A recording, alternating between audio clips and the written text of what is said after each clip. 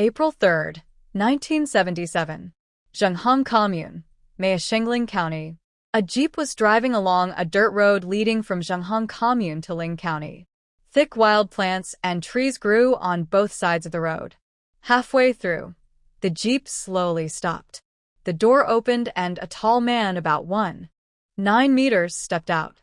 He wore rough black cloth clothes, had deep eyes, and a fierce aura that made him look difficult to mess with. His eyes, shaped like phoenix eyes, looked indifferent. His features were sharp and defined, matching his strong presence, both sharp and steady. He carried a military water bottle and a cloth bag, walking toward a small river on the left. The man sat under a large tree by the riverbank, opened his cloth bag, and took out a cornmeal cake. He ate it bite by bite with water from his bottle. After finishing, Zhou Jingji stood up and went to wash his face by the river to wake himself up. His gaze paused when he saw a woman lying unconscious on a nearby rock. The midday sun was bright, casting warm golden light over the land. Zhou Jingji looked at the woman, who was lying behind the rock, and his eyes deepened with silence. She had different hair, colorful clothes, and a beautiful watch. And Zhou Jingji's gaze shifted to her slender figure, then to the matching, full pearls around her white neck. Her other hand was pressed under her head, wearing a thick green bracelet on her tender, white wrist and a shining ring on her finger in the sunlight. She looked like a wealthy person. After a long moment, Zhou Jingji squatted down and gently brushed aside the scattered hair covering her face. Her delicate, bright features appeared. He paused, holding her hair. She was as beautiful as a painting, sparkling like a jewel. Watching her trembling eyes, Zhou Jingji slowly stood up, blocking the sunlight in front of her. Ugh. The woman made an unconscious sound, her eyes trembling more fiercely as she slowly opened them. Perhaps the sunlight was too bright, and she raised her right hand slightly to shield her half-open eyes. Through her fingers, Yixing looked at a long leg in front of her, puzzled, and looked upward. She tilted her head back, barely seeing a man with a good aura, whose face was unclear in the sunlight. Yixing was a bit stunned, then casually looked around at the weeds, muddy road, and the very old-fashioned jeep not far away. Her surprise turned into disbelief. How could there be such a desolate place? Why was she here? Why Was she here? Yixing suddenly felt a headache, and the pain seemed to spread throughout her body. Her face turned pale instantly.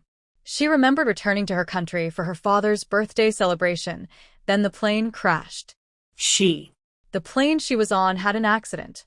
Why is she here? Did she survive? Yixing propped herself up with her hand, trying to gather her strength and ask the man in front of her for help. Who are you? From which village? Why are you lying here? Zhou Jingshi looked at the woman who had woken up and asked.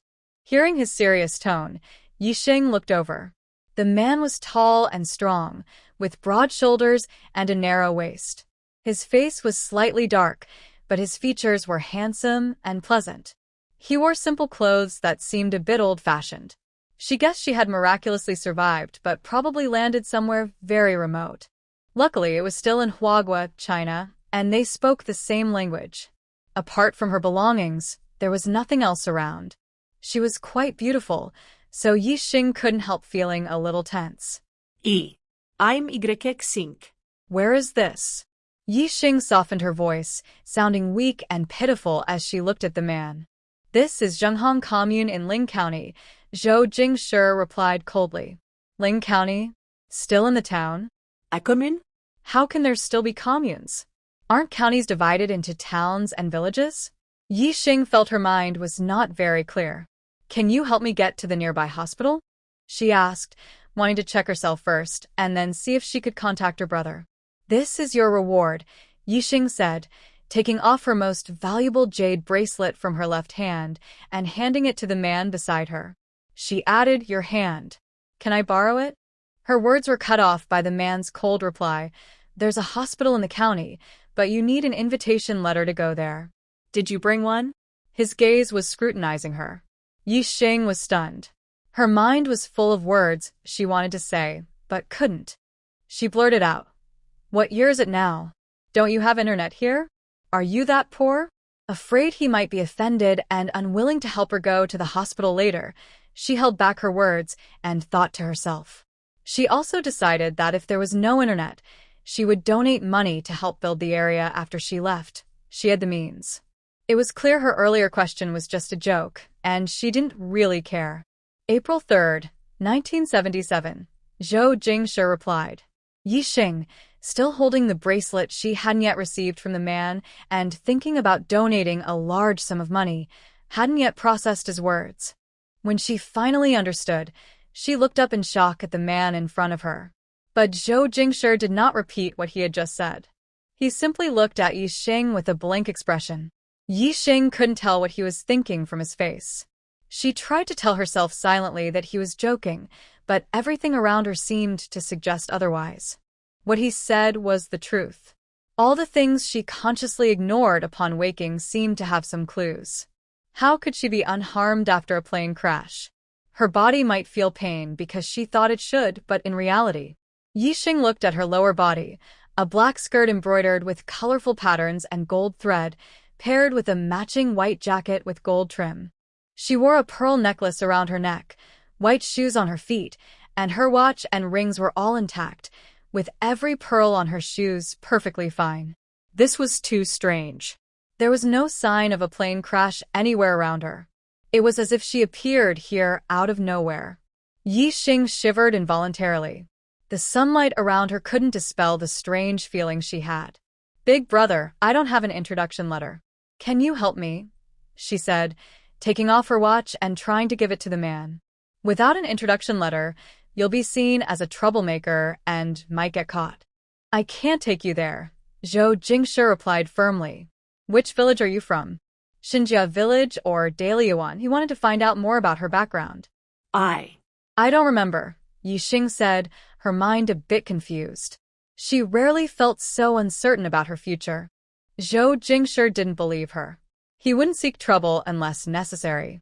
He looked at her with an unclear expression, then picked up his belongings and headed toward the jeep. Yixing quickly stood up and chased after him. Big brother, please help me. I can pay you. The 1970s felt very unfamiliar to Yixing, but she knew very well how dangerous it was for a woman without an identity, alone and pretty. Help you with what? Zhou Jingshi asked, glancing at her again. You have no injuries, so you don't need to go to the county hospital. Just go home quickly, he said. Yixing was suddenly jolted awake by his last words, realizing she had been pushed along all this time. Going back would get me killed.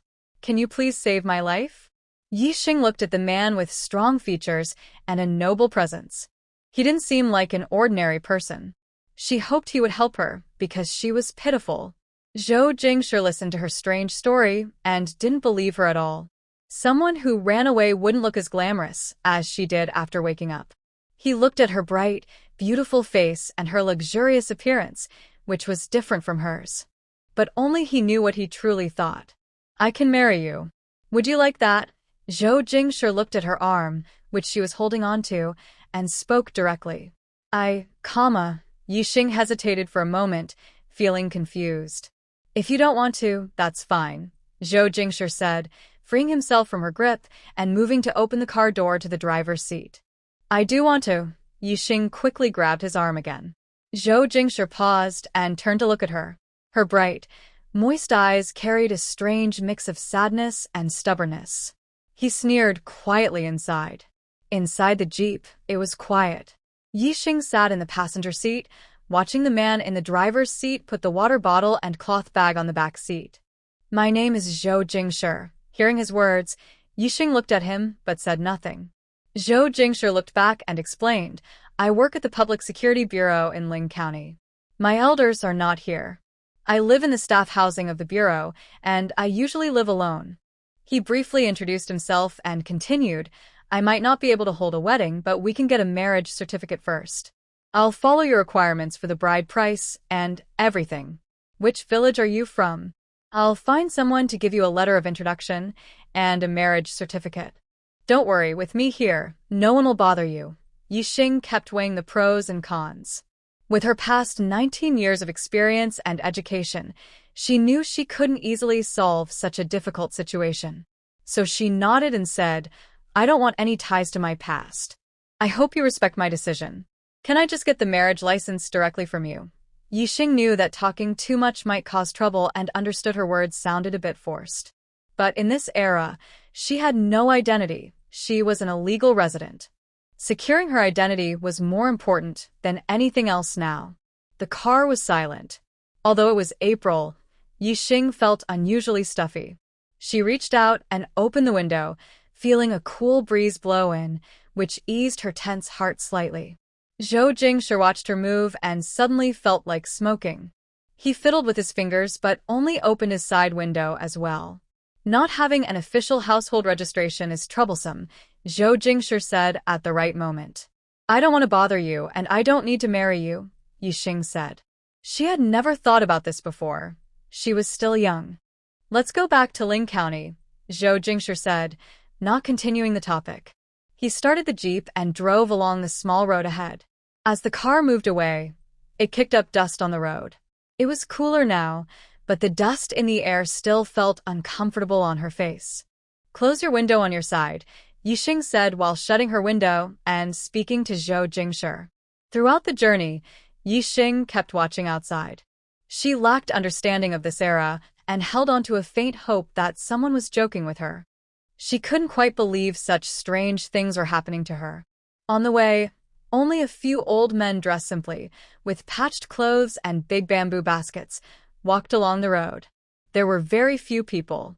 The scattered village houses were quite far from the small road, mostly mud houses that she could barely see clearly.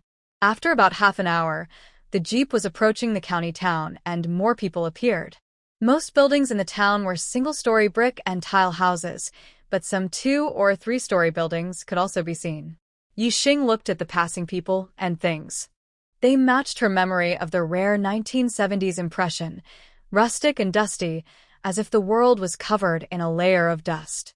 She saw workers riding old-fashioned bicycles, happily greeting others, and everyone she knew responded warmly. Passing through an alley, she could hear children laughing and playing from afar.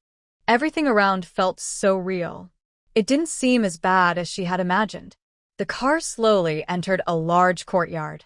There was a guardhouse at the gate, and the car stopped in the first house of the third row. People were working or going to school at this time, so the courtyard was mostly empty. "We're here," Zhou Jingshi got out and opened the door. Yixing followed, looked around, and saw a few more houses inside the alley. Not every house had a yard. "Come in," Zhou Jingshi called, stopping Yixing from looking around.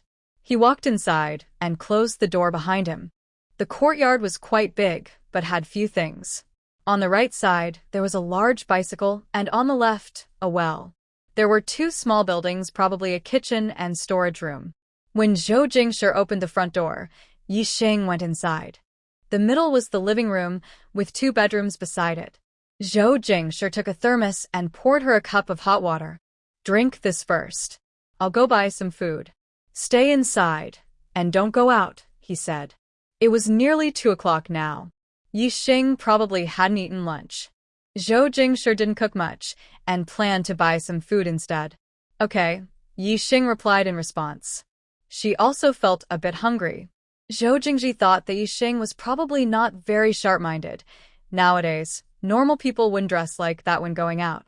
He locked the door outside the yard before leaving, worried that Yixing might go out and cause trouble. When Yixing saw Zhou Jingshi leave, she relaxed a bit.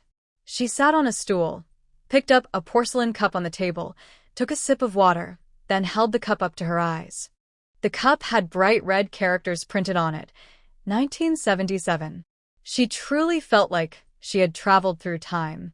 The gap between her understanding and reality made her feel like she was in a dream that was not quite real. Yixing couldn't explain why she was here.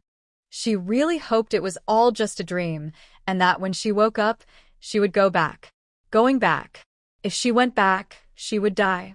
The plane turbulence and accident had happened in an instant. Yixing stood up, stopping her wild thoughts.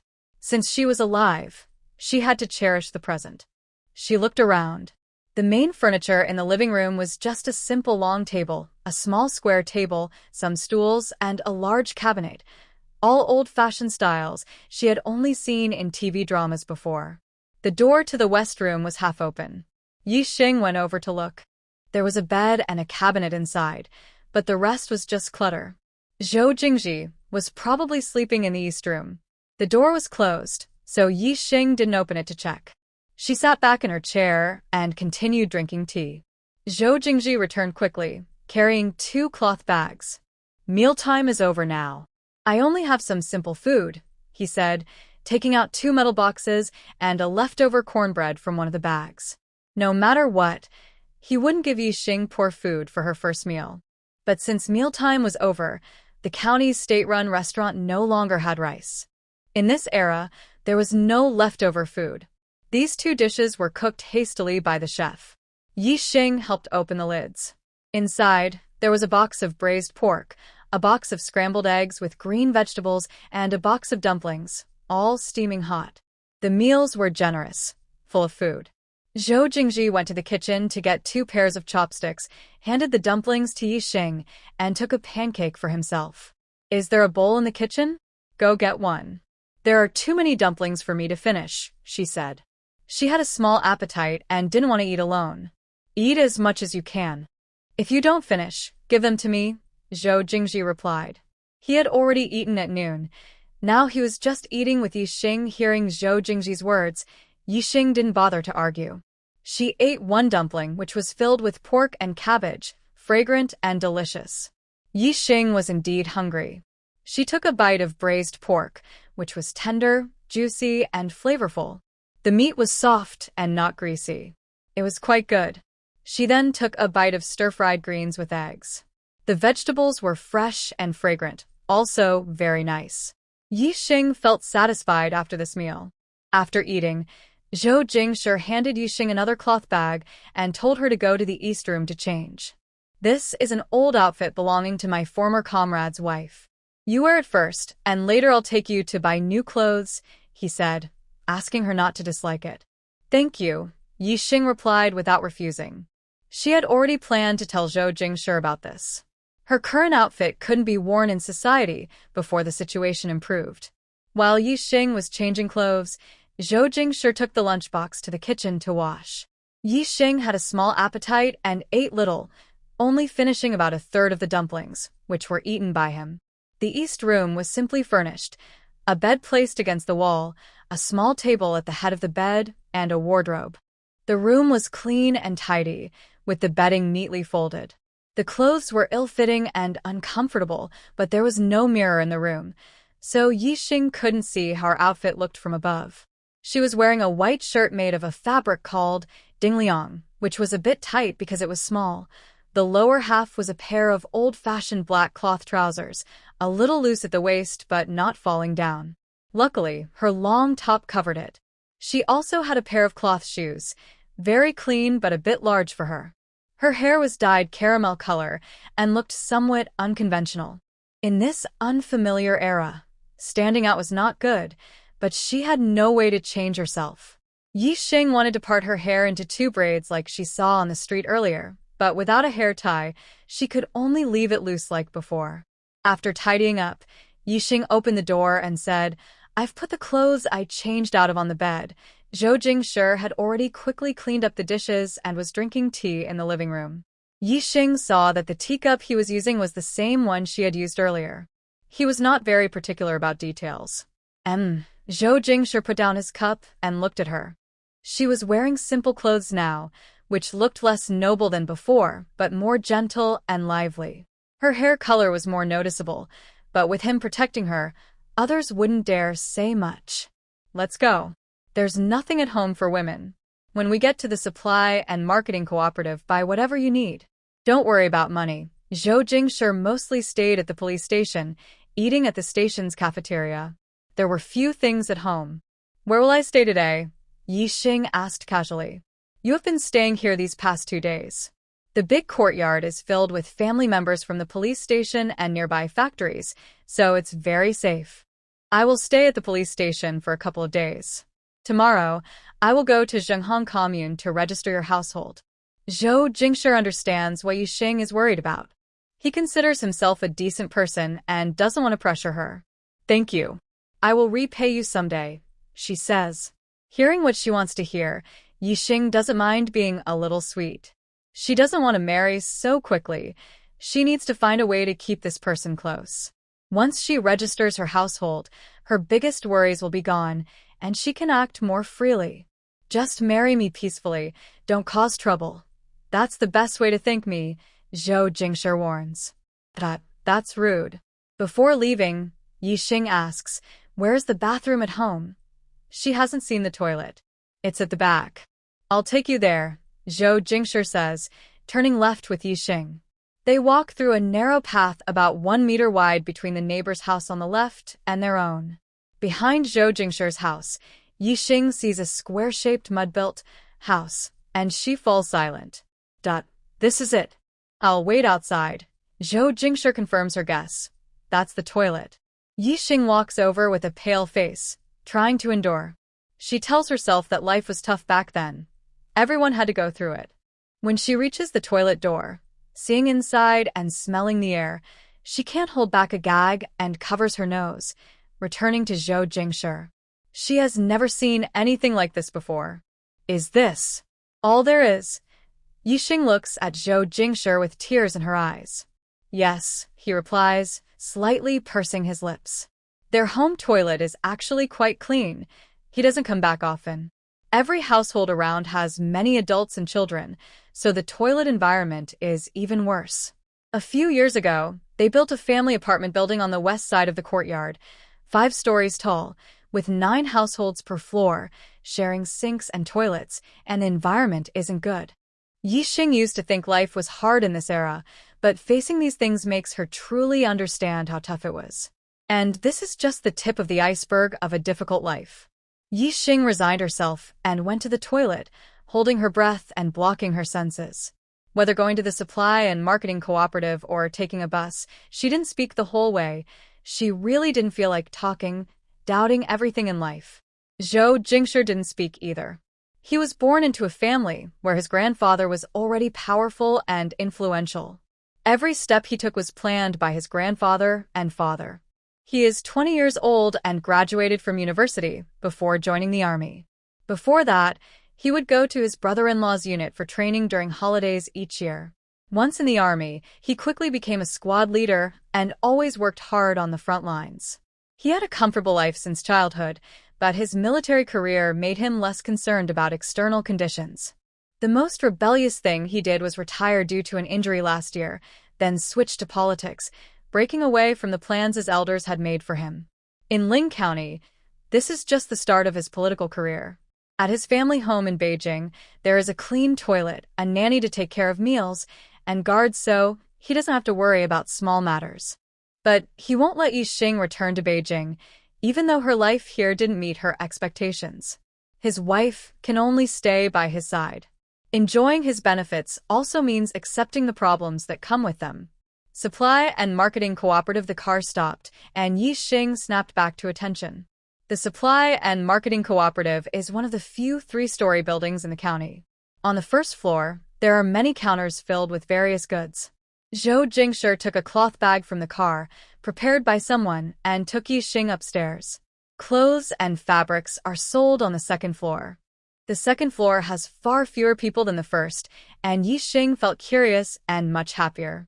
The space here is much smaller than in later times. As soon as she entered, she saw the fabric section.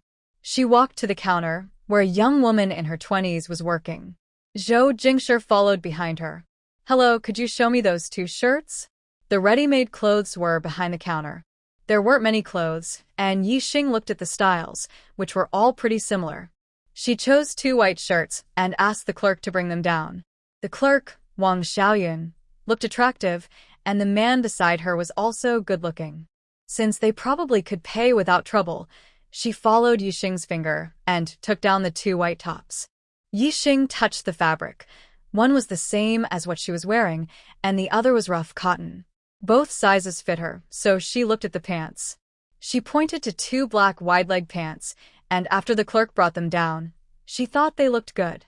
She didn't ask Zhou Jingshi for his opinion. She turned to him and signaled him to pay. Do you want to pick 2 more skirts? Zhou Jingshi asked. Yixing looked at a few dresses nearby, choosing a blue and white doll collar style and a white round neck dress. The white one was very loose, and she planned to wear it as sleepwear. The clothes here are really ugly in many different ways. Yixing couldn't find anything she liked, so she only picked a few safe options. Yixing selected her items and then saw Zhou Jingshi open his cloth bag, which was still military green. He took out many bills and money to pay the clerk. Yixing was very surprised. Yixing then realized, oh, buying things not only costs money, but also requires tickets. Zhou Jingshi handed several cloth tickets to the clerk, which had measurements printed on them. Yixing couldn't judge the size well, but Zhou Jingshi and the clerk could estimate the amount needed just by looking at the clothes. This constantly challenged her previous understanding. After buying clothes, Yixing went to the nearby counter to buy shoes. She chose a pair of black Mary Jane shoes and a pair of black traditional shoes. Zhou Jingshi paid, and then took out the remaining cloth tickets along with 3 10-yuan bills to give to Yixing. I'll wait here for you. You go buy your things, he said, glancing at the counter not far away. Yixing looked over and saw it was the underwear section. She understood and took the money and tickets, then went to buy. She bought 3 sets of white underwear and bras. These were essentials, and she couldn't do without changing. Later, the clerk recommended menstrual pads, and she took 3 for changing. She was extremely upset when she saw these items, but despite her mental protests, she bought them without hesitation. She also saw toilet paper at this counter. When she wanted to buy some, the clerk said she needed toilet paper tickets. She didn't have any. She put the underwear and bras she bought into the cloth pouch Zhou Jingshi had given her earlier, then turned to find him. Before she could speak, Zhou Jingshi handed her the tickets. Very good, very considerate. She bought 2 stacks of toilet paper, and then she and Zhou Jingshi went to browse other counters. When they reached the cosmetics counter of this era, Yixing stopped to open a blush box to try it, but the clerk stopped her. This can't be tested. This blush is a hot item from Shanghai. We only have a few here in Ling County. Hearing the clerk's explanation, Yixing gave up and didn't insist on trying. She bought blush, eyebrow pencil, lip gloss, and snow cream. Thinking about the smell in the bathroom, she also took a bottle of mint-scented floral water. After browsing around, she bought some small items that might be useful, then felt there was nothing more to see. There's a watch on the 3rd floor. Let's go up and see if we can buy one for you, Zhou Jingshi said, carrying the shopping bags and heading toward the 3rd floor. Let's go, she agreed. The 3rd floor mainly sold large items like bicycles and radios. There were watches from Shanghai and Beijing brands, mostly men's styles with big watch faces. Finally, I bought a Plum Blossom brand. Yixing thinks it looks quite nice. It costs nearly 200 yuan and a ticket, which is more expensive than everything she bought earlier. But Yixing's understanding of this era deepened. Money is really valuable. She went downstairs, and Zhou Jingshi took Yixing shopping for many daily necessities. Toothbrushes, soap, towels, all require tickets. Yixing followed Zhou Jingshi, not saying much, watching him count money and find tickets from his cloth bag. Things are really inconvenient. Everything is hard to do. Passing by the pastry counter, Yixing stopped. I want to buy something. She smelled a weed aroma. Each item weighs half a jin, Zhou Jingshi told the clerk. There are only 3 types: mung bean cake, roasted fruit, and egg cake. He usually didn't eat these and had just ignored Yixing's feelings, buying only what was necessary. After buying the pastries, he took Yixing to buy malt extract, white rabbit milk candies, and cream biscuits. Eat these first. If you like them, we can buy more next time, Zhou Jingshi said. Okay, she replied happily, not expecting him to be so agreeable. With the 2 bags Zhou Jingshi was carrying, the older women passing by kept looking over. Want to buy anything else? Zhou Jingshi asked. I want a mirror, Yixing said. Zhou Jingshi's family didn't have a mirror. Without hesitation, Zhou Jingshi took Yixing to buy one. They only had plastic framed, palm-sized mirrors, square and round. Yixing chose the round one. At the neighboring counter, she saw hair clips and chose several, both black and red. After shopping, she felt happy and found Zhou Jingshi much more attractive. They got into the Jeep. Yixing used a hair tie to braid her hair into 2 pigtails on each side. Let's go to the bureau first. I'll call my family and tell them I'm getting married, she said. Zhou Jingshi looked at Yixing. Yes, you should tell them. What if your family doesn't want you to marry me? Yixing said casually, tying her hair. Her voice was sweet, and she looked at Zhou Jingshi, holding her freshly braided pigtails, asking, Am I pretty? With a super sweet smile. You're beautiful. Zhou Jingshi nodded slightly and softly said, My family respects my opinion and will agree. They're busy with work in Beijing and can't come, so I'm sorry you have to go through this. Yixing wasn't interested in how busy his parents were or in learning about his family background. She didn't ask more. It's okay. As long as you treat me well, that's enough, she said. Be good. Zhou Jingshi withdrew his gaze from Yixing and focused on driving. What is wrong with you? Ling County Public Security Bureau. The police station is a 2-story building with the words Ling County Public Security Bureau hanging above the entrance. Nearby, many large slogans are posted. Serve the people. Crack down on crime. Protect the people. Be fair and honest for the country and the people. Wait for me in the car. It won't be long. I'll take you to the state-run restaurant to eat later, Zhou Jingshi told Yixing before getting out of the car. Okay, take your time. I'll behave. Yixing waved to him, urging him to go quickly. The car stopped next to the police station gate. After Zhou Jingshi left, Yixing sat inside the car, observing the scene outside. Zhou Jingshi must hold a high position in the bureau. She saw a passing police officer salute him. Also, Zhou Jingshi uses a company car.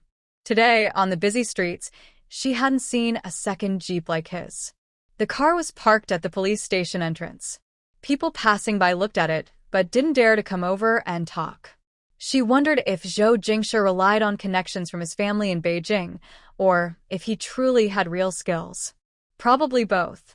Yixing stared out the window in a daze. Suddenly, the noise outside caught her attention. A few people were walking toward the police station. Among them, 3 police officers held sticks, holding 2 men in handcuffs with rags stuffed in their mouths, warning them repeatedly, Be honest, don't try any tricks. The 2 men being warned were short, thin, and one of them, with handcuffs still on, tried to run, constantly pushing against the officers.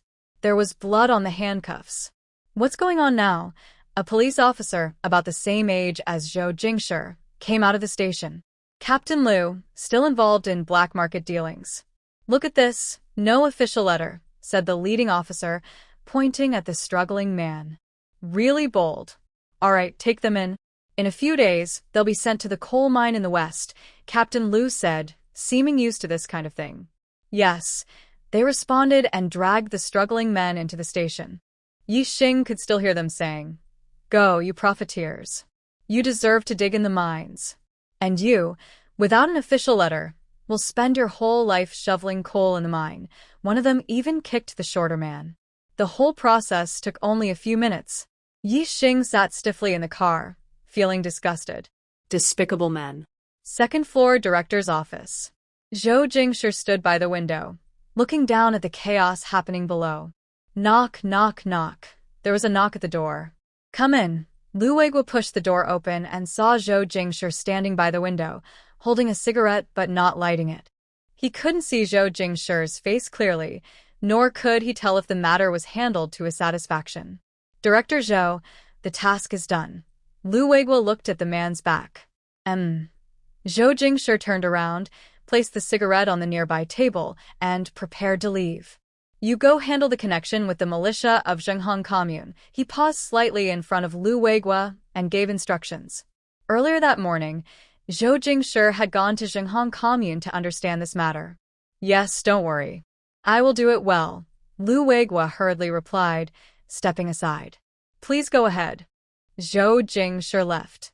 Recently, there had been several days of continuous spring rain, causing a landslide on the mountain in Xinjia village of Zhenghong Commune. Fortunately, no one was hurt. The report was sent to Zhenghong Commune, requesting organized efforts to stabilize the mountain. Shun Beidang, the son of the village chief, had retired at the end of last year and became deputy director of Ling County Public Security Bureau. Naturally, the commune paid attention to village affairs. As a result, the local armed forces, who usually don't do official work, took action. They didn't have many people, and the job was tiring and dirty, so they organized villagers to help. The commune immediately contacted the county police, hoping to send a few officers to supervise. Militia members and villagers are close, and the police would play the bad guys. Anyone would see this as a small achievement, serving the people. But dealing with villagers often involves some trouble and trickery. If you don't handle it well, villagers won't be happy. Why should I do the work if they don't? If you handle it too harshly, they still won't be satisfied. It's just one village, and as an outsider, can the police bully the villagers at will? With a large crowd, you can't win. Sometimes villagers are very afraid of the police. Other times, they are not afraid at all. The food is also poor and every household has little to eat. Working hard all day, living in the village, and staying for more than half a month at a time, Director Zhou's idea was to reinforce all the landslide-prone villages in Zhenghong Commune, which would take even longer. Besides those hoping for promotion, most people didn't want to go and suffer. When Lu Weiguo closed Zhou Jingshi's office door, he was still wondering whether Director Zhou was satisfied with the work he had just done.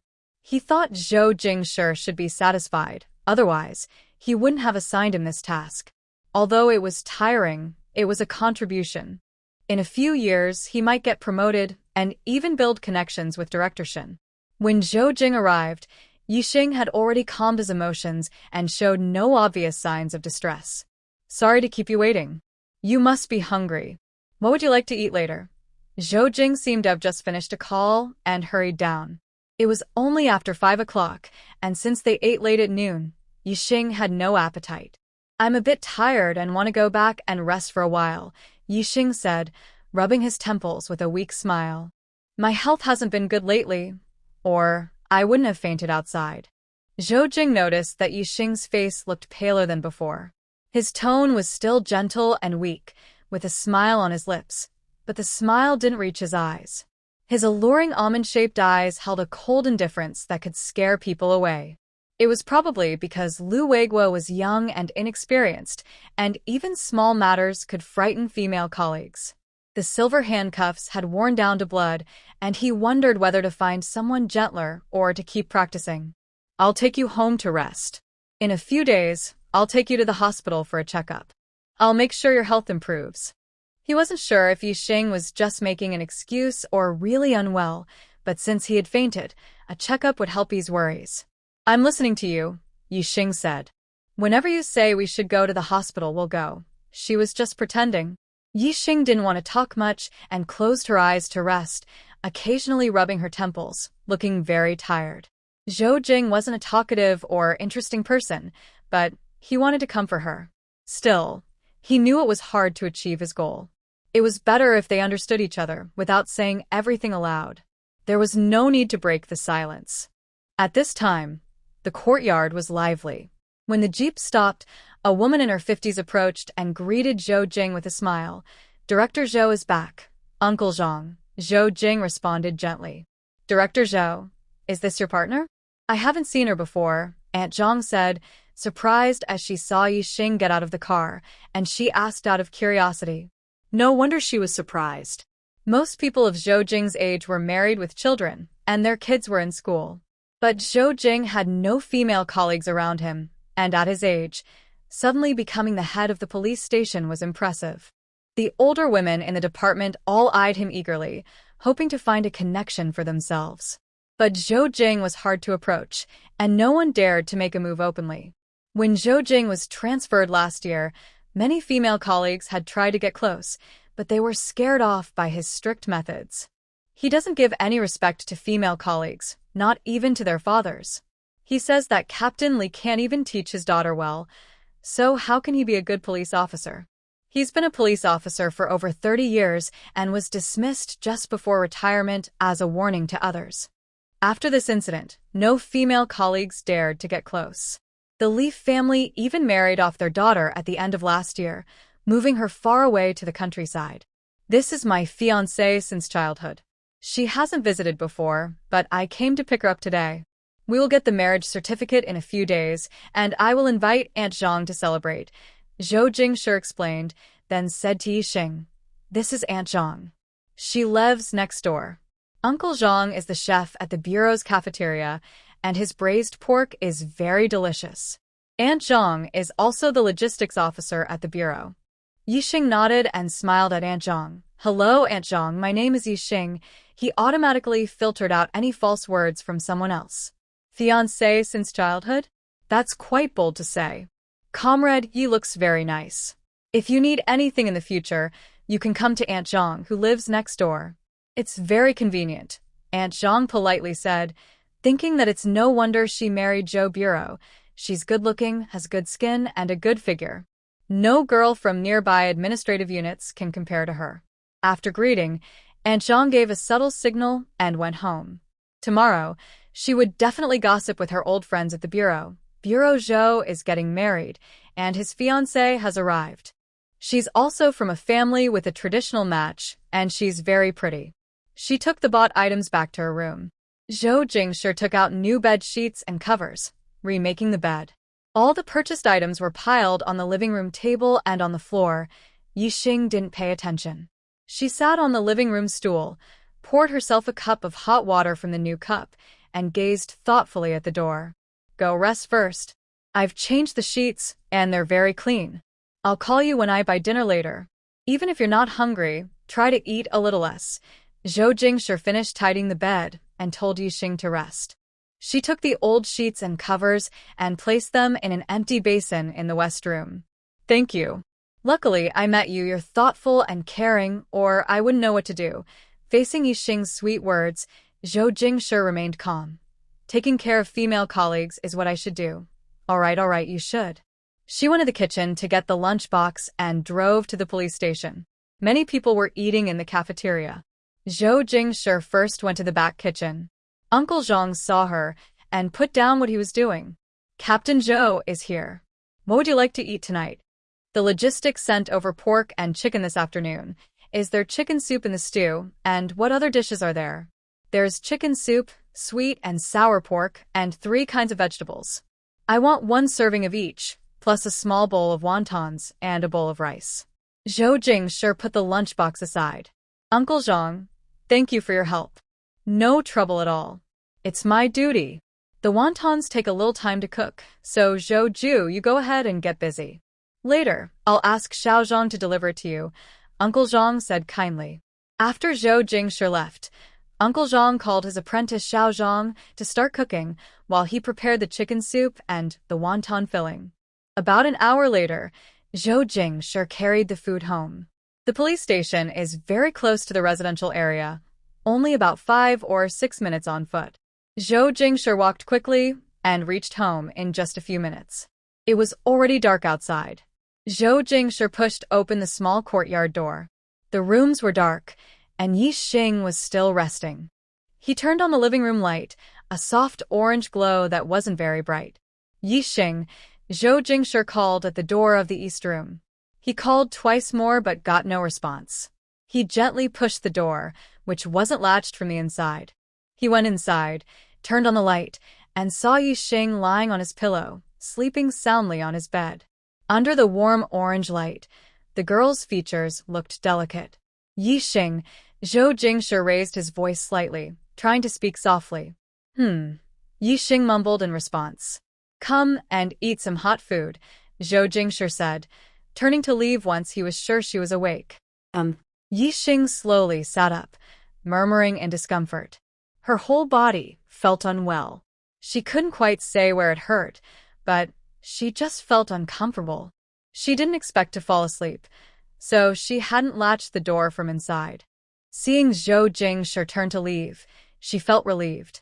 Yixing went outside and saw Zhou Jingshi bringing a basin of water from outside, placing it on a dark red, triangular stand meant for basins. She had seen this stand in the West Room before, but now Zhou Jingshi was using it in the living room. "Wash your face first," Zhou Jingshi said, picking up a towel he bought in the afternoon from the floor. It was a coarse white cloth with large red flowers printed on it. Yixing was still sleepy, so washing her face was just right before eating. After washing, she wrung out the towel Zhou Jingshi handed her and wiped her face directly. She didn't have a proper face towel and it wasn't worth fussing over. "There's freshly cooked chicken soup. Try some," Zhou Jingshi said, serving her a bowl and quietly placing it next to himself. The table was a large square table, a style rarely used nowadays. Yixing sat down, picked up the bowl, and took a sip. So fresh, so tasty. She didn't notice Zhou Jingshi's intentions, since she had been sitting here at noon. Seeing her face pale and tired, Zhou Jingshi asked, "We have wontons and rice. Which do you want to eat?" "Wontons, please. The chicken broth from this era is really good." After finishing the meal, Zhou Jingshi cleared the dishes. Yixing followed to the kitchen and watched him wash everything carefully. She also learned that water was fetched from the courtyard well and that used water was poured onto the ground. Her family was very wealthy and she had never seen these things before. She was always taken care of in her clothes and daily needs. Even during her 3 years studying abroad, she had nannies and bodyguards to look after her. She used to think only poor people struggled, and she had done many charity activities, visiting old people's homes, orphanages, and environmental protection trips. But what she saw now was far more shocking than anything she had experienced before. "I'll boil some hot water for you. We don't have a shower bucket at home, so you can just wipe yourself later," he said. In winter, he went to the bathhouse. In summer, he washed in the yard, so there was no need for a shower bucket. "Okay," Yixing nodded. After giving instructions, Zhou Jingshi took out a small red plastic bucket with a lid. "Don't go outside to the bathroom tonight. Use this. It's too dark outside and unsafe." Yixing was stunned. "Okay," her voice trembling slightly. "It's new." Zhou Jingshi's ears warmed slightly. The next day, hearing the sounds of someone getting up next door, Yixing woke up. She had been half asleep all night and didn't sleep deeply. She couldn't fall back asleep after waking, looked at the time, and got up to wash. She put on the blue and white dress she bought yesterday. Soon, she heard Zhou Jingshi knocking on the door. He brought her breakfast, as he had mentioned earlier. The breakfast was meat buns, corn porridge, and pickled vegetables. "Later, I'll go to the commune to handle your household registration. You stay at home and wait for me. I might come back a little late at noon." Zhou Jingshi ate quickly, and Yixing had only finished half her porridge when he finished. "Then go ahead. Don't wait for me to finish eating. I'll tidy up these." Afraid that her eagerness might make Zhou Jingshi unhappy, she looked pitiful and a little spoiled, saying, "Thank you for running around for me. I know I'm being a bit selfish, but it's all their fault." Her blue and white dress made her skin look fair and radiant, and her deliberately charming expression made her look even more delicate. "Take your time eating. I'll go first." Zhou Jing shifted his gaze away, glanced at Yixing eating half of a bun, and decided not to discuss right or wrong with him about this matter. He was afraid Yixing might lose his appetite. At the police station, Zhou Jing was handling today's affairs in his office. There was a knock on the door, followed by it being pushed open directly. "Sit." Zhou Jing looked up at the visitor and smiled. Director Zhou, Shun Baiting casually sat in the chair in front of the desk. "What's the situation with the investigation I asked you to do?" "All the nearby villages under Zhenghong Commune have been checked. No girls have run away from home or been reported missing." "Should I expand the search area?" Yesterday, Zhou Jing returned from Zhenghong Commune and asked him to secretly look into this matter. Expanding the search might attract unwanted attention, so he didn't take any initiative. "No need." Zhou Jing tapped lightly on the armrest of his chair. "I'll go to your village later. Do you need me to bring anything back?" "That's perfect. I'll go home now to get some things." Shun Baiting stood up to leave. "Hurry up," Zhou Jing urged, not wanting to waste his time. The dormitory building wasn't soundproof. Early in the morning, the sounds of cooking, children crying, and various noises mixed together. Shun Beidang was used to it. He went up to the third floor, entered the third room on the left. He retired at the end of last year, thanks to Zhou Jing's connections, and was transferred to Ling County Public Security Bureau. The family apartment was allocated earlier this year, about 40 square meters, divided into inside and outside rooms.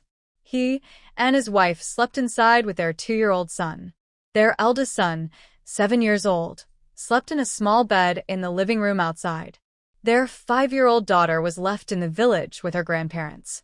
Did you finish the shoes you made for Dad and Mom last time? Director Zhou is going to visit the village. Can you help bring them back?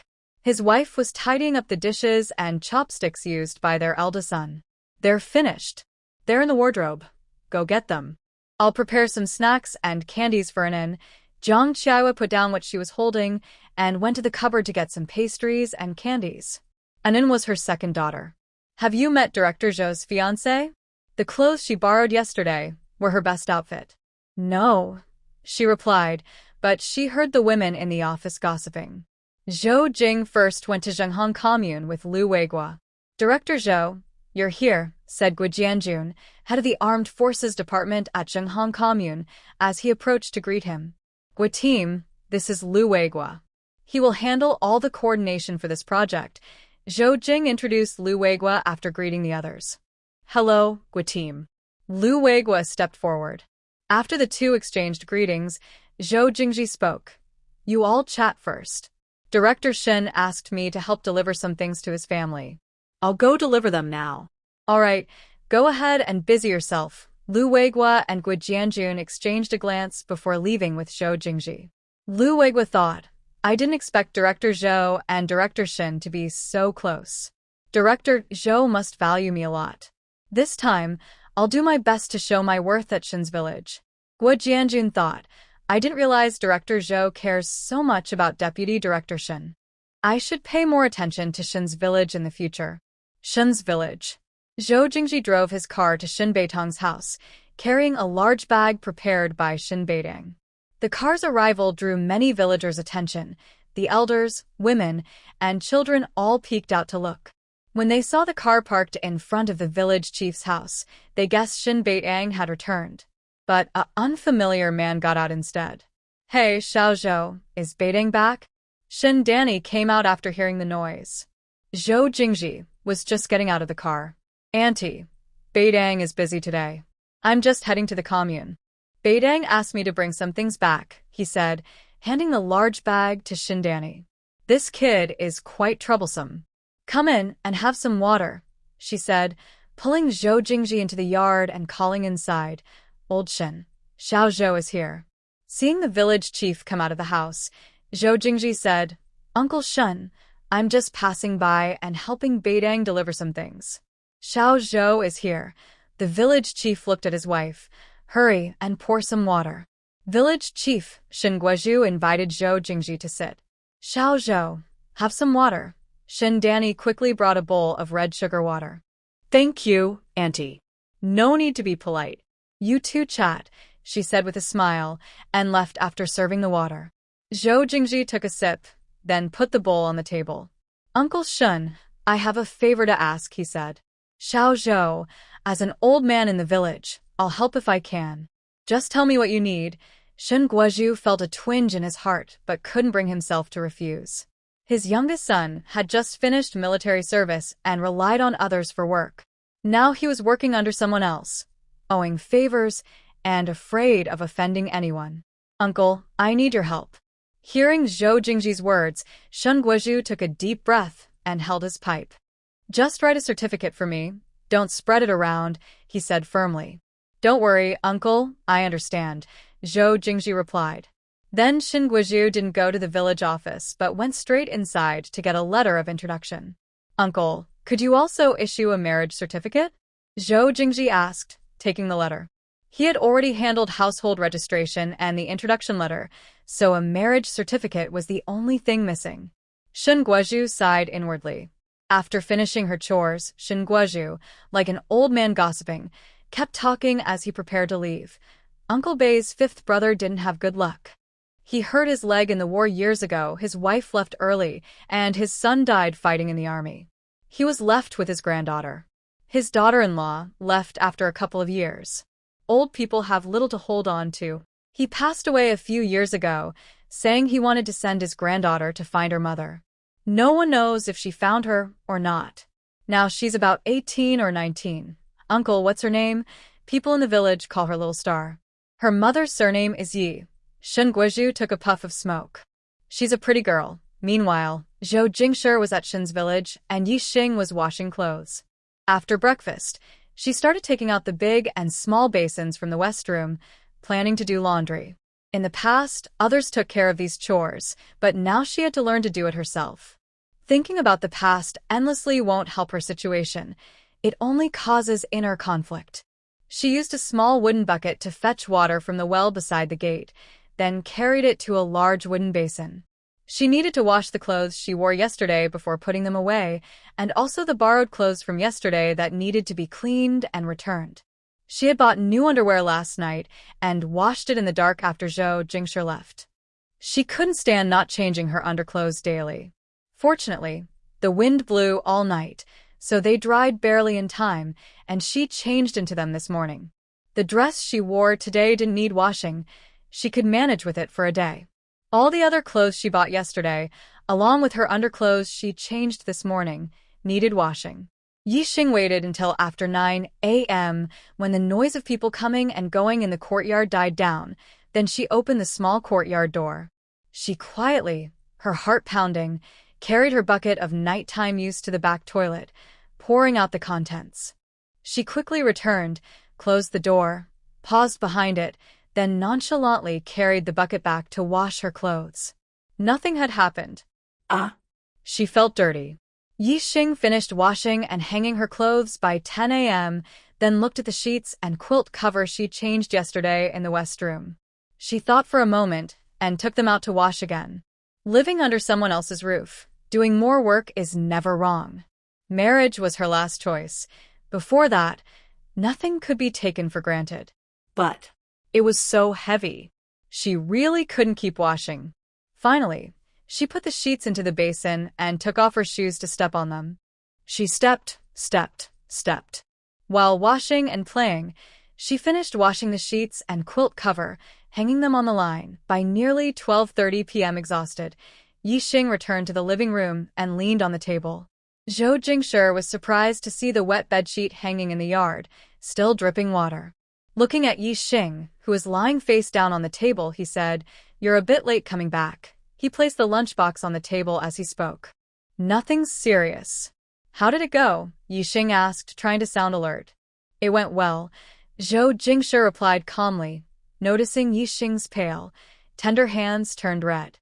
The well water in April was still icy cold. "Next time, you can leave your clothes there and I'll wash them. No need for you to do it." "Is there any food?" Yi Xing felt anxious inside. What does went well really mean? Why didn't he say more? There was braised fish, stir-fried celery with shredded meat, fried potatoes, and plain rice. Yi Xing used the unused chopsticks to pick a piece of braised fish for Zhou Jingshi. "You've worked hard all morning. It must have been tough, right? Did you encounter any problems?" Yi Xing knew well enough that such matters were tightly controlled in this era.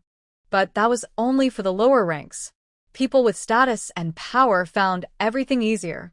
"My marriage report should come through today. I'll go to get the marriage certificate tomorrow morning." Zhou Jingshi ate a piece of fish from his bowl. "All right," Yi Xing said, feeling a bit upset while eating. She was nervous and unsure. Zhou Jingshi clearly had more experience and wisdom. Her little tricks didn't fool him at all. He obviously didn't trust her. He wouldn't let her touch the money or documents, and even the proof of registration he had was kept from her. Yesterday, he even arranged for someone to intimidate her. She didn't believe it was just a coincidence. He was too clever, too hard to fool. Should she now confront him or pretend she didn't see anything and continue to act clueless? Yi Xing hesitated, unsure what to do. The braised fish wasn't big, just enough in the aluminum lunchbox. It had many bones, but the taste was good.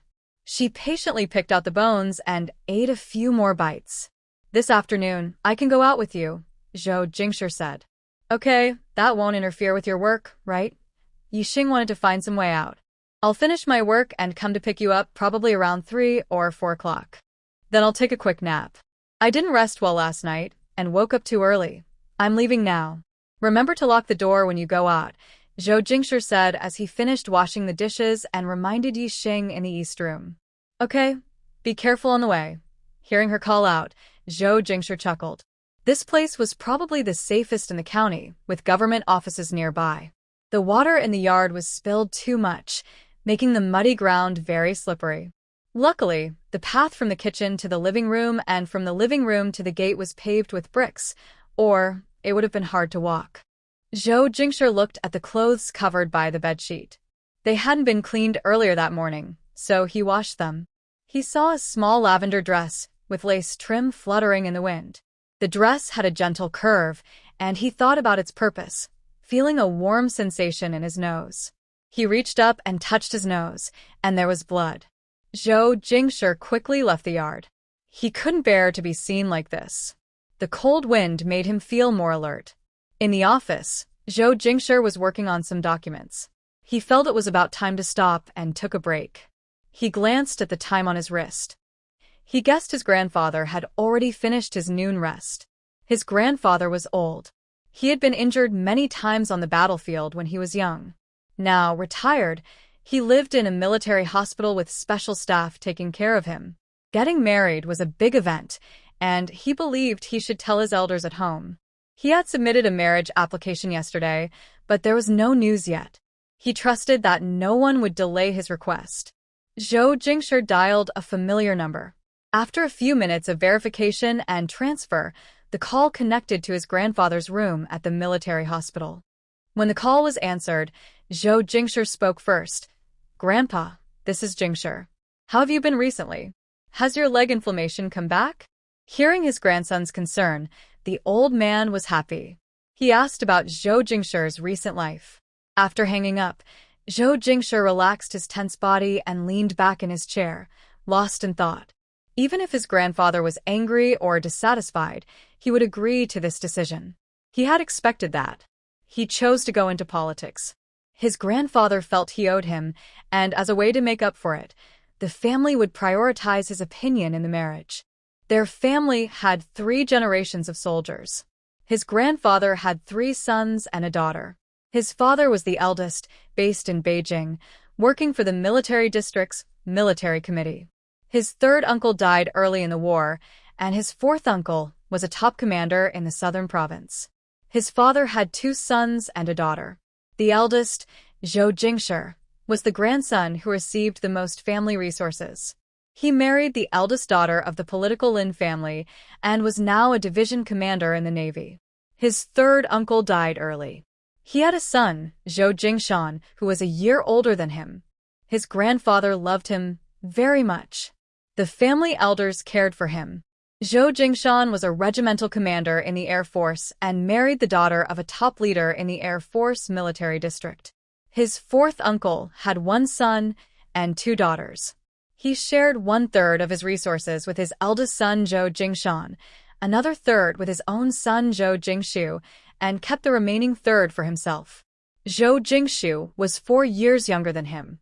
He married last year to the granddaughter of a prominent entrepreneur named Qian Yusheng, who was a company owner. Zhou Jingshi was a company commander in a certain unit. Resources at home are limited. Last year, he got injured and decided to leave the army and change careers. Since he was stuck in a difficult position, he chose to start fresh. Auntie married into the Bai family, which is well known in politics. Her eldest son, Bai Songning, is 2 or 3 years older than him. He lives in Ming province next to Mao province and is a vice mayor. The Zhou family's influence in politics is not as strong as the Bai family's. Similarly, the Bai family relies on the Zhou family to join the army. Auntie's 2nd son, Bai Songyu, is in the military. Before transferring, he visited home once. His grandfather hinted that his marriage could wait a few more years. He would serve in Ling County for up to 3 years, then move to Mao province. Grandfather must have already found a suitable match for him, a family that would help his career progress smoothly. But then he met Yixing. The room was silent. You could hear the ticking of the watch on his wrist. Zhou Jingshi thought it was about time and got up to meet Yixing. Zhou Jingshi took Yixing around the main street of the county. The street wasn't busy, just enough to meet the basic needs of the local people. Yixing visited the county's photo studio but left without taking any pictures. Then they went to the Xinhua bookstore, where she picked a history book and a storybook. They saw a scrap yard, went inside to browse, and bought a stack of newspapers. Finally, Zhou Jingshi took her to a state-run restaurant for a meal. The tables inside were square, like those at Zhou Jingshi's home. Few people ate there, mostly workers finishing their shifts. Next to the ordering window, a blackboard listed today's dishes: vegetarian noodles, 5 cents beef noodles, 1.5 cents potato stew with beef, 2.5 cents stir-fried beef with celery, 2.5 cents fried eggs, 1 cent stir-fried shredded potatoes. 5 cents prices were very affordable, and today there was beef, which was lucky. Zhou Jingshi ordered 2 bowls of beef noodles and a plate of fried eggs. Thinking about Yixing's appetite, he asked, "Would you like potato stew with beef or stir-fried beef with celery?" "Potato stew with beef, please." In this era, no one wastes food. They didn't bring lunchboxes, so Zhou Jingshi ordered based on their appetites. He couldn't eat more anyway. He handed the money and food coupons to the waiter. Then, he took Yixing to an empty table to wait for their food. Yixing tried to hide her curiosity, not wanting to seem strange or overly interested. After eating, Zhou Jingshi took Yixing home. "I want to take a shower later. Where can I do that?" she asked. The west room was still the same house by the kitchen. Yesterday, she just wiped it down, but today she wanted to wash with more water. "There's a bathhouse in the courtyard. Since it's cool tonight, I can take you there," Zhou Jingshi suggested. He planned to rent a bucket tomorrow, as it would be inconvenient for Yixing to shower in summer. Okay. She has never been to the bathhouse before. The bathhouse is in the yard, on the west side of the entrance, very close to Zhou Jingshi's home. Yixing carries the bamboo basket given by Zhou Jingshi, which contains the white dress she washed today, white underwear and panties bought at the supply store, a bar of soap and snow cream. She also takes a towel. Feeling ready, she calls Zhou Jingshi to take her there. Zhou Jingshi holds a wooden basin, but Yixing thinks her basket looks nicer. When they arrive at the bathhouse, they follow the usual rules. First, pay for the bath ticket and fee. The men's bath is on the east side, the women's on the west. Before separating, Zhou Jingshi says, "Wash up and wait at the door. When it's time, stand under that big tree." Yixing glances at the tree and nods to show she understands. Yixing walks toward the west side, enters the changing room, and sees people undressing completely, which startles her so much, she quickly leaves. Oh no, so that's how it is. She stops at the ticket booth, looks at the big tree Zhou Jingshi pointed to earlier, but no one is there. Holding her basket tightly, she grits her teeth and then goes back. Early in the morning, Yixing gets up early. There are no entertainment activities tonight. She finished her bath around 7 p.m. and went to bed early, waking up early. She puts on a white shirt, black pants, and black cloth shoes. After a simple wash, Yixing takes out the rouge and eyebrow pencils she bought last time and plans to put on some makeup in front of the mirror. Today is destined to be an extraordinary day for her. No matter the outcome, it will affect her future life plans, so she takes it seriously.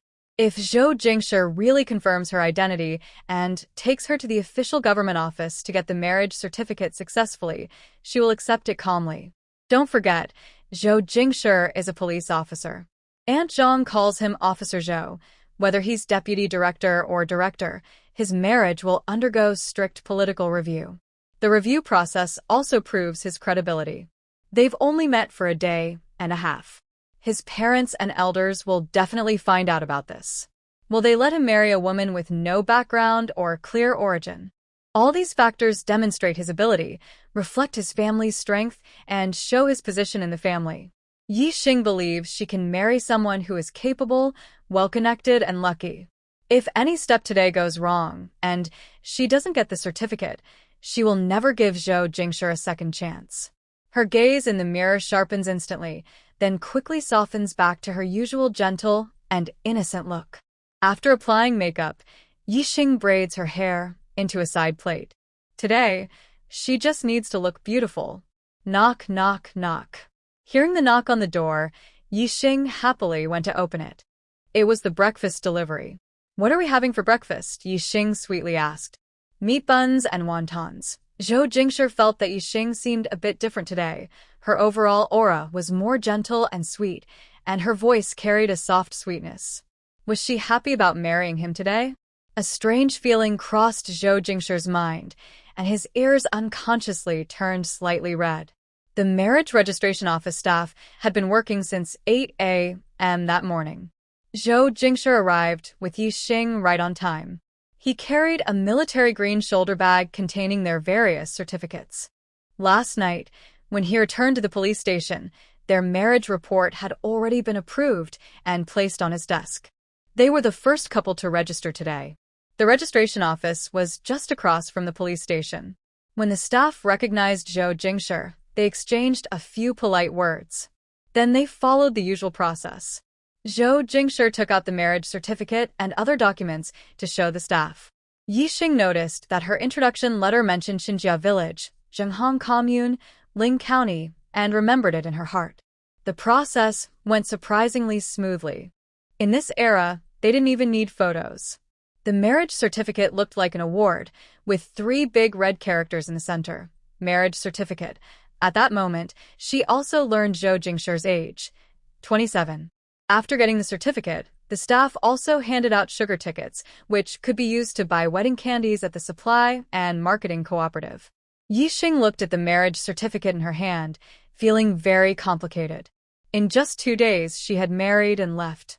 Let me keep this, Zhou Jingshi said, placing his certificate into his bag, then asked Yixing for hers. Yixing rolled her eyes silently and handed him the marriage certificate.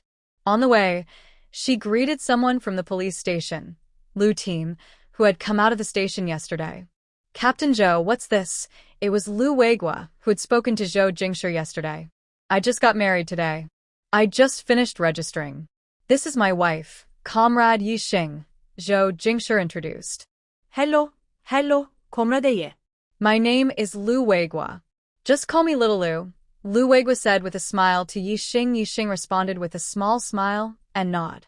Lu Weigua then congratulated Zhou Jingshi, saying, Captain Zhou, congratulations. Wishing you and Comrade Yi a lifetime of happiness and early children. Hearing this after just marrying, Zhou Jingshi felt happy too. I'll treat you to some wedding candies later. That would be great. Hope it brings you good luck, Captain Zhou, Lu Weigua said cheerfully with a knowing smile. I won't bother you anymore and waste your time. After Lu Weigua left, Zhou Jingshi took Yixing to the supply and marketing cooperative to buy wedding candies. The shop didn't have many types, just fruit hard candies, white rabbit milk candies, and a type of malt candy. Zhou Jingshi bought a large bag of hard candies. Clearly, the candy coupons he sent earlier were not enough, and no one knows where he got so many receipts. Yixing picked up a piece of candy, wanting to taste it. She had tried the white rabbit milk candy Zhou Jingshi bought yesterday, and it was pretty good. She put the whole piece in her mouth, but after less than a minute, she spat it out. It didn't taste very good. On the way back, the two chatted casually. I ordered a table, a cabinet, and a barrel. They should arrive before noon, Zhou Jingshi said. You can arrange the placement. These will all be according to your preferences in the future. I want to build a new bathroom, Yixing said. Since coming here, she had been constipated. It wasn't that she didn't want to go to the bathroom, but she simply couldn't solve the problem with the current toilet. Zhou Jingshi was silent for a moment. We can build a toilet in the southwest corner of the yard. It will take some time, at least half a month if everything goes smoothly. Then let's build another one, dividing it into 2 spaces.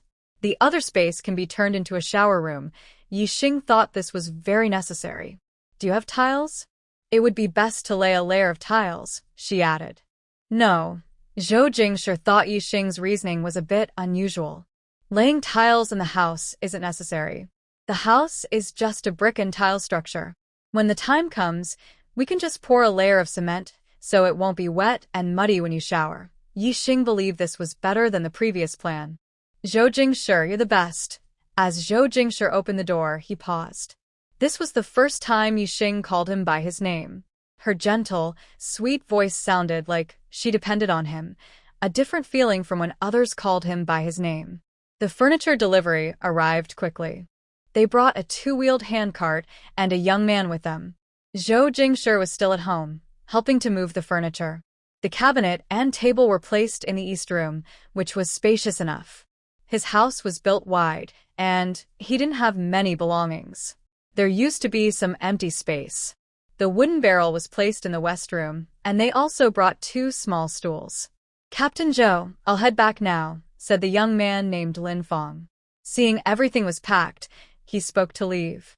Lin Fong was Zhou Jingshi's assistant, usually running errands, delivering documents, and making arrangements. "Wait a moment." Zhou Jingshi divided some candies and handed them to Lin Fong. "Take these to the police station and share them with others. Today is my wedding day.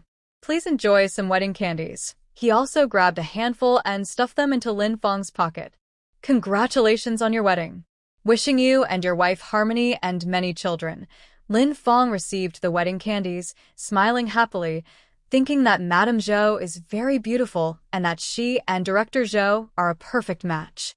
On his way out, Zhou Jingshi reminded him, "Remember to deliver a gift of wedding candies to Lu Weigua." Lin Fong nodded in response, but also thought that Lu Weigua was about to have good luck, as he might get a gift of wedding candies from Zhou Jingshi. The new furniture was wiped with a damp cloth by Yixing. Once it dried, it would be ready to use. "When will you return the clothes?"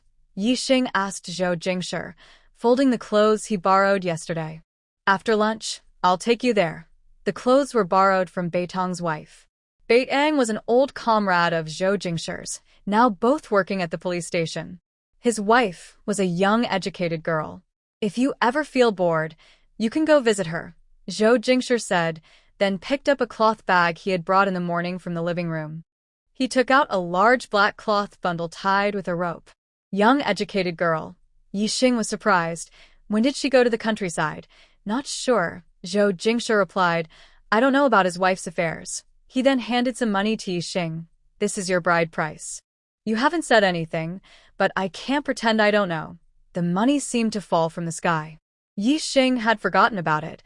Her attention was all on her household registration. She took the money, then heard Zhou Jingshi say, "Right now, the county doesn't have women's bicycles. Once they have some, I'll take you to buy one. The radio and sewing machine, I'll take you to the supply and marketing cooperative this afternoon to buy." Looking up from examining the large black bundle, Yixing asked, "Bicycle? I don't know how to ride. I'll teach you once I buy it." "How much is it?" Yixing asked curiously. Zhou Jingshi replied, 660. Yixing was surprised. It was a quite thick bundle, but it was only 660. Thinking Zhou Jingshi might think it was too little, he silently added, "Keep this money safe. You won't need to spend your own money on daily expenses in the future." Yixing took out some cream biscuits and used the biscuit box to store the money. "I will also look for a job in the future.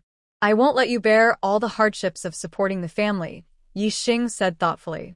Whether she could do it or not was one thing, but she wouldn't say she would. Men like to hear warm, insincere words. Zhou Jingshi didn't need her to work, nor had he ever thought of her working outside. He changed the subject. "Do you want to go out for lunch, or should I pack some food for you?" Yixing glanced at her watch. She was wearing the one Zhou Jingshi bought for her. Her previous watch was too conspicuous, so she wouldn't wear it for a while. It was already past 11. "You go buy it. I want rice for the main dish, and I also want soup." Now she feels a bit more at ease when ordering food. "Okay." Zhou Jingshi first goes to the kitchen to get the lunchbox, then goes out to get the food. For lunch, there is fish soup, braised pork, shredded chicken salad, stir-fried sausage with chili, shredded potatoes with shredded meat, stir-fried mushrooms with greens, 5 dishes and 1 soup, with plain rice as the staple. It looks and smells delicious, clearly made with care.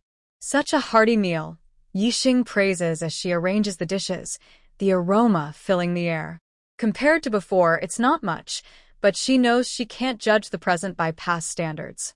"Try this. Uncle Zhang's braised pork is famous in the office," she says. "It's always gone quickly when it's freshly made, and she's saving some just for him." Zhou Jingqi picks up a piece of meat, and Yixing eats it without hesitation. It's definitely tastier than what Zhou Jingqi bought on the first day, fragrant, fatty but not greasy, lean but not dry, sweet and delicious. This time, Yixing goes to the kitchen herself, takes a bowl, and scoops a small portion of rice. She doesn't like eating leftovers from others, nor does she like others eating her leftovers.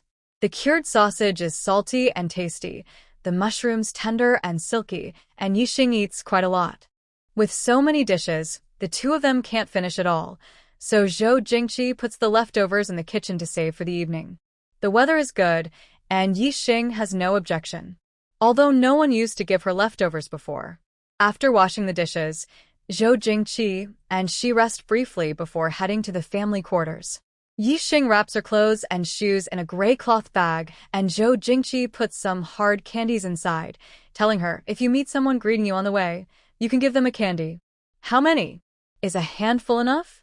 She gestures in front of Zhou Jingqi. That's enough. As they step out of the courtyard, they see Aunt Zhang. Director Zhou, Comrade Yi, I heard you got your marriage license today. Congratulations. Aunt Zhang greets them with a warm, ant-like smile. Aunt Zhang, please accept some wedding candies, Yixing says with a gentle smile, lowering her head as she grabs a handful of candies from her bag and hands them to her. In places like logistics and the kitchen, gossip is common, and Aunt Zhang often hears some. She seems quite familiar with gossip and quickly catches on to the situation. They happen to meet by chance right after leaving. Aunt Zhang, you're too kind. Comrade Yi and Director Zhou are a perfect match, talented and beautiful, made for each other, Aunt Zhang says happily, accepting the candies. They say goodbye cheerfully, and they follow the road toward the west side of the compound. There are two family buildings there, one behind the other, with Shun Beitong's house at the back. The children haven't gone to school yet after lunch, and the chatter inside the family building is loud.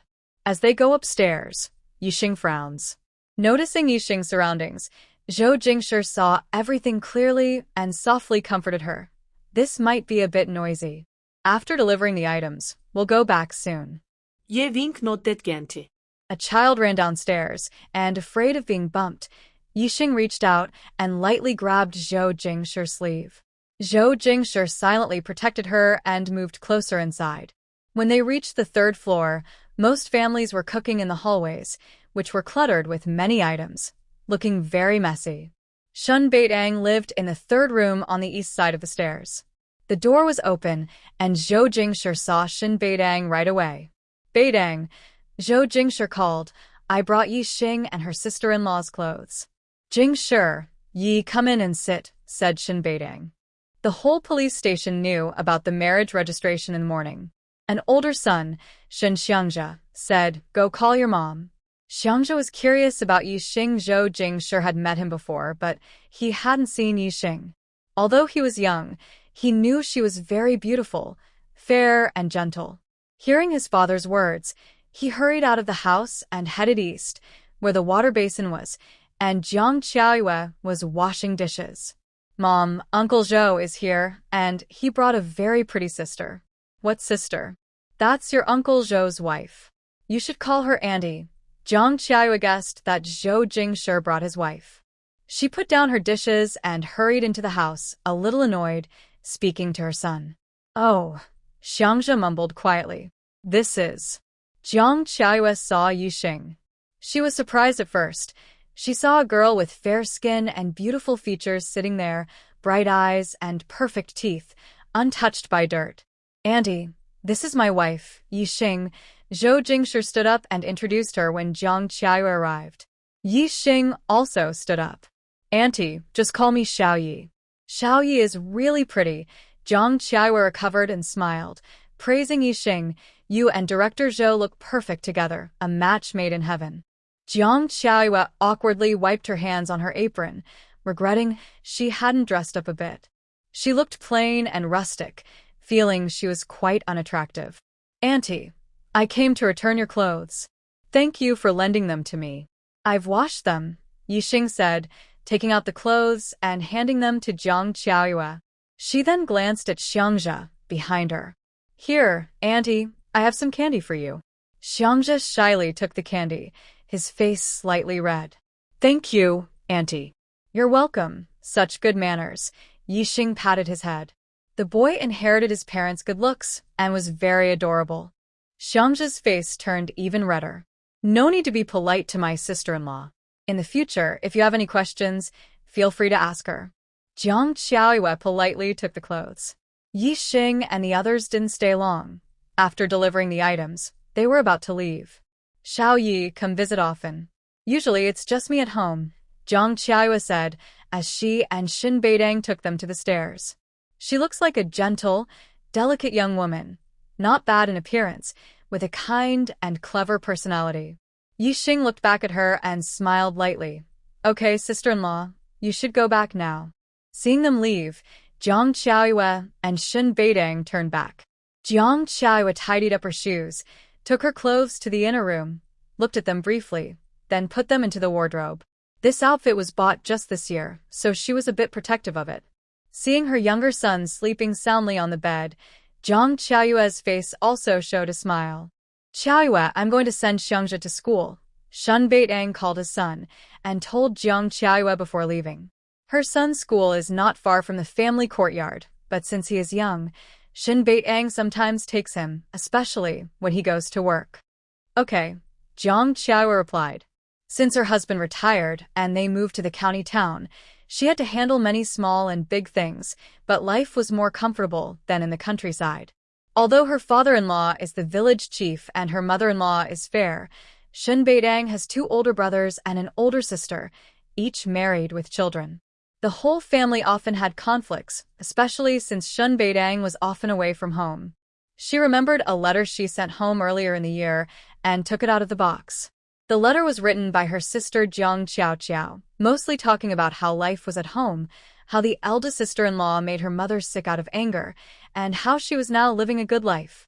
But at the end of the letter, she said something strange, roughly meaning, I know you're happy that brother-in-law retired, but you shouldn't lie. Brother-in-law's retirement work was as a small section chief in the sugar factory, not a deputy director at the police station. She earnestly advised her that lying was not good, and as her younger sister, she was kindly reminding her not to be vain. When Xin Qiaoyue saw the letter, the first part was fine. Her sister and the eldest sister-in-law didn't get along well because their mother had given the job to the eldest sister-in-law and not her. Over the years, their relationship worsened. Her mother probably regretted it. In the past, she worked hard and earned money, but now she stayed at home taking care of grandchildren and was less assertive, which caused conflicts to surface. Especially in recent years, her younger brother grew up and got married. Reading the latter part made her feel cold, and Jiang Qiaoqiao's words became strange again. Before she went to the countryside, Mingming Jiang Qiaoqiao clearly said she wanted to go and stay with her childhood neighbor and older brother Lu Jianan. However, she changed her mind the day before the registration deadline. What made it worse was that Jiang Qiaoqiao even told her, Big sister, you should go to the countryside. The hardships are meant for you. You're such a good sister, tricking me into going to the countryside while you enjoy life in the city. She was so angry she cried, feeling like her beloved younger sister had been unfaithful. Now, thinking back, she's still furious about those words. It was actually Jiang Qiaoqiao who liked Lu Jianan. His family had an older brother and a younger brother. They weren't favored at home and were arranged to go to the countryside. But Jiang Qiaoqiao insisted on going with them, despite her parents' protests. Their family had 4 children. The older brother was already married, and Jiang Qiaoqiao was just over 16. Her parents couldn't be sure about her going. The younger brother was even younger. She was 18 at the time, and her parents wanted her to go to the countryside, planning to find ways to bring her back after a couple of years. She agreed. From that day, Jiang Qiaoqiao started acting strangely, often saying things that didn't make sense. After going to the countryside, she rarely talked about her experiences as a youth sent to the countryside. Yet, she could write letters mentioning several other young people, and even said some unpleasant things. After marrying Xin Beidang, she was afraid to write to her family, worried Jiang Qiaoqiao might lose control. The letter she received a few days ago, she didn't dare show Shin Beidang. A couple of days ago, Shun Beidang asked about it, and she just made up some polite excuse. She saw Jiang Qiaoqiao take the letter into the living room and burn it in the stove. No matter what, Jiang Qiaoqiao was still her sister. She had observed that some of her habits and memories from childhood remained the same. She also remembered funny stories from when they were young. Meanwhile, outside the family building, Yixing said, "Let's go to the supply and marketing cooperative to buy a radio." It was so boring, and listening to the radio was a little entertainment. He also asked Zhou Jing, "Did you bring the ticket?" "No," Zhou Jing said, "I didn't bring money or the ticket. The money is at home, and the ticket is at the police station. We should go home first, then to the police station." So, they had to go back home first. Walking side by side, they talked. On the way there, they often stopped to chat when they met people. Now, on the way back, they hadn't met anyone, and Zhou Jing's steps were quick and steady. "Walk slower, wait for me," Yixing said after a few steps, not wanting to continue. Zhou Jing stopped and said, "Sorry, I'm used to it. They didn't stay at home long." Zhou Jing took his usual army green cloth bag, and the two headed to the police station. "Wait for me downstairs for a moment. I'll come down quickly after I get the tickets." Hearing this, Yixing's first thought was that he was trying to intimidate me again. Fortunately, Zhou Jingshi was somewhat considerate this time and didn't plan any tricks. Yixing waited at the door for a while, and then Zhou Jingshi came down. On the third floor of the supply and marketing cooperative, Yixing looked at the radio. She wasn't sure which brand was the best, so she chose the most expensive one, costing 168 yuan. In this county, the cheapest radio was about 60 yuan, so this one was more than twice as expensive. Yixing wasn't very interested in sewing machines, but based on the salesperson's advice, she bought the most expensive one. She didn't ask the salesperson which brand was the best. She believed that paying more meant better quality, so buying the most expensive made sense. When asked why she wasn't interested but still bought it, she explained that she was saving money for Zhou Jingshi, and it wasn't expensive anyway. After paying here, the director of the supply and marketing cooperative came over, followed by two young men. "Director Zhou, here to buy something?" asked a slightly overweight man in his 40s or 50s, smiling like a Buddha. Director Wu, Zhou Jingshi shook hands with him. They seemed to know each other but weren't very close, and soon let go. "This is my wife, Yixing." "Hello, Director Wu," Yixing greeted politely. "Comrade Yi," Director Wu responded warmly. "Congratulations on your wedding. If you bought anything, I'll ask someone from the cooperative to deliver it to you." He glanced at the salesperson briefly. Director Wu, this comrade and his wife bought a radio and a sewing machine. The salesperson, Feng Xiaoli, quickly added, looking to be around 27 or 28. "Thank you, Director Wu," Zhou Jingshi said. "I'll take the radio home myself. Please arrange for someone to deliver the sewing machine to the family compound." After exchanging polite words, Zhou Jingshi carried the radio and left with Yixing. Director Wu didn't accompany them but watched until they went downstairs, then turned to his two followers and said, "You two, take the sewing machine to the police station's family compound. Say it's for Director Zhou, and someone will take you inside. Be quick." "Yes, yes," they replied. They were temporary logistics workers who usually went wherever needed. "Do you want to buy anything else, maybe clothes?" Zhou Jingshi asked when they reached the second floor. "I'll choose quickly," Yixing said, glancing at the radio Zhou Jingshi was carrying. It wasn't small or cute. It looked a bit bulky, and carrying it might be inconvenient. "No problem, it's not heavy," Zhou Jingshi replied. Zhou Jingshi nodded slightly to signal Yixing not to worry. "It's not heavy." Wang Xiaoyan, the clerk at the clothing counter, still recognized Yixing since they had met just the day before. Usually people buy fabric or ready-made clothes, but rarely buy so many pieces at once. "Hello, could you please show me those few skirts?" Yixing pointed to 3 items.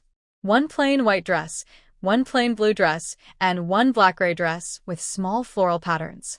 Wang Xiaoyan took the clothes down and offered, "Comrade, would you like to see the fabric?" The supply and marketing cooperative just received a batch of fine cotton fabric. It's good for making clothes. Yixing didn't sew clothes but remembered she had bought a sewing machine at home, so she said, "Show me the fabric." There were several colors like white, red, and blue. The fabric felt very comfortable and suitable for making close-fitting clothes. I want 5 feet of white fabric. She planned to buy it to make sleepwear. In the end, Yixing bought a black jacket because she was quite cautious. It gets cold at night, and dresses alone might not keep her warm. Comrade, how do you have so many fabric tickets? Wang Xiaoyan whispered to Yixing as she was dressing her, worried she might mind. She added, can I exchange some with you? Seeing that the two had bought so many clothes and still had many fabric tickets, Wang Xiaoyan was curious and wanted to trade. Although the tickets were given by Zhou Jingshi, it was clear that the gentle and bright female comrade was easier to talk to. Sorry, it's up to him, Zhou Jingshi said, tilting his head slightly toward Zhou Jingshi. We don't have any more, Zhou Jingshi replied stiffly when he heard their conversation. It's okay, it's okay. Wang Xiaoyan suddenly felt embarrassed and regretted speaking out. She wasn't married, but her family was run by her mother. It wouldn't be proper to say she didn't have control at home, would it? Wang Xiaoyan quickly tidied up, more efficiently, and hurriedly sent them off. When Yixing and Zhou Jingshi returned to the courtyard, the gatekeeper called out to Zhou Jingshi, saying that someone from the supply and marketing cooperative had just delivered a sewing machine to their home. He had brought the person over and was waiting at the door. Zhou Jingshi thanked the old gatekeeper. Sorry for the trouble. He also grabbed a handful of festive candies from Yixing's cloth bag and handed them to the gatekeeper. After they arrived home, the supply and marketing cooperative staff helped carry the sewing machine into the living room. Since there were no cups for guests, Yixing didn't invite anyone to have water, but took a handful of candies for each of them as they left. Once the visitors left, only Zhou Jingshi and Yixing remained at home. The sewing machine and radio were placed in the living room. Zhou Jingshi was fiddling with the radio. Yixing went over to look. What kind of programs do they usually broadcast? Zhou Jingshi adjusted the volume, saying, mostly it's radio announcements, singing programs, and TV shows. Indeed, a proper male announcer voice came out, reporting on major breakthroughs from a factory or good news happening somewhere. Some of it was from newspaper content. Which button switches the radio? Is it this one? Yixing pointed at a button. Yes, this one adjusts the volume, and this one is. Zhou Jingshi looked down at Yixing, noticing her fair, delicate side face that was charming and pure, radiating a captivating charm. Yixing tried changing the radio station several times. Since it was before 4 p.m., there was no entertainment broadcast. She didn't like what was on, so she took some cream cookies and malt extract from the cabinet. The hot water bottle was in the kitchen. Yixing brought it to the living room, took out a cup, and said, Do you want some? I'll pour you a glass too. I don't like sweet drinks. Zhou Jingshi turned off the radio and flipped it over, studying something intently. Yixing added 3 large spoonfuls of malt extract and poured half a cup of water.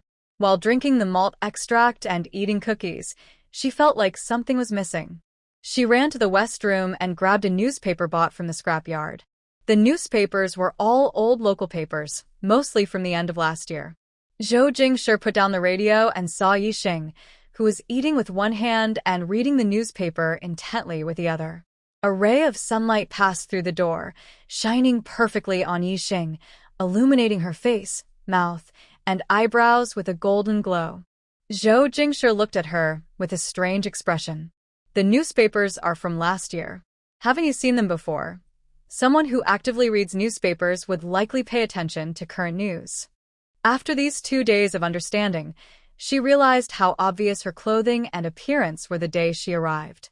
When she didn't know, she comforted herself with ignorance. Her harmless little lies had flaws. Her style of dressing was slightly different here, but those were minor issues. The more she learned, the more she had to pay for her past ignorance. This man probably wouldn't believe her at all. She had done so much, so she must have a purpose. What was her purpose? To get her jewelry? She had given it to him, but he hadn't even touched it. She had nothing, only herself. Fortunately, Zhou Jingshi had never restrained his desires.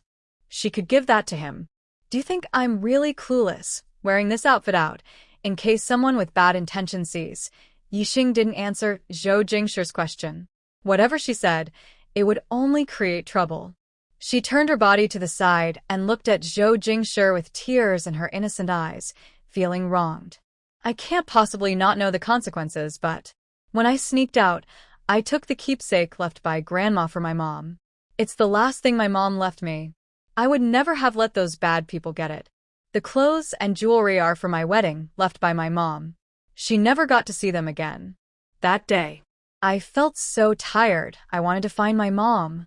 I planned to dress up beautifully to see her. Her eyes gradually turned red, tears filling her pure, almond-shaped eyes. By the end, her sadness was hard to hide, and tears fell freely. Stop crying. Zhou Jingshi stepped closer, bending down to wipe her tears with his hand. All your fault. If I hadn't met you, I might have jumped into that river and found my mom and family. Yixing choked, lifting her small face. Her clear, moist almond eyes looked at him, her tone full of tender blame. They were very close, almost touching. Zhou Jingshi frowned slightly. Don't talk nonsense, he said. Ugh, you're scolding me. Tears fell again. I didn't mean to, Zhou Jingshi said gently. Be good, stop crying. It's my fault. Yixing took this chance to act a little dramatic, making Zhou Jingshi remember her more deeply. This behavior definitely brought them closer. Skin contact between a man and woman, with tears as the emotional catalyst. Zhou Jingshi gently wiped her tears, then slowly held her face. Yixing placed her face in his hand, one hand on his arm, the other on his shoulder. They looked at each other.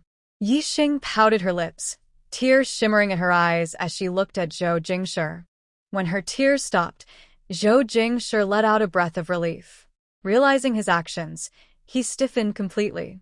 But Yixing was still staring at him intensely, unaware that something was wrong. Zhou Jingshi felt the softness and smoothness of her skin, and his scalp tingled. I'm sorry for bringing up your sad memories, Zhou Jingshi said as he helped Yixing sit properly, slowly withdrawing his hand and standing up. It's good that you know, her voice soft and sweet. I remembered I have some things to do at the police station, so I'll go there first, Zhou Jingshi said as he headed for the door, then paused and turned back to ask Yixing. What do you want to eat tonight? Do you want to go out? Bring it back. Anything you eat is fine. Yixing felt exhausted after such a day and didn't want to go out to eat. Zhou Jingshi nodded and was about to leave. Stop, Yixing suddenly spoke, recalling something. Zhou Jingshi paused and looked at Yixing's hesitant expression, asking, What's wrong? I'm still young and don't want to have children now.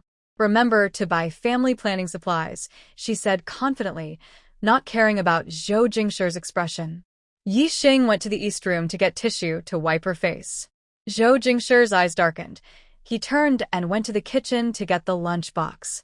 The small courtyard door opened and closed again. Once Zhou Jingshi left, Yixing lay directly on the bed. Reaching this point was good for everyone. She achieved her goal and paid the price. Marriage is uncertain, but she chose the best she could within her ability. She is quite satisfied with Zhou Jingshi. He takes the initiative to do housework, reasonably meets her needs for building a bathroom, and doesn't ignore her red hands from washing clothes. His way of handling conflicts, warning secretly, giving hints, being indirect, is familiar and acceptable to her. He won't confront openly or ruin the surface harmony. She is satisfied with Zhou Jingshi, regardless of love. Maybe things will change after marriage. These are just tricks men play before marriage. She can afford a few years of marriage, and as part of settling down, she must give in. Zhou Jingshi sat behind his desk, but had no heart for work. Thinking of Yixing's last words, he clenched his jaw but still got up and left the police station for the county hospital. Then he carried out a black cloth bag. He went to the cafeteria, ordered 3 dishes, bought 6 plain steamed buns, and went home. In the kitchen, he first reheated the 2 leftover dishes from the morning. Yixing heard the noise and came to help in the kitchen. She sat by the fire. Zhou Jingshi lit it, and she hadn't tried cooking before, so she didn't know how. Can you cook? If I can't, does that make me seem very clumsy? Yixing asked, watching Zhou Jingshi's skillful movements. I didn't know before, but I learned in the army for a few years. The taste isn't great, Zhou Jingshi said, stirring the cold dishes in the pot. Maybe I can cook for you someday. Great. You're so good at it. I can never learn, Yixing said without blushing or feeling nervous, even though she had never learned to cook. No need to learn. We'll eat at the canteen in the future, Zhou Jingshi said, serving the dishes. If you want to eat homemade food, I can cook and you don't have to do it yourself. That's too hard for you. We could find a nanny so you wouldn't have to work so hard. Yixing looked at him with an expression that said, I don't want you to be so tired. The attitude of capitalists is unacceptable, Zhou Jingshi said calmly, while cooking the second dish, clearly rejecting her words. Yixing. Who understands? She didn't believe that no one used a nanny, but this man just knew how to fool her. After dinner, it was only around 6 p.m. Yixing turned on the radio to listen to the news. Do you want me to help? She asked when she saw Zhou Jingshi washing dishes in the kitchen. No need, you can go play, Zhou Jingshi replied. Is he trying to spoil her like a child? Yixing felt unfair and grabbed a cloth to wipe the table. Zhou Jingshi wasn't against her doing chores, but if he was home, he preferred to do them himself. Yixing was slow and careful, afraid she might break the dishes. Breaking dishes was not a big deal, but if the shards hurt her, she would probably cry and blame him for making her work. Zhou Jingshi finished washing quickly and simply, without much fuss. Boil some hot water. I don't want to go to the bathhouse, Yixing said after wiping the table. Okay, I'll boil water. You can wash in the west room first, Zhou Jingshi replied. Will the house get all wet? I can wash next door in the storage room, she suggested. The floor there isn't tiled and there's firewood stored, so it might be messy. The west room has tiles, so it would be better. All right, I trust you. Boil more water, Yixing said, planning to wash her hair. Why go to bed so early? At night, it got dark very quickly. The warm yellow lights were only a bit brighter than candles. Yixing finished her bath and washed her hair, then used a towel to dry her hair in the living room. To avoid disturbing others, she didn't turn on the radio and instead looked at a history book she bought from the Manhwa bookstore. The history here was similar to that of her former country. The lighting was too dim to read thoroughly, so she just browsed briefly and then set the book aside to focus on drying her hair. Under the light, her face looked gentle and mysterious. Her white knee-length dress made her graceful figure even more charming and alluring. When Zhou Jingshi came out after washing, he was wearing black shorts just below the knees and a plain white coarse cloth shirt, unbuttoned to reveal his 8-pack abs. His skin was not pale but tanned to a honey color, shining under the light. He was broad-shouldered, narrow-waisted, and about 1.85 meters tall. Zhou Jingshi kept bringing water out of the house, and Yixing watched him several times, impressed by his strong body. He only glanced at Yixing once when he first came out. Her skin was smooth and translucent, beautiful like a fairy. He didn't dare look much longer, still remembering the nosebleed from yesterday. It was too embarrassing. Water was poured quickly, but Yixing's hair dried slowly. Zhou Jingshi didn't want to rush her, and he was afraid to stay in the living room alone, so he went to the kitchen to find something to do. He boiled another pot of water and filled the hot water bottle. Yixing sat facing the door behind the table. When Zhou Jingshi came in carrying the hot water bottle, her top buttons were already fastened. She smiled inwardly and said to him, "Help me pour a glass of water." The cup was on the table in front of her. Zhou Jingshi poured the water and asked, "Do you want some milk powder?" "No, I've brushed my teeth already." "I don't want anything sweet," she replied. The milk powder was sweet and creamy. "Is your hair still wet?" Zhou Jingshi looked at her hair. "Yes, it's still damp." He silently pursed his lips, realizing it was almost 9 o'clock. "I'll go wash my clothes." "I'll wash yours too," he said, getting up before sitting down. Yixing smelled nice, and her scent filled the room. Zhou Jingshi's heart beat faster, and he thought it was better to keep busy. "Is it okay to go out in the dark?" Yixing hesitated. "It's fine, I'm used to it," he replied. Since Zhou Jingshi said that, Yixing handed him her clothes to wash and went to the east room. "Wait a moment, I bought some clothes today. I need to rinse them. Can you help me wash them too?" He nodded in agreement. Yixing didn't like to leave her underwear overnight, so she had already washed and hung them to dry earlier. There was no need for Zhou Jingshi to feel awkward about washing her clothes and pants. The minute hand on the watch moved half a circle. Zhou Jingshi finished washing the clothes and returned, speaking calmly. Is it still wet? Almost there. Yixing hung a towel on the tripod, carried a cup, and went inside. Earlier, Zhou Jingshi went to wash clothes, and she changed into a dry towel to wipe her hair quickly. She didn't bother Zhou Jingshi anymore. After all, the clothes were washed, and the water bottle was filled.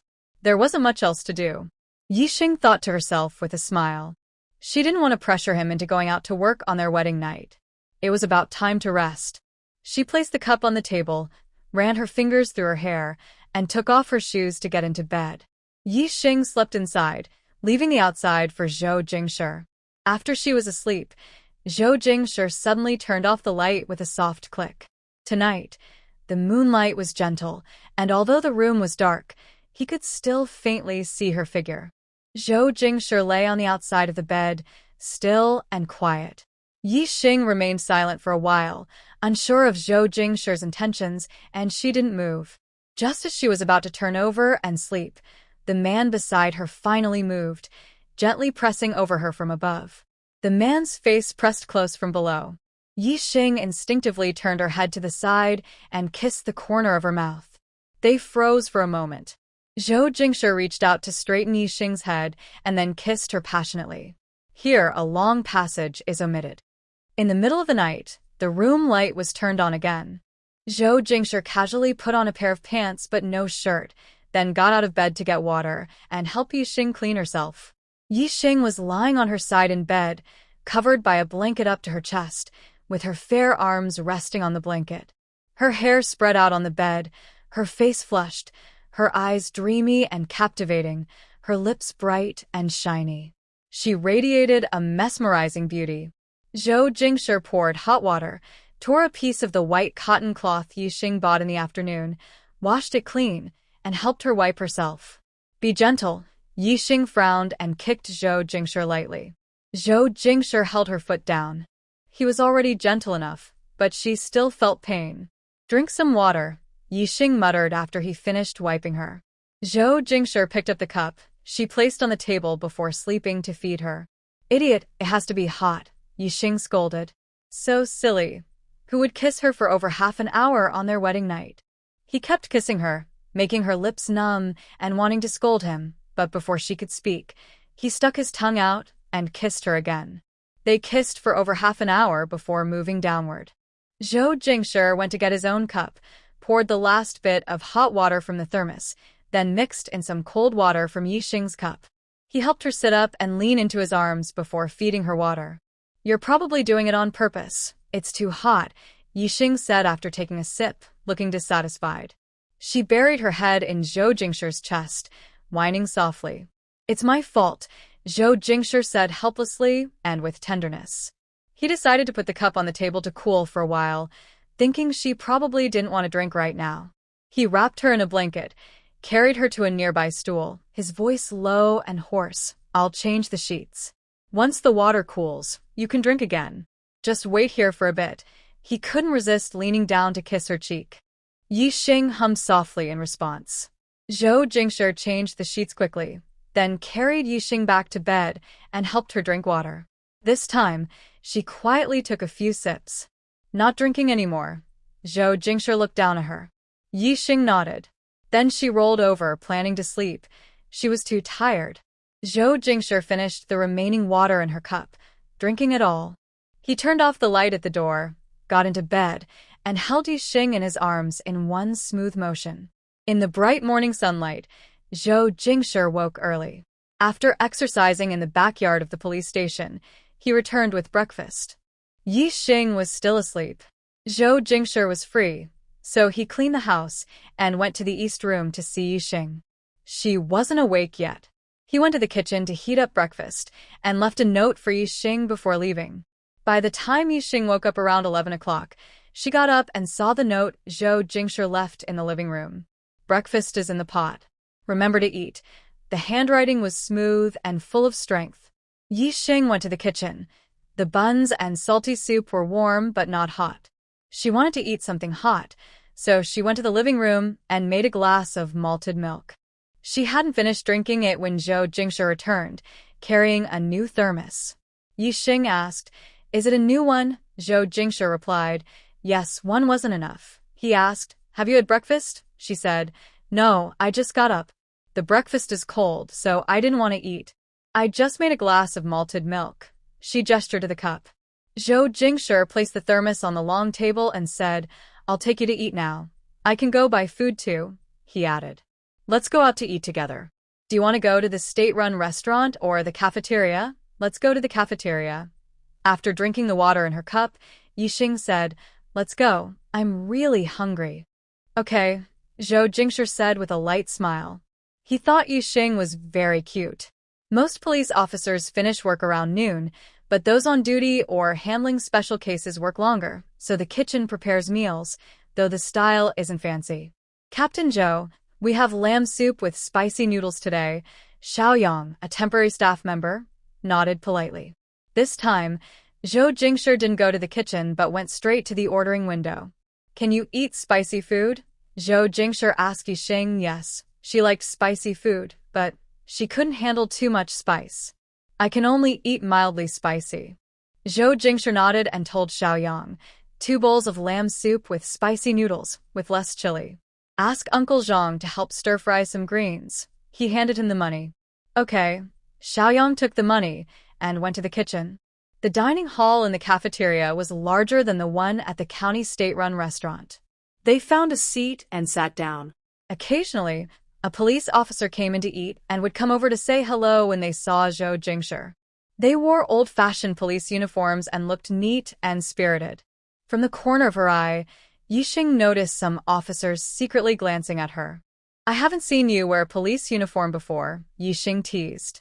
"I'm on leave," Zhou Jingshe replied coldly, nodding to others. When he looked at her, his features remained sharp and cold, but his eyes carried a gentle light. "On leave? You too often come to the police station. Is it because your work location is too close to home?" Yixing was surprised. "Did you take a few days off?" 3 days. "I'll go back to work tomorrow." She met him on a business trip. "Only 3 days for your wedding leave?" Yixing was shocked. "I only took 3 days," Zhou Jingshe explained. Truly a dedicated public servant. A person taking only 3 days for wedding leave. After a little while, Zhou Jingshe went to serve noodles. The thick, milky soup had a bit of red chili oil on top, with slices of lamb, full of aroma and flavor. There was a plate of fresh bamboo shoots stir-fried with wood ear mushrooms and a small dish of cold cucumber strips. Yixing couldn't finish the large bowl of noodles and wanted to share half with Zhou Jingshe. He picked up his chopsticks. Wow, there was still meat underneath. Back home, Yixing went straight to the east room and lay on the bed. Zhou Jingshe followed behind and came in. "Feeling unwell?" "Not quite well," Yixing mumbled. Zhou Jingshe sat on the edge of the bed, leaning in close to Yixing's face, his voice low. "Where does it hurt?" Yixing reached out and placed his hand behind Zhou Jingshe's ear, gently applying pressure so that Zhou Jingshe's ear was close to his mouth, then whispered something softly, his breath tinged with a hint of complaint. Hearing what Yixing said clearly, Zhou Jingshe's breath caught, and his heartbeat paused for a moment. It was as if he could hear the blood flowing in his body. Yixing's touch made his ear turn slightly red. "I'll go buy medicine." Zhou Jingshe heard his own hoarse voice. Yixing kicked off his shoes, pulled the blanket over himself, revealing his fair, bright features. Zhou Jingshe lowered his head and kissed Yixing's eyes, nose, and mouth before turning to leave. Yixing squinted slightly, waiting until Zhou Jingshe left before opening his eyes again, glancing at his figure, then slowly closing them. Perhaps every married couple experiences a sweet honeymoon period at the beginning. Yixing could clearly sense Zhou Jingshe's subtle, bold changes, his glances, his actions. She didn't know how many days this sweetness would last, 1 week, 1 month, or a year. She was also quietly sinking into it, experiencing Zhou Jingshe's obedience and his gentle care. Maybe these will be unforgettable years in her life. Who knows? Zhou Jingshe returned quickly, riding his bicycle from the yard. Are you asleep? Not yet. She wasn't really sleepy, just a bit tired. I'll apply some medicine for you, Zhou Jingshi asked, watching her eyes. Yixing blinked and nodded. After a while, it didn't seem to pass very long. Zhou Jingshi put down what he was holding and got up to wash his hands. Zhou Jingshi, you look so tall. How tall are you? Yixing, resting on his pillow, watched Zhou Jingshi move. His slender side profile, bending down, washing his hands with clearly defined knuckles in a porcelain basin. 1.91 meters, Zhou Jingshi straightened up and dried his hands with a towel. Wow, is everyone in your family so tall? Yixing felt happy and relaxed, chatting more casually than a few days ago. No, Zhou Jingshi walked to the bed and sat down. I'm the tallest in my family among this generation. My brothers and sisters aren't short either. My mom is quite tall among women, 1.72 meters. Your mom is so tall, no wonder you grew so tall. I'm only 1.66 meters, Yixing said with envy. Do you still want to sleep? Zhou Jingshi asked. No, I don't. Let's go see a movie, she said. Last time she was in the county, she saw a cinema. Yixing, not wanting to lie down anymore, leaned closer to Zhou Jingshi and asked. Sure. The cinema was about 20 minutes from home. Yixing didn't want to walk or wait for the bus. Zhou Jingshi rode his bike to take her there. On the way, things kept happening. First, Yixing held onto Zhou Jingshi's waist, but Zhou Jingshi said, Hold on to your own seat, not me. It's not good. Yixing was confused but still moved her hands to hold her own hips. The road wasn't very smooth, and sitting behind, Yixing felt her but hurt from the bumps. She couldn't help but move slightly, and the bike wobbled. Scared, Yixing didn't dare to move anymore. Zhou Jingshi sighed. We're almost there. Hang in there. When the bike stopped, Yixing quickly jumped off. She never wanted to ride that bike again. Zhou Jingshi locked the bike, saw her pouting, and tried to comfort her. Once your bike arrives, I'll teach you how to ride. It won't be as bumpy as this. They arrived at the cinema. First, they went inside to see what movies were playing. Yixing thought about the movie later and felt her, but didn't hurt as much. Most people in the cinema came in pairs and some sold newspapers, snacks, and candies. Curious, Yixing bought 2 bottles of orange soda to try the flavor. She didn't want the pastries, so she bought popcorn wrapped in oil paper. She gave Zhou Jingshi 1 bottle of soda and opened the other to take a sip. It wasn't very tasty, but the orange flavor was strong. Yixing realized she hadn't eaten any fruit since she arrived here. I took another sip of soda, but still didn't feel good, so I gave the soda to Zhou Jingshi. Most of the movies were war films, which disappointed Yixing. But then I thought, at least there was something to watch. I discussed with Zhou Jingshi, and we chose a film about a group of brave women fighting hard in a war. The theater could only seat about 10 or 20 people, but luckily, not many people came today. Only a few people watched the same movie as us. The movie wasn't long, and it was not even 5 o'clock when it finished. We didn't wander around. Yixing sat on a bicycle she never wanted to ride again, and Zhou Jingshi took her home. I never want to ride a bicycle again, Yixing said from the back. Okay, I'll try to ride more carefully, Zhou Jingshi comforted her. When we got home, Yixing turned on the radio, tuned to a singing channel of a cultural troupe. Seeing a sewing machine, she asked, Zhou Jingshi, can you use a sewing machine? No. So suppose. If you want to learn, you can ask Mrs. Beidang. Sister Jiang probably knows. I don't really want to learn.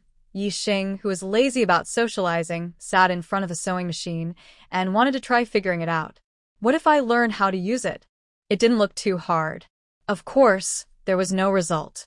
Yixing fiddled with it, looking left and right, but couldn't figure anything out. So she gave up. What should we eat tonight? Yixing asked, walking over and sitting in Zhou Jingshi's lap, feeling a bit bored. What do you want to eat?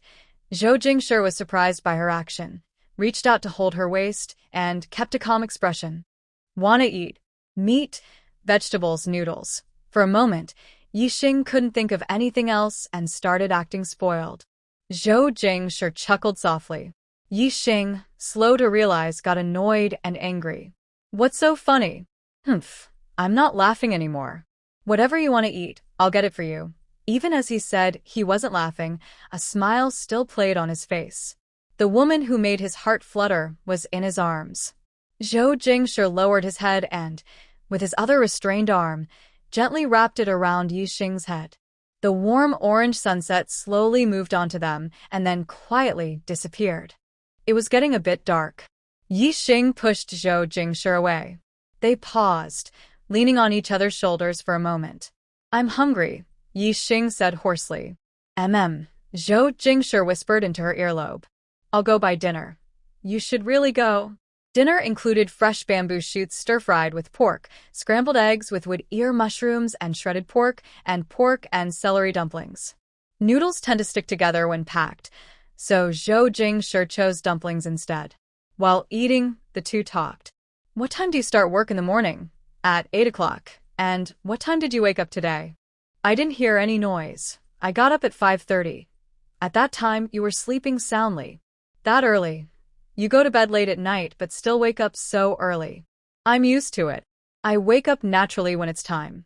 Impressive. You can get used to that. Their tone was relaxed and unhurried, with Yixing asking questions and Zhou Jingshi answering.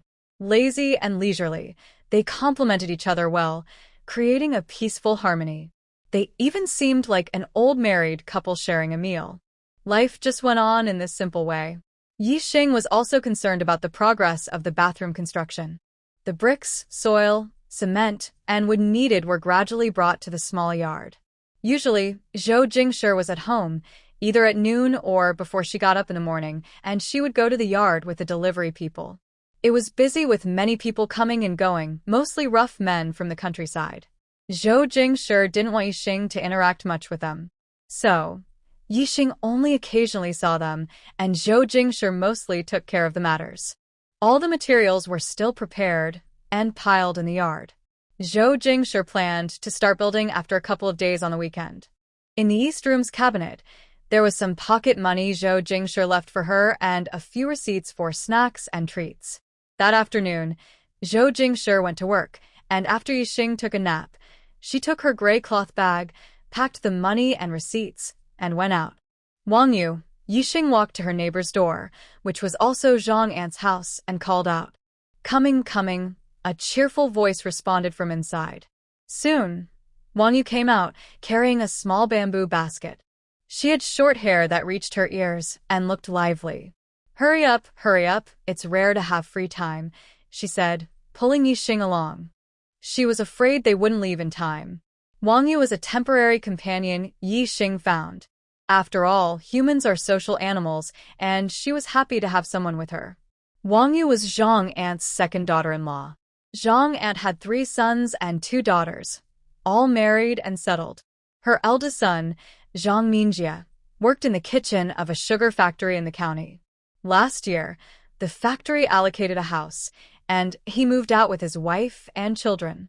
Zhang Ant's house was similar in layout to Zhou Jingshi's, but because they had many children, they added 2 small rooms opposite the kitchen. Now her parents-in-law lived there, along with her second son Zhang Minfeng and his family of 4, and her youngest son Zhang Mincheng and his wife. Wang Yu looked young but was already a mother of 2. Her oldest daughter was nearly 5, and her youngest son was only 2. Just now, she left so quickly because she was worried her just-asleep son might wake up again, so she couldn't go out. Apparently, the supply and marketing cooperative got new goods, looks like scarves. Lu Xiang said they are very pretty. Wang Yu relaxed after leaving the compound and chatted with Yixing about the latest gossip she heard. Lu Xiang is Zhang Minqing's wife. They married earlier this year. Lu Xiang is young and likes to have fun, and since she has no children, she knows more than Wang Yu, who often stays at home taking care of kids. They live in the same small courtyard and often share gossip. Let's go take a look. I brought some cloth coupons. Actually, Yixing asked for the cloth coupons herself. Zhou Jingshi doesn't usually treat her badly when it comes to food and drinks, but he limits her money and also her coupons. You're living a pretty comfortable life, especially since your mother-in-law isn't around. Wang Yu envied her. In their home, the mother-in-law makes most decisions. They each have some private money, but cloth coupons are rare. Usually, they give them to the mother-in-law, and saving them takes a long time. They're reluctant to use them casually. I'm also not easy to deal with. Zhou Jingshi usually controls me, Yixing said. Wang Yu's words didn't make her feel the same way, but when interacting with others, she would say she's unhappy with life and sometimes share her own frustrations. Mutual complaints can help balance things out, she thought. Inspector Zhou really is quite serious, Wang Yu thought to herself, so she didn't say much more.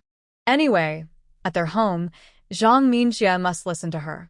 Yixing was already familiar with the scarf display at the Supply and Marketing Cooperative, which was next to the fabric and clothing counters. Hello, I want to look at the scarves. Yixing pointed to the scarves on the counter and asked Wang Xiaoyan, the sales clerk, to help take them out so she could feel the fabric. Sure. Wang Xiaoyan remembered Yixing. She was very beautiful and was also managed closely by her husband. The scarves came in various colors, water red, sky blue, light purple, and felt very smooth and comfortable to touch.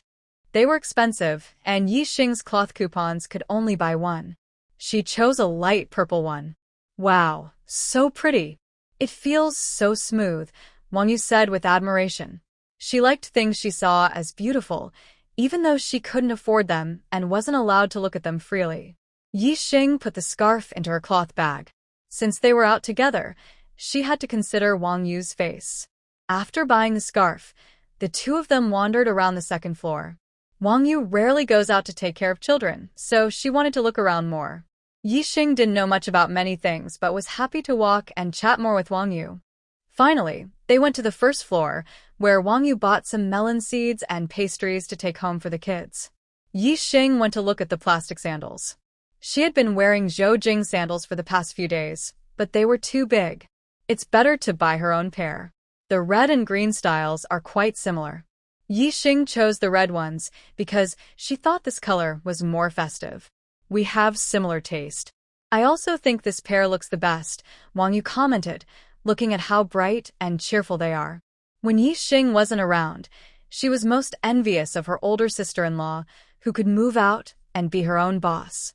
After Yixing arrived and they spent time together twice, she thought that Yixing's ability to spend money freely and not do household chores made her very envious.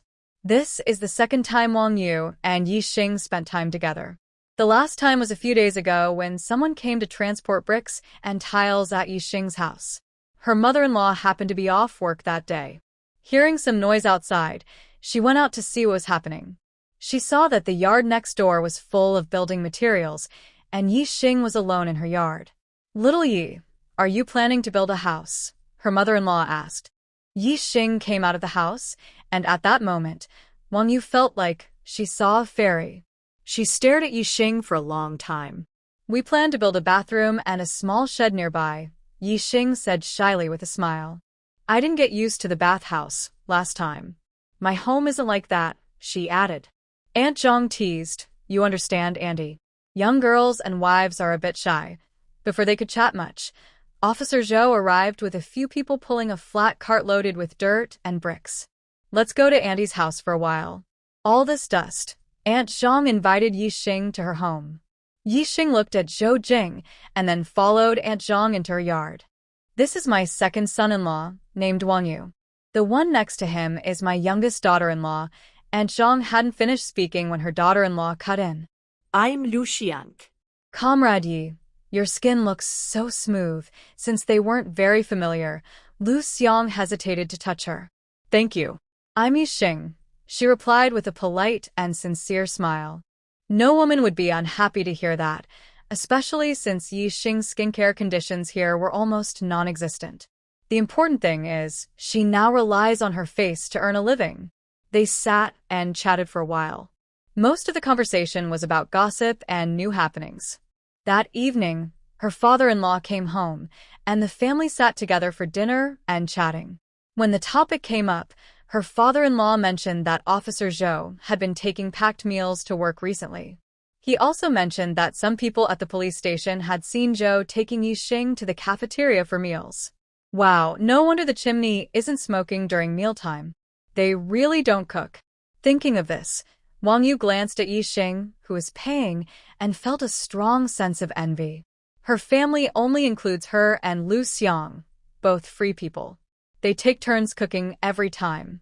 Yixing put on his plastic slippers and looked at Wang Yu. Let's go over there and look around. That area sells notebooks, pens, and other stationery supplies. Yixing plans to buy a notebook and a pen so he won't be without tools when he wants to write or draw. He doesn't choose a brand for the fountain pen. As long as it feels comfortable, it's fine. However, after asking the shop assistant, Yixing finds out he can't buy a good brand because he doesn't have an industrial ticket. He doesn't like using pencils. In the end, he bought a generic fountain pen, one that doesn't require a ticket.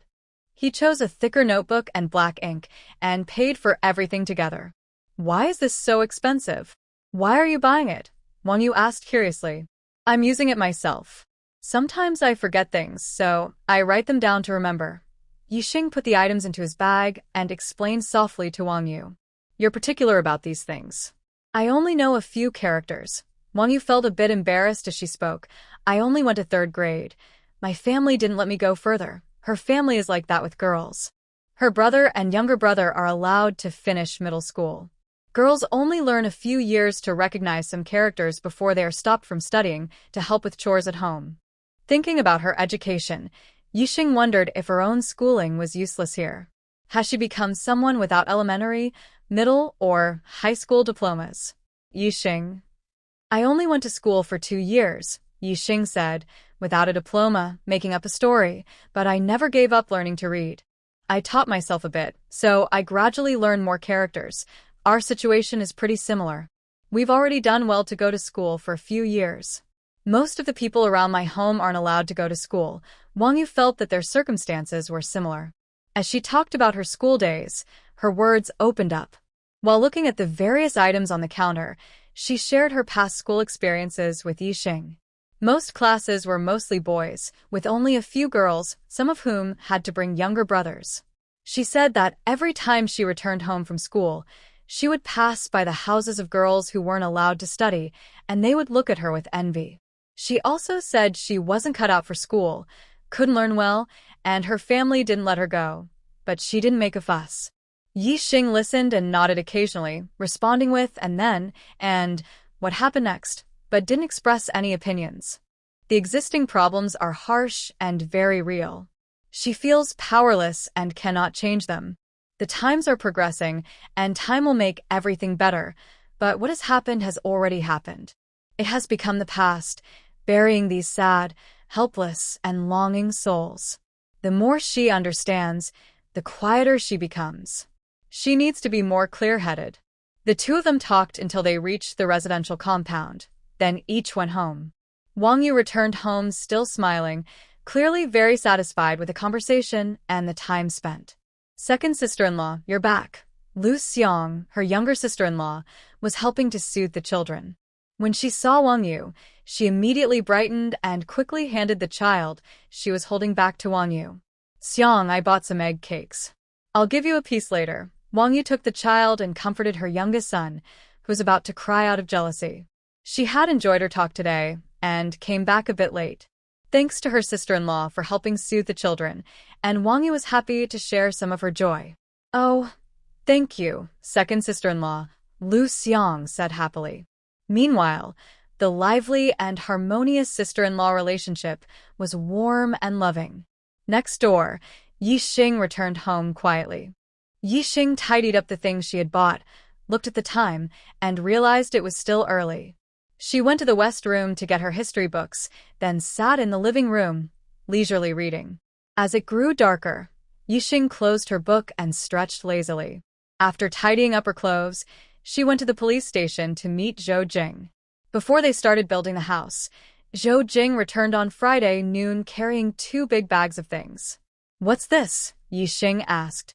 My mom knew I got married and sent these from Jing City. They should all be for you, Zhou Jing said, placing the bags in the living room. Should I open them and see? If you say so, I won't be polite, Yixing thought. Open them, Zhou Jing said, going to the kitchen to get bowls and chopsticks. He brought back a box of rice to eat.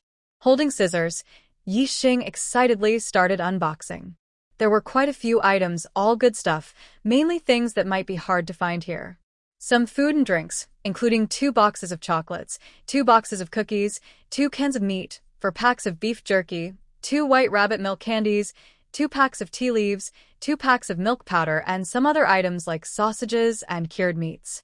There was also a small cloth bag with traditional Chinese medicinal herbs like ginseng and codonopsis for nourishing the body. These are for making soup to boost your health, Zhou Jing said, taking the herbs from Yixing and placing them in the cabinet in the west room. Your mom is really thoughtful, Yixing said. Our mom, Zhou Jing emphasized. Yes, our mom is really kind, Yixing said without hesitation. She turned to open another bag, which was filled with clothes and fabrics. There are 2 dresses, one red and one white, decorated with woolen flower embellishments. There are also 2 black trench coats. Yixing lifts the clothes, and the larger one probably belongs to Zhou Jingshi, while the smaller one is hers. Additionally, there are shirt and pant sets, 2 for her and 2 for Zhou Jingshi. Below, there are 2 beautifully patterned pieces of fabric. Her mother-in-law is very generous, giving everything in pairs. Zhou Jingshi pulls out 2 envelopes from the clothes he sent. Family members understand each other well. When Yixing sees Zhou Jingshi's clothes, she puts them aside without opening them. She stands on tiptoe to look at the letters with Zhou Jingshi. Zhou Jingshi silently lowers the letter paper. Jingshi, I have learned from your grandfather that you are going to marry your father, and I respect your choice. After marriage, I hope you will take responsibility for your family and care for your little home. At the end of the letter, Zhou Jingshi's mother, Jiang Shuling, advises him to take good care of himself and be considerate of his wife.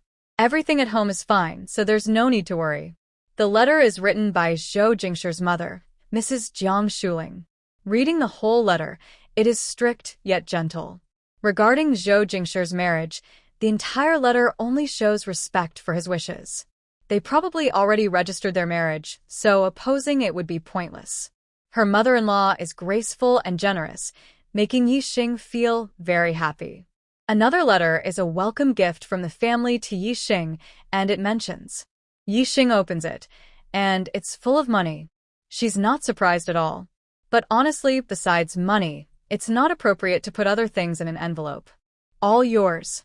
Keep it, she says, smiling happily, and Zhou Jingshi's lips unconsciously curl up. Happy. Yixing pulls out the money, spreads it in her hand, and there's quite a lot.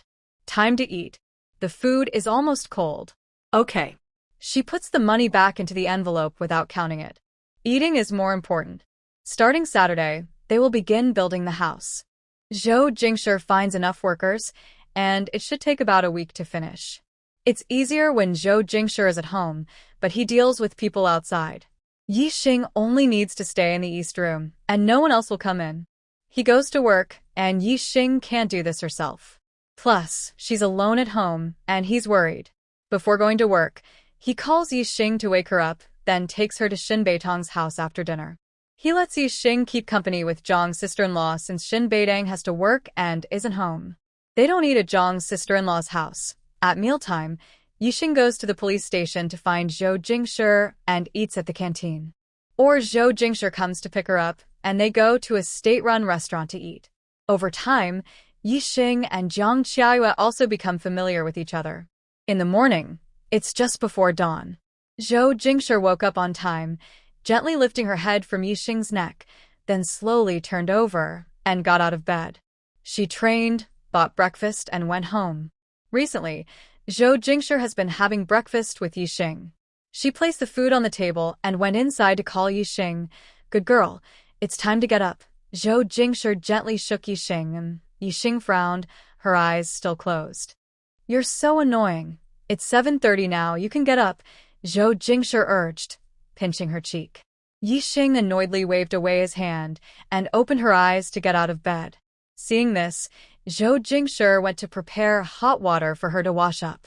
Sitting at the dining table, drinking some vegetables and lean meat, Yixing's morning temper eased. You're so annoying, Zhou Jingshi, you're so annoying. In the past few days, Yixing's frustration with Zhou Jingshi had reached its peak. Before, she would sleep until she naturally woke up, and at night, she would sleep as she pleased. But these days, she sleeps late at night, gets up early in the morning, and can only nap in Zhou Jingshi's office at noon. She told Zhou Jingshi to go to bed earlier, but he only agreed verbally and didn't actually change his habits. "It's my fault," Zhou Jingshi said, feeding her a meat bun. "Just 2 more days, it'll be ready. Please bear with it a little longer." Yixing angrily snatched the bun and ate it herself. "Is there any way you can buy hair dye? I want to dye my hair black." Today, when she combed her hair, the roots black hair had grown out. She didn't care anymore. The longer it grew, the uglier it looked. She found it strange. Earlier, Wang Yu had asked about her hair. "Yes," Zhou Jingshi looked at her hair. "I asked my mom to buy some from Jing City and send it over. It'll take a week or 2. As long as I can buy it, there's no rush," she said. It wasn't urgent. After breakfast, Yixing took her cloth bag, filled with milk candies and cookies, along with a few pieces of egg cake and jujube cake. She took some loquats from the cabinet, bought especially by Zhou Jingshi. These were her snacks and fruits for the day. Why did she say the loquats were bought specifically by Zhou Jingshi? Because she had never been able to buy them at the supply and marketing cooperative. They were always sold out by the long line of buyers. But she couldn't go without fruit. She kept nagging about it every day. Zhou Jingshi had hurt her once, and since then, their home never lacked fruit. Although the varieties were few and simple, it was better than not having any. She locked the room door, leaving the courtyard door open. Soon, workers would come to do some work. At the entrance of the courtyard, Yixing said, "No need for you to see me off. You should go to work." She had come back several times and knew the way well. It was very close. Zhou Jingshi kept walking. "I'll see you off, and you won't be late for work." Yixing followed him. The two of them walked side by side towards the residential building. Shun Beidang was still at home. After greeting, Shun Beidang and Zhou Jingshi left together, bringing along Shin Xiangzhe, who was going to school. Yixing and Jiang Qiaoyue entered the house to see her 2-year-old son, Shin Xiangla. "Little baby, Auntie is here to see you," Yixing teased the child. Hey. "Hi." The little boy was polite, smiling and waving. "Did you have a fight?" Jiang Qiaoyue asked while wiping the table, teasing. "Sister-in-law, are you surprised I can say that?" Yixing looked at Jiang Qiaoyue. Jiang Qiaoyue chuckled. "You come back always smiling. Today, you seem the same as usual, but I've been through this before. You didn't even glance at Director Zhou today. A few days ago, you and your husband were gazing at each other so tenderly." "That's not true," Yixing denied. Tender looks didn't suit her and Zhou Jingshi. "Today, Director Zhou kept looking at you before he left. You ignored him and went straight inside. He only left because he couldn't see you anymore." Jiang Qiaoyue finished tidying up and sat nearby to play with her little son. Thinking about this young couple, she couldn't help but smile. Things were better when they first got married. Even their arguments were awkward and funny. "We didn't fight. I was just upset with myself," Yixing said shyly. You just got married. "If there are problems, you should talk more," Jiang Qiao advised. "Yes, sister-in-law, you're experienced. I'll listen to you." Yixing nodded obediently. She didn't like talking much about her family, so she didn't mention why she was upset. Being newlyweds, it's normal to have some disagreements. "When I just got married, I couldn't even find someone to be upset with," Jiang Qiao sighed. Back then, Shun Beidang was on holiday, returning home for over 10 days, plus the travel time. He left just a few days after they married, and he wasn't seen all year round. "Sister-in-law, it's also lucky for Brother Shin to meet such a kind and gentle wife like you." Yixing truly believed this. Jiang Qiaoyue smiled brightly. "Girl, no one has ever told me that before. In the past, some young people from the nearby village pitted her, married to someone from the village and left alone at home, or village girls envied her, thinking she married the village chief's son, who was in the army and capable. Since she moved to the county with Shun Beidang, everyone who pitted or envied her thought she was lucky. Married to a good man, she had become a city girl overnight. Last month, when they returned to the village, Everyone praised Shinbei Tang for being young and talented. Most people here, however, spoke in a sarcastic tone, saying she was enjoying life in the city. They also said she had good judgment, good fortune, and married well, among other things. After hearing this many times, she lost her temper and believed everything others said. Jiang Qiaoyue thought about this with some sadness, her eyes unconsciously turning red. "Little sister, look, sister-in-law forgot to pour you a glass of water." She stood up, took a cup, and poured water to hide her feelings. Her emotions came quickly and went just as fast. By the time Jiang Qiaoyue finished pouring water, she seemed to have calmed down. Jiang Qiaoyue went to the cupboard, took out some glutinous rice sticks to serve Yixing. Yixing took out cookies and candies from his bag and shared them.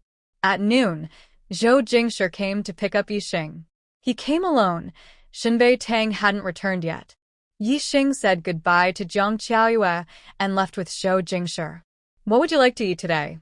Zhou Jingshi asked. "Anything," she replied, since the cafeteria had whatever she wanted. "I already called my mom and she said she can send it over tomorrow." This was about the hair dye they discussed in the morning. "Oh, thank you." Zhou Jingshi's lips pressed tightly, looking at Yixing's expressionless face, feeling a bit helpless. He didn't know what to say. Outside, he couldn't hold her hand or hug her to comfort her, to stop her from being upset. Now, Zhou Jingshi understood some of Yixing's eating habits. She liked meat, vegetables, and soup, and preferred to have fruit after meals. In her words, a balanced diet with meat and vegetables, healthy and nutritious. Zhou Jingshi knew she wouldn't complain if something was missing, and she would be happy if the food was delicious. But he didn't want to part with her at all. For lunch, they had fish soup, sweet and sour pork, sweet and sour fish, and spicy sour potato strips. The main dish was large, fluffy steamed buns. Yixing could only eat one, while Zhou Jingshi could eat 3. Yixing ate slowly, and Zhou Jingshi followed suit. After they finished, most of the workers in the cafeteria had finished their meals and left. Yixing and Zhou Jingshi went to his second-floor office. Inside, there was a small room. Before they were married, Zhou Jingshi often slept there. He locked the door when they entered. He sat with Yixing in his arms. Yixing didn't resist and sat quietly, not hugging Zhou Jingshi.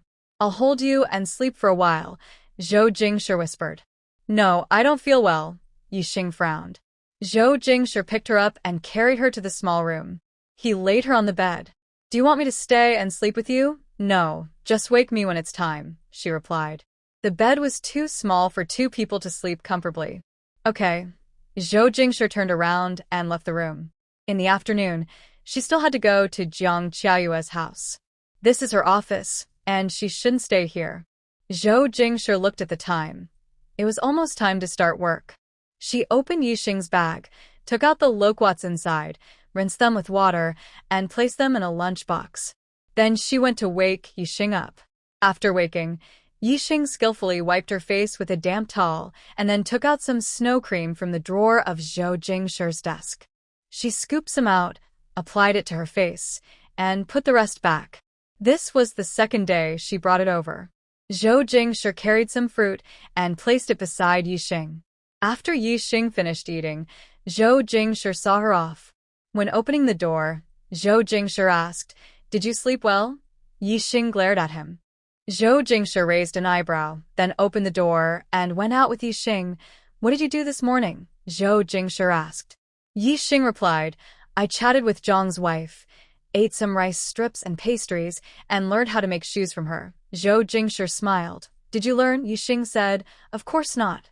Zhang's wife was very busy. She was always doing something while chatting." Actually, she was making shoes, but Yixing was just watching. Zhou Jingshi thought she was adorable. "It's okay. Whether you learn or not, you're already impressive," Yixing hummed softly, pleased with Zhou Jingshi's attitude. In Beijing City, at the Military District Hospital, in Grandpa Zhou's ward. Knock, knock, knock. 3 slow but steady knocks on the door. The door was pushed open, and a calm, dignified man entered. He walked toward the window of the room. "Dad, you called me." Below the window was a table with a pattern of black and white chess pieces crossing each other. Sitting on a nearby chair was a silver-haired old man, holding black chess pieces, looking at the visitor, and speaking gently, "Come in, play a game of chess with me." His words and actions carried the calm and serenity shaped by years. Zhou Qixing sat opposite the old man, holding white chess pieces. Inside the quiet room, only the crisp sound of chess pieces being placed could be heard. Zhou Qixing quietly played chess with his father.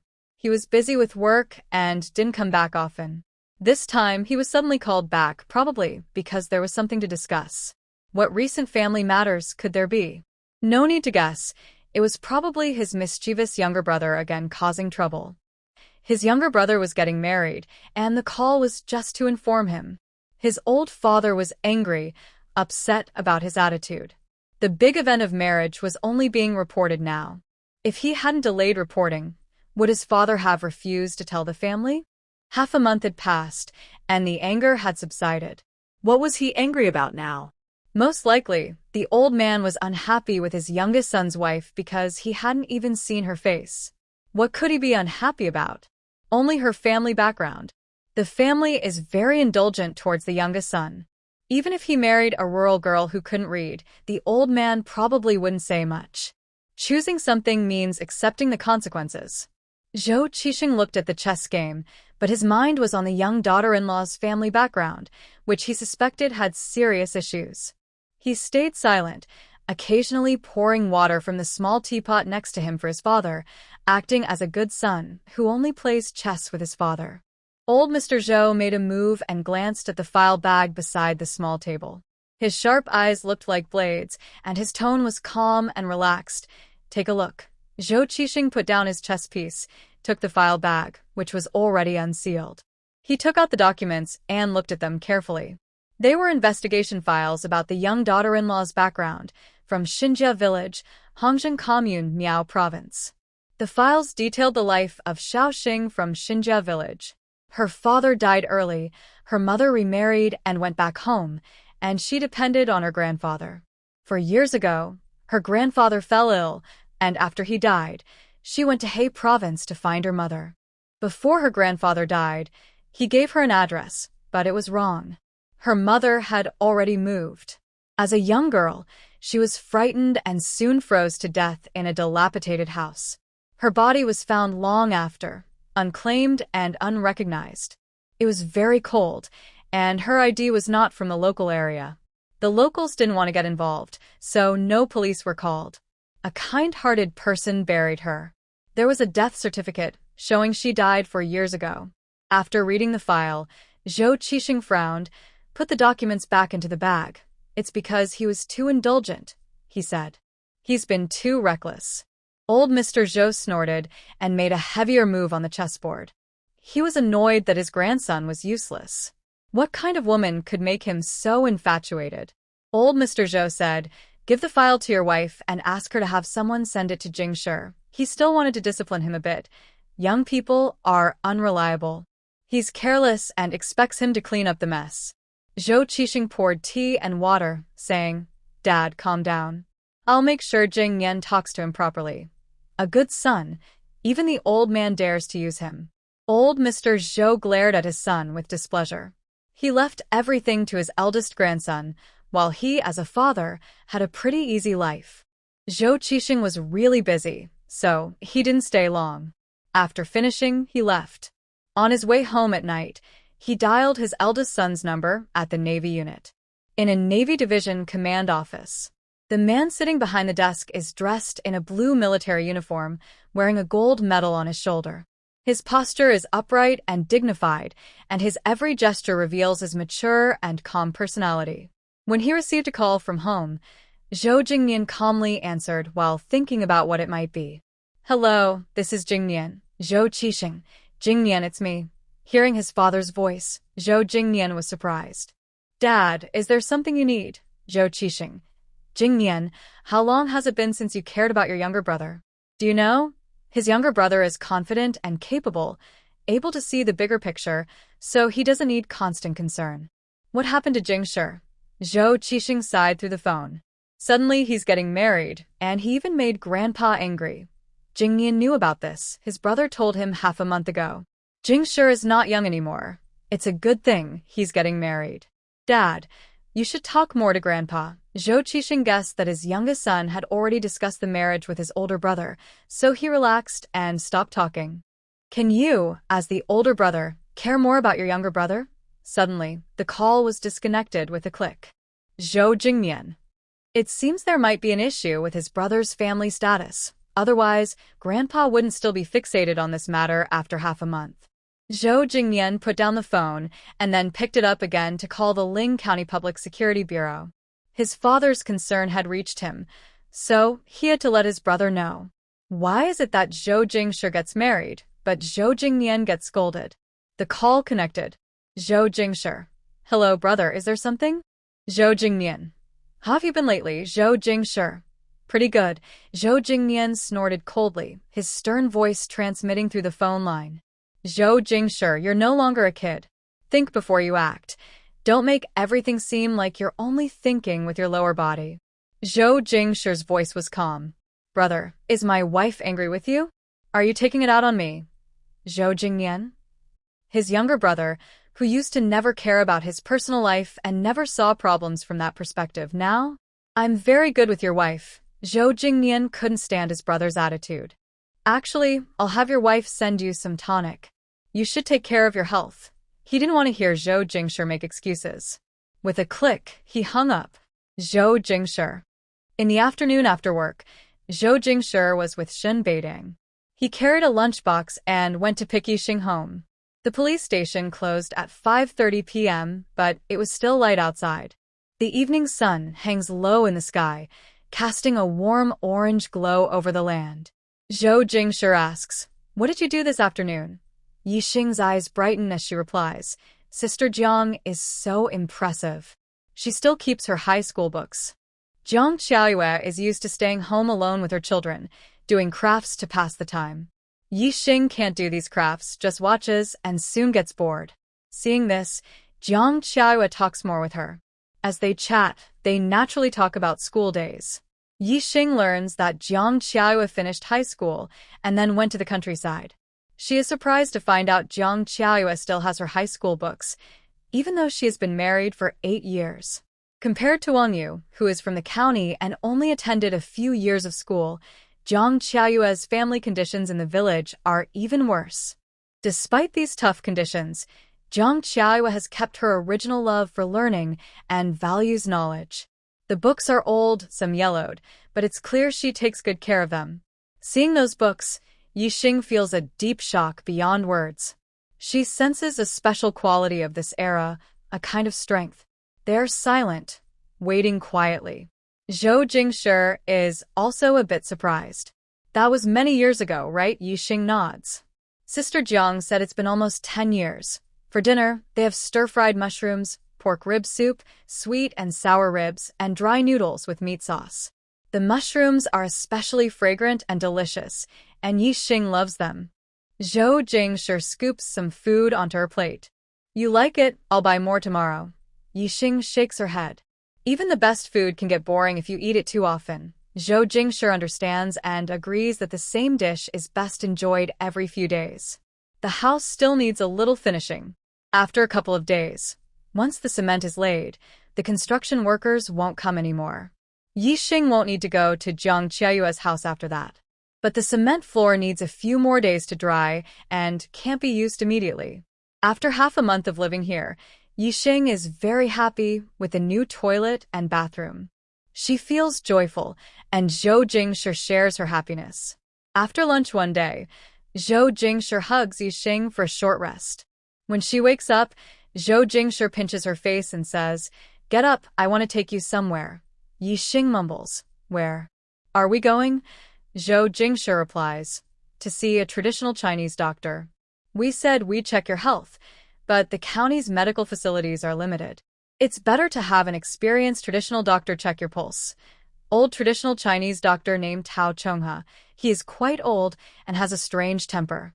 A few years ago, his situation was not good, so he took his family back to his hometown in Ling County. He no longer dares to treat patients publicly, and some of his old friends were sent away or criticized, which made his temper even more unpredictable. When Zhou Jingqi arrived in Ling County, he made sure to understand all the local people and relationships clearly. Old Tao knew who was in Ling County from the start, but he didn't need to see a doctor himself, so he didn't bother the old man. Now, Zhou Jingqi wanted Old Tao to check Yixing's pulse, and the day after Yixing received his certificate, he went to visit him. However, Old Tao chased him out with a big broom, accusing him of having bad intentions. Zhou Jingqi sincerely asked the old man for help, not taking the rejection to heart.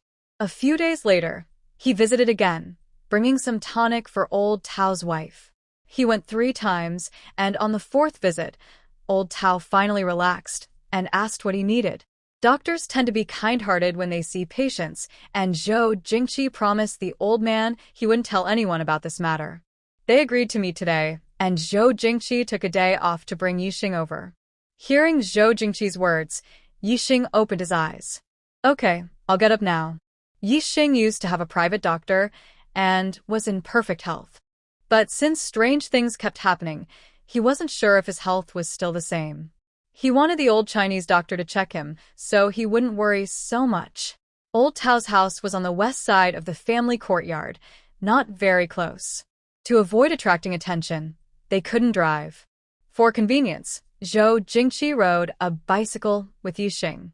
There was a cloth bag hanging on the front of the bike, sent by Zhou Jingqi's mother-in-law from Beijing, containing some tonic. Zhou Jingqi took some of it as a thank you gift for Old Tao. The back seat of the bicycle was covered with thick cotton cloth, and Zhou Jingqi repeatedly assured Yixing that it wouldn't be uncomfortable. Yixing sat at the back and felt much better than last time. The bike made several turns and finally stopped at a house. Zhou Jingqi knocked on the door. Soon, a kind-looking old lady opened the door. "Xiao Zhou, come in quickly," she said warmly. Old Tao's wife looked at Yixing behind Zhou Jingqi and said kindly, "Xiao Zhou, is this your wife? Such a good girl." Yixing liked the old lady at first sight. "Just call me Xiao Yi," he said politely. Old Tao's wife closed the courtyard gate and kindly told Yixing and Zhou Jingqi, "Come in and sit for a while. I'll go call the old man." The yard is neither big nor small, with houses on all 4 sides. Madame Tao led the 2 people into the living room, poured hot water for them, and then went to call someone from the west room. Seeing Tao Lao sitting inside, sorting herbs, Madame Tao hurriedly said, "What's wrong with you? If you don't want to see someone, just don't. Why call people to wait when they come?" She looked at Xiao Yi, who appeared bright and gentle, a polite and sensible child. "Why don't you let him take a look?" Tao Lao looked at his wife with some annoyance, thinking she was praising him too much. He didn't want to check the pulse at all. Couldn't he go to the county hospital? If not, then the city hospital. Why should he make an exception just because he's been refused for so many years? Few people even know he's here, and he wouldn't tell outsiders. It was because Zhou Jingshi checked him and threatened him, forcing him to see his wife. The more he thought about it, the angrier he became. If Zhou Jingshi hadn't been so persistent, he wouldn't have agreed to see anyone. He cared about his wife, who was old and suffering, and didn't want her to go through more pain. All his old friends who were exiled had either been separated from their families, or their wives couldn't bear it and passed away after a few years. In the end, he was just afraid of offending people seriously. He put down what he was holding and headed to the main house's living room. Madame Tao followed him. Zhou Jingshi saw Tao Lao approaching and stood up, saying, "Old Tao, I'm sorry to trouble you. No matter the result, this is a token of thanks." He placed a wrapped tonic on the table without asking if Tao Lao wanted it. Tao Lao kept his hands behind his back, didn't look at it, and walked straight to the main seat to sit down. Madame Tao, regardless of his attitude, kindly invited the 2 to sit. Zhou Jingshi spoke, "Old Tao, this is my wife, Yixing. She suddenly fainted half a month ago. We don't know the cause. Please take a look." Yixing smiled gently and said, "Hello, Old Tao." Tao Lao finally looked at Yixing, observing her carefully, then focused on her face. He thought, she looks healthy, with bright, smooth skin and a radiant complexion, not seeming ill at all. He put down his teacup and said, "You sit there. I will check your pulse first." Madame Tao smiled and said, "Xiao Yi, come sit with me. I'll go get some hot water." After Madame Tao left, Yixing sat beside Tao Lao, extending her left hand onto the table. Tao Lao began to check her pulse. To avoid disturbing him, no one spoke inside the room. At first, his brow relaxed, but soon it furrowed again. He spoke in a deep voice, switched to the other hand. Yixing dared not breathe loudly and quickly switched to his right hand. They examined him for a while and old Tao stopped first. Zhou Jingshi saw that old Tao was silent and asked, "Mr. Tao, what symptoms do you have? Please tell us openly." Old Tao's furrowed brows remained tight, never relaxing. "What's wrong? Your pulse isn't rapid or irregular. Rhythm is steady, calm, and strong. You're very healthy. You wouldn't be joking with me, would you?" Zhou Jingshi relaxed, glad there was no problem. "Old Tao, we are here sincerely to seek medical help. Suddenly fainting without reason. We want a skilled doctor to check us to feel at ease." Old Tao also looked puzzled. The pulse didn't seem like someone who could faint. Could it be that I haven't seen many patients lately and am out of practice? No, that's impossible. Stick out your tongue so I can see. Following old Tao's request, Yixing obediently stuck out his tongue, then was examined by old Tao, who lifted his eyelids. Old Tao thought deeply. Nothing wrong. If you're still worried, I can write a prescription. Take it casually. If you faint again, come back and see me. Zhou Jingshi and Yixing exchanged glances and said, "Please, sir, write a prescription. Do you have the herbs? We can pay for them and prepare the medicine according to your recipe." Old Tao stood up and went outside. "All right, wait here. I'll write the prescription." In the room to the west, old Tao quickly prepared the formula and gathered herbs himself. He packed 2 bags of medicine and handed them along with the prescription to his wife. "Take this out and give it to them. Let them leave quickly." Old Tao's wife looked at the prescription. Although she wasn't a doctor, she had followed old Tao all her life and understood a bit. She hesitated. "Is this okay?" Old Tao, impatient, said, "Of course it's fine. They seem newlyweds. I gave him a tonic for energy and blood to brew at home for his wife." "What's wrong with that?" "They're probably too bored and not sick, so they keep bothering me." Old Tao's wife rolled her eyes in annoyance and took the medicine and prescription outside. Old Tao added, "Don't forget to collect the money, no matter how much." His wife, hearing this, couldn't help but laugh bitterly and ignored him. When she handed the medicine and prescription to Zhou Jingshi, she softly spoke with Yixing. "Little Yi, take this home and have Xiao Zhou brew it for you to drink twice, just to ease your mind. If you feel unwell in the future, just come to us." Yixing gently replied, "Thank you, Grandma Tao. And thank you, Old Tao, for checking my pulse. My home is in the police station staff compound. If Grandma Tao needs anything, feel free to come find us." Mrs. Tao smiled and said, "You're such a good child. I accept your kind gift." Zhou Jingshi took out 2 large black $10 bills and handed them to Mrs. Tao, saying, "This is for medicine money. Please take it." Mrs. Tao hesitated to refuse, but Yixing took the money and quickly pressed it into her hand. "Grandma Tao, you must accept it. Otherwise, I won't feel comfortable coming next time." Mrs. Tao finally accepted it. After they walked away, Mrs. Tao withdrew her gaze, closed the door, and went back inside. "How much did you give?" Mrs. Tao asked as she organized the medicinal herbs, still thinking about the money Zhou Jingshi had given her. Mrs. Tao brought in the supplements prepared by Zhou Jingshi. He gave 20 yuan. This was brought over by Xiao Zhou. "I smell something that seems like prepared herbs through the packaging. Take a look. Wow, he's really generous. If I had known, I would have taken 2 more packs of medicine." While speaking, Mrs. Tao took the herbs from her husband, unwrapped the outer packaging, revealing 2 small ginseng plants that were over 10 years old. Mr. Tao handed them to his wife. "Perfect, keep them for making soup." Mrs. Tao hesitated. "Oh, maybe I should return these. They had already received so much money, and it wasn't a big deal to see a doctor." Mr. Tao, feeling disappointed, said, "What's there to return? He might not have children in the future, or he might not get sick anymore. He often uses my old tools, so just accept it. Make some soup, and we'll both benefit. Mrs. Tao thought about it and agreed. Since they knew he was there and had given a big gift, he would probably come again. Yi Xing was sure his health was fine and felt relieved. Sitting in the back of the car, as they passed the supply and marketing cooperative, Yi Xing patted Zhou Jingqi. I want to take a look at the supply store. Zhou Jingqi parked the car, locked it, and went inside with Yi Xing. Zhou Jingqi asked, "Do you remember the bicycle I wanted to buy for you? It should have arrived. Do you want to check it out again?" Yi Xing shook his head. "No, I can't ride it now. If I look at it, I won't be able to ride it." Zhou Jingqi nodded and said, "Okay, I'll come by tomorrow to pick it up and ride it home." Their home had everything they needed, so Yi Xing wandered around but didn't buy anything. He bought half a pound of the new peach cookies from the supply store and then went home with Zhou Jingqi. When they arrived, Zhou Jingqi took out the coal stove from the corner of the kitchen.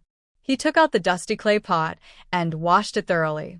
Yi Xing tore the peach cookies in half, ate one piece himself, and fed the other half to Zhou Jingqi. Yi Xing asked, "Is there anything I can help with?"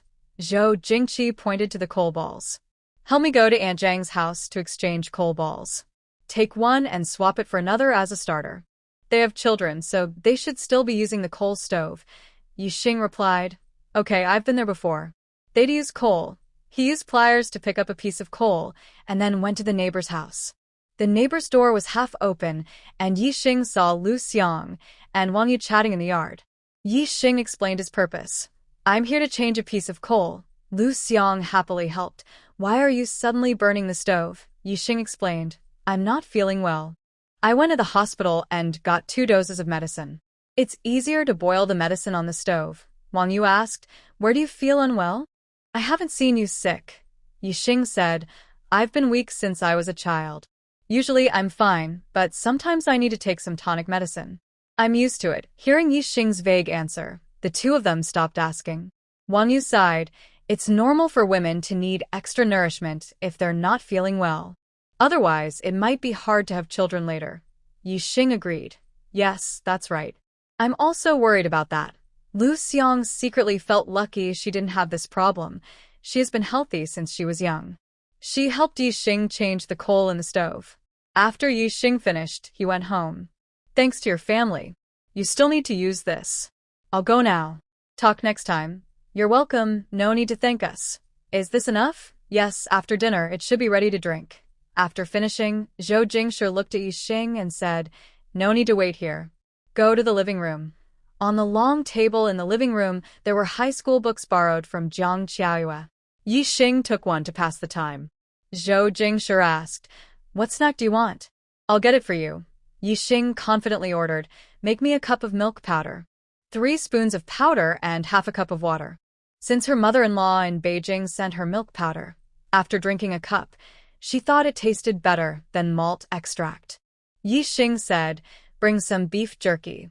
Without hesitation, she said her mother-in-law had improved their quality of life. The beef jerky, with a special sauce, was spicy and delicious. Zhou Jingshi first poured water and prepared the milk powder as Yi Xing requested. Then she went to the cabinet to get the beef jerky. "You can only eat 5 now, dinner is coming soon." Yi Xing said, 6. Zhou Jingshi agreed. "Okay." She placed the beef jerky on a plate and brought it to the table, within Yi Xing's reach. She took a copy of the local newspaper issued today and sat next to Yi Xing. Yi Xing couldn't help but say, "I feel so bored." In the first few days after arriving, she was worried and nervous. But after half a month, Zhou Jingshi truly gave her a sense of security. This made her feel that in her free time, she could also enjoy some leisure and even find life boring in a good way. "I really miss my old life. If it were her before, she would never spend time at this hour reading with a man. Maybe she is doing something else? Playing sports on the court? Relaxing in a hot spring at a vacation resort? Or enjoying a nice private massage and beauty treatment?" Zhou Jingji puts down the newspaper and says, "Want to go out for a walk? Then we can go eat." Yi Xing thinks about the situation in the county and declines. "Forget it. Let's just go straight to eat later." "I want noodles." Zhou Jingji nods. The state-run restaurant usually has noodles in the evening. While feeding Zhou Jingji some beef jerky, Yixing says, I asked Zhang's sister-in-law to bring her high school books. I plan to study at home. She needs to keep her mind busy so she won't keep dreaming about things that are impossible now.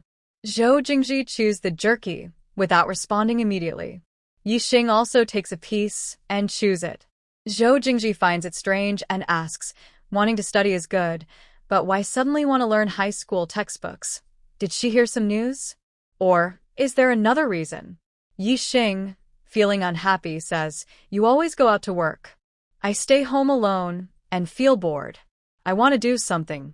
I never went to high school. Zhang's sister-in-law told me some things about her high school days, and I feel jealous. Just so, Zhang's sister-in-law has studied too. If I encounter something I don't understand, I can ask her. Having her around won't be boring. Zhou Jingji doesn't think this is a real reason for suddenly wanting to study. Studying is dull. It would only make her more bored.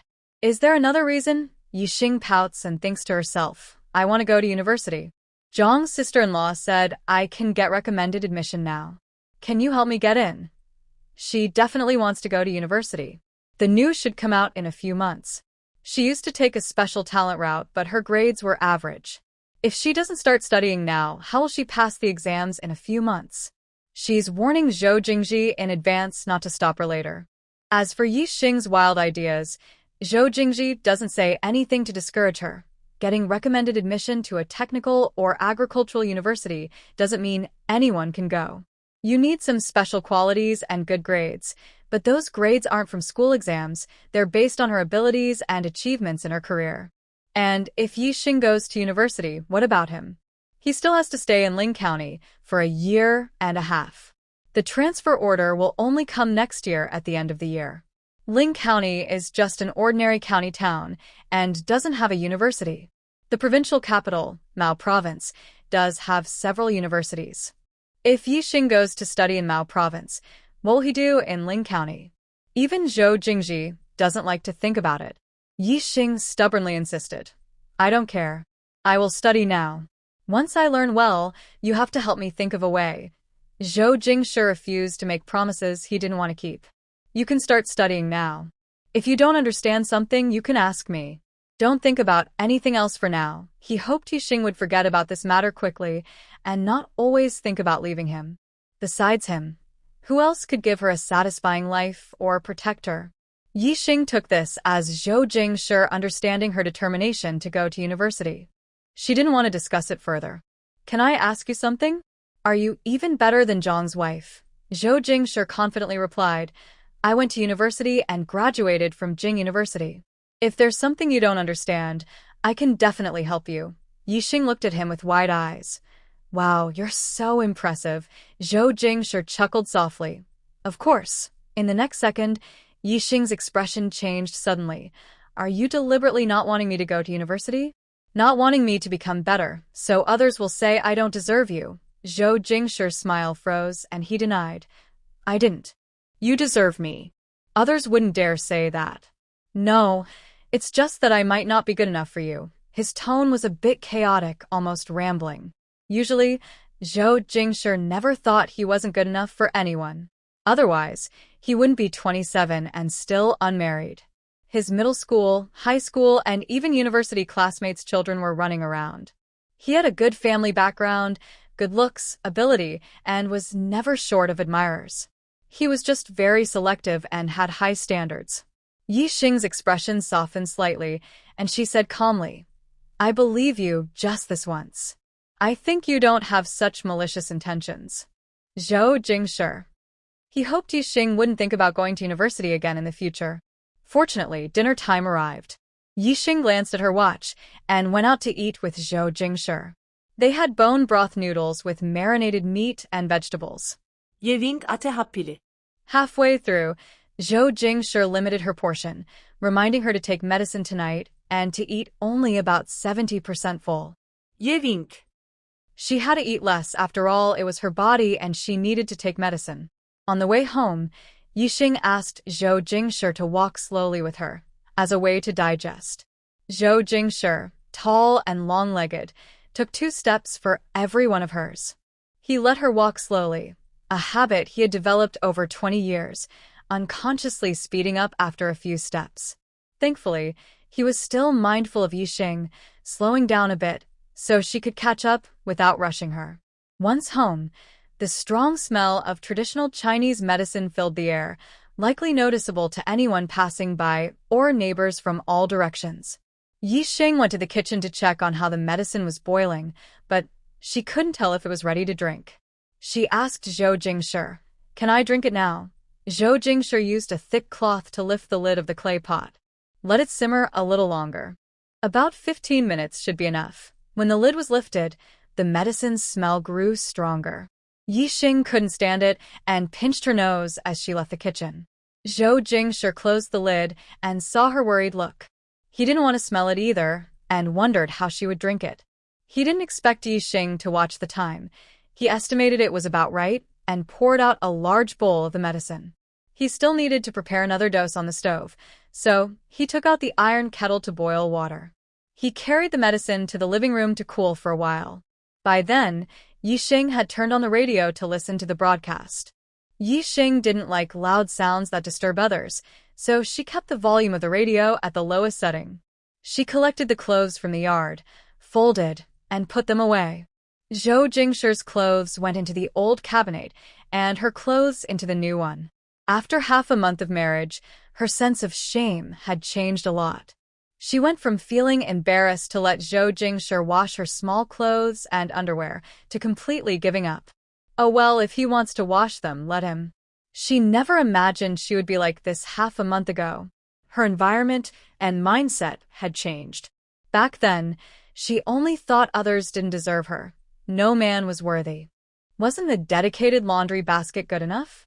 As the evening breeze blew, the medicine cooled quickly. Zhou Jingshi supervised. "You can drink now." Yixing decided that it's better to face the pain quickly. She took a sip first, making sure it wasn't hot. Then she drank it all in one go. Zhou Jingshi peeled a milk candy, waited for Yixing to swallow the medicine, and then fed it to her. Ugh. "It's so bitter," Yixing complained with the candy in her mouth. Zhou Jingshi could only comfort her. "It won't be bitter for long. Do you want some sugar water?" "I can make a cup," Yixing said. "No, I can't drink anymore." Zhou Jingshi changed the subject to distract her. "The hot water is ready. Why don't you go take a shower first?" Yixing nodded and went to get her clothes from the room. "Okay, do you want a shower in the west room?" Zhou Jingshi replied. "Yes, the ones in the yard need to wait a couple more days." When Yixing finished her shower, it was already dark outside. A dull fog surrounded the small yard. Yixing looked up at the sky and could still see the stars twinkling. "Zhou Jingshi, the stars are so beautiful tonight. Every night is beautiful. Tonight's the best." After so many days, it was the first time she noticed the starry sky. Zhou Jingshi quickly rinsed himself with Yixing's bathwater.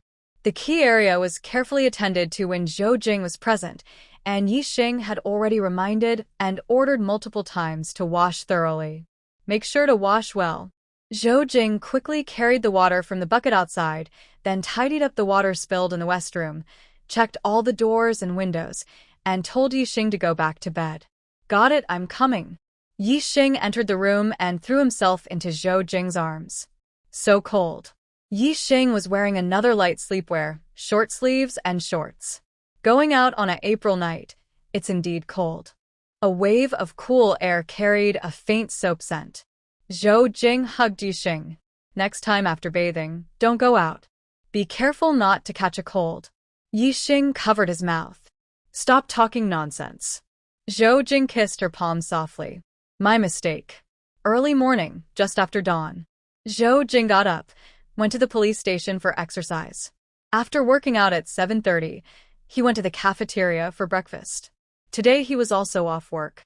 After eating, he rode his bike to Chunwei Alley near the county's bus station. Chunwei Alley looks no different from other alleys, but at the entrance, pedestrians hurried by, some with wary expressions. Zhou Jing skillfully knocked on a courtyard door. Soon a young man came out to open it. "Brother, sure you're here." Zhou Jing pushed his bike inside. The young man, Ching Chung, looked around outside the door, then closed it once he was sure no one was around. Zhou Jing asked in a serious tone, "Have there been any recent problems?" Cheng replied, no, not really. Things have been strict lately, no big issues. He then recounted recent events to Zhou Jing. Cheng rubbed his head. Brother sure, a batch of grain suddenly appeared in Daliu Bay and flowed here. Should we do anything? Zhou Jing asked. How much is there? Cheng reported the amount. Zhou Jing instructed. Buy it all. Don't worry about the rest for now. Find someone trustworthy to keep an eye on it. Don't let it be discovered. Zhou Jing doesn't often come here, but this visit was to check recent developments. He told Cheng what to watch out for, then prepared to leave. Where are the things I asked you to prepare? Cheng smiled. Brother sure, they're at the back. I'll go get them. There was a small compartment at the back of the house. Zhou Jing went over with him. After a while, he came out holding a small mesh bag. Cheng called out to Zhou Jing, Brother sure, don't rush off. Do you want to take some steamed dumplings my mom made this morning? Pork and chive filling. They smell so good.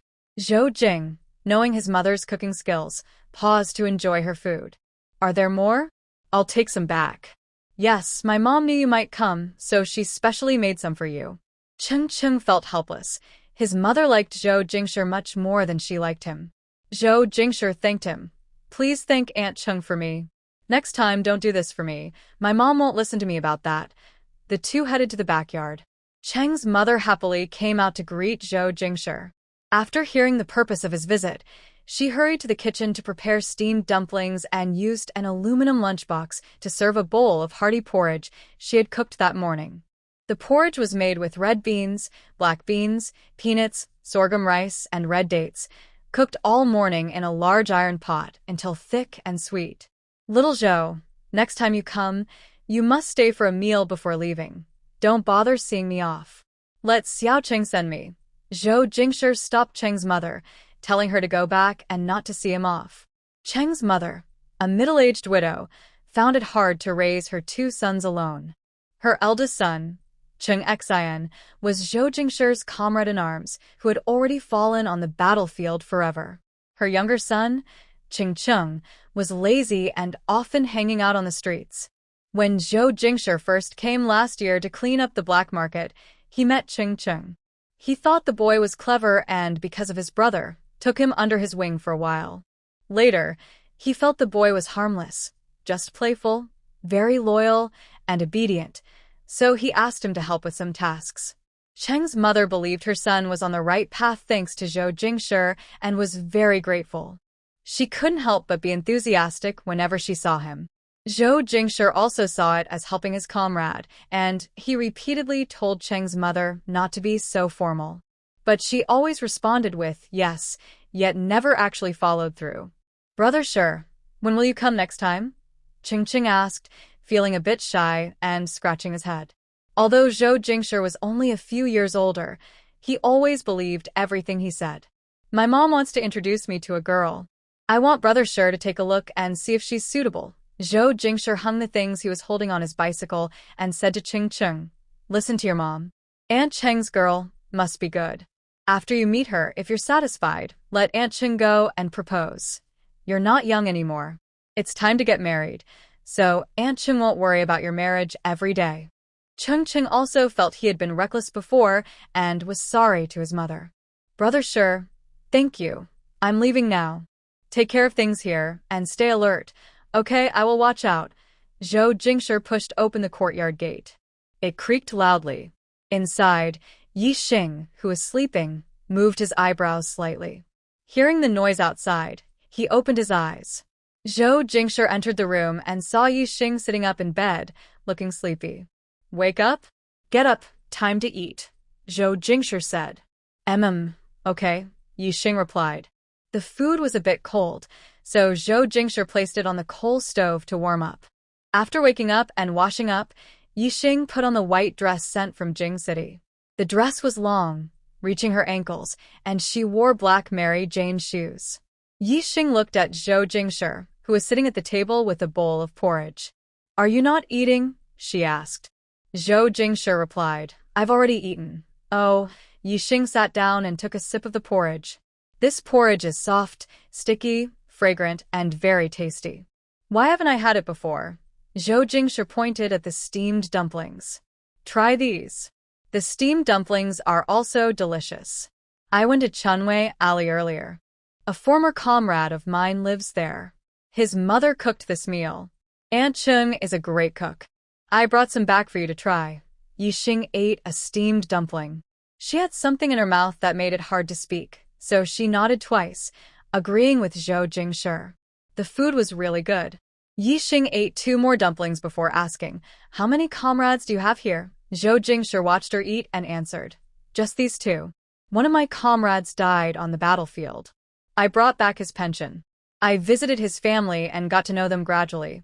Many people are in the army, and some might be from Ling County too." But Zhou Jingshi only knew that these 2 comrades' hometowns were nearby. Yixing said, "It's such a pity. His family must be very sad. Did you also go to the battlefield?" Zhou Jingshi nodded and said, "Yes, Bei Tang and I fought on the same battlefield. He died, but we survived. They died and they survived. It's so cruel to say it out loud. Because of this war, he retired, and Shen Bei Tang was promoted. A year later, Shen Bei Tang retired. Now, they're all in Ling County." Hearing this, Yixing felt heavy-hearted. She realized that wars also happened in this era. Many people lost their lives on the battlefield. She used to think that this era was just poor and that the war had ended, so people only fought to eat and stay warm. Now she knows it's not that simple. Someone is always risking their life and shedding blood, carrying heavy burdens. The conversation became too heavy, and Yixing couldn't eat any more after a few bites. Zhou Jingshi fed her a few more dumplings. When he saw she couldn't eat more, he finished the rest himself, as he still had a good appetite. Yesterday she went to bed early, so Zhou Jingshi left early this morning and just returned now. This caused a lot of chores at home to be unfinished: laundry, washing dishes, sweeping the floor. Yixing took the initiative to handle the last 2 tasks, letting Zhou Jingshi go to the yard to wash clothes. The bowls used for breakfast were just 2, and they washed quickly. After finishing, Yixing grabbed a broom to sweep the floor, deliberately turning to pass by Zhou Jingshi's side, pretending to be passing by casually. "Zhou Jingshi, you don't need to scrub my clothes so hard. They might get deformed," she said. Zhou Jingshi looked at her and said helplessly, "I'll be more careful. If they get deformed, you can buy new ones." Yixing's tone shifted seriously. "Thank you for your hard work, Comrade Zhou." Zhou Jingshi thought she was too playful and couldn't resist her. The man sat on a small stool, his stern features softened by a slight smile. His deep eyes were full of gentleness, and his upturned lips matched his relaxed, lazy smile. "Comrade Yi, go sweep the floor quickly." Yixing pressed her fingers to her temples, giving an informal military salute, "Yes, leader," and turned to go inside to sweep. Zhou Jingshi watched Yixing walk with a steady, straight step, secretly chuckling behind her. After sweeping the floor, Yixing came out to help Zhou Jingshi fold some clothes. She asked, "What are we doing today?" Zhou Jingshi glanced at the weather. "Bright, clear sky, no clouds. I'll teach you to ride a bicycle. I'll go buy one from the supply and marketing cooperative later." Yixing said, "Okay, I'll wait for you at home. I saw strawberries in the cabinet earlier. Did you buy them this morning?" "Yes, remember to eat them. Don't keep them too long," Zhou Jingshi replied. Yixing stepped forward and hugged Zhou Jingshi. "You're so nice." Zhou Jingshi looked at the closed gate of the yard, then hugged Yixing. "As long as you like it." The lady's bicycle was similar to the one in Zhou Jingshi's yard, except it was shorter and lacked the middle bar. Yixing washed a plate of strawberries. They weren't as big as modern strawberries, but they were very red and sweet. There weren't many, and Yixing estimated that the remaining ones would be enough for a plate. But since they were too familiar, she couldn't leave them out, so she kept them for tomorrow. Yixing circled the bicycle once, thinking she needed to learn how to ride. She placed the plate in Zhou Jingshi's hand and said, "Wait for me. I'll change my clothes," because her dress was inconvenient for riding. "Okay, no rush." Zhou Jingshi followed her into the house. "Why are you coming in?" "Nothing." "Then go out." Yixing pushed Zhou Jingshi outside. What a flirt. Zhou Jingshi took a strawberry from the plate and put it in her mouth, facing the door. Unfortunately, She didn't go inside. Yixing changed into a shirt and pants, then came out and saw Zhou Jingshi eating strawberries. How is it? Sweet? Zhou Jingshi looked at her. Yes, very sweet. She pinched a strawberry from the plate and fed it to her. Let's go ride, Yixing said. Where should we practice? Zhou Jingshi went to push the bike. Just outside the door. Yixing hesitated, worried about falling and embarrassing himself if someone saw. Will we block others' way? The road is wide, so we won't block anyone, and there are only 5 households inside, Zhou Jingshi said on purpose when he saw Yixing's hesitation. Are you not wanting to learn anymore? Yixing denied. No, I do want to learn. Then she frowned, worried, and asked, Will I fall? Zhou Jingshi assured her. No, I will hold you from behind and won't let go. Okay, you said so. If I fall, I will cry. Zhou Jingshi seriously said, I won't let you cry. After hearing Zhou Jingqi's repeated promises, Yixing felt reassured and started to learn how to ride. At the door was a dirt road, often walked on by people, and the ground was quite firm. Yixing placed one foot on the pedal and the other on the ground. Zhou Jingqi held the back seat with one hand and the handlebar with the other, saying to Yixing, Hold the handlebar with your hands, not me. Look straight ahead and ride forward.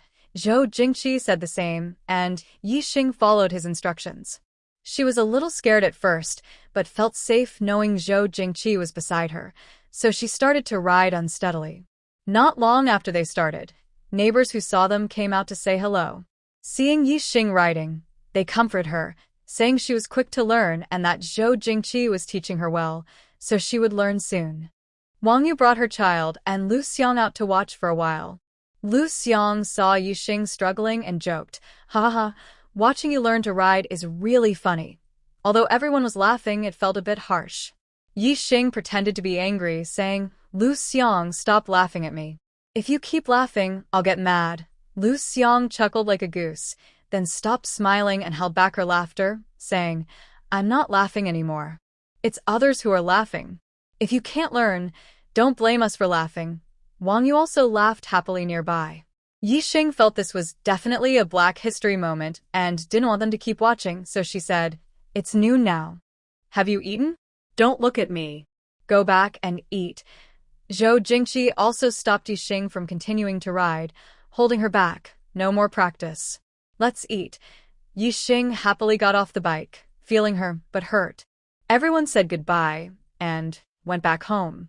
Yixing asked, What are we eating? Zhou Jingqi asked her opinion. I'll buy some vegetables and cook for you. Great. Let's go shopping together. Should we go to the supply and marketing cooperative? Zhou Jingqi thought for a moment. No, we should go to the Southern Farmers Market. Linqian Supply and Marketing Cooperative sells daily necessities, snacks, and pastries, but for pork, lamb, and vegetables, you need to go to the county's farmers market. The South Street Market is a public-private partnership where vegetables, meat, oil, and salt are sold together. People from the county come here to buy groceries. Yixing ate dinner late and isn't hungry now. Zhou Jingshi rode her bike behind him, and they went to the South Street Market. They bought oil, soy sauce, and salt, but since they already had those at home, they didn't buy more. It's noon, and there aren't many good vegetables left, so they bought celery and mushrooms. They went to the slaughter area and bought 2 jin, about 1 kilogram, of pork. All the other meat was gone. The chickens and ducks from the morning had been sold out. Since there wasn't much left, and with so many people in the county, it was understandable. They also bought some chili peppers, green onions, ginger, and garlic. After browsing around, they bought another 2 jin of eggs. After buying everything, they headed home. They had rice and flour at home, so they didn't need to go to the grain station. Back home, they started cooking together. They took out a piece of cured meat sent by their grandmother and stir-fried it with chili peppers. The 2 jin of pork was pork belly. They cut half to stir-fry with the celery. They steamed a big pot of white rice because Yixing said he wanted to eat fried rice for dinner. Finally, Zhou Jingshi made an egg soup. It took them over an hour to prepare 2 dishes and a soup. By the time they sat down to eat, it was already past 1 p.m. Yixing gave Zhou Jingshi a slice of cured sausage. Try it. Is it tasty when you cook it yourself? Eat some too, Zhou Jingshi said, giving Yixing a piece of pork belly with a good mix of fat and lean meat. The meat was sliced thin and cooked until shiny and oily. Yixing took a bite and thought it was surprisingly good. His expectations for Zhou Jingshi's cooking had been very low. Delicious. Je wink prijs generously. You have a real talent for cooking. Zhou Jingshi was happy to hear that and served Yixing another dish. Try the cured sausage. Wow, this sausage is really well preserved. You cooked it very well too, Yixing praised happily. I'm glad you like it. After you finish, I'll ask my mom to send some more. Is that okay? He wondered if it was a bit inappropriate. Zhou Jingshi said, It's fine. My mom doesn't mind. Usually, she sends cured meat to me and my siblings. Yixing thought she hadn't asked about Zhou Jingshi's family members before. She only knew that her parents were alive and she had siblings, but she didn't know much else. Since Zhou Jingshi never brought it up, she didn't ask. Yixing saw this as a good chance and tentatively asked, Do you have many siblings? I am an only child. Actually, Zhou Jingshi did have an older brother, but now she was a little lonely, the only one left in her family. Zhou Jingshi believes that Yixing's Dudong Xinwen his family situation shows that he is opening up to him, which makes him feel happy. He responds cautiously, Yes, I have many siblings. There are 7 children in my family up to my generation. I am the 4th. The 2 younger sisters are not married yet, but the others are married. My father is the oldest in our generation. I have an aunt, then my 3rd uncle, and my younger uncle. My 3rd uncle died early in a war. My grandfather was so affected by this that he fell ill. Our family rarely mentions him. My grandfather is still alive, but my grandmother passed away when I was young. Yixing listens carefully. Did your 3rd uncle have children? Yes, he did. My 3rd brother is named Zhou Jingyan. The eldest brother is Zhou Jingnian and the 2nd sister is Zhou Jingniao. They are my full siblings. My younger uncle has a son and 2 daughters. Jing Chuan got married last year, and Jing Shan is engaged and might get married at the end of this year. Jing He is still in high school, Zhou Jingshi explains. Yixing sighs, Your family is really large and lively. Zhou Jingshi agrees, Yes, lots of people very lively. I haven't even mentioned the next generation. My eldest brother has 2 sons and a daughter. My sister has a son and a daughter. My 3rd brother has a son and a daughter. Jing Chuan just got married not long ago, but there's no news about the others. Yixing is stunned by how many people there are. After dinner, they rest inside the house for a while. Yixing wants to take a nap, but Zhou Jingshi usually doesn't nap. He stays with Yixing, lying on the bed. Yixing rests her head on his arm, lying in his embrace. She tries to fall asleep, but can't. She looks up at Zhou Jingshi, who is watching her with open eyes. Yixing sighs. I can't sleep. I can't sleep either, he says, but he really doesn't want to sleep. Zhou Jingshi turns over and looks down at her. Don't, I want to rest for a bit. Please go out. Yixing pushes him on his chest. Zhou Jingshi holds his hand on her chest, pretending not to hear her. He leans down and kisses her lips, not giving her a chance to refuse. This ruins her plan to practice driving in the afternoon. She doesn't want to move anymore. She gets up only for dinner. They eat early, around 5 p.m., when it's still bright outside. Zhou Jingshi lounges on the bed, messing around, until Yixing chases him out to cook. They make mushroom stir-fry with meat, scrambled eggs, and a soup with cured meat. The stove in the kitchen is still simmering medicine. Yixing's face is pale and slightly red, and she glares at Zhou Jingshi while eating. Her eyes are bright and charming, making Zhou Jingshi feel a jolt through his whole body, numb and tingling. Zhou Jingshi nervously scoops a spoonful of soup for Yixing. Be good, have a sip of hot soup first. Yixing finds Zhou Jing's teasing words a bit embarrassing. Don't call me that. Okay, baby. Yixing almost spits out the soup she just drank. Can you be normal? It's fine to call her on the bed, but hearing it after she gets up feels so awkward. She can't stand it. All right. Zhou Jing agrees to follow her lead. During the day, the sky is clear with white clouds, but at night, the weather changes. Cold wind blows fiercely, thunder and lightning fill the sky, and soon heavy rain begins. Quickly, she gathers her clothes and pushes her bicycle into the storage room. After taking her medicine and a quick wash, she goes to bed to sleep. The rain crashes loudly, then stops, then crashes again, falling intermittently all night. The next morning, Zhou Jing gets up to find a light drizzle still falling. The sky, usually faintly bright at dawn, is now completely dark. The yard is muddy from the rain. He puts on rain boots, opens a large black umbrella, and heads to the police station. Gradually, the rain stops. Everyone gets up to make breakfast and go to work, and the sky begins to brighten. Yi Xing gets up at 8 a.m. She went to bed early last night and has gradually gotten used to this routine. Early to bed and early to rise is good for health. Yi Xing turns on the newly broadcast program, finishes her morning grooming, then does a few simple yoga stretches in her room to relax her body and mind. There's water accumulated in the yard, so she steps into the mud once.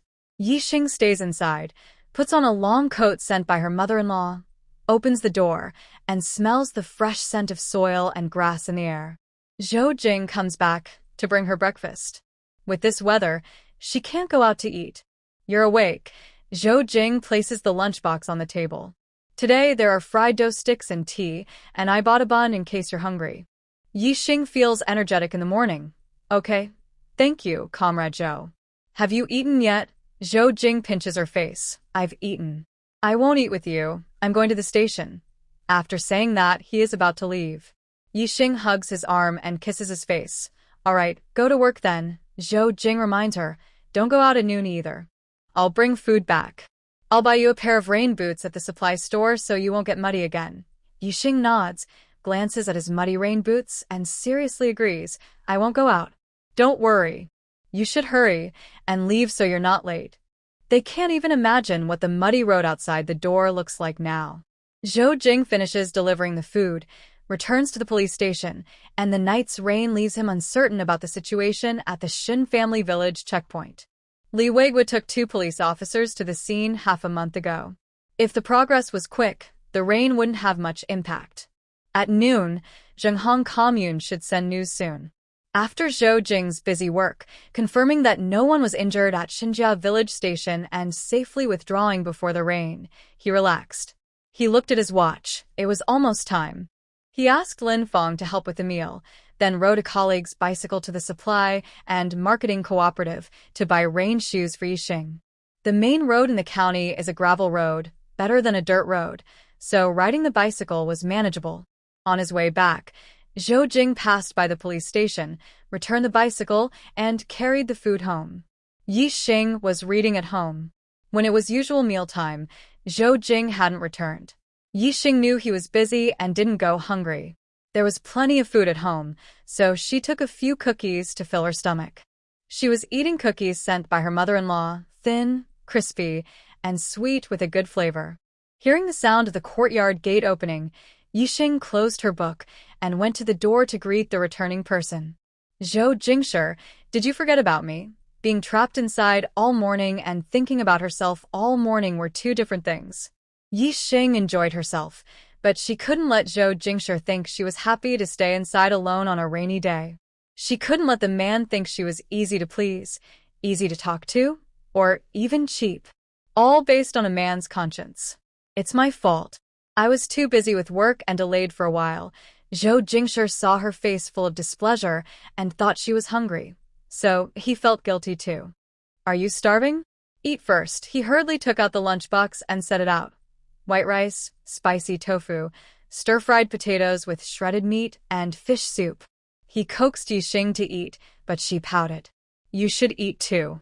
You've been busy and must be tired.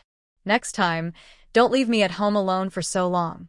She also helped Zhou Jingshi pick a piece of tofu. Seeing Yi Xing knowing he cared about him, Zhou Jingshi felt all his fatigue from the morning disappear. He also felt sorry that Yi Xing was hungry for so long, so he scooped many dishes into her bowl. Eat more. Yi Xing obediently lowered her head to eat. Out of the corner of her eye, she saw the red rubber shoes Zhou Jingshi placed by the door after coming in. Are these the rain shoes you bought for me? She asked. Zhou Jingshi nodded. Yes, you might get bored staying inside this afternoon, so you can go out for a walk or visit someone next door. Yixing was touched. Despite being busy, he hadn't forgotten what he told her this morning. Zhou Jingshi, let's eat quickly. Later, I want to reward you. Zhou Jing's lips slightly curved upward, feeling a bit excited but worried that Yixing might notice. He relaxed his expression and said casually, "What's the reward?" Yixing smiled mysteriously. "You'll find out soon." They ate faster without realizing it. It was already 1:30. Yixing looked at his watch. Almost time for Zhou Jing to start work in the afternoon. Yixing pulled Zhou Jing to sit on a stool. "It's almost time for you to go to work. Why not stay on the bed?" At first, Zhou Jing obediently followed Yixing's actions, but hearing that, he wasn't very happy and tried to stand up to go to his room. Yixing held him back. "Don't move.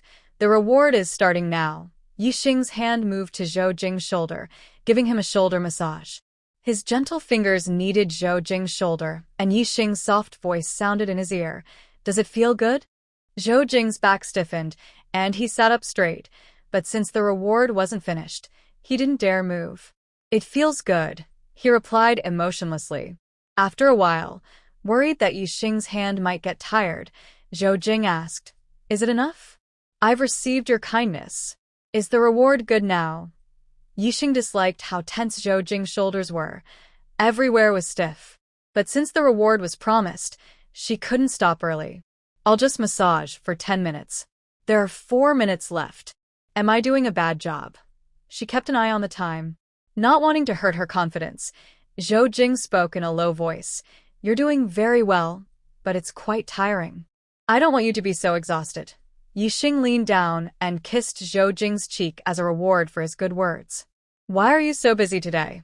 "It's raining." "Nothing big, but small problems keep happening," Zhou Jing summarized simply. While they talked, the 10 minutes passed quickly, no extra second. Zhou Jing took Yixing's hand and pulled her into his arms, gently rubbing her hand. "Your hand must be sore, right?" Yixing snuggled in his arms and complained, "It's because your shoulders are too stiff. I can't knead them properly." Zhou Jing thought she was praising him and smiled, leaning in to kiss her. He whispered teasingly in her ear, making Yixing blush and hit his chest playfully. After playing around for a while, Zhou Jing and Yixing headed to the bureau. After Zhou Jing left, Yixing put on her rain boots, carried her bag, packed books and snacks, and went to visit Jiang Qiaoyue at the family apartment. It had been several days since she last visited Jiang Qiaoyue. Jiang Qiaoyue was busy taking care of her 2-year-old child, unable to go anywhere, completely tied down by the little one. "Jiang's sister-in-law, I'm here to bother you again." Yixing saw Jiang Qiaoyue and happily waved her hand with a big smile.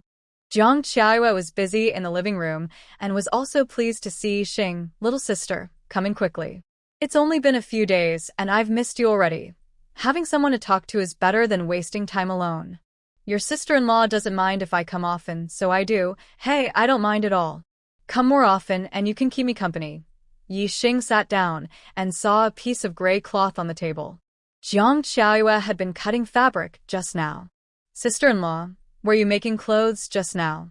Jiang Qiaoyue was about to pour Yixing some water, but Yixing stopped her, saying she wasn't thirsty.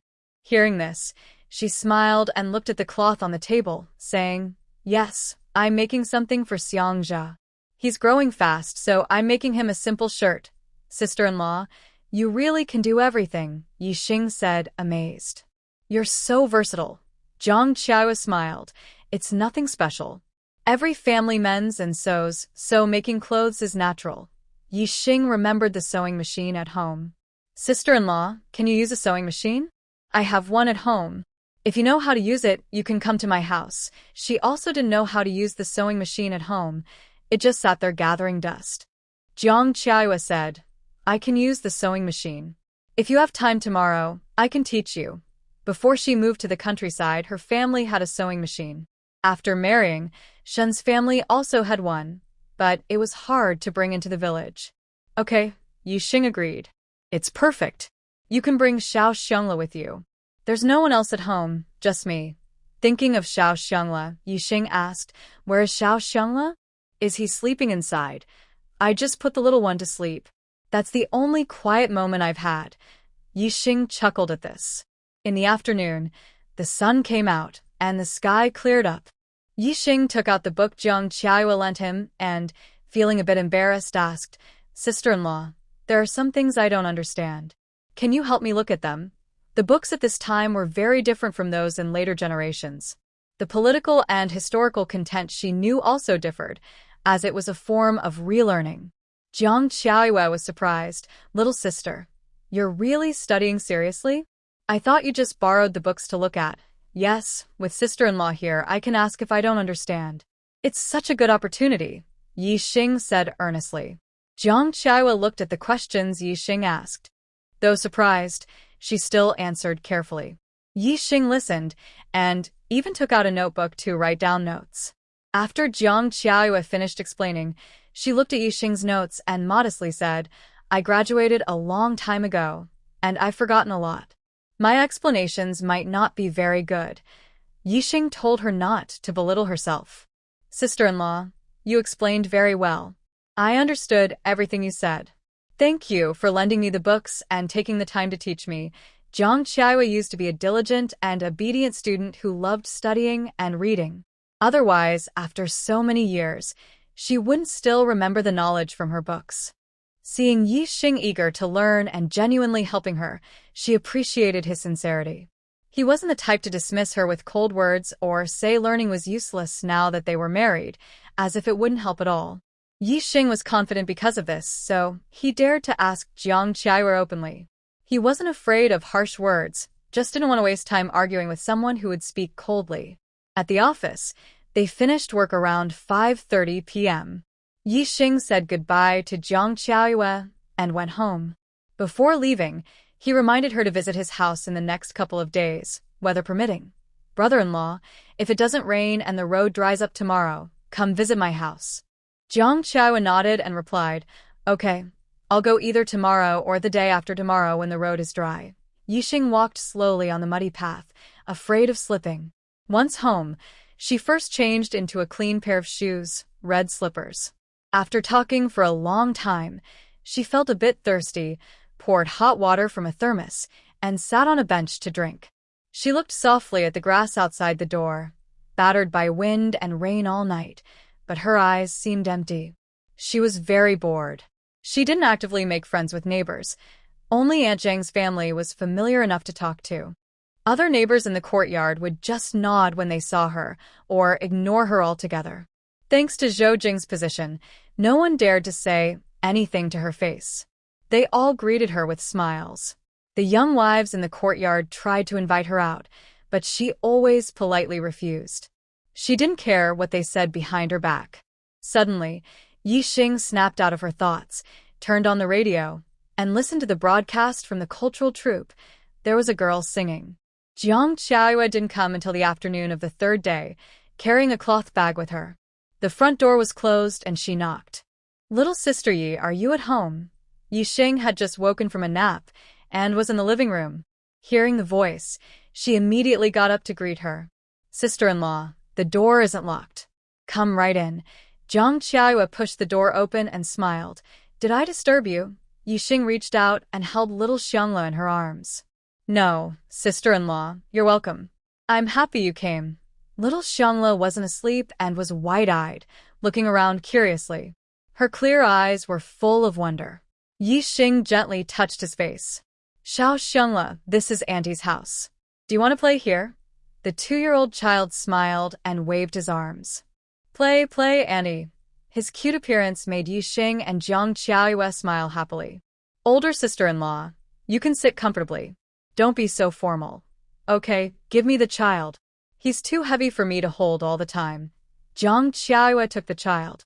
"Older sister-in-law, Xiao Xiangla is really strong. You've done a good job raising him." Yixing didn't continue to hold the child because he was quite heavy. Since there was no children's chair at home, they put the child down to play but worried he might bump into something. Yixing looked at the west room, went over, and moved the things from the bed there. "Older sister-in-law, let's come into this room. I'll hold Xiao Xiangla on the bed to play, so it's easier than holding him all the time." The bed wasn't very dusty. She had been bathing in this room for the past 2 weeks, and her clothes and belongings were often on the bed. Yixing took some cream biscuits, date cakes, and chocolates from the wardrobe and placed them on the bedside table. Xiao Xiangla could eat them too. Yixing thought it wasn't good to leave the child alone on the bed without watching, so he said, "Older sister-in-law, help me move the sewing machine into the room and place it beside the bed. You can teach me how to use it, and it won't interfere with watching Xiao Xiangla." Jiang Qiayue put Xiao Xiangla on the bed and helped Yixing move the sewing machine. She told Xiao Xiangla, "Be good and play on the bed. Don't come down." Xiao Xiangla responded with an, "Oh, oh," and reached to open Jiang Qiayue's bag, taking out his toys. A small whistle made of willow branches, a straw doll, and a tiny dragonfly. He took out all the toys, and also some rice snack sticks. Holding toys in one hand and snacks in the other, he quietly lay on the bed. After setting up the sewing machine, Yixing saw that Xiao Xiangla wasn't crying or making trouble, so he gave him a piece of chocolate. "Good boy, Xiao Xiangla." Jiang Qiayue took out some fabric, including a half-finished dress she made. Today, she planned to use the sewing machine, so the dress should be finished soon. She knew her son wouldn't cry or fuss if he had food and toys, so she didn't worry about him. "Little sister, come watch me use it. After you see how it's done, you can try it yourself." Yixing put the chocolate into Xiao Xiangla's hand. "Be good and hold it." Then he sat next to Jiang Qiayue and watched her actions. At first, the process looked simple, but once he tried, he felt clumsy. With Jiang Qiayue guiding him, Yixing struggled through using the sewing machine. They took turns teaching and learning, chatting happily, and time flew by quickly. When Yixing finished learning about the leaves, he handed the sewing machine to Jiang Qiayue so she could finish the clothes. Xiao Xiangla was tired from playing and fell asleep in the middle of being comforted by Jiang Qiayue. Now he was still sleeping, and both of them spoke softly. Jiang Qiayue finished the clothes, and the afternoon passed quickly with sewing and stitching. She tidied up the clothes and her son's toys, then carried her sleeping son out with a smile. "Young lady, I'll head home first." "Sorry for bothering you today," Yixing said as he saw her to the small courtyard gate. "Older sister-in-law, you're too polite. Don't say you're bothering me. If I keep coming to your house, how can I feel good about it? Older sister-in-law, I won't keep you today. If you need to use the sewing machine in the future, just come over. Think of it as a thank you for teaching me how to use the sewing machine. Don't be shy." Jiang Qiayue smiled and agreed. She didn't make Yixing stay longer and went home with her child. Yixing watched Jiang Qiayue walk away, then closed the courtyard gate and went back to his room. He simply put the stool back in place, put the unfinished pastries in the living room, and folded the clothes from the yard.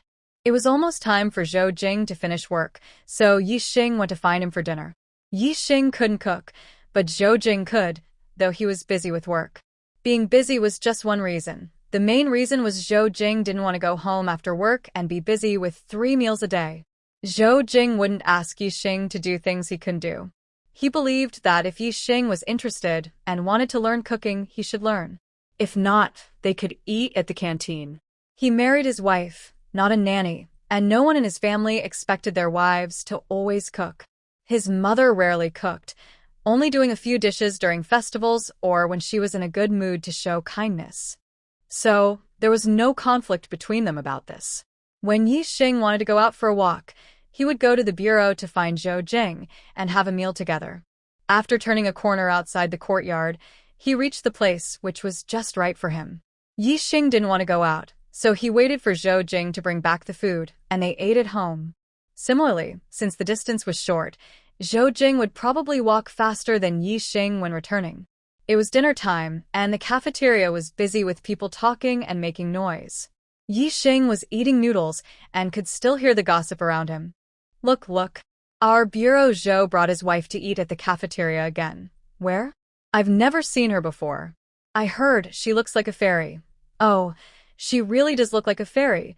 2 middle-aged women gossiping glanced quickly and hurried off to get their meals. Good dishes are hard to come by if you don't go early. Lin Huixin listened to the chatter in her ears, feeling annoyed.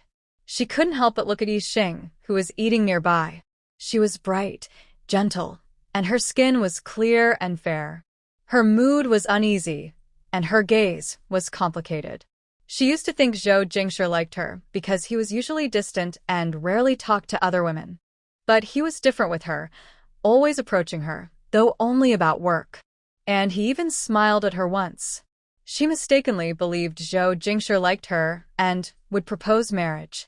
She had already decided that if he ever expressed his feelings, she would say yes. But she was surprised to find out Zhou Jingshi was engaged since childhood and married so quickly. Thinking of this, Lin Huixin felt ashamed and angry at herself for having false hopes. She is 23 years old now. Because she has high standards and is picky about men, she hasn't married yet. All the girls her age in the big courtyard are already married. More people are asking for her hand, but the quality is getting worse. Her father is deputy director of the bureau, and she works in the finance department, earning a salary. Why shouldn't she be proud and confident? Thinking about the blind date she had seen a few days ago, she felt sick. His family isn't as good as hers, his salary isn't high, and he's embarrassed to marry her just to stay home and take care of the kids, even giving her job to his younger brother. He looks so average, but still thinks highly of himself. The more she thought about it, the angrier she got. She bit down hard on her bread roll. Bah, fools dreaming of swan meat. Yi Xing ignored the stares around her. Every time she came to eat, someone would secretly glance at her. At first, she would look back, and some would smile at her, while others pretended not to see her, looking at the sky or the ground. Now, Yi Xing was too lazy to look back. She learned from Zhou Jingshi, who remained calm and composed, unaffected by others' gazes. Zhou Jingshi lowered his eyes, watching Yi Xing's beautiful eyes flicker. Her cheeks moved as she pouted her lips, probably plotting something cute. He gently picked meat for her, wanting her to eat more. She was small, with some flesh on her chest and hips, but other parts were very slim. Yi Xing looked up and nodded her chin at him twice, signaling she could eat herself and didn't need him to serve her. Are you working overtime today? Yi Xing asked Zhou Jingshi after finishing her meal. No, I'm not. I'll go home with you. Great. On the way home, the environment was different from the cafeteria. Talking loudly could be heard clearly by those sitting nearby. Yi Xing walked beside Zhou Jingshi, sharing her afternoon study results. I asked Sister Jiang to teach me how to use the sewing machine today.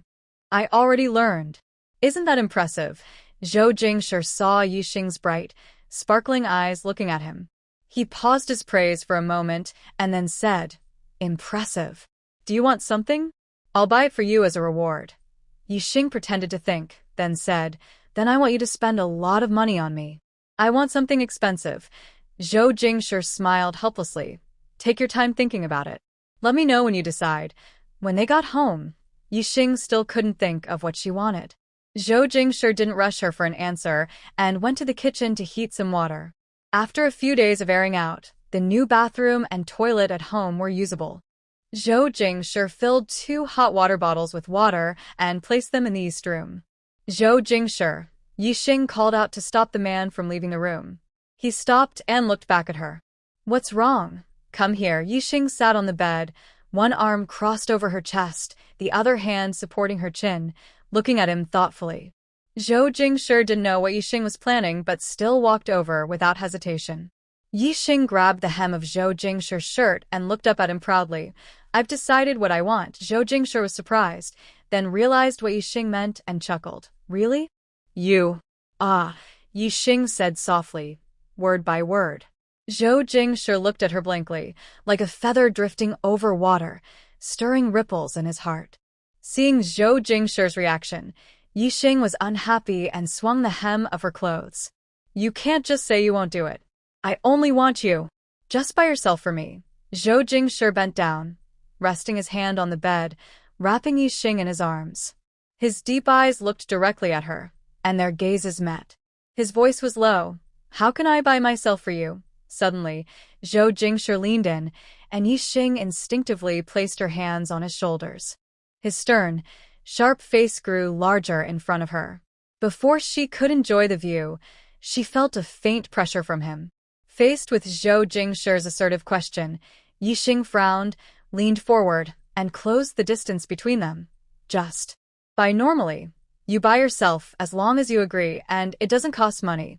They were so close that Yixing's lips moved as she spoke, almost about to kiss him. Hearing her words, Zhou Jingshi sneered inwardly. He didn't need to spend money. When did he become so cheap? Her face remained expressionless, her tone cold as she asked, "What if I refuse myself?" She wanted to suppress Yixing's temper and not let him be too presumptuous. He dared to ask for everything, even directly asking for what he wanted. Yixing's eyes reddened. He silently cursed Zhou Jingshi for being clueless and too serious. He loosened his hand from her shoulder, tears in his eyes threatening to fall or not. "You don't keep your promises. If you go out, I don't want to see you today." His voice trembled, as if he was very wronged.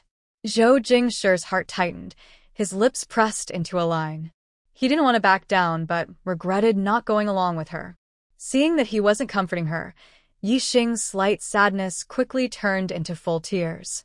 She pushed Zhou Jingshi's arm that was around her, wanting to hide in the quilt and cry loudly. Zhou Jingshi's chest felt tight. He held his breath, eyes full of turmoil, quickly hugging Yixing to comfort her, trying to wipe her tears. But Yixing pushed his hand away. He lowered his head and softly apologized. "Sorry, it's my fault." But she didn't want to hear that. She pushed him again but couldn't move him, voice choked with anger. Ugh, ugh, ugh. Zhou Jingshi felt heartache. He sat on the bed and held Yixing in his arms, leaning close to her eyes and speaking seriously. "Yixing, I will be yours from now on. I promise myself." His bottom line kept lowering, and his unwillingness was replaced by regret. Yixing cried painfully, but Zhou Jingshi pressed her arm and held her tightly in his arms. What's the point of saying these now? She looked so ugly crying. He reached out again to wipe her tears, and Yixing silently allowed him. She tried to calm her emotions. Zhou Jingshi was willing to lower himself to comfort her, so she had to hold back all her grievances. They needed to give each other a way out. This was not a place where she could act spoiled and be reckless, without consequences. Seeing Yixing stop crying, Zhou Jingshi's tense body relaxed. He wanted to kiss her tearful eyes, but she slightly turned her head to avoid his kiss. Yixing's face was streaked with tears, her cheeks, eyes, nose, and lips red and beautiful. Her eyes, like a clear morning after rain, looked at Zhou Jingshi with a faint mist, clearly saying, "Don't kiss me." Zhou Jingshi's heart skipped a beat. He kissed her earlobes hair and softly said in a husky voice, "It's my fault." After crying so much, Yixing didn't want to speak at all. Faced with Yixing's resistance, Zhou Jing's heart was full of feelings he couldn't express. Yixing looked down, her thick eyelashes long and curled, fluttering gently like wings in the air. Zhou Jing no longer acted bravely as he usually did. He paused silently, then softly said, "I'll go boil some water. You can take a shower later." Yixing got up from him and sat on the bed. "Go ahead," she replied with a sob in her voice. Zhou Jing didn't stop her. He stood up, went to the living room, poured hot water into a cup for her, and placed it on the bedside table. He also held a towel, handed it to her, and said, "Wipe your face." The towel was soaked in warm water and wrung out. Yixing pressed it to her face, feeling the warm, damp sensation that suited her skin perfectly. She sighed comfortably, her eyes warm with emotion, almost crying again. The atmosphere between them was a bit strange. When Zhou Jing asked questions, Yixing answered, but as they spent more time together, Zhou Jing became more cautious.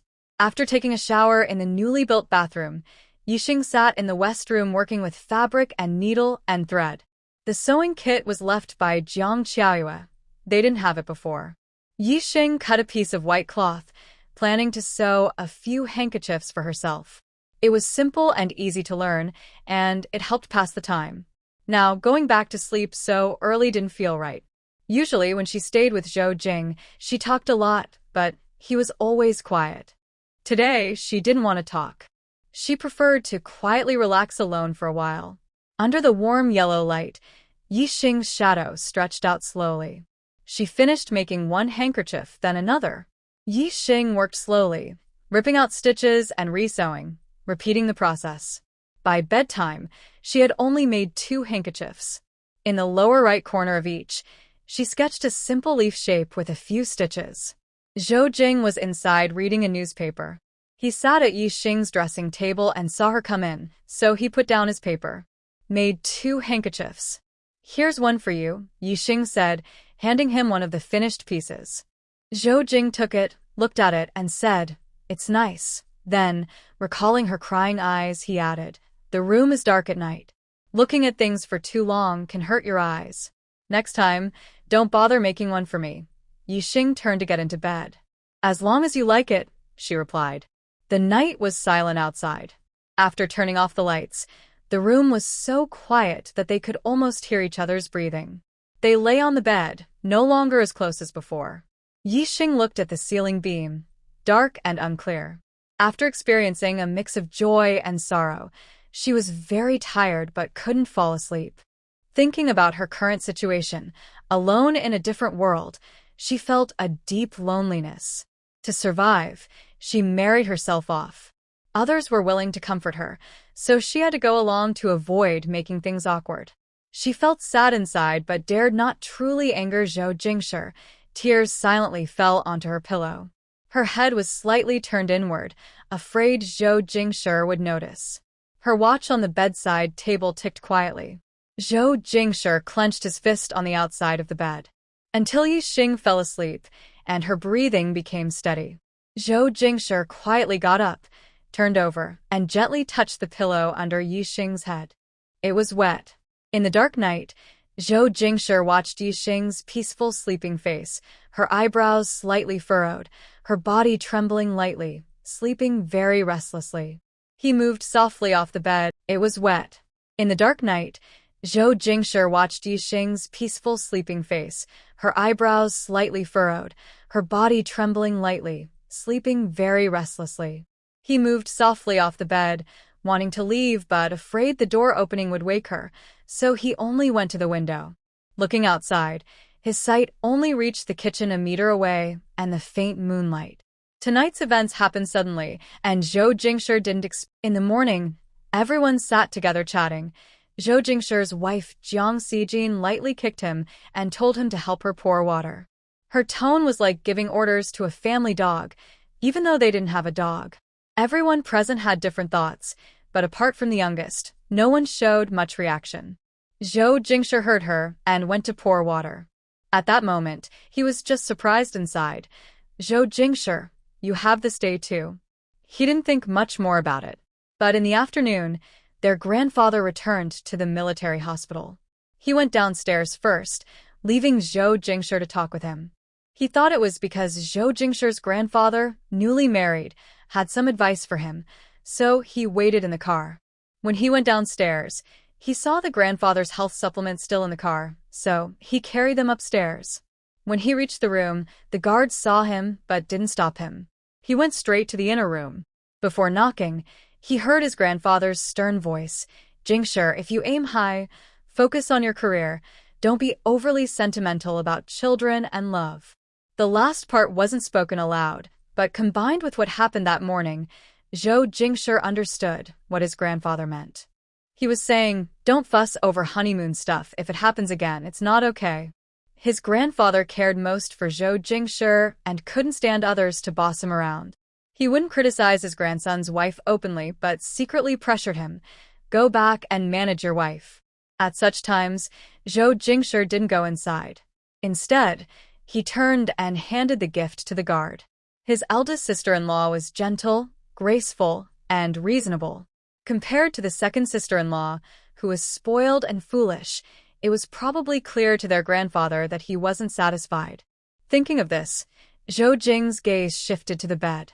The person there couldn't tolerate even the slightest bit of grievance, and perhaps her grandfather would be even less pleased. Marriage, responsibility, duty, and Yi Xing gathered in his mind, making Zhou Jing restless all night. In the middle of the night, Yi Xing was half asleep, haunted by a nightmare. She felt like she was on the edge of a cliff, suddenly falling down. Her right hand instinctively reached to her side, but she found nothing. She suddenly woke up, making a small startled sound in her throat. Zhou Jing heard the noise and hurried to the bedside. He anxiously held Yixing in his arms, gently patting her back. Baby, it's okay. I'm here. Holding Yixing in his embrace, she finally came out of her nightmare. Her eyes, which had been struggling to open during the dream, gradually opened smoothly. Yixing reached out and wrapped her arms around Zhou Jing's waist, burying her upper body in his embrace. She had no energy to think about why Zhou Jing wasn't sleeping on the bed. Her anxiety, discomfort, headache, and the vivid feeling of falling from the cliff exhausted her. Familiar scents surrounded her nose, body, and surroundings, easing her discomfort. She lifted her head and kissed Zhou Jing's throat. Zhou Jing lowered his head in response. The candle on the table was lit, and under the dim candlelight, shadows flickered in circles. Zhou Jing slipped out from under the quilt and whispered temptingly to Yixing, "Is that okay?" Yixing raised her hands to hug his neck, and Zhou Jing's body leaned down. Today, Zhou Jing unusually didn't do his morning exercises. He woke up almost at 8 o'clock. Yixing was still sleeping in his arms. Zhou Jing slowly moved Yixing onto the bed and got up to get dressed. After washing up, he went to the bureau. He guessed Yixing would sleep late, so he left a note on the table in the living room. Get up and eat some of the cakes in the cabinet. I'll come back early at noon. Yixing woke up after more than 10 o'clock. She paused for a moment, then pressed her face against her arm. Hungry, she had no time to feel embarrassed about her fussing yesterday. She quickly washed up and poured a cup of hot water to drink. The hot water eased her stomach discomfort, and only then did she feel ready to face her past self. The brilliance accumulated by generations of her family had forever faded away. Now, she was full of flaws and only had her looks. Crying, pretending to be cute, and seeking affection were ways she tried to soothe her inner anxiety and fear. Without the support of her family, she realized everything was just an illusion. She had become the weakest version of herself, whom she despised the most. What should she do now? Yixing looked at her reflection in the cup, blurry and unclear. When she tilted the glass, the blurry reflection disappeared. She studied jewelry design and knew a lot about different gemstones. Influenced by her family, she was surrounded by art from a young age. She had many gemstone collections. Most of her jewelry designs were given to family and friends, or kept for herself. Besides participating in jewelry design events and exhibitions, she never showed her work to others or sold it. Now her skills seemed useless. The changing times left her with nowhere to use her talents. After finishing her water, Yixing made her plans for the future. First, she would study and read. She was determined to take the college entrance exam this year, which had just been announced, and she would definitely pass. She had several months more preparation time than others. In terms of love, Zhou Jingshi might be her best choice before graduation. Maybe they would spend their lives together someday. Yixing chuckled at her own self-deprecating thought. She felt she was not qualified to choose a man now. Compared to Zhang's wife, she was less talented and kind. Compared to working women, she lacked workability. Compared to Wang Yu and Lu Xiang, she couldn't match their dedication to family. Her beauty was her advantage, unmatched by others. Zhou Jingshi married her, helped her settle down, and provided her a stable life. Her beauty also played a role. Their marriage certificate was a promise to him and a comfort to her. Life was full of hardships, but she took each step forward. Yixing and Zhou Jingshi seemed to return to their old way of interacting. Yixing smiled and acted naturally, smiling when she should, joking when she wanted. Zhou Jingshi understood that a barrier had always existed between them, shifting from invisible to faintly noticeable. Yixing didn't want to tell him about her past. What was more interesting was that he couldn't find out. Yixing didn't want to have children with him. They were married and husband and wife, but she didn't trust him. A few days passed, and Yixing ignored his sincere confession of love. At noon, after work, Zhou Jingshi and Yixing ate together in the cafeteria. Go to my office first. The things sent from Beijing and by my older brother have arrived, Zhou Jingshi said. Don't rush home yet, he added. Yixing was surprised. From Beijing? Weren't they sent just half a month ago? I just got married. My mother, Mrs. Jiang, might be missing me more, so she sent more things. It shouldn't be like this in the future, Zhou Jingshi explained. Oh, your older brother also sent something? Are you guys close? Yi Xing asked. Yeah, my older brother is very responsible and watches over me closely, Zhou Jingshi replied. When he was young, he often had bad ideas and didn't get along with Zhou Jingshi, so his brother was strict with him. Yi Xing thought about different worlds. Her older brother was very protective of her. Should we prepare something to send back? Yi Xing felt it wasn't good to just take others' things. Yes, send some. I asked someone from the countryside to get some local specialties to mail back. Zhou Jingshi usually didn't send packages, but he changed his mind. Now that he's married and settled, he can't act like before. Seeing Zhou Jingshi's idea, Yi Xing didn't ask much. Then, since we have extra, we can also eat some. At the office, there were 2 packages, one big and one small. The small one wasn't very small, but compared to the big one, it looked smaller. How do we move this? Yi Xing tried to lift the small package. She used a lot of effort, but only managed to lift it slightly. It's too heavy for me to carry. Zhou Jingshi smiled and said, You don't need to. I'll carry one back first. I'll bring the small one this afternoon. Last time, Lin Fong helped carry one of the packages to the door. This is the best we can do. Yi Xing pretended to be a bit disappointed. Zhou Jingshi stepped forward and pinched her cheek, saying, Don't be silly. You'll see what's inside when I bring it back this afternoon. Don't forget, okay? Zhou Jingshi carried the items on his back and went downstairs with Yi Xing to go home. When they arrived home, Yi Xing opened the door, poured hot water for Zhou Jingshi, and waited for him to put down the packages. She then handed him the water and kindly massaged his arm. Yi Xing sweetly said, You worked hard. You're amazing. You carried such heavy things all at once. Zhou Jingshi took a sip of water. After letting Yi Xing gently squeeze his arm a couple of times, he pulled her into his arms and sat down. He stroked her hair and said, There should be hair dye inside. Do you want to open it and see? Yi Xing was reminded and suddenly remembered. She happily kissed Zhou Jingshi's face. She stood up and went to the west room to get scissors to open the box. The first thing she took out were 2 pairs of leather shoes and several pairs of socks, followed by summer clothes for both of them. Yi Xing's main goal was the hair dye. She didn't look at the others carefully, but found the hair dye first. Wow, I can finally dye my hair black again, Yi Xing said happily, holding the hair dye. Tomorrow is the weekend. How about I help you dye it? Zhou Jingshi asked. Great, I leave this important task to you, Yi Xing agreed happily. After putting the hair dye aside, she finally had time to look at the other things. She took out a sealed file from the package and was surprised. Why is there a folder? Is it sent just for you? Zhou Jingshi roughly guessed what it was and reached out to take it. It should be a document sent by my grandfather, he said. He asked Yi Xing quietly, Do you want to see it? It's probably not important. Zhou Jingshi never told Yi Xing whose identity he was using when he borrowed things. If Yi Xing wanted to see it, he didn't mind showing her without her knowing. Yi Xing thought it was probably not an important document. In this era, mail could get lost, and important things wouldn't be sent so casually. If you don't want to see it, just give it back to me. Yi Xing refused without much thought, not feeling curious. Zhou Jingshi placed the document bag on the table and smiled when he heard her. Indeed, there's nothing interesting to see. The bag contained clothes, shoes, and socks on top, separated by a layer of oil paper. Inside were meats, dried beef, pork jerky, sausages, and marinated pork. Yi Xing took a piece of pork jerky and ate it, then fed Zhou Jingshi a piece.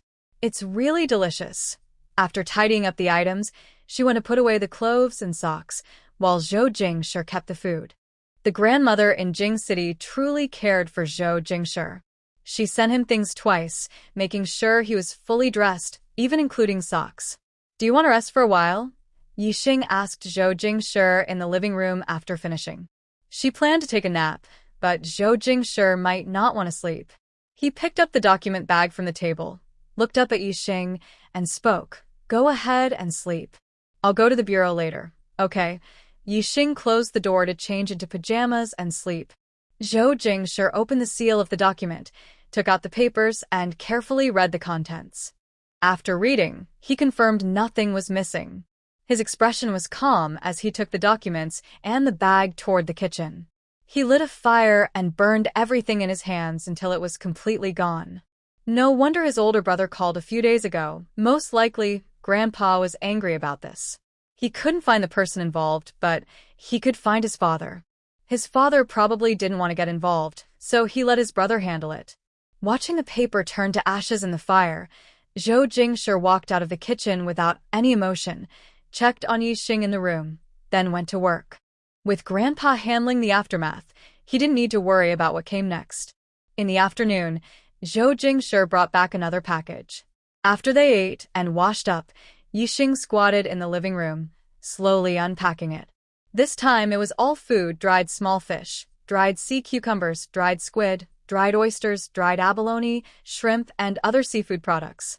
Seeing so many seafood products, Yixing was curious. "Is your brother at sea?" she asked, interested in all the good stuff inside. During this time, food was scarce, and these were high-quality supplements. Zhou Jingshi carefully placed the dried goods that Yixing brought out into the cabinet in the west room, as the living room was already full. "Yes, he's in the Navy over in the southern province.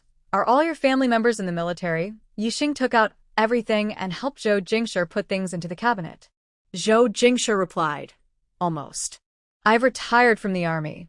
My older sister is in the cultural troop, and my youngest sister probably won't join the military in the future. The others are all in the armed forces." "Which branch did you serve in before?" Yixing asked. "I think the Air Force is really cool." Zhou Jingshi. No wonder he's disliked Zhou Jian since childhood. Zhou Jingshi said, "I was in the army before." Yixing smiled flatteringly. "The army is also cool, very cool." After they finished putting things away, the couple went back to the room to lie on the bed and chat casually. Yixing reached out her hand to Zhou Jingshi's stomach, feeling his abs under his clothes, hard and nice to touch. Moving upward, she saw his six-pack abs, not missing a single one. "Have you always had these?" Yixing pinched his abs firmly, reminding Zhou Jingshi what she was asking about. Zhou Jingshi pressed her small hand through his clothes, telling her to stop touching and not to pinch randomly. "Yes, ever since I joined the army, they've never disappeared. It's because I keep exercising." Zhou Jingshi didn't think it was a big deal. Many people in the army have this. Yixing pushed away Zhou Jingshi's hand, deciding not to let him pinch anymore. She just wanted to touch. She admired Zhou Jingshi's physique. Broad shoulders, narrow waist, well-defined muscles, different from what she used to see. The feeling was also better than others. Don't misunderstand.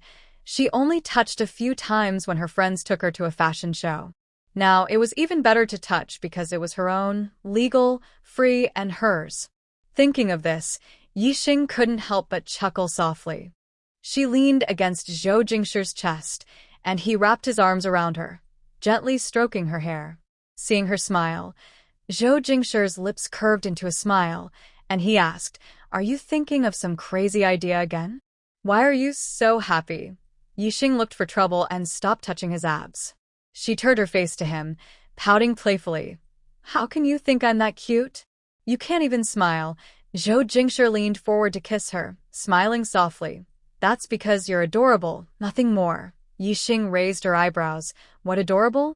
"I'm an invincibly gentle and bright little fairy.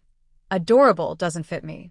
To her, adorable was just an average word, a compliment for someone without any special traits. When unsure what to say about an ordinary person, people might call them adorable.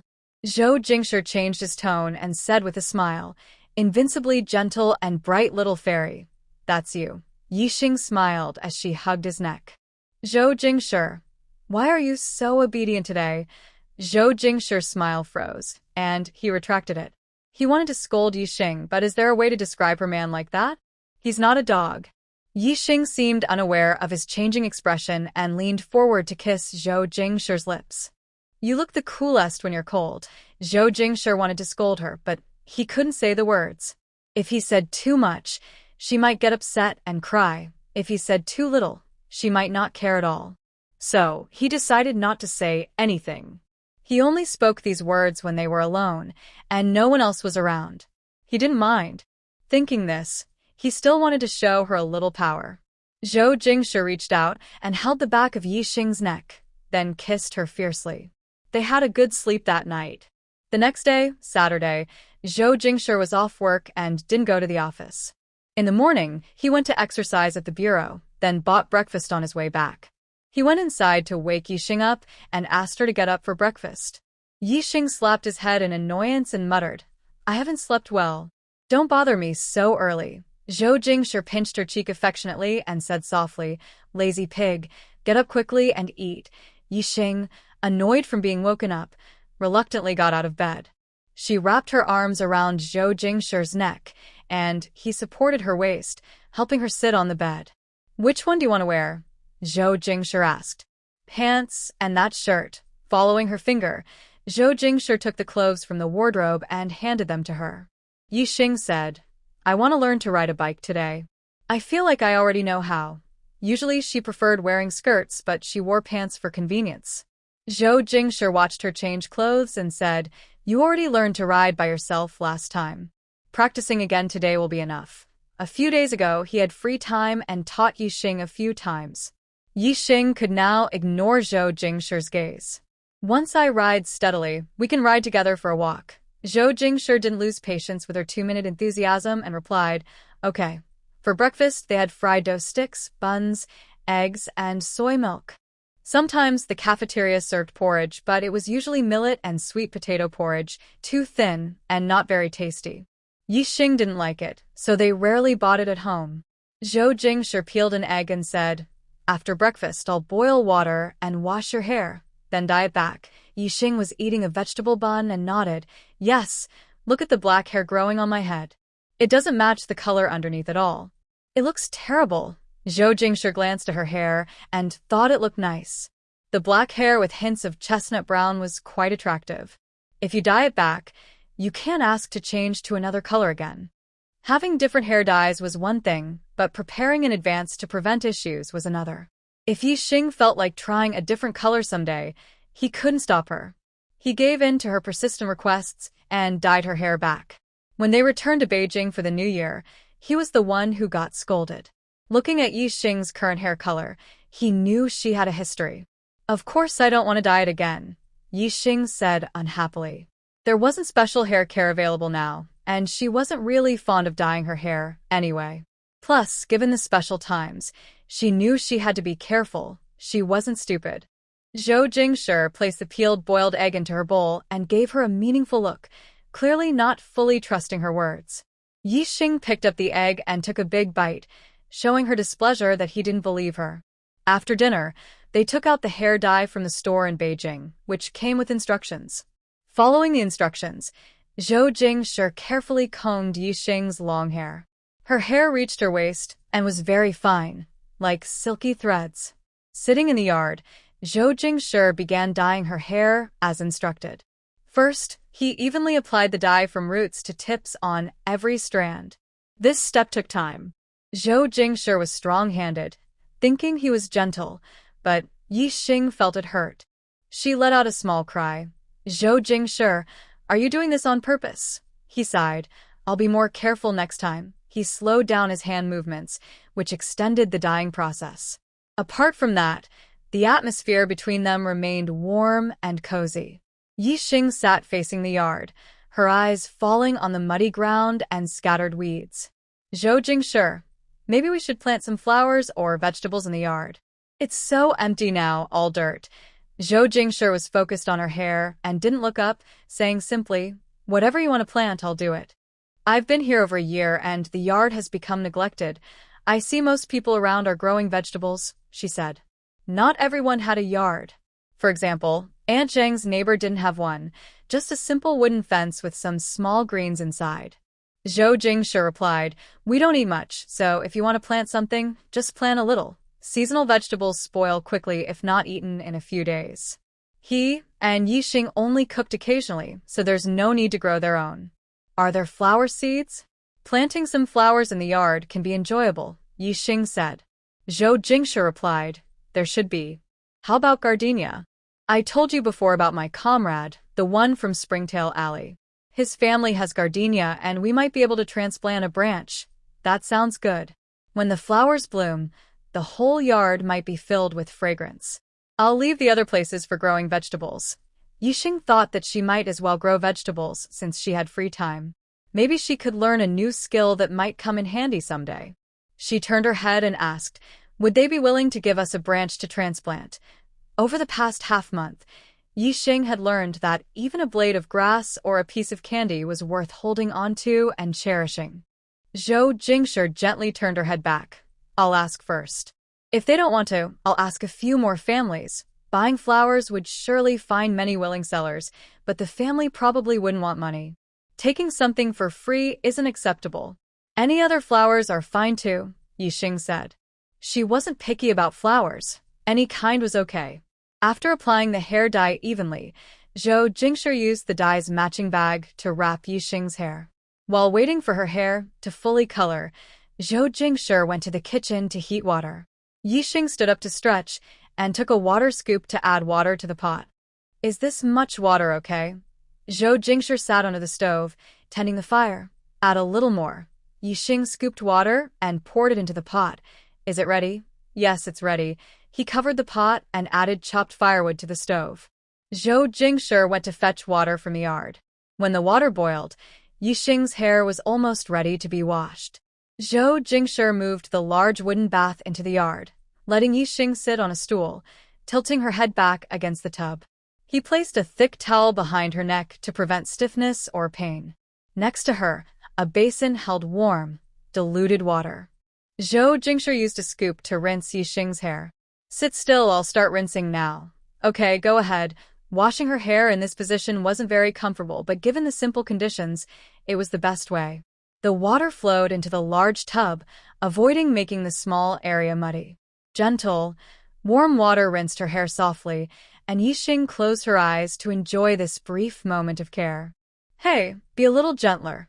The dye was washed out, leaving her hair dry and rough. Zhou Jingshi had to be very careful to avoid pulling her scalp. He used great patience and care to make sure she was satisfied with the service. Is this okay? To avoid hurting Yixing, he moved his hands gently and softly. Yes, it feels so nice. Feeling comfortable, Yixing openly expresses her feelings without hesitation. Zhou Jingshi rolls up his black sleeve to his forearm, slightly bending his tall frame. He methodically repeats his hand movements, conveying a sense of satisfaction and ease, which makes people feel relaxed and happy. The two sit quietly, enjoying the warm breeze and the charming sunshine. Yixing closes her eyes, savoring the comfort of the massage, feeling the man's care and tenderness. Her eyes and expressions show peace and calm. Zhou Jingshi carefully rinses her hair until the water runs clear. He takes a dry towel nearby, wraps her hair, and helps her sit up. Ugh, sitting is really tiring. The comfort in her head contrasts sharply with her physical discomfort. Zhou Jingshi gently massages her neck to ease the discomfort. He helps Yixing sit by the door, preparing to dry her hair. Yixing leans back, wanting to snuggle against him, but Zhou Jingshi blocks her with his hand. Sit up straight. Her hair is still in his hand, and she obediently sits properly, without causing trouble. Zhou Jingshi removes the towel from her head and drapes it over her shoulders, then uses a thicker towel to dry her hair. On a bright, sunny morning, the two spend a relaxing and joyful time together. At noon, they eat at home. Stir-fried cured meat, steamed dried oysters, small fish, and a soup made with seaweed, squid, and abalone. Zhou Jingshi isn't very good at cooking and doesn't know if it tastes good, so he just throws all kinds of dried ingredients into the pot to cook. Yixing has no idea either, just saying, you just put things based on your feeling, as long as it's drinkable. Fortunately, they received plenty of ingredients, so they just make do. Zhou Jingshi isn't skilled at kneading dough, so they choose to steam rice instead. Zhou Jingshi is the main cook, while Yixing helps by lighting the fire, passing ingredients, and washing vegetables. Thanks to the high-quality ingredients, the dishes turn out delicious. Even the mixed stew's broth is fragrant and flavorful. Zhou Jingshi drinks 2 large bowls of it in one meal. After eating, Yixing takes a walk in the yard as a way to aid digestion. Zhou Jingshi looks confused about this behavior, watching her walk back and forth. He can't help but ask, "What are you doing?" "Exercising," Yixing straightforwardly replies, digesting food. There's no need for exercise. She explains that she just drank a lot of soup and is walking a few steps for peace of mind. She knows logically it probably doesn't help, but mentally she just wants to walk around a bit, just in case it's useful. Purely for peace of mind. Zhou Jingshi. He's at a loss for words and doesn't dare to laugh at her silly behavior. Yixing walked around twice and then went back to his room for a nap, but he didn't walk far each time. "Call me in half an hour. After finishing driving class this afternoon, let's go see a movie together," Yixing said to Zhou Jing when he closed his eyes. "Okay." Zhou Jing twitched the book in his hand, looking very relaxed.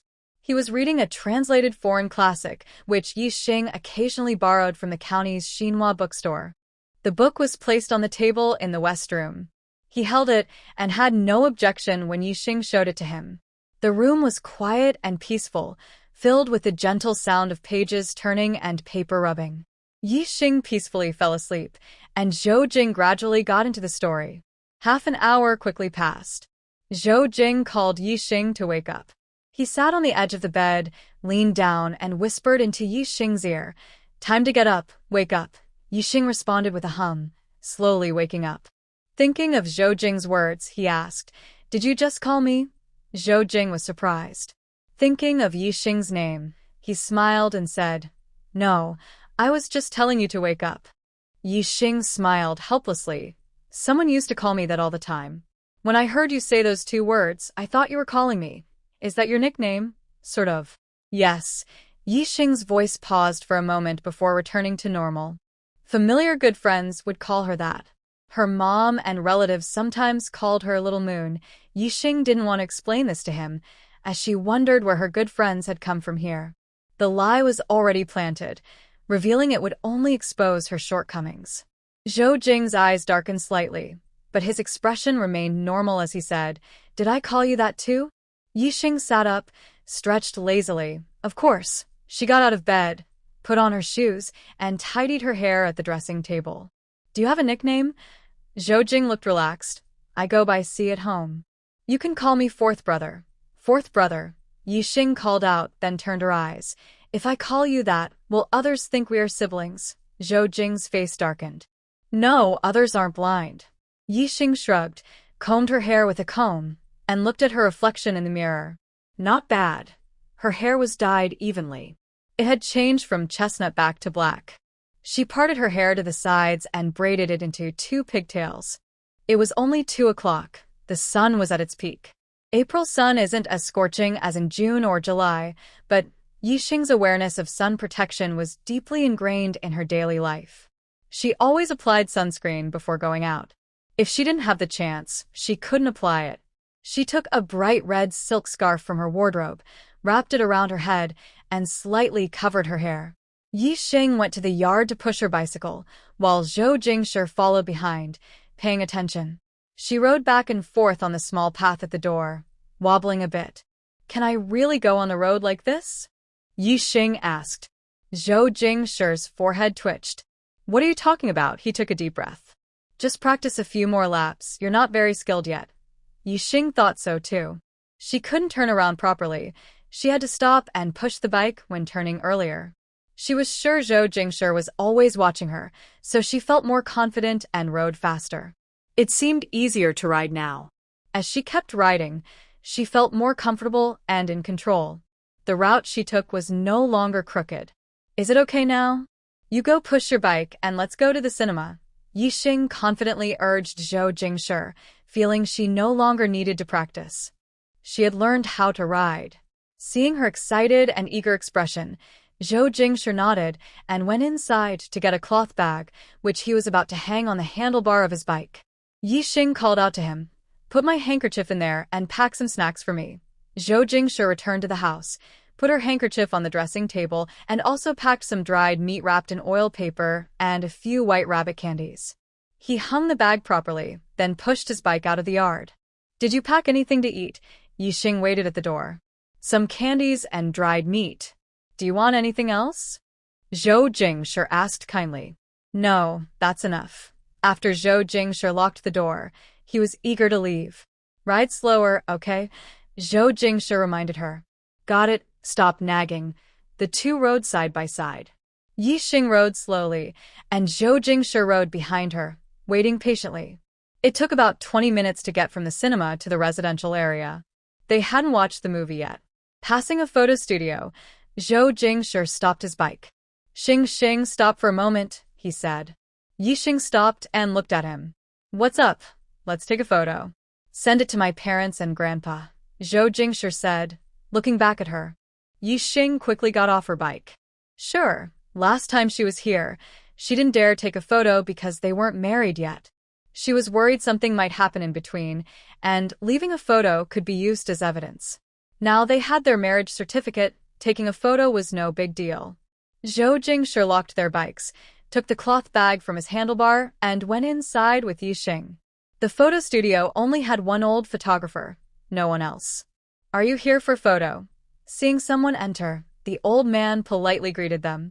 Yes, a double portrait, Zhou Jingsha said, approaching to talk to the old man. Okay, are you husband and wife or... The old man's sentence was interrupted by Zhou Jing's response. We are husband and wife. The old man went forward to get the equipment, not wasting much time. Female colleagues can sit where they like, male colleagues can stand behind them. Master, can we take one photo standing and one sitting? Yixing softly asked. Yes, both are fine, the old man replied kindly. After discussing with Zhou Jing, they took two photos, one standing together and one sitting together. The photos are in black and white. Yixing didn't have a special preference for black and white photos. After taking the two pictures with Zhou Jing, he asked, Are two enough? Do you want to take more? Zhou Jing was not very interested in taking photos and nodded, That's enough. Seeing the young couple decide not to take more pictures, the old man put the equipment away and said, You'll come back in 3 days to pick up the photos. Zhou Jing asked, What if we want them sooner? It costs extra. The old man replied calmly. Zhou Jing thought about the delivery time. On Monday, Lu Weiguo would return from Xinjia village with local specialties. They could send the photos on Tuesday or Wednesday, no rush. 3 days later, how much does it cost? Zhou Jing asked. The old man quoted a price and Zhou Jing paid. At home, Zhou Jing usually made decisions, and Yixing had no objections for the past few days. After paying, they left by bike to a nearby cinema. The cinema was still quite busy today. Yixing nudged Zhou Jing to follow him. He took Zhou Jing directly to the ticket counter, deciding to buy the nearest available tickets. There weren't many movies now, especially in small towns where options were very limited. Anything was fine, mainly for the experience. He asked the clerk what the next movie was, an action film. Yixing told the clerk he wanted 2 tickets and nodded at Zhou Jing to pay. With the tickets in hand, they headed to the screening room as the movie was about to start. The film lasted 40 minutes. Yixing decided to watch carefully. He reached out and gestured to Zhou Jing's leg, waving his finger upward. Zhou Jing's bag was a handheld type. He opened his bag, took out some dried meat, and handed it to Yixing. Yixing withdrew his hand and first offered the dried meat to Zhou Jing. Zhou Jing declined, but Yixing directly pressed it to his mouth. Zhou Jing was helpless, but took a bite of the snack. The movie just started playing, and Yixing focused her attention on the film. The war scenes looked real, the characters' emotions were strong, and more importantly, it was based on real stories, making it more authentic. Yixing watched intently, eating slowly with her hand. When she reached out but couldn't grab anything, she looked down and realized she had finished a bag of dried meat. Zhou Jing took 2 candies from the side and placed them in her palm. Yixing turned her head to look at him, hearing the characters' voices from the movie. Zhou Jing didn't speak easily. He slightly raised his chin and offered her the candies. Yixing nodded and turned her gaze back to the screen, peeling the candy shell with her hand and putting the candy in her mouth. Suddenly, she felt like someone was watching her. She tilted her head and looked to the left and behind. A young girl with a ponytail looked at her with complicated eyes. When Yixing turned her head suddenly, the girl seemed stunned for a moment and nodded stiffly before shifting her gaze back to the screen ahead. Who was that?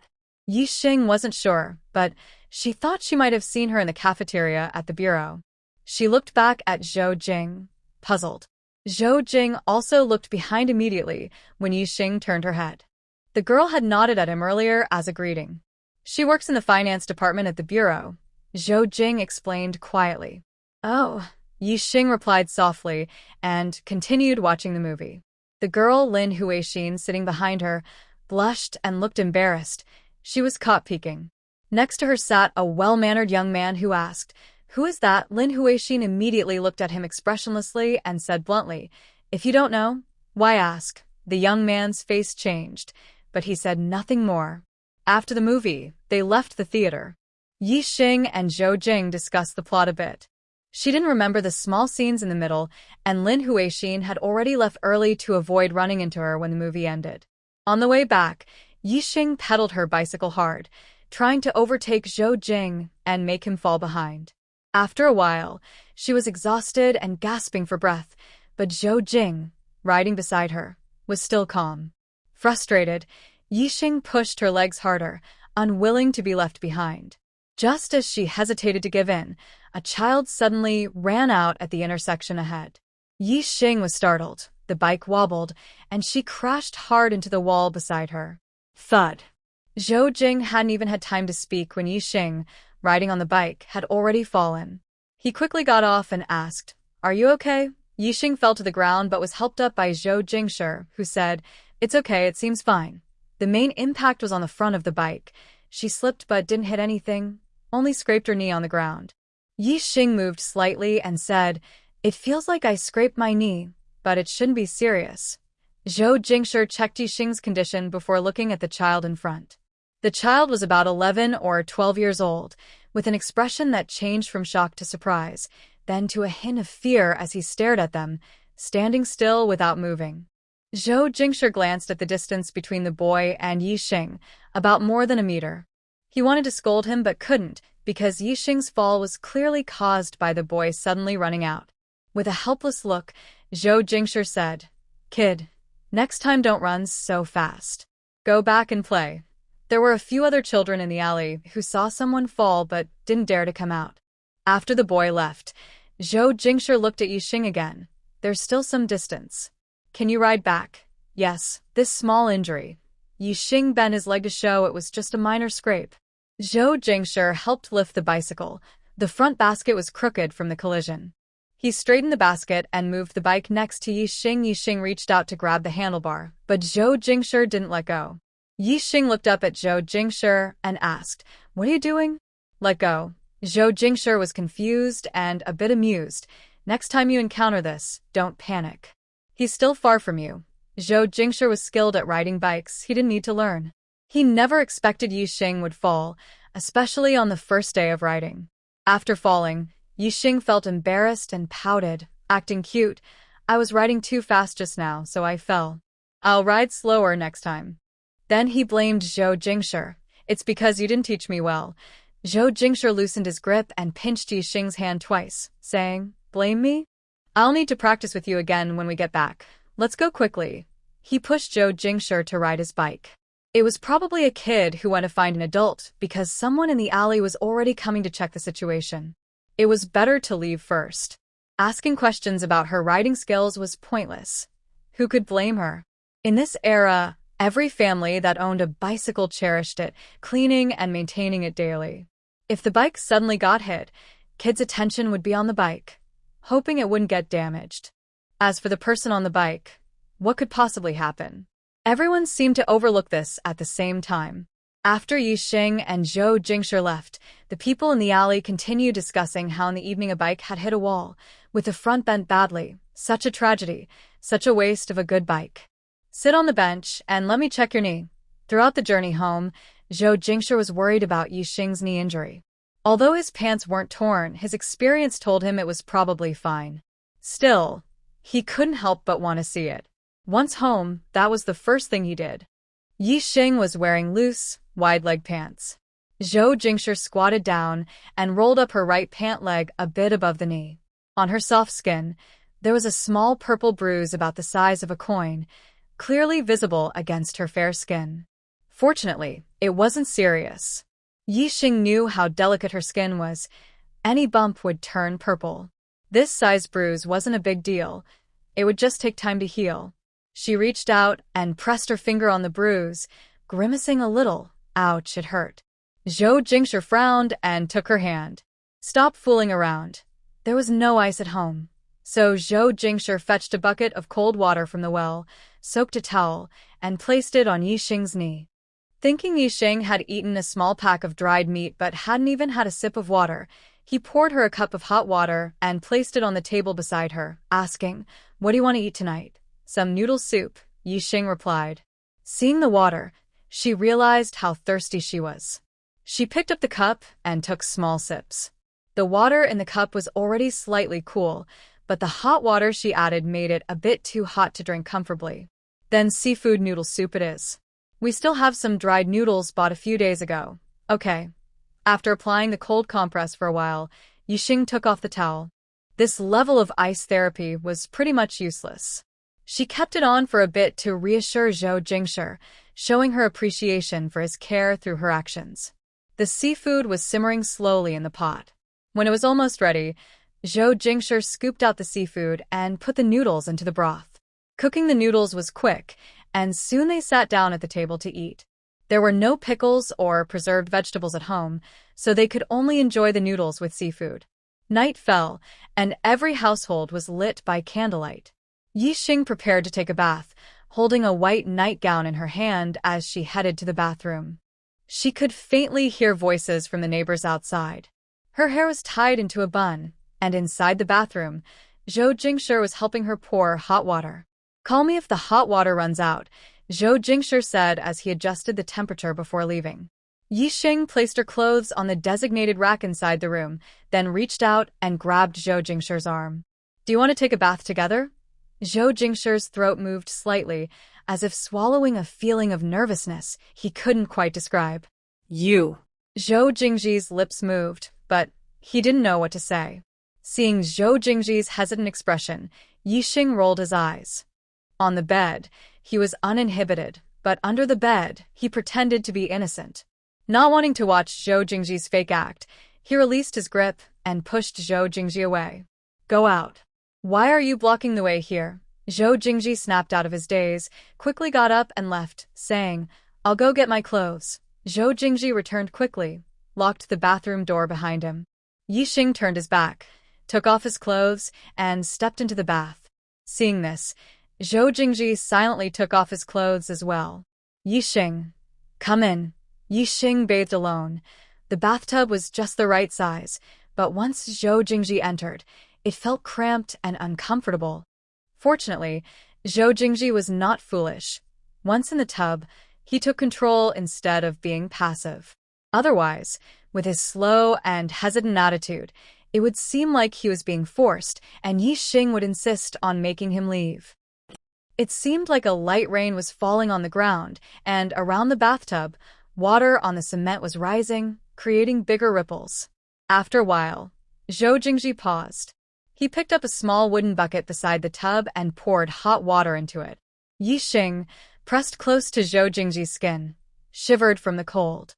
With hot water added, Yixing soaked himself completely to warm up. Zhou Jingshi's hand held her waist, and his body sank with hers. For the first time, Zhou Jingshi experienced such a fun moment and couldn't help but indulge. When the water cooled, he carried Yixing, who was soft and in his arms, out of the tub, helped her dry off, and put on her pajamas. Zhou Jingshi quickly tidied himself up, then carried Yixing back to the room. He closed all the doors and turned off the lights. It was dawn, and the land seemed bathed in a gentle morning light. In the police station's backyard, many people were training. The county police didn't actually require this, but some retired soldiers liked to train early. Their exercises weren't difficult, mostly basic, repetitive drills. The station had a training ground, so gradually more people came to train. "Something will find you later. Don't rush to leave," Zhou Jingshi told Shen Beidang as he ran past. Shen Beidang replied, "Okay, see you at the canteen." Their training sessions ended around the same time. Zhou Jingshi bought breakfast at the canteen, and Shen Beidang came in. Shen Beidang, "What's the matter?" After asking, he told the person serving the food what he wanted for breakfast. Zhou Jingshi waited nearby, not in a hurry to speak. After buying breakfast at Shinbei Hall, the two of them carried their breakfast and left the police station, heading towards the residential area. Did you hear you're going back to your hometown today? Zhou Jingshi asked. He had a day off yesterday, and Shinbei Tang had days off today and tomorrow. Usually, in such cases, he would go back home. Yes, I'm going to see my daughter, Shinbei Tang replied. He visits once a month because his daughter lives in his hometown, and he always misses her. Zhou Jingshi took the money he had prepared in his pocket and handed it to him, saying, Please help me give this to Lu Weigua. A few days ago, he helped bring some local specialties from the countryside. Shinbei Tang took the money and glanced at it, joking, What kind of local specialty needs so much money? It was a thick stack, estimated to be around 200 yuan. Zhou Jingshi chuckled lightly, It's good stuff. Shinbei Tang understood. There probably aren't many good things in the countryside. Most of the area is mountainous, and the local products are probably more expensive, like ginseng, though he wasn't sure how old it was.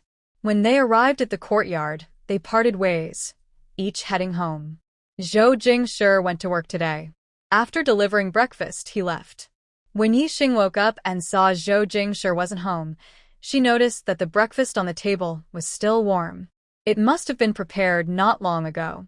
Early in the morning, Yixing sneezed loudly at the rising sun at Chu. After last night's reckless behavior, Yixing caught a cold in a fancy way. Her runny nose was smooth and watery, dripping down her nose. Yixing disliked it and went inside to get tissues to wipe her nose. She wasn't in pain or uncomfortable, just the occasional sneeze. But her nose kept running. She used most of the tissues she had at home in the morning. She had thought about buying more tissues with a ticket which wasn't easy to get, so she was saving them. The worst part was her nose. Rough tissues. Not as soft and delicate as in later times. Yixing's nose was already irritated and raw from wiping, red and painful. It was truly heartbreaking. This was probably the day Yixing looked forward to most, when Zhou Jingshi finished work. She wanted to go find Zhou Jingshi, but she wasn't sure if he wanted to be disturbed during working hours. She hesitated, thinking she shouldn't go. She didn't choose to go herself because she wasn't sure if she needed ID to see a doctor or buy medicine at the hospital, something Zhou Jingshi would have. If she needed it, she would either find Zhou Jingshi or make a wasted trip. She also didn't have a receipt or ticket for buying medicine, so she wasn't sure if she needed one. Yixing decided to wait at home for Zhou Jingshi to finish work. The main reason was her runny nose. She felt uncomfortable, but not too bad. She could wait for the whole morning. Zhou Jingshi returned with lunch around noon. He usually finished work at 12, but because he holds a high position at the county bureau, he often has more free time. Today was a late return. Yixing coldly and sarcastically said, Look at the good things you've done. I've been uncomfortable at home all day. Her voice was thick with a nasal tone, and she held a tissue. Zhou Jingshi quickly understood what she meant by good things. You caught a cold. Why didn't you come to me? I would have taken you to get medicine. His tone was slightly reproachful. Yixing replied irritably, I was afraid to disturb your work. Faced with her sharp words, Zhou Jingshi remained calm and spoke firmly. Yixing, you are my wife. If you are sick, I have the responsibility and duty to take you to see a doctor. I hope you will pay more attention to your health in the future. If something happens, come to me immediately. Don't act on impulse. He thought she was upset because he wasn't moderate last night, which caused her to catch a cold, so she didn't want to find him. But today's illness was indeed his responsibility. His stern words lingered at the tip of his tongue, but he swallowed them and softly said, Do you want to eat first or see the doctor first? Yixing angrily replied, Who's acting on impulse? Isn't it you who always talks about work? You only took 3 days of marriage leave. Do you think I dare to come find you? Eat or not, I'm already full. Her nose was running, and she quickly grabbed a tissue to wipe it. As she wiped, she felt increasingly annoyed, thinking that wiping her nose while arguing made her seem powerless. Seeing her nose was already raw, Zhou Jingshi felt distressed. Don't wipe so hard, wipe gently. Yixing almost laughed in frustration. How could she wipe gently with such rough tissue? Would softer tissue really be gentler? Zhou Jingshi, tough-skinned and thick-skinned, never had such worries. He picked up a tissue from beside him, then hesitated, feeling it wasn't soft enough.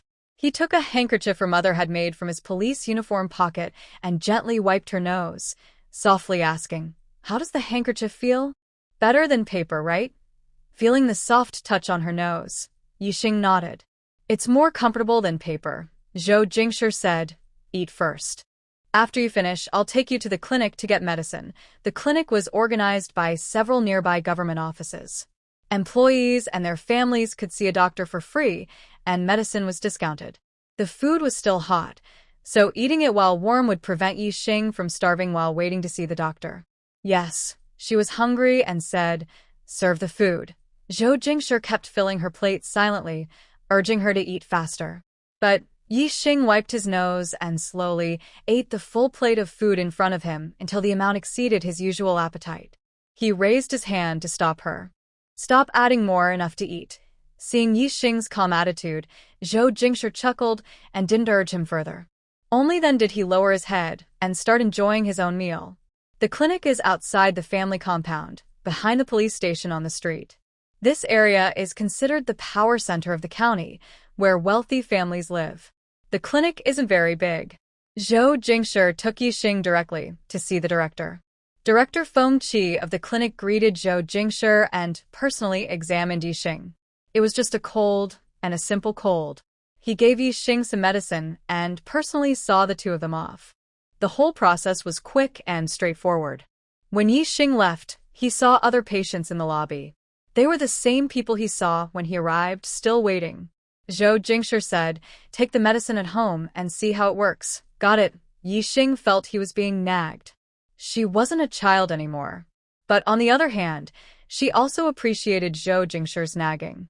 "By the way, go to the supply and marketing cooperative this afternoon and buy some toilet paper for me." Yixing looked at him. "Do you still have the toilet paper tickets?" Zhou Jingshi pinched her palm. "Yes, I'll buy them this afternoon." "You don't need to worry about the tickets." On the way, it wouldn't be good to be seen with him, so Zhou Jingshi quickly let go of her hand. "Is there anything else you want to buy?" Zhou Jingshi asked. Yixing hesitated for a moment. "Buy some sewing needles, mainly in black, gray, and white. Okay, just as a way to pass the time." "Don't strain your eyes," Zhou Jingshi warned. Yixing was young. Since getting married, Zhou Jingshi had been unconsciously worrying about her in many ways. Yixing rolled her eyes at him, thinking, can't he stop treating her like a fool? The medicine was Western medicine, just dissolve it in water and drink. After taking the medicine, Yixing felt dizzy and sleepy. She quickly fell asleep on the bed. Zhou Jingshi stayed with her for a while, making sure she was deeply asleep and there were no adverse reactions, then went to the police station. This afternoon, the 3 people from the Red Public Commune who were working on reinforcing the mountain will return. On the way back, Lu Weiguo was carrying a full load. 2 team members kindly wanted to help him, but he refused. Zhang Minfeng and his teammate exchanged glances. "Forget it, he's got issues." Don't be fooled by Lu Weiguo's tired appearance and heavy breathing. He was very happy inside. A few days ago, Zhou Jingshi called him and asked him to bring some rural specialties. He was so happy, he couldn't stop smiling. Look, the bureau still cares about him. This private matter was only entrusted to him. No one else knew. He immediately straightened up and told a few familiar older men that he wanted to buy some rural local products to take home. Those men's eyes lit up when they heard, and they started recommending various village items to him. It's easy to do this work, but you need good judgment. The villagers even said 2 small vegetables from their own land were good, but of course, he couldn't take those. After careful selection, he really found some good things. Wild honey, dried wood ear mushrooms, dried wild mushrooms, dried wild vegetables, and wild walnuts. He also paid for a jar of chili sauce for Officer Zhou. It's very delicious. He's been relying on it for the past half-month. Hee. Lu Weiguo couldn't help but smile secretly. He bought a ginseng root from a fellow villager, about 50 years old. Officer Zhou will surely give him a big credit for that. Next to him, Zhang Minfeng and another person looked on and muttered to themselves, starting to worry again. What made Lu Weiguo happiest was, haraha, he couldn't help but laugh inside. It was the money sent by Director Shen today, and Shen was very polite to him. What does this mean? This trip by Director Shen made all his half-month of hard work feel worth it. Lu Weigua felt his future was very bright. Lu Weigua first carried the things home, then hurried back to the police station to give his report. 2 team members were waiting outside his house, ready to go to the station with him. Lu Weigua is the team leader. He reports to the squad leader above him, but his work is directly assigned by Zhou Jingshi. He greeted the squad leader and then went to Zhou Jingshi's office. As for his 2 team members, let them finish their procedures for returning from assignment and then rest. After so many tiring days, they finally had a 3-day holiday. Bang, bang, bang. Come in. Director Zhou, I'm back. The task you assigned has been perfectly completed, Lu Weigua said proudly as he entered. Zhou Jingshi glanced at him. He looked darker and thinner but smiled and said, "Tell me the details first." The phone call only covered simple, quick matters, so he needed to learn some details from other small things. When it came to the main issue, Lu Weigua became serious and started from the first day in Xinjia village. He talks a lot with lively tone, and Zhou Jingshi listened quietly without interrupting him. Lu Weigua glanced at him and saw that Zhou's face was always expressionless, making him feel more uncertain. His voice lowered as he spoke, and Zhou Jingshi looked up at him. Good job. Keep going. Lu Weigua sighed and then spoke with renewed energy. After about 15 minutes, Zhou Jingshi interrupted him. That's enough. I understand most of it. This time, you deserve credit. The Bureau will definitely reward you. You've worked hard for over half a month. Go home and rest well for a few days. Lu Weigua was very happy. Hee, Director Zhou, with what you just said, I don't feel tired at all. I've brought back everything you asked for. I'll deliver to you tonight. Zhou Jingshi said, no rush. Rest first. You can bring it to me tomorrow. Lu Weigua didn't stay any longer. He just said goodbye and left. Who isn't tired? He's exhausted and planning to sleep deeply when he gets home. After Lu Weigua finished reporting, Zhou Jingshi went home after work. Before leaving, Zhou Jingshi told him, Shaolin, if there's anything urgent, come to my house. Yes, Director Zhou, Lin Fong replied respectfully. Zhou Jingshi went to the supply store to buy toilet paper and sewing needles. He saw Tao Su and weighed a jean of leaf cake for Yixing. He didn't like the cream biscuits and jujube cakes he bought earlier. Only the freshly baked Tao Su felt new and interesting. When he got home, Yixing was already up, sitting by the window in the west room reading a book. Since taking a shower in the bathroom, Yixing had tidied up the west room. This room has no kitchen to block the light, so the lighting is better. He placed a table under the window and a simple 2-tier wooden shelf next to it, made by Zhou Jingshi. The shelf held books and newspapers. On the solid wood, red-painted table, Yixing laid a piece of white cloth, kept very clean, with no clutter, only her books and paper and pen. Yixing wore a blue checkered long dress, with long black hair loose. She sat upright, elegant and relaxed. When she heard the sound of Zhou Jingshi opening the courtyard door, she didn't look up. She waited until she finished reading what she wanted, then looked at Zhou Jingshi in the living room. You're back. Seeing her sitting obediently, waiting for him, Zhou Jingshi felt a wave of unknown emotion. He placed the things he was holding on the table and went to her side. Do you feel better? I can still hear your nasal sound. Yixing put down her book, raised her hand to hug his waist, and softly said, much better. Zhou Jingshi leaned down to look at her face, pale and weak. Are you uncomfortable? Worried she might have a fever, he reached out to check her forehead. His hand was warm, so he took it away and pressed his forehead against hers. It shouldn't be a fever. He looked down and saw her nose was red. He kissed it gently. I'm sorry. I made you catch a cold and feel bad all day. Yixing sniffled and responded, it's all your fault. What time did you wake up this afternoon? Are you hungry? I bought some peach cookies.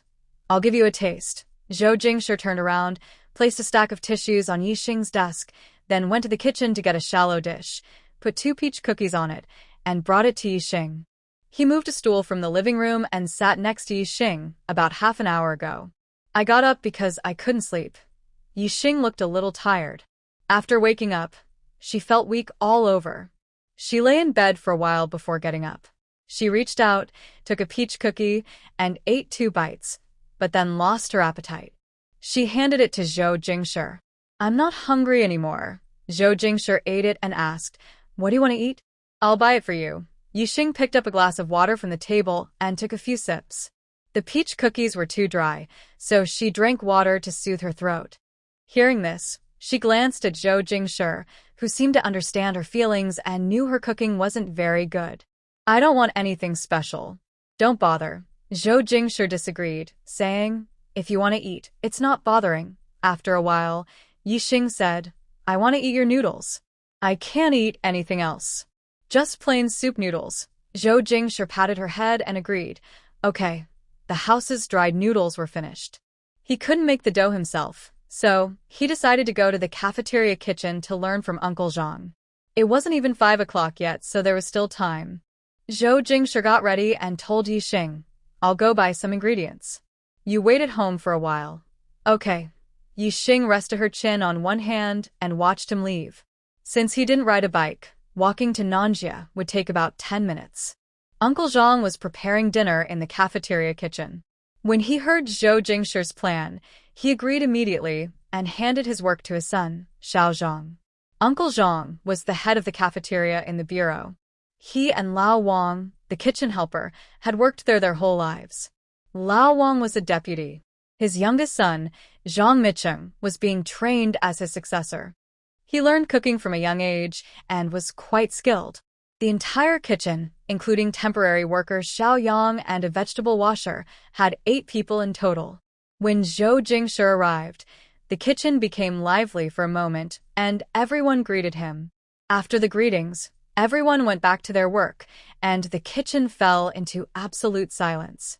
No one dared to joke around like usual. Only Uncle Zhang's voice guiding Zhou Jingshi could be heard. Uncle Wang watched from the side, occasionally explaining a few things. Uncle Zhang shot him a glance, silently approving. Uncle Wang considered himself unlucky. His wife's brother used to be a brigade leader in the bureau, acting arrogantly, and even he had risen in rank because of it. Unfortunately, my brother-in-law cannot properly take care of his daughter, which angered Officer Zhou. As a result, his job was lost, and now he is retired at home. This made him very nervous, afraid that Officer Zhou might also punish him. Luckily, Officer Zhou is very fair and forgiving, and he didn't dwell on this issue. Now that Officer Zhou has come to the kitchen, he must show his best side to prove he is a hardworking and responsible officer. Zhou Jingshi learned quickly and understood the main points. He bought a small bunch of greens from the kitchen, thanked Uncle Zhang, and went home. The office finished work at 5:30 p.m., but Zhou Jingshi left before the staff had all gone home. Yixing saw him carrying the greens in a small net bag and asked, Did you only buy greens? Other things are at home. That's true. There's plenty of meat and seafood at home, mostly preserved or dried. They also have eggs, and their clear soup noodles are a bit plain without some greens. Zhou Jingshi washed his hands and started kneading the dough in the kitchen. Yixing watched his smooth movements and asked, Didn't you say last time you couldn't do it? She and Zhou Jingshi had never cooked together at home, and she had never eaten noodles before. Zhou Jingshi looked at her, knowing she was probably just teasing him about wanting noodles again. Yixing chuckled awkwardly and argued, I thought you went to buy some dried noodles. Zhou Jingshi said, I just learned from Uncle Zhang. Yixing didn't ask further. He wouldn't normally tell her who he learned from or that he learned to cook just to make her happy. But if she asked, he would say he just learned now. Yixing tiptoed closer to see his expression, but she couldn't tell anything. You're pretty quick to act. I guess you're making up for your mistakes. Zhou Jingshi smiled inwardly, his lips curling slightly. Thank you, Madame Zhou, for giving me a chance to make amends. The word, thank you, was stretched out, and the Zhou was said very clearly. No problem. Show your good performance. Yixing patted his shoulder and turned to leave the kitchen. There's no need to watch dough kneading. Better to read a book. For dinner, they had clear soup noodles with 1 egg and a few greens. Zhou Jingshi fried a plate of cured meat. Yi Xing took 2 bites but found it greasy, so she left most of it for Zhou Jingxi. However, she ate a bowl of clear chicken egg noodles completely. Zhou Jingxi cooked, and Yi Xing volunteered to wash the dishes, but today she was sick, so Zhou Jingxi didn't let her. Night fell, and the sun gradually set. Just before the last rays of light disappeared, Lu Weiguo arrived at Zhou Jingxi's house, carrying a bag full of things. The closed courtyard gate from the past was half open today, clearly because Zhou Jingshi expected Lu Weiguo to come and deliver something tonight. The doorbell rang and Lu Weiguo loudly called out, "Chief Zhou, are you home?" Zhou Jingshi, who was boiling water in the kitchen, came out and said, "Come in." Yi Xing heard the voices, came out of the room, and greeted Lu Weiguo with a smile. After exchanging greetings, Lu Weiguo said to Zhou Jingshi, "Chief Zhou, I brought the things first, so they won't delay your plans for tomorrow." Lu Weiguo carried the items into the living room and set them down. He took out a paper package from his chest. "Chief Zhou, please take this. It's from a Goodyear." He gestured with 5 fingers. Zhou Jingshi raised an eyebrow. "Thanks for the trouble. Is the money enough?" "Yes, it's enough." Lu Weiguo smiled and pointed to a small jar on the ground. "This is some spicy chili sauce I bought at a villager's house. It's very tasty. I brought it back for you to try." After saying this, Lu Weiguo was about to leave. "Wait a moment." Zhou Jingshi called him back and turned to the cabinet to take out 2 packs of dried goods already packed. "This is dried seafood sent by my older brother. It's not expensive, but tastes good. You can use it to make soup or stir-fry." Lu Weiguo was about to refuse, but upon hearing this, he could only accept it, grinning widely. "Hee, Chief Zhou, I won't be polite then.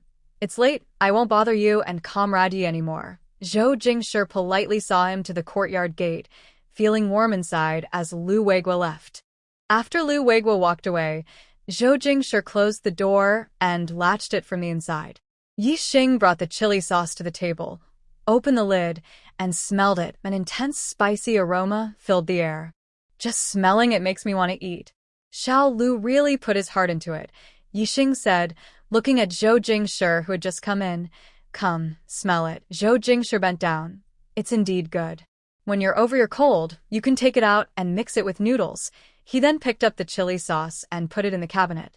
Yi Xing opened the ginseng on the table, looked at it, and saw that the outer layer was wrapped in newspaper, with layers inside, and the innermost layer wrapped in oil paper. The ginseng was well preserved, with complete roots. Yi Xing finished examining it and handed it to Zhou Jingshi. "Looks good." Zhou Jingshi looked at it, then repacked it, saying, "I plan to send it to my grandfather to help him stay healthy. Respecting elders is important." Yi Xing nodded and asked, "How old is your grandfather?" Zhou Jingshi replied, "He's 80 years old. Last year, he celebrated his big birthday. Last year was a busy time for my family. In October, Zhou Jingyan got married. In November, my grandfather celebrated his birthday, and then December followed. Although the birthday celebration was simple, everyone who attended was an important person you couldn't ignore anywhere. It was low-key but well-known. Grandpa's longevity, seeing his grandchildren being excellent and filial, he probably dreams of smiling happily." Yi Xing's words were a bit exaggerated. Zhou Jingyan glanced at her. "Next year, I'll take you back to Beijing to see Grandpa. You'll understand what kind of person he is. He's not the type to smile openly just because he thinks his grandchildren are filial. He'd smile quietly inside, and it wouldn't show on his face." Zhou Jingyan bent down to tidy up the things on the ground, 2 large jars filled with honey. Yi Xing smelled the sweet honey and asked, "Going back for the new year? Do you go every year? Let's leave some honey for us to brew and drink." "Okay, I'll split half a jar, 1/2 for his brother and the other half sent back to Beijing." Zhou Jingyan added, "I usually go back every year. This year I'll probably go again, no surprises." Yi Xing opened a bag nearby. "This is a big bag of dried vegetables." Zhou Jingyan looked over. "Send some dried vegetables to my brother. He doesn't have many vegetables over there. Do you want to keep some for yourself?" "No, just send them to them. I'll buy some when I want to eat." There was also half a bag of walnuts. Zhou Jingyan took one, squeezed it into the door crack, and heard a crack sound. Yi Xing ate the walnut kernels Zhou Jingyan had peeled for her. Not bad. Keep a pound at home as snacks. When bored, she could play with them in her hands. Zhou Jingyan handed her all the remaining walnut kernels. And after packing everything away, Zhou Jingyan went back to the kitchen to boil water. Yixing finished her medicine, took a shower, and lay on the bed. After lying for a while, she felt something was wrong. She went to the bathroom and saw her period had started. Yixing felt helpless. She had forgotten about it. She went back into the room to get her period supplies. No wonder she'd been so irritable this afternoon. It was her menstrual cycle. Having a cold and a runny nose during her period, Yixing returned to bed feeling hopeless. Zhou Jingyan finished tidying up, quickly got into bed, and hugged Yixing, wanting to kiss her. Yixing stopped him. No, she explained a reason. Zhou Jingyan's face darkened. If you have a cold, I can't touch you. I'm not a beast. Yixing looked innocent. You said it yourself, I didn't think that. Zhou Jingshi had a serious expression. Does it hurt? Do you want me to do anything for you? You have a lot of things to do, Yixing replied. She had never known what it meant to push her luck. First, she explained to Zhou Jingshi how irritable she had been these days, asking him not to argue with her. Next, she told him her precautions during this period: no cold water, no spicy food, no wearing white, and so on. Finally, she mentioned that her stomach was a bit painful and asked Zhou Jingshi to make her a cup of honey water, since there was no brown sugar at home. Zhou Jingshi frowned as he listened. Are you sure you don't need to see a doctor? Yixing looked at him blankly. Have you ever seen a woman go to the hospital for this? I haven't fainted from pain. If I go, people will just laugh at me. It's not modern times. Everyone is quite tolerant of such things. Zhou Jingshi lifted the blanket and got out of bed. Does your stomach hurt a lot? Is there any way to ease it? Wait on the bed. I'll go make honey water. Do you have a hot water bag? Using one might help. No, we don't, Zhou Jingshi said as he poured water and started dressing. I'll go to the clinic and get some 4 bags. They can be used as hot water bags. Yixing sat up to drink water. Go ahead, hurry back. I'm alone at home, and I might get scared. This was basically Yixing admitting she couldn't be without him. Zhou Jingshi affectionately said, I'll be back soon. He comforted her and went out to buy a hot water bag. Yixing leaned against the bedpost, drinking water. One hand rested on the quilt, feeling its texture. She thought that in a couple of days, she would ask Zhou Jingshi to buy 2 soft quilts, one for under and one for over. Zhou Jingshi wasn't particular about such things. The bed was hard, and the quilt was also stiff and not soft at all. He was quick. Soon he returned. Yixing used the 4 bag, placing it on her stomach, lying comfortably under the quilt. After turning off the light and getting into bed, Zhou Jingshi touched her belly. Is it better now?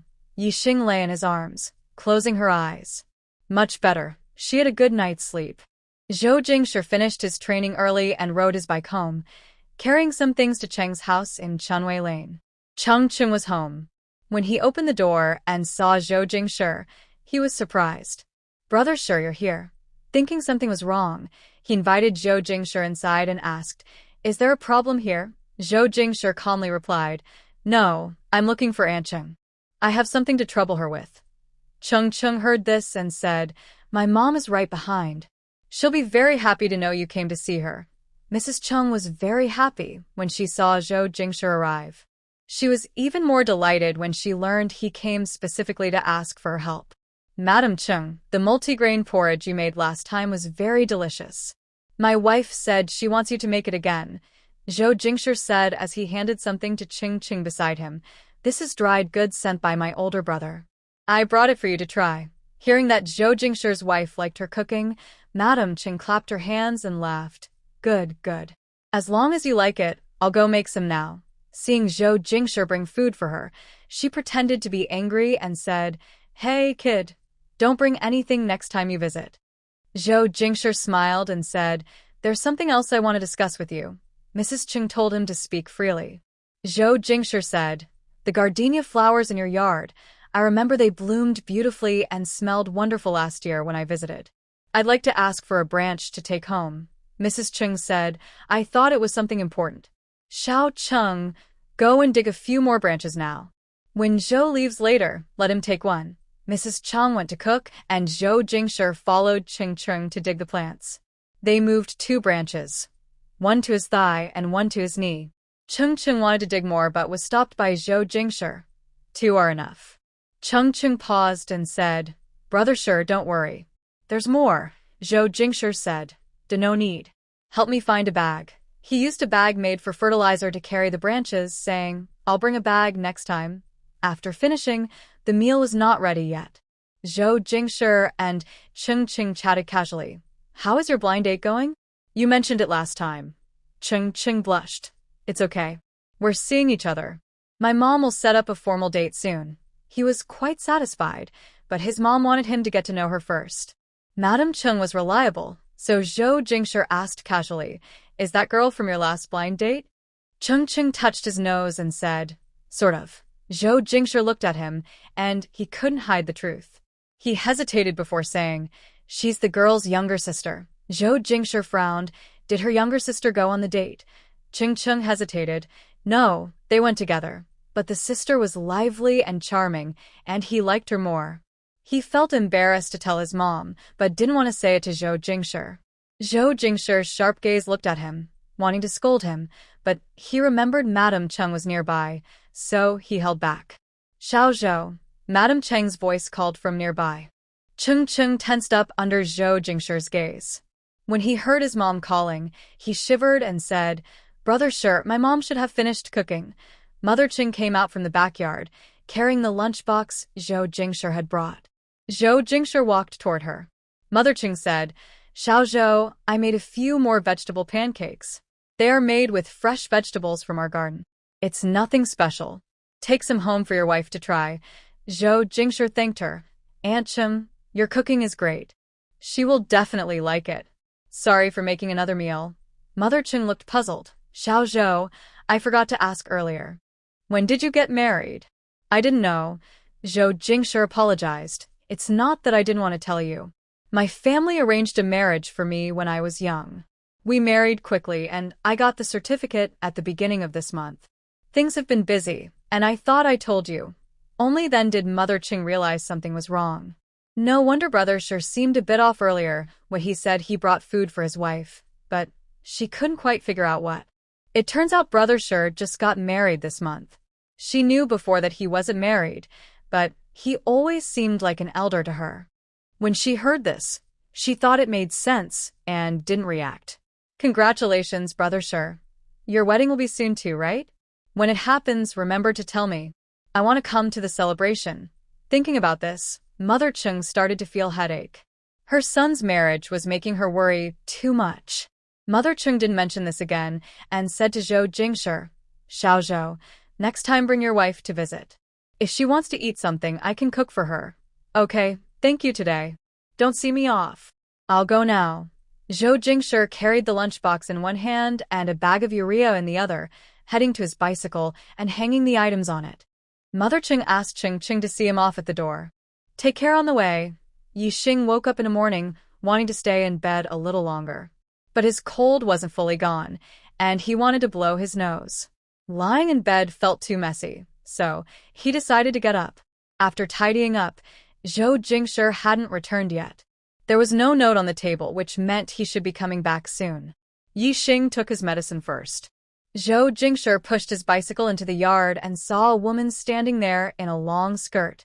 You're awake. Yi Xing didn't bother with the small talk and asked, Where are you going? Usually, he wouldn't ride a bike to the police station. Zhou Jingshi pointed at the tree seedlings hanging on his bike, which hadn't blossomed yet, only showing green leaves. I went to Aunt Cheng's house in Chunwei Alley and brought back 2 gardenias. Yi Xing was surprised. After dinner, let's plant them together. Then she looked upset, as if she remembered something, and said, Oh, you still have to go to work. Zhou Jingshi took down 2 flowers and placed them by the wall, leaning against it. I'll come back a bit earlier at noon. During lunchtime, let's plant them together. It's the only way. It's fine if they stay outside all morning, right? Yi Xing worried that the flowers might die if not transplanted in time. It's okay. When I dug them out, most of the soil around their roots was still intact, Zhou Jingshi said. He carried a lunchbox and went inside with Yi Xing to eat. Did you take your medicine? Yes, I did. Yi Xing looked at the pancake wrapped in paper. Didn't you buy breakfast at the cafeteria? Zhou Jingshi replied. No, he handed a pancake to Yixing. Try this. Aunt Cheng made it, so it should be very tasty. Yixing took a bite. The filling was simple, vegetables, cabbage, and shredded radish, but it was smooth, light, and delicious. Zhou Jingshi divided the multigrain porridge into 2 bowls. Yixing suggested, "You should try the porridge I had last time. It's really good." Since breakfast was light and not greasy, Yixing ate 2 pancakes and a bowl of porridge happily. After finishing breakfast, Zhou Jingshi went to work. He was busy with many tasks, big and small. Yixing took a shovel from a storage room, planning to dig the holes first.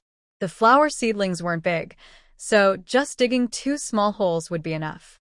She stood in the yard, thinking for a while about the best spot to plant them. Finally, she decided to plant them near the west window, not far from the house. Facing the window, so that in a few months when they bloom, she might smell the faint fragrance from inside the house. Yixing dug for a while and created a small hole, feeling exhausted. The soil was too hard. She put down the shovel, poured water from a bucket onto it. After watering, she went inside to rest, eating peach cookies, listening to the radio, and drawing clothing designs at the table. After learning to sew on a sewing machine, her first project was a handkerchief. Now, she wanted more than just handkerchiefs. She started trying to make clothes, starting with pajamas. Pajama styles could be simple. Even if they looked a bit ugly, they would be worn at home.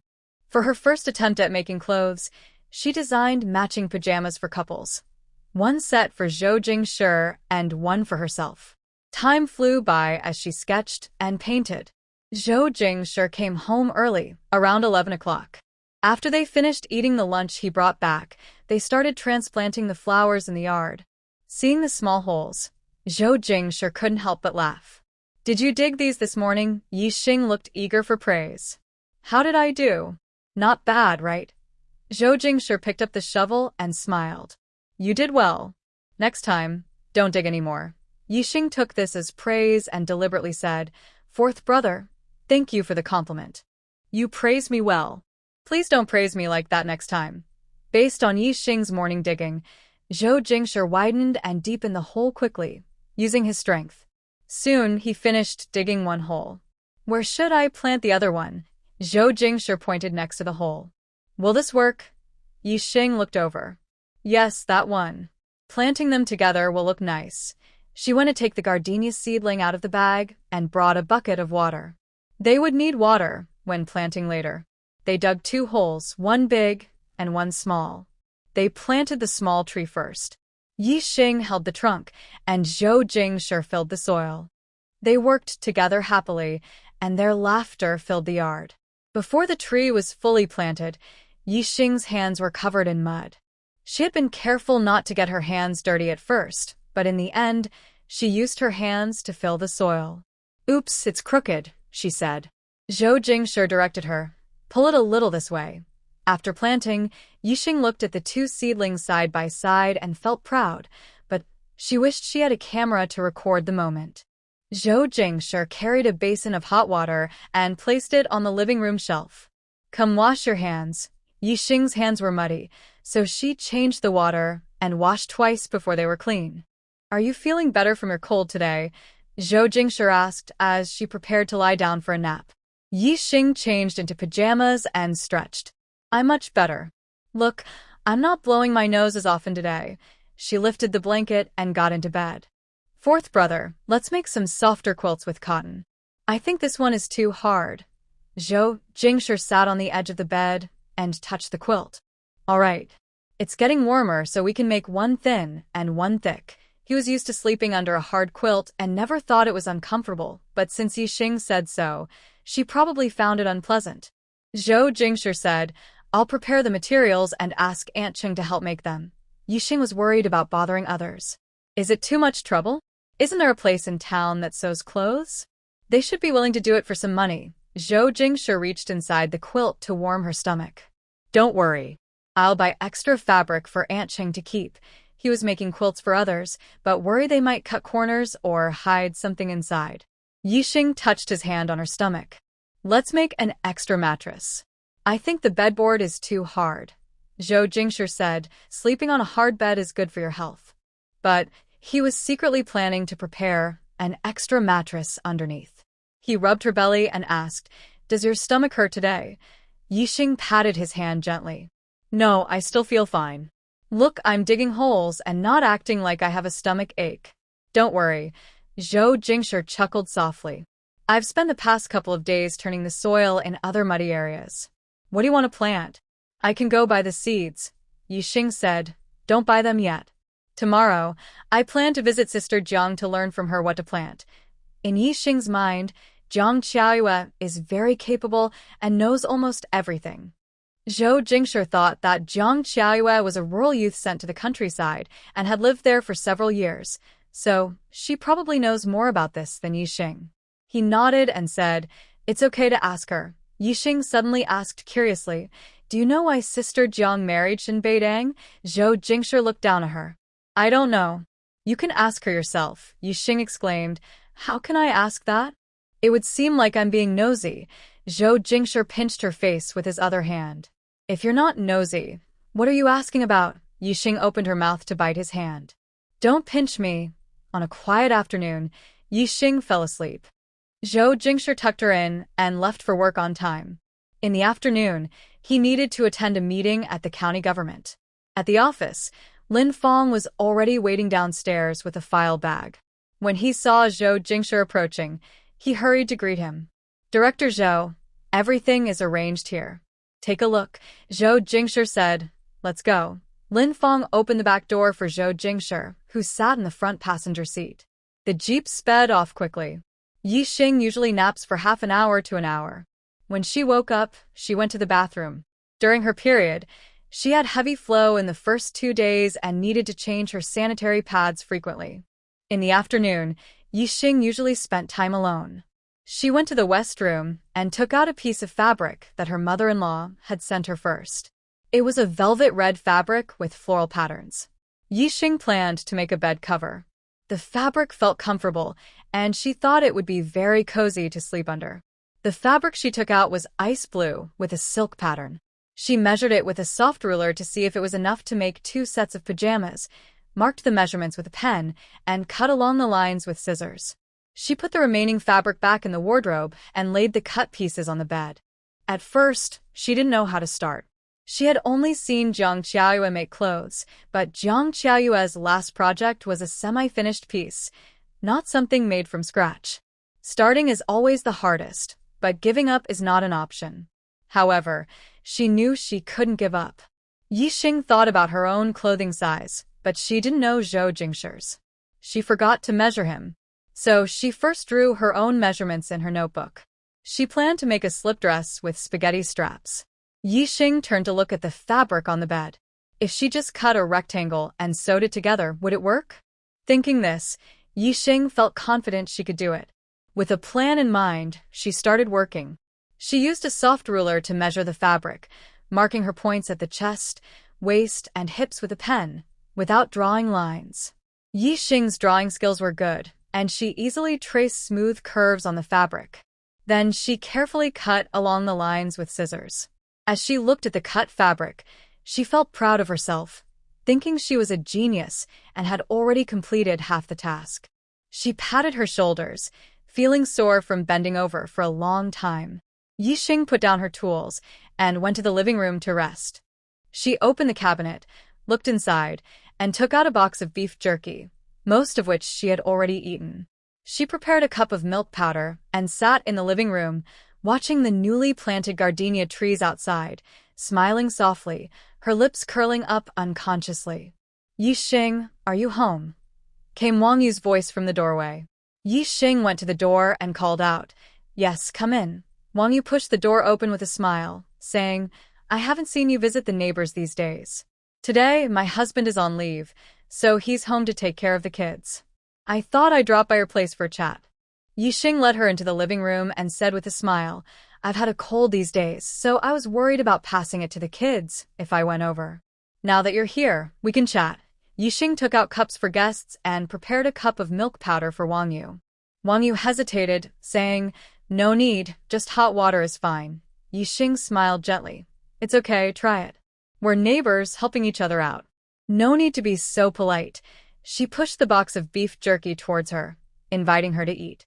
Wang Yu took a sip, complimented the taste, and asked, "You have a cold, but it's not serious, right?" Yixing replied, "Not serious, just a runny nose." "I'll be fine soon, that's good," Wang Yu said, then looked outside. "I see you planted new gardenia trees in your yard." Yixing followed her gaze. "Yes, my yard was pretty bare, so I transplanted 2 gardenia bushes. I plan to grow some vegetables in the other parts." Wang Yu nodded. Growing vegetables is a good idea. You wouldn't believe how much you can grow in that small patch. Things like chili peppers, green onions, and bok choy. When you want to eat, they're right there in the yard. No need to buy from the market. Yixing explained, "That's true, but my brother and I don't cook often, so I haven't decided what vegetables to plant yet." Wang Yu smiled flirtatiously. "You and Director Zhou are quite close, huh? Last time I went to the Supply and Marketing Cooperative, I directly called Director Zhou by his full name. Now, everyone just calls him Fourth Brother. There's only about half a month between these times." Yixing's face turned slightly red. "I only know Fourth Brother here, so we get along naturally." Wang Yu chuckled softly. Wang Yu sat for over half an hour before her husband called her home because her son was crying and wanted milk. Yixing saw Wang Yu off and politely told her to come and visit often. Meanwhile, Zhou Jing was just finishing a meeting and returning to the police station. "Captain Zhou, we're here." Lin Fong was the first to get out of the car and open the door. Zhou Jing stepped out and said, "You've worked hard today. It's time to go home after work." "No overtime needed," Lin Fong happily replied. "It's not hard work." "Captain Zhou, are you going upstairs?" Zhou Jing handed in the documents. "I'm not going up." Lin Fong took the documents and said, "I'll send these upstairs." "Captain Zhou, you can go home first if you have things to do." This afternoon, Zhou Jing didn't bring his lunchbox, so he didn't go to the cafeteria and went straight home. "You're a bit late today, Fourth Brother," Yixing said softly, leaning against the window in the west room, watching a man walk in the yard. Zhou Jing didn't go inside but approached the window, intending to pinch her face. "Had a meeting at the county government today, so I was a little late." Yixing tilted her head to avoid his touch. "What are we having for dinner?" He didn't manage to pinch her, so Zhou Jing retracted his hand regretfully. "How about noodles?" "I'm kneading the dough now," Yixing ordered. "Hurry up. The fairy you raised is about to starve." Zhou Jing chuckled softly, his deep voice carrying obvious joy. "I'm going right now." He, dressed in his police uniform, entered the house and took off his coat. Yixing came out to take his clothes. "Are you tired today? Your lips are chapped." She brought him a glass of water. Zhou Jing smiled happily, his eyes shining brightly, and whispered, "Not tired." Yixing hung his clothes on the solid wood coat rack in the bedroom. Zhou Jing drank water, with his head tilted back. Though he said he wasn't tired, he finished half a glass of water without leaving a drop. He rolled up the sleeves of his white shirt to his sturdy forearms. Seeing the empty water glass, Yixing felt a little pity and said, "Why don't we go out to eat? It saves the trouble of cooking." Zhou Jing washed his hands and softly said, "No need to go out. It'll be ready soon." "I'm really not tired." He was willing to cook for Yixing because he loved her. He looked at his wife with affection. Zhou Jing went to the kitchen to knead the dough, while Yixing helped nearby. First, she poured water, and when she poured too much, she added flour. They kneaded, let the dough rise, rolled it out, and cut the noodles. They started a fire and boiled the noodles. Today, the two of them ate simple clear noodle soup. Zhou Jingshi was still hungry after eating, so he opened a can of meat and ate it with the noodles. Before bed, Yixing lay on the bed, her delicate fingers gently touching Zhou Jingshi's Adam's apple. Zhou Jingshi looked at her with a frown as his throat moved up and down, unable to stop her from playfully touching him. Suddenly, Yixing sat up and got out of bed. "I forgot something. I forgot to measure your size," she said. Zhou Jingshi was confused and sat up as well. "Measure what size?" Yixing went to the west room to get a soft measuring tape and some paper and pen for notes. She returned and said, "To measure your body size. I want to make you a set of pajamas, but I don't know your size." She held up the soft measuring tape. "Get up. I can't measure you properly if you're still on the bed." Zhou Jingshi got off the bed. He was wearing shorts that reached his knees, with nothing on his upper body, broad shoulders and a narrow waist, with clear muscles. He stretched his arms and smiled happily. Take your time. I'm not in a hurry to wear them. No matter what you make, I'll like it, he said. Don't rush, Yixing said, patting his arm. She moved behind him and gently measured his shoulder width with her fingers. Even if it turns out badly, you'll still like it? I'm not very good at making clothes, Zhou Jingshi replied softly. Anything you make will be the best in my eyes. I will cherish it. Yixing paused for a moment, feeling that making clothes for him was just a pure act of kindness. Though she was not very skilled, she knew which measurements were necessary. She measured him twice and then handed him the notebook and pen. Fourth brother, help me record. I'll say it and you write it down, she said. Zhou Jingshi nodded. Okay. He took the paper and pen and casually asked, What did you do at home this afternoon? Yixing was focused on measuring and answered casually, The ice blue fabric from Jing City. I cut some to make pajamas. The red velvet fabric. I kept it to make a quilt cover. Zhou Jingshi turned around when Yixing pulled him. He looked down at her, carefully measuring his waist. That fabric was for making clothes, he thought. The fabric for the quilt cover was bought at the supply store. Yixing softly said, There aren't that many good fabrics at the supply store. Just use what we have now. I don't lack clothes to wear. Even good fabric was quickly taken by others, especially by the energetic women. Yixing couldn't compete with their enthusiasm. She looked up and asked, Is it hot here in summer? It must be. It's not even May yet, and I'm already wearing very thin clothes. Zhou Jingshi nodded. It's quite hot, but not too bad. It's about the same as Jing City. Yixing shook her head and said, The quilt made in summer shouldn't be made of thick fabric. Ice blue silk is light and cool. This one is about right. There's no air conditioning, so she just wants to cool down physically in other ways. Zhou Jingshi responded, You don't need to save. If you like a piece of clothing, just buy it. I keep the money in the cabinet.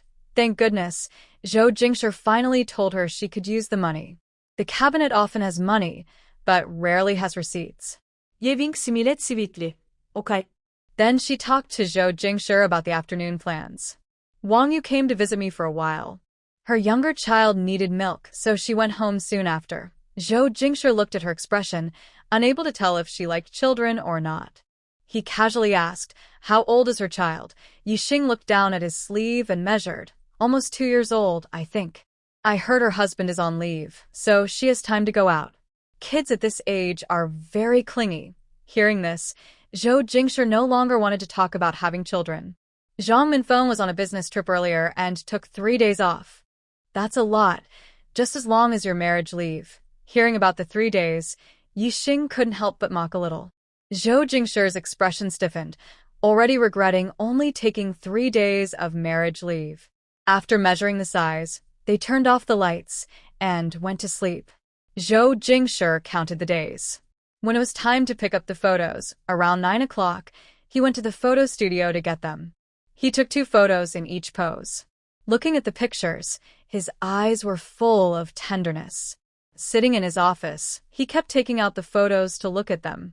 Lin Fong pushed the door open with some files and saw Zhou Jingshi gently place something into his left chest pocket, with a soft look in his eyes. Director Zhou, the county government sent some documents. Zhou Jingshi looked at the time and raised his hand. Leave them there for now. We'll deal with them this afternoon. They didn't reach an agreement yesterday, so sending the documents so urgently was pointless. He stood up, took his lunchbox, and headed to the cafeteria. Before leaving, he told Lin Fong, Have someone deliver the documents back this afternoon. Lin Fong was surprised. He wanted to say something but saw Zhou Jingshi had already turned and left. He clicked his tongue. He was the assistant to the previous director who had been transferred away along with his close aides. Only then was he promoted by Zhou Jingshi.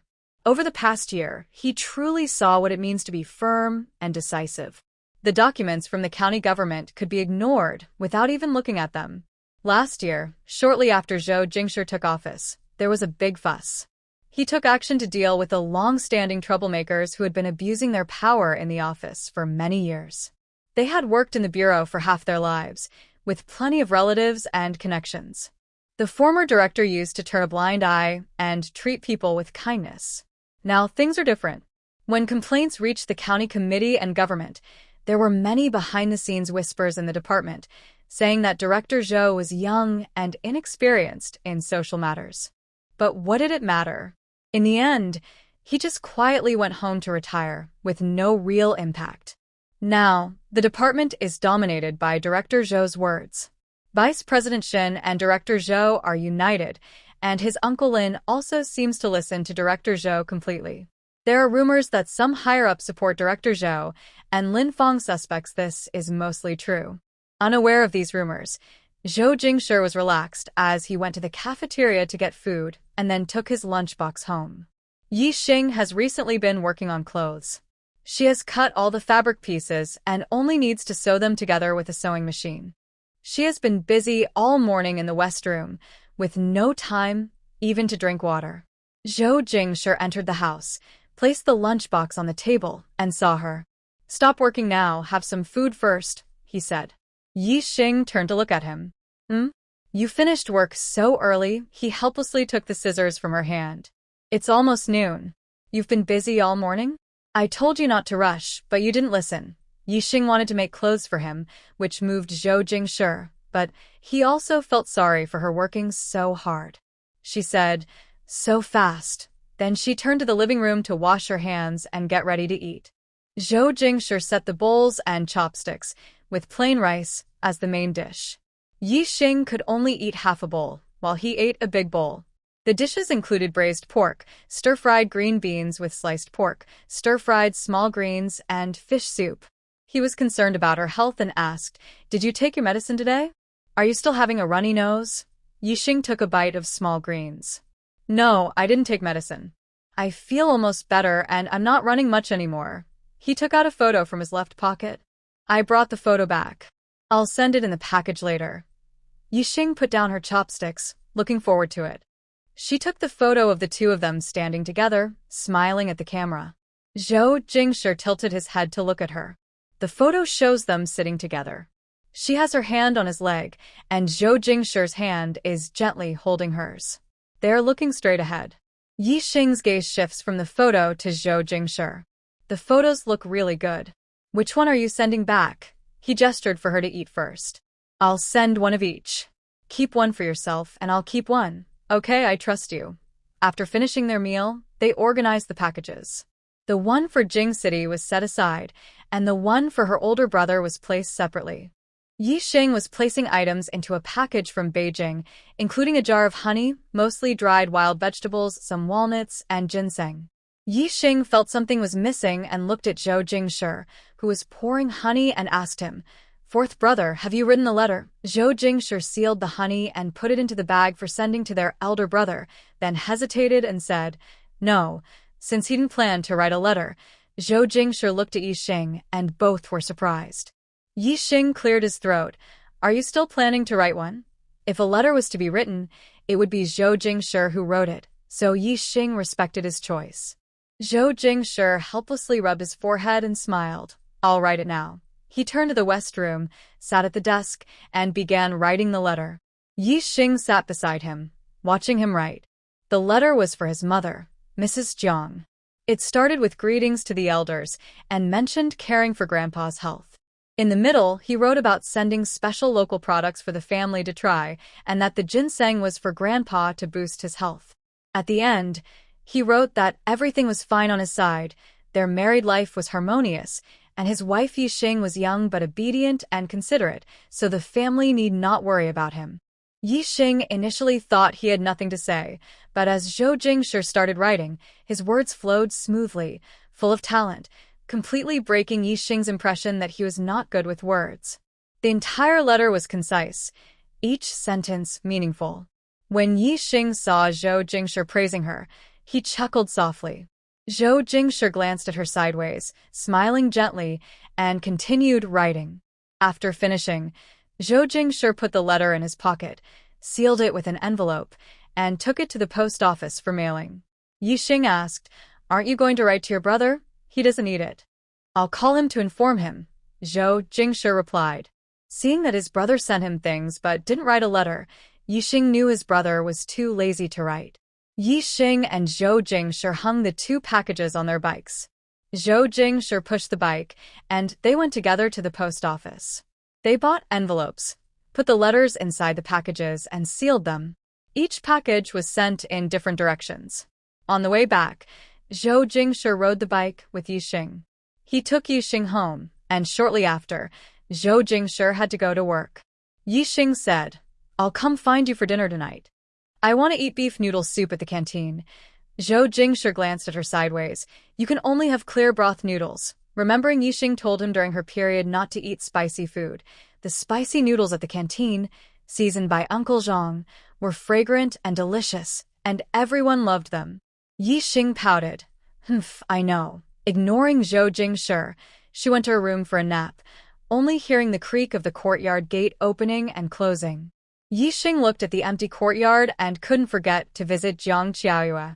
She was worried about delaying her planting work, so after her nap, she went out. Yixing wore a white shirt and black pants, carried a bag, locked the courtyard gate, and headed to Jiang Qiaoyue's house. When they arrived, they exchanged greetings, and Xiao Xiangla played happily around them. Yixing took out 2 chocolates from his bag and handed them to Xiao Xiangla, saying, "Xiangla, hold this and eat." The child was shy and hesitant to take it.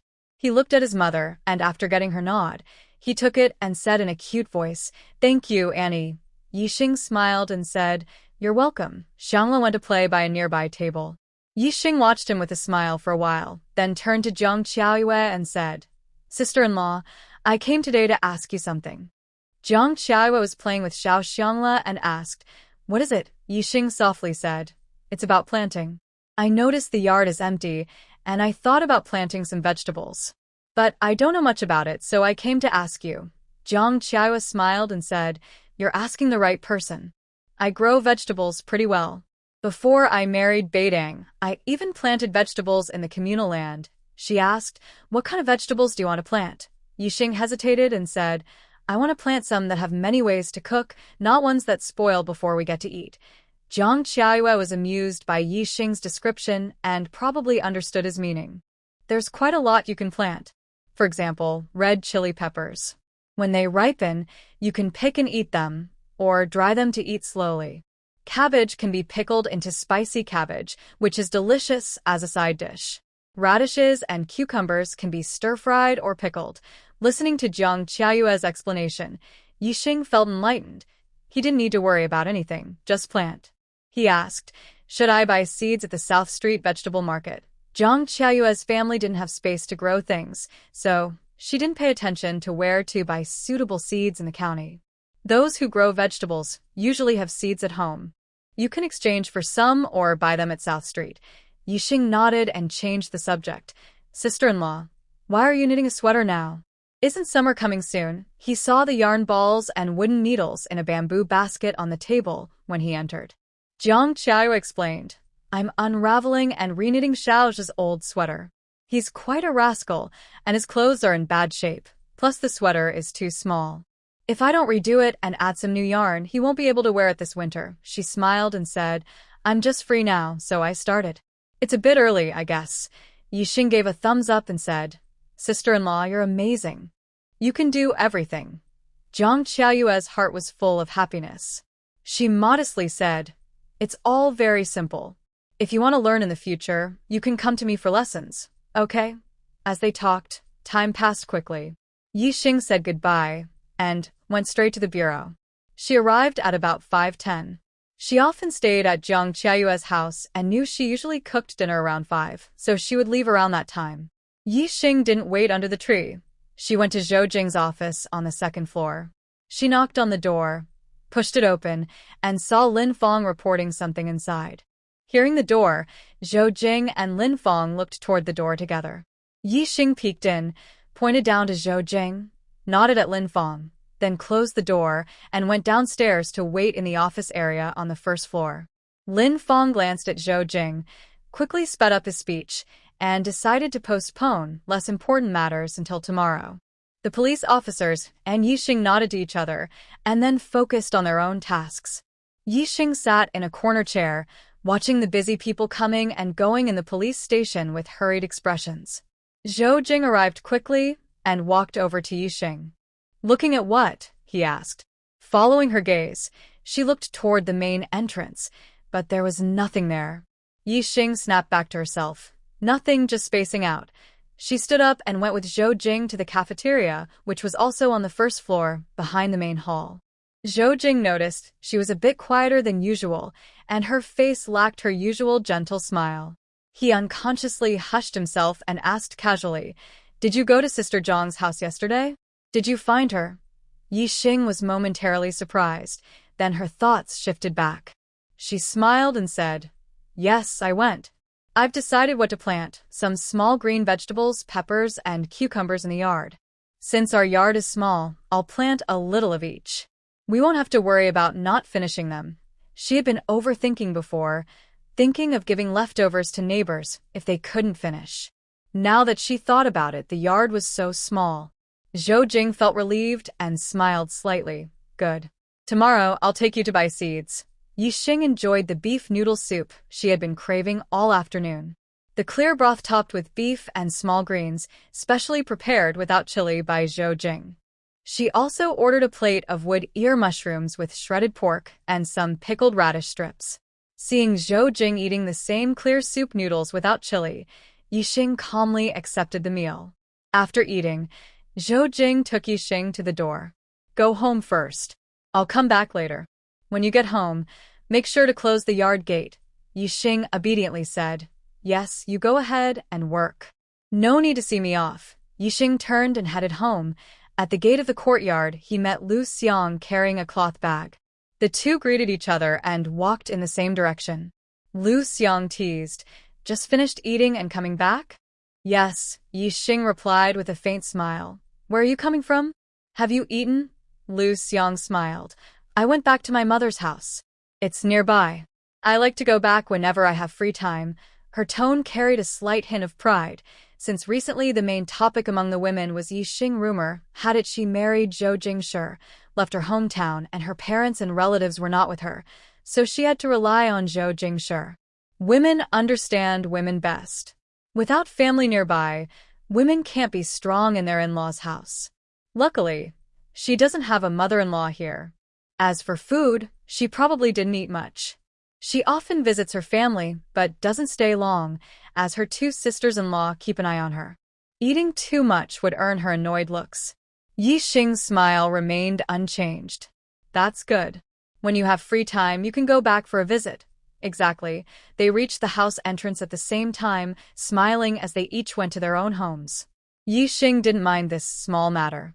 Once home, she started boiling water and taking a bath. She had been here over half a month and could now use the clay stove. Though not very skilled, it didn't matter. She boiled a large pot of hot water, filled 2 thermos bottles, and used the remaining water for her bath. After bathing, she planned to heat water for Zhou Jingshi. Before the water was hot enough, the door was knocked. It was 3 regular knocks, loud enough for Yixing to hear even if she was sleeping inside. After 3 knocks, no more. Yixing recognized the sound. She knew it was Zhou Jingshi. The courtyard door was closed from the inside after her bath, so no one outside could open it. Yixing went to open the door. It was already dark outside. The man had taken off his police uniform jacket, draped over his strong arm. He wore a white shirt, with his muscular outline hidden beneath the fabric. The setting sun cast a red glow behind him. He stood quietly at the door, like a beast ready to pounce. Hearing footsteps inside, he restrained his intimidating presence, becoming more composed and charming. She opened the door, sidestepping to let Zhou Jingshi in. "You've been busy all day. I boiled some hot water for you. When it's ready, you can soak in the wooden tub to relax." Zhou Jingshi closed the door carefully, then pulled her into his arms as they walked back. "Have you finished washing?" "Yes, I washed after I came back, while it was still daylight." The newly built bathhouse had no lights, only candles. Zhou Jingshi went to the kitchen. "You go back to your room. I'll boil the water." "No, I'll stay with you." Yixing sat next to Zhou Jingshi, with her upper body being held in his arms. The two whispered softly, creating a warm and sweet atmosphere. Yixing's cold had improved, but her aunt still hadn't left.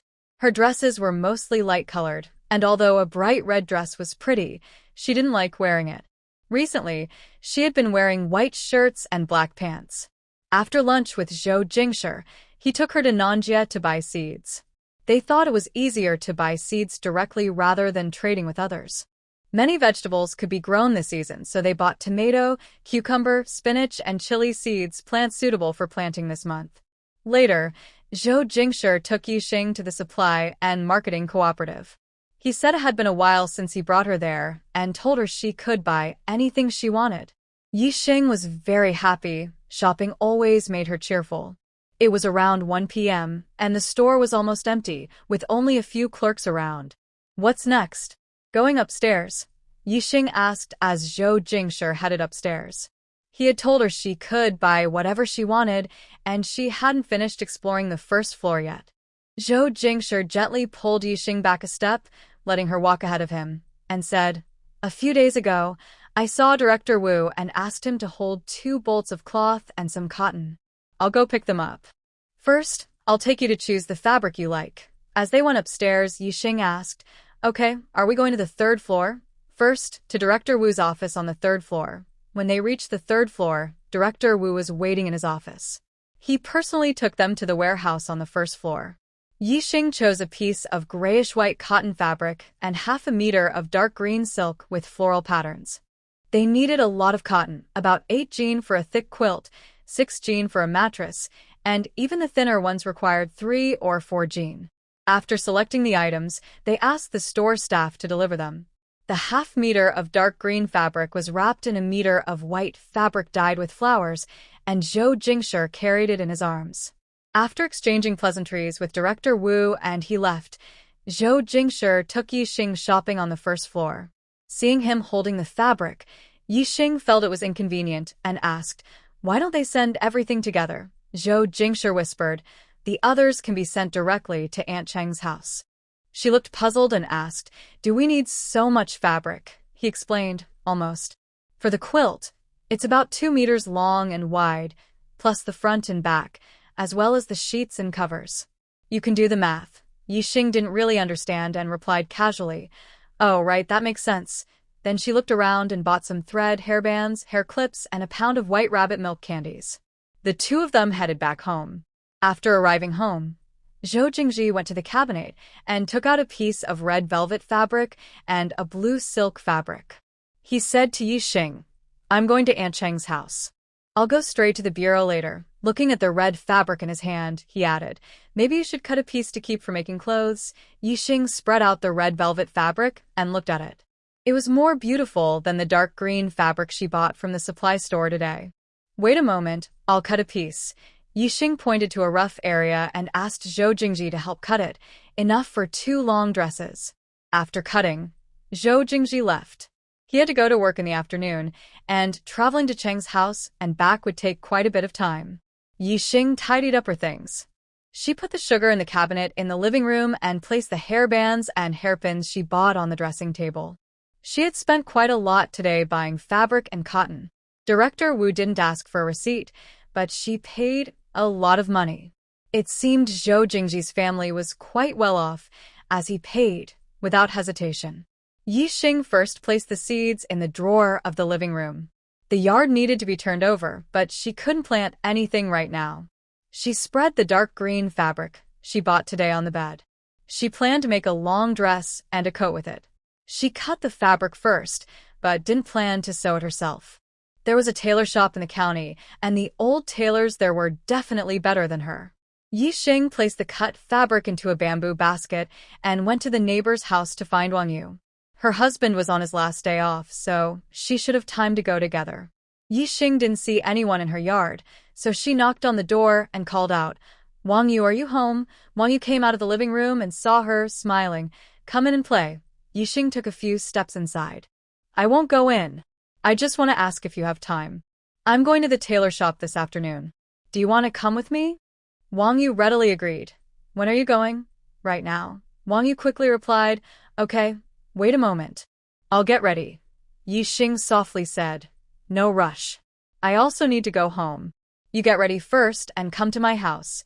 Actually, Yixing could leave with just her bamboo basket. She waited at home, packed some candies in the basket, and thought it would make her smile on the way. Wang Yu moved quickly. After Yixing locked the door, they left together. Is there only one tailor shop in the county? How good are the tailors? Yixing asked. You're talking about the one next to the grain station, right? Yes, that one. The craftsmanship is good, Wang Yu replied. What kind of clothes are you making? Yixing lifted a corner of the fabric. I'm planning to make a long dress. I haven't decided on the style yet. I'll see what the tailor recommends. Yixing brought a piece of fabric with her. She did a good job choosing it. She plans to visit often. If it doesn't turn out well, she will just consider it a learning experience. Wang Yu reached out and touched the fabric. Such good material. The clothes will definitely look nice. She looked at Yixing again. This color will look great on you, she added. People who are not confident about their looks usually avoid this color because it makes them look older. Je vingt similet. I bought this color because I thought it looked nice. I want to make clothes with it. In the tailor shop was an older man, probably in his 50s, named Lu Xuxin. He saw the fabric Yixing brought and assured her, Don't worry, I will make clothes that will satisfy you. He took out a notebook with fabric samples inside. Take a look and tell me what style you like. I will measure you. Yixing took out some notes from her basket. No need, I measured myself at home. Just follow these instructions. Lu Xuxin took the notes and looked at the measurements carefully.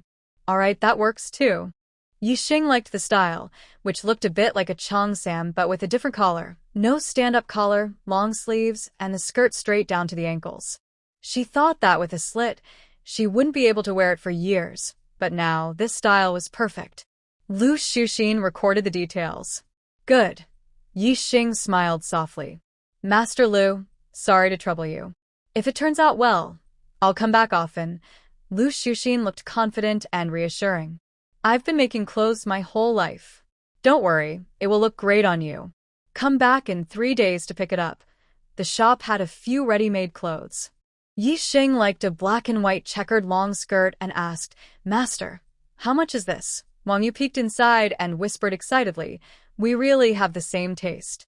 I think this one is the best. Yixing couldn't help but smile and exchanged a look with her. Lu Xuxin said, Do you have a fabric ticket? If yes, it's a bit cheaper. If not, it's a little more expensive. Yixing replied, No, I don't. Lu Xuxin gave her a price and Yixing smiled. Please take it off for me, including the tailoring fee. How much is the total? Lu Xuxin was happy and joked, Pay for the clothes after they're finished. With such good fabric here, I'm not worried about anyone running off. Wang Yu was surprised and opened her mouth, then silently closed it again. Really wealthy, nothing compares. No envy, no envy. Wang Yu thought to herself, but she knew it was useless. She watched Yixing happily place the new clothes into her basket. After paying, Yixing and Wang Yu left. Yixing bought a few candies for Wang Yu. Eat some candy, sweetens your mouth. Yixing also peeled one and put it in her mouth. Wang Yu and Yixing had met a few times, so she knew Yixing wasn't the type to push herself forward. She casually put the candy into her pocket and peeled another to eat. Yixing felt comfortable around her and asked, Do you want to go shopping or should we go straight home? Wang Yu thought it wasn't easy for her to go out, so she said, Let's go shopping first and then we'll go home later. Since Yixing wasn't familiar with the area, Wang Yu led the way.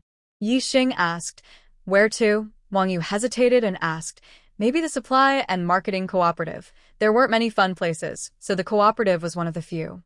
Yixing suggested, How about the cinema? I'd like to invite you to watch a movie as a thank you for coming out with me.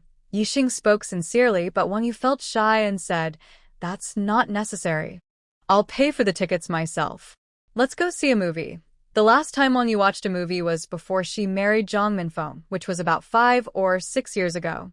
The more she thought about it, the more she felt she should go. Wang Yu insisted on paying herself, so Yixing bought 2 more sodas and some popcorn and shared one with her. Wang Yu blushed and felt shy, but Yixing gently comforted her. You see, I don't know many people here. Only you. Next time we go to the movies, you can treat me then. Wang Yu finally agreed. All right, it's a deal. Next time, I'll treat you. They sat on a nearby bench waiting for the movie to start. Unexpectedly, they ended up watching a good show. This afternoon, Lin Huixin was called out by her mother for a blind date. She was holding back her anger as she went out to meet a man. Last Saturday, she had already gone on a blind date and even bumped into director Zhou and his wife at the cinema. Embarrassed and annoyed, she didn't want to go on a blind date, but her mother didn't give her any time. Just a few days later, her mother introduced her to another man. She said the man's father was the director of the post office, and his mother was the director of the propaganda department at a sugar factory. She thought this family background was better than the one she had met before and matched her own. So she took a day off to meet him. Lin Huixin didn't have high hopes. With such a good family background, she thought maybe the man was just too ugly. She didn't compare herself to others. She wasn't ugly, and her family was decent. Still, she went on the blind date. What if the man was just too picky? Lin Huixin's first impression of Chen Mingze was quite good. He had a square face, nice features, tall, and healthy. He wasn't the fragile type she didn't like. She also suspected that the other person might have some hidden illness and impulsively asked, "You're not bad-looking, so why are you still dating through matchmaking? Do you have some sickness?" Lin Huixin had gone on many blind dates, so she naturally became bolder. Chen Mingze, on his first outing for a blind date, clearly didn't expect a woman to be so daring. Luckily, he had a thick skin and didn't show any embarrassment on his face. He explained emotionlessly, "No illness. I used to serve in the army. Now that I've been discharged, I don't have a partner yet. My family arranged this blind date." He was young, only 23, and had just finished his military service, returning with only a discharge bonus and no job lined up. He was asking his father to find him work. Without his father's support, he wouldn't be on this date. Hearing this, Lin Huixin felt relieved and thought she had made a good choice. She suggested, "Let's go see a movie. We can walk and chat along the way." Standing on the busy street wasn't a problem. Chen Mingze nodded. Okay. They quietly watched a movie together. After it ended, they were walking out. This was also the scene that Yi Xing and Wang Yu saw. But before they could even meet, they saw Lin Huixin being stopped by a tall, slim man. The man had a slicked-back hairstyle, shiny with oil. He loudly said, "Huixian, how can you go to the movies with another man behind my back? You're supposed to be my fiancé." Lin Huixin was stunned by his shouting. Seeing the strange looks from people around and Chen Mingze beside her, she quickly snapped back. "Li Juanhao, you homewrecker. How dare you say that to me? We're not involved at all. Everyone look at this person." His father used to be the deputy director of our county police station. Because of his messy relationships, his father was criticized for poor family morals and was forced to resign and go home. Make sure you remember what he looks like. He's a troublemaker, even harming his own father. Everyone, stay away from him so your daughters won't be harmed by him. Hearing this, the people nearby instinctively stepped back a few paces, pointing and whispering about Li Juanhao. Li Juanhao, furious and ashamed, glared with fiery eyes. He was about to hit Lin Huixin. You're talking nonsense." Chen Mingze stepped forward to stop Li Juanhao. Seeing someone blocking him, Lin Huixin, unable to hold her tongue, said, "Who's talking nonsense? Everyone knows you're involved in messy relationships. Your father was ousted because of your misconduct. Former Deputy Director Li Zhenliang did not step down because of any scandal involving his son's personal relationships." Today, Lin Huixin wants to blame Li Juanhao for everything. They grew up together and were engaged since childhood. However, in high school, Li Juanhao started dating a female classmate. She tolerated it, even while attending a workers' university and dating another girl. A few years ago, that girl came to confront Lin Huixin, saying that she believed in free love and opposed arranged marriages, threatening to report them. The situation became known in the community. Lin Huixin and Li Juanhao ended their engagement, but Li Zhenliang suppressed the matter, telling everyone it was just a joke and that the families were never officially engaged. At that time, Lin Huixin was persuaded by her father to stay silent. Unexpectedly, last September, Li Zhenliang was dismissed from his position. When Lee Juanhao and the girl he was planning to marry saw the situation, she ran away. Neither Lee Juanhao nor his family knows where she went. Since his father was removed from office, the family's situation has changed drastically. Relatives and friends now look at them differently, and many seem eager to criticize them. The girl Lee Juanhao was supposed to marry, though she no longer cares for him because he is too strict and not gentle enough, still comes from a good family background. A few days ago, Lee Juanhao tried to make peace with her, thinking she was worth it because she was a university student. But she, a worker, insulted him that day, not recognizing his status. Lee Juanhao had never been insulted like that by a woman before. He thought it was just Lin Huixin venting her frustration over their broken engagement and didn't argue with her. Now, she even dares to go on a blind date, showing no respect for him and spreading rumors. Lee Juanhao was so angry, he nearly punched Chunmingze. But Lin Huixin said, "Everyone, take him to the police station. If he's involved in inappropriate relationships, he should be sent for reform." Hearing this, the crowd's eyes lit up and they quickly moved to act. Yes, this comrade is right. Take him for reform. Exactly. We must not let these social pests go free. Lee Juanhao, not being naive, was frightened by the crowd and ran out of the cinema. Some people chased after him, but most just sighed and dispersed. Next to them, Wang Yu excitedly explained to Yixing, "The guy who ran away is Lee Juanhao, the son of the former deputy director. Last year, Deputy Director Li was dismissed. He and Lin Huixin, the daughter of Deputy Director Lin, were engaged." People initially thought it was just a rumor, but now it seems they really were engaged. Let's enjoy the show. Yixing eagerly watches the gossip and nods seriously at Wang Yu's explanation. It's because entertainment options are so limited these days. She wasn't interested in these things before. The movie is about to start.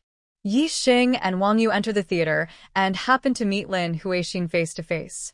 Yixing and Wang Yu smile faintly and nod at her, while Lin Huixin responds stiffly with a blank expression, feeling like shouting to the sky.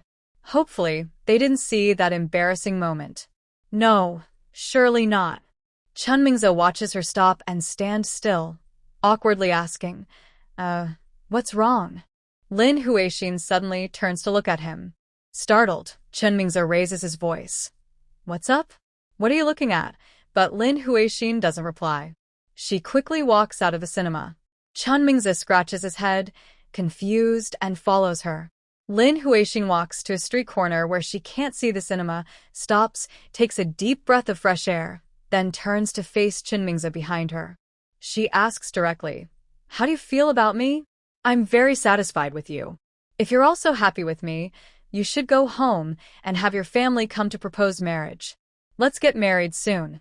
Chunmingze's mind goes blank. Stammering, he says, you. Lin Huixin continues, "That person just now was called Lee Juanhao. I was engaged to him, but we cancelled it 2 years ago." She quickly explains the situation to Chunmingze. "That's how it is. I didn't lie to you. Everyone in our group knows about this.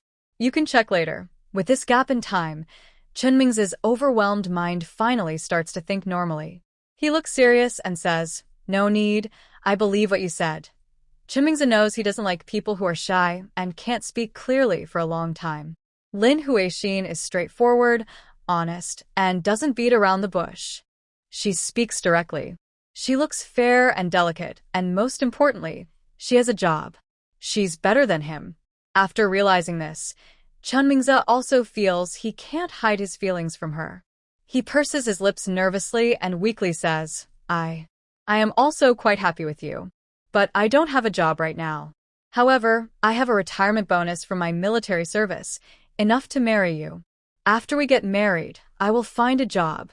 I won't let you support me." He looks seriously at Lin Huixin and says, "I really can't compare to you now, but if you're willing to give me a chance, I will treat you well for the rest of my life." He absolutely refuses to be a man who relies on others. Hearing that he was unemployed, Lin Huixin's breathing grew lighter. She was so angry she wanted to go home immediately and ask her mother, who she had introduced her to. Lin Huixin firmly refused to support a man who depended on her, and she wouldn't be satisfied with just that. After hearing the rest of the story, her mood improved, but since marriage is a lifelong commitment, she decided it was better to ask clearly. "Do you have a goal for your job?" she asked, not wanting him to just shout slogans like a fool. Chun Mingze immediately replied, "Yes, my dad arranged me to work in the steel factory's security department. I will start working soon." It was obvious he was trying to get in through connections, and he sounded a bit embarrassed. Lin Huixin had no prejudice against using connections. As long as he could get in, that was fine. Thinking about his parents' positions, it was easy to arrange a job for him. She nodded and said, "That's good. We still need to raise children in the future, so everyone needs to work." Chun Mingze looked at her as she talked about their future, his eyes soft and serious, and he nodded along with her with firm conviction. Wang Yu was very happy today. She couldn't remember the last time. She had so much fun. On the way back, she excitedly told Yixing about the gossip in the big courtyard. She said that 2 years ago, when Li Juanhao brought his girlfriend back, the courtyard was lively. The girl was pretty and delicate, but she could hold her own against Li Juanhao. Yixing was amused by Wang Yu's exaggerated tone and laughed happily. When Yixing got home, she first poured a glass of water. She had been smiling all afternoon, her mouth dry and her tongue sore from laughing so much.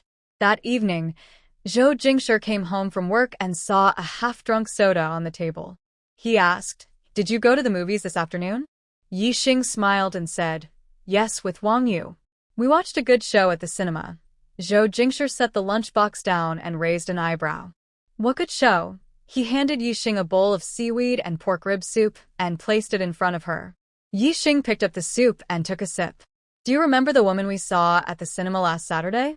"The one from the finance department," Zhou Jingshi nodded. Yixing, with a happy smile, said, "She is the most impressive woman I've ever met." Today, a man at the cinema, Wang Yu said his name was Li Juanhao, tried to ruin her reputation, but Lin Huixin dealt with him firmly. The phrase, "the most impressive woman," was not an exaggeration. She was the most outstanding woman Yixing had seen here, young, successful, and clear-headed. That was rare. Yixing felt confident that she could openly argue with Li Juanhao and quickly sway the crowd's emotions. The former director's father, involved in messy relationships and criticized for stepping down, always drew attention and shifted focus onto Li Juanhao. The public's main concern was that the former deputy director was unlucky, having a troublesome son. The director's high position was also ruined. Few people remembered the fiancé story. It wasn't exciting enough. In this era, things are really impressive. Yixing happily described the scene to Zhou Jingshi, including the reactions of the onlookers and how Li Juanhao hurriedly ran away. Yixing kept smiling, and Zhou Jingshi chuckled softly. "Did Wang Yu tell you when his deputy director father stepped down?" Yixing rolled her eyes and said, "No, probably in the last 2 years." She then looked at Zhou Jingshi with wide eyes. When Wang Yu mentioned Li's deputy director father, she hesitated and looked at her, but she didn't pay much attention since she didn't know about it at the time. Zhou Jingshi nodded. Last July. After dealing with Officer Li, he started handling the issue with the deputy director Li. Unlike the incident with Officer Li, which was known to everyone, the deputy director's problem was only circulated among the upper circles of the county. However, it was more influential than the incident with Officer Li, involving the black market in Chunwei Lane. The higher authorities in Linshui City, the capital of Maoxing Province, even sent greetings. As the capital city of Maoxing Province, Linshui City couldn't ignore such issues and had to handle them carefully. Then, his big cousin Bai Songning from Ming Province sent a message to check on him. Basically, it was a warning for him to stay low and a hint that he didn't need to worry about Linshui City's matters. They had already taken care of it. Zhou Jingshi signaled Yixing to eat quickly while passing her some food. Yixing understood and thought, she just started her new position 6 months ago and was already causing trouble. She lowered her head to eat, considering that next time she saw Li Juanhao, she should avoid him since he seemed mentally unwell. Thinking of Chunwei Lane, Zhou Jingshi asked, "This Sunday I have a day off. Would you like to visit Aunt Cheng's house?" Today, She warmly invited him to bring Yixing along, saying she would cook delicious food for them. Aunt Chung makes great food. We can have lunch there, she said. Sounds good. Also, bring some pickled meat from Jing City as a thank you for helping us make the quilt, Yixing quietly suggested. Did you tell Aunt Chung we're in no rush? Don't tire her out, she added. After all, she was making quite a few things. Zhou Jingshi softly assured her. Don't worry. It's not just Aunt Chung. I asked others to help as well. At Aunt Cheng's house, Aunt Chung was always watching over everything. That's good. After dinner, Yixing heated some water in the kitchen, while Zhou Jingshi was turning the soil outside. When Yixing finished boiling the water, she came out and saw, "You're working so fast. I was going to soak the seeds. I think we can plant them tomorrow." Zhou Jingshi put away the shovel. Take a shower first. We'll turn the soil again tomorrow. Seeds soaked tomorrow, plant the day after. Yixing always thought farming was hard work, especially turning the soil. She believed Zhou Jingshi, after a day of work, must be very tired when he came back and did more farm work. That works. Yixing pulled him to a chair in the living room. Rest for a bit. I'll go take a shower. She went to the bedroom to get her pajamas and put them in the bathroom. In no time, Zhou Jingshi had brought the hot water she had boiled into the bathroom. He adjusted the water temperature before leaving the door. Yixing secretly thought Zhou Jingshi was always busy, but she knew he could carry the water easily. Even after he left, she still smiled softly, her expression bright and cheerful, unable to hide her happiness. She really liked Zhou Jingshi's gentle moments that he didn't even realize he was showing. In the morning, Yixing woke up and shivered from the cold. She wrapped herself in a windbreaker and went outside. The sky was very gray, and the cold wind was howling. It was late April, yet it was still so cold. The weather changed so quickly. She quickly washed up inside, and Zhou Jingshi just happened to come back to bring her food. Today's temperature dropped, Yixing sighed. Zhou Jingshi touched her hand, which was warm and soft. Yes, the weather is unpredictable.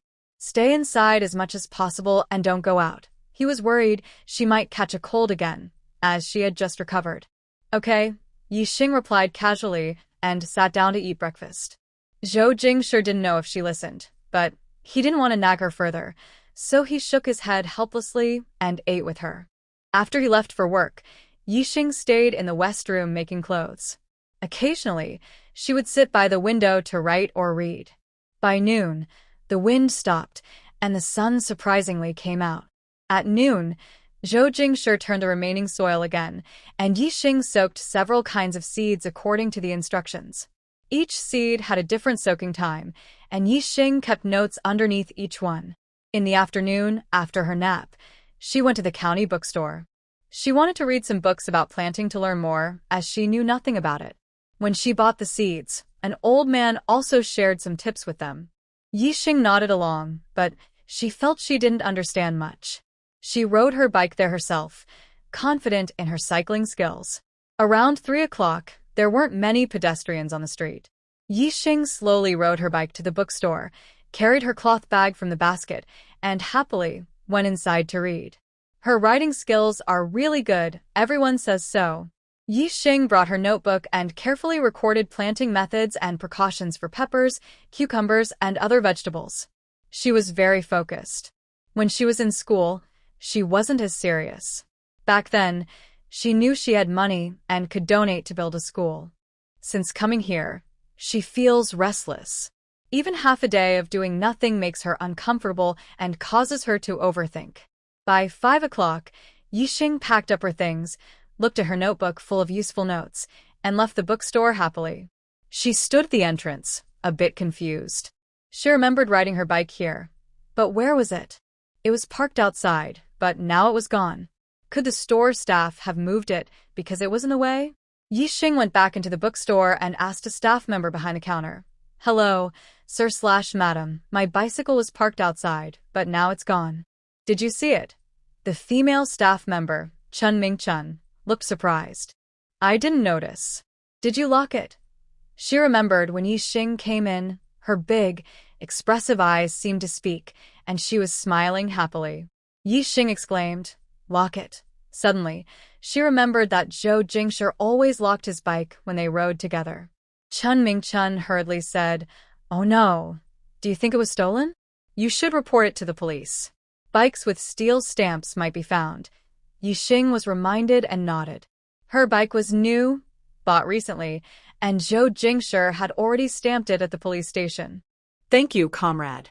"I'll go report it now." Yixing left the bookstore, thinking about how she had spent a lot of money on the bike and the ticket. Why would someone steal it? She started walking faster, then broke into a run.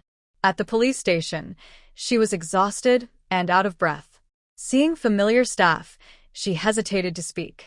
Yixing took a deep breath to calm down. Lu Weigua passed through the hall, saw Yixing, and immediately smiled and greeted her.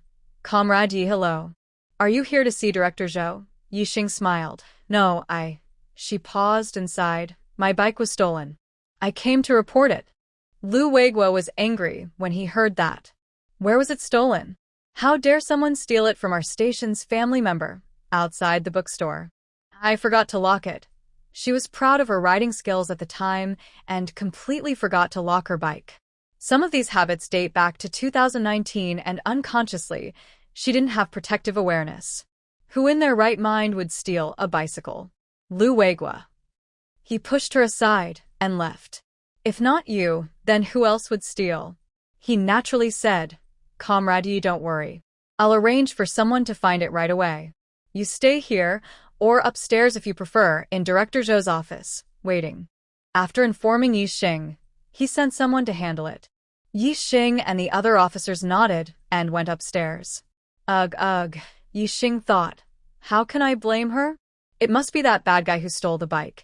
Yixing knocked on the door and pushed it open smoothly. Inside the office, Zhou Jingshi, Shen Beidang, and Lin Fong were discussing matters. Seeing Yixing at the door, the three of them quickly composed their expressions. Shen Beidang and Lin Fong smiled politely. Zhou Jingshi saw Yixing standing hesitantly at the door and stood up to approach her. "What's wrong?" He gestured to the other two to leave. Shen Beidang and Lin Fong tactfully exited. Ugh. Yixing pretended to cry softly after everyone left. "My bicycle was stolen." Zhou Jingshi gently sat her on the sofa nearby, patting her back comfortingly. "What happened? Take your time and tell me." Yixing leaned against his chest and told him what happened in a trembling voice. Afterward, she carefully looked up at Zhou Jingshi's expression. He smiled lightly, with a relaxed yet powerful tone, softly saying, "It's not a big deal. Why are you crying? The worst that could happen is buying a new one." His hand gently stroked her head from behind. Seeing Zhou Jingshi's calm demeanor, Yixing felt relieved.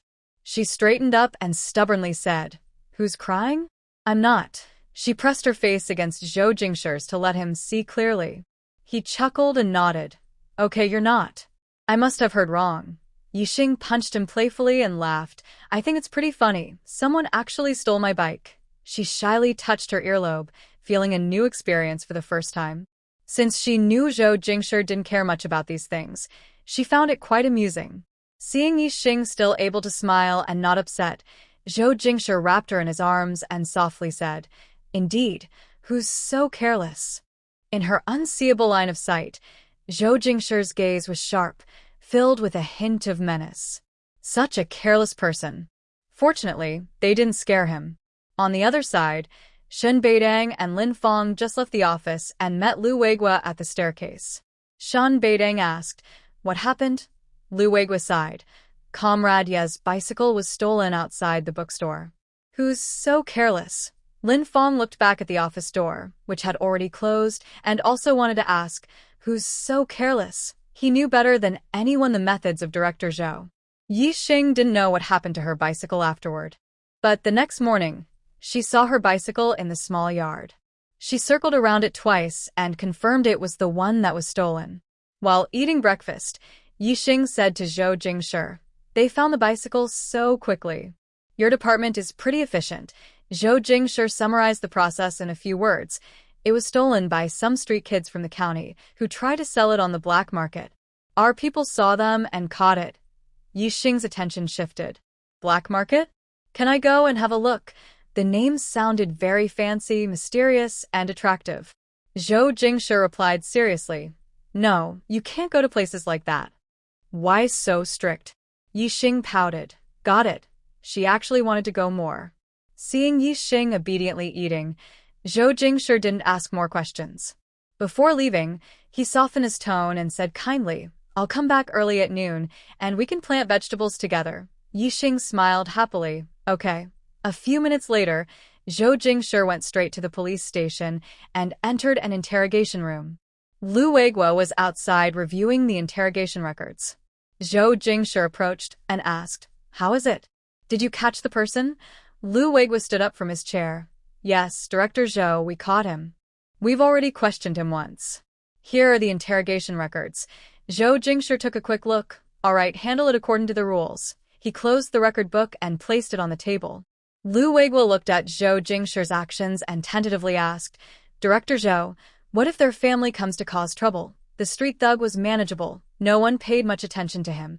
"But I heard the other family is unreasonable. His mother and grandmother are both difficult."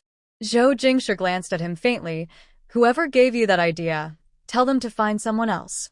After understanding the situation, Zhou Jingshi planned to go to his office to work. "Don't reveal my home address." He was worried they might go to Yixing's house and cause her trouble. At this time, stealing, whether big or small, is seen as undermining socialism and can easily lead to being criticized or accused. However, there are also private negotiations. "I'll pay some money, can we just forget about this?" And unreasonable, morally coercive tactics. "Your stuff wasn't stolen, was it? Please let my son go." Lu Weiguo has seen many old ladies and women resort to shouting and throwing tantrums.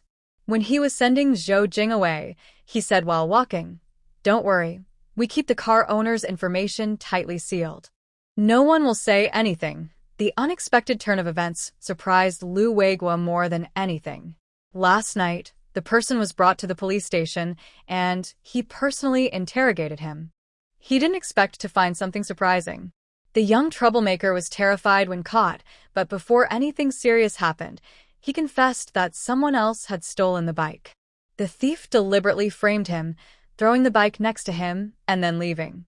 Seeing a bike appear out of nowhere, he thought it was discarded by the thief and took it to the black market to sell for money. Lu Weiguo personally questioned him last night, controlling his urge to roll his eyes. "That's a bike. Who would just abandon it? Stories like this don't even make sense." He asked sternly, "Do you know that person?" The young troublemaker said, "I don't know that person, but I know the one next to him. He's a teacher at the county middle school, named Li Juanhao. Teacher Li, he often wanders on the street and meets many people, so he knows a lot." Li Junhao. "And his involvement?" Lu Weiguo said seriously, "We will find the person and question him. If you lie, you might face harsher punishment. If you tell the truth now, you might get a lighter penalty." The troublemaker's eyes widened. "I didn't lie. I saw that person with Li Juanhao before. They seem to call him Bao, and he calls Li Juanhao brother. It was his bad luck. Thinking he could make good money from a bike, he was careless. This afternoon, he saw a beautiful woman on the street. He looked at her a few more times and saw her park her bike outside the bookstore without locking it. After waiting a few minutes and seeing no one come to lock it, he was about to circle around the bike, not intending to do anything bad. But Bao, that guy, was faster and pushed the bike away and ran off. Seeing the bike almost in his hands, he hurried to chase after him. But Bao saw him and threw the bike to him before running away. He thought Bao was scared and happy, couldn't resist pushing the bike to the black market to sell for money. As soon as he arrived at the black market, he was spotted and unlucky. After Lu Weiguo finished his statement, he asked someone to bring Li Juanhao. Li Juanhao, who had graduated from university, was not foolish and kept himself clean. He pretended to be innocent and said, "This afternoon? My cousin came from the countryside to see me. I had classes in the afternoon, and after seeing him, I went back to school. The school can confirm that I was in class for the last 2 periods." Lu Weiguo was tired of arguing and asked, "What is your cousin's name? Do you know if he got into trouble?" Li Juanhao looked surprised and said, "How is that possible? After seeing me, he should have gone straight back to the countryside. His name is Li Jiapao. Where does he live?" In Jingyang Commune, Li Family Village, Lu Weiguo briefly explained what had happened and then said, "Please stay at the station tonight. Tomorrow morning, our people will bring Li Jiapao back and then you can go home." Li Juanhao looked worried and said, "No, I can't. I have classes tomorrow, and I need to prepare for them." Lu Weiguo replied, "We will ask for your leave." Li Juanhao waved his hand and said, "No need, I can go tomorrow." The police couldn't just ask for leave. If other teachers and students found out, it might cause trouble. Suit yourself. Lu Weiguo didn't care what he thought and arranged for someone to go to Li Family Village early the next morning. The police left around 4 or 5 in the morning in a jeep. Of course, not every case could be handled with a jeep. Wasn't it approved by Director Zhou? They returned with the person around 8 a.m. The officers said there was some commotion in the village, but it was only settled after the village chief spoke. Li Jiapao's family was on the way to the county. Li Jiapao was chubby and round, speaking with a slightly silly tone. Lu Weiguo asked Li Jiapao about the bicycle you stole last night. "Do you have anything to say?" Li Jiapao shook his head slowly and said, "I didn't." Lu Weiguo patiently asked, "You didn't what?" "Are you feeling guilty?" Li Jiapao loudly said, "I didn't feel guilty. I didn't steal the bike." His brother said that as long as no one saw him, no one would know he was the thief. And the person chasing him? He had already given the bicycle to him, so he wouldn't tell on him. Li Jiapao, simple-minded, thought this made sense. Lu Weiguo coldly said, "Yesterday, a bike thief was caught in the black market. He reported that you stole the bike. You returned the stolen bike to him, claiming you had a purpose." Li Jiabao's first thought was that he could not admit the truth. He trembled and said, He must have falsely accused me." Lu Weiguo looked directly into his eyes and asked, "Your brother Li Juanhao said you went straight back to the countryside after seeing him. So why are you still lingering at the bookstore?" Li Jiabao, without thinking, replied, "I was just walking around the bookstore entrance. I didn't go inside." Lu Weiguo firmly said, "Li Jiabao, tell the truth. Why did you steal the car at the bookstore entrance? Do you know how expensive that car is?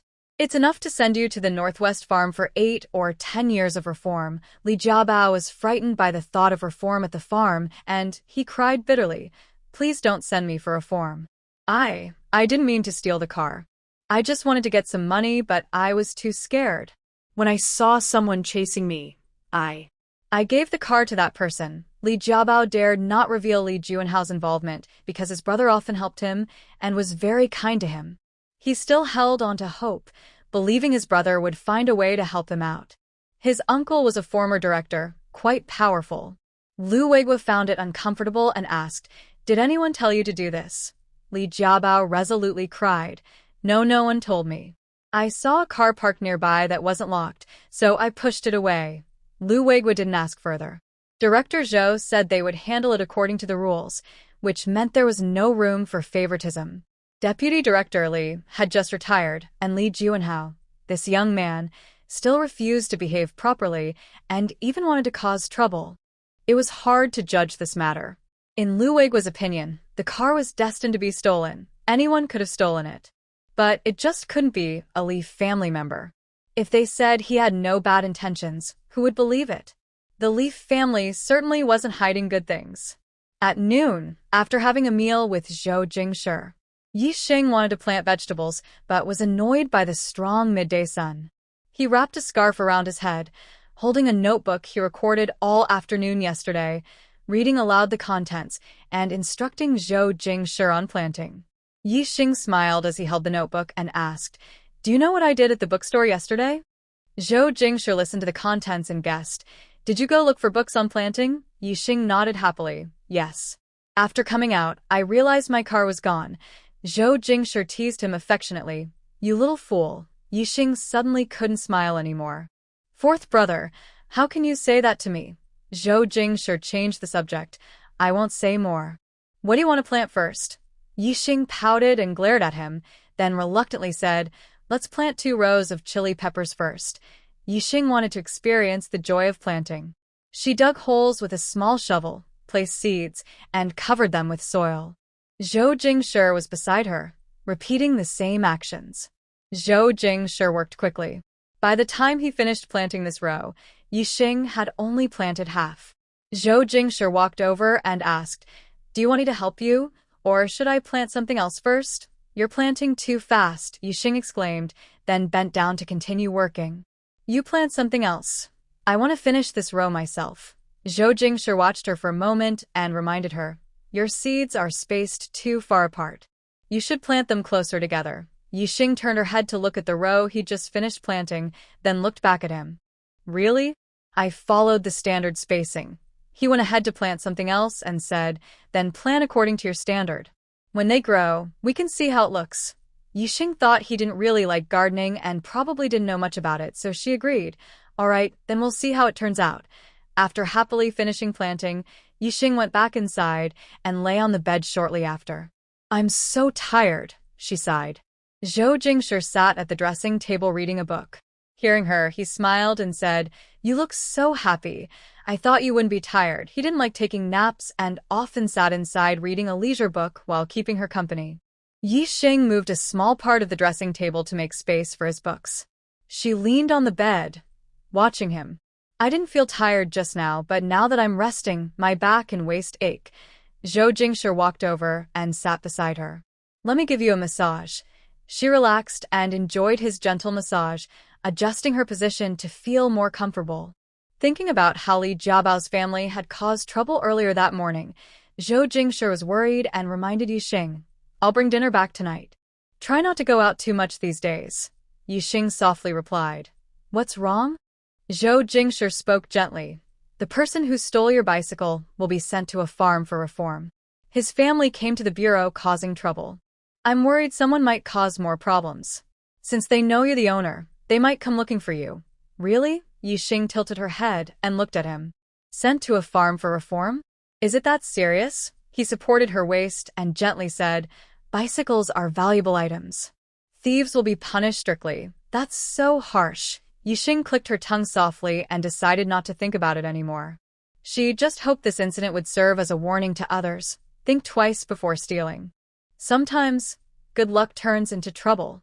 Yixing stayed home in the afternoon, making matching pajamas for both of them. It took several days of effort, but finally, the pajamas were finished. Yixing looked at the finished clothes with great confidence, eager to make 2 more sets. She washed the clothes in the yard, hung them on a line to dry. She could wear them tomorrow. Yixing praised herself in the mirror, saying, "You are the most amazing and beautiful little fairy." She satisfied her small hobby. Yixing went to the west room to study deeply. She couldn't help it. She studied very slowly, the kind of person who knows studying is important but just can't focus. She forced herself to keep studying. Around 5 o'clock, Zhou Jingshi returned cold and shivering. Yixing softly asked, "What's wrong?" Zhou Jingshi signaled her to wash her hands and eat, explaining, "Nothing's serious. Someone at the station caused trouble. They've been noisy all day." At the police station entrance, a man was crying and shouting. When Zhou Jingshi came out, he threw himself at him, begging him to help. Many workers had finished their shifts and passers-by stopped to watch. Zhou Jingshi directly called Lu Weiguo out and also brought out Li Jiabao, covering his mouth. Lu Weiguo loudly accused Li Jiabao of theft in front of everyone. "Everyone, judge for yourselves. Someone who digs into our community's walls, shouldn't he be sent to reform at the farm? This is all for his reform, to prevent such people from appearing again. But this family has been causing trouble at the station all day. People couldn't tolerate someone undermining the community, and some started throwing rotten vegetable leaves at Li Jiabao. Li Jiabao's mother, Li Dahua, tried to stop him, but ended up getting hit with leaves herself. Seeing their family's fuss and inability to cause trouble, they finally left in frustration. Yixing asked, "Is it the family that stole the car?" Yeah. Yixing asked worriedly, "Are they still causing trouble?" Since the disturbance was affecting the peace. Zhou Jingshi looked at her meaningfully. "They've left. I heard they went to visit relatives." Yixing was intrigued by Zhou Jingqi's glance. "What's wrong with their relative's house?" Zhou Jingqi said, "Li Juanhao's family, they are related to this family." Yixing was shocked. They're connected to him? It's not surprising she thought so. She knew that Zhou Jingqi had intervened when Li Juanhao's father was dismissed from his job. Is it just a coincidence to meet his relatives? She had gone out yesterday on a whim, riding her bike. It's likely it was a coincidence, but it could also have been planned all along. Zhou Jingqi replied casually. Yi Xing didn't expect there to be so many follow-up issues after this. Meanwhile, Li Dahua, Li Jiabao's mother, Li Guixiang, and his father, Li Chuanggen, left the police station. In the county, they didn't want to stay at the guest house, nor did they want to go back just like that. They could only turn to their relative, Li Zhenliang's house. Li Chuanggen and Li Zhenliang are cousins. Their relationship is average. Mainly, Li Zhenliang's family doesn't want to associate with such poor relatives. They care about their reputation and fear gossip, so during festivals, they send some gifts to the countryside. Li Zhenliang used to be a deputy bureau chief, and his big house is located on the east side of Zhou Jing's house. That area is home to the county's top leaders. Li Zhenliang claims he is retired. His wife's family and daughter-in-law's family are well-connected in the county, and he built his own house, so his family still lives there. Dahua, along with her son and daughter-in-law, went straight to Li Zhenliang's house. Feng Chunlan and Li Zhenliang had already heard about what happened from their son and were worried about involving their own son. Knowing that their family was coming to visit, they decided to first entertain them, then persuade them to go back to the countryside and stop causing trouble. Seeing Dahua and others politely welcoming people inside, they asked Li Juanhao to buy meat, vegetables, and rice from a restaurant. They were nervous all day and didn't eat well.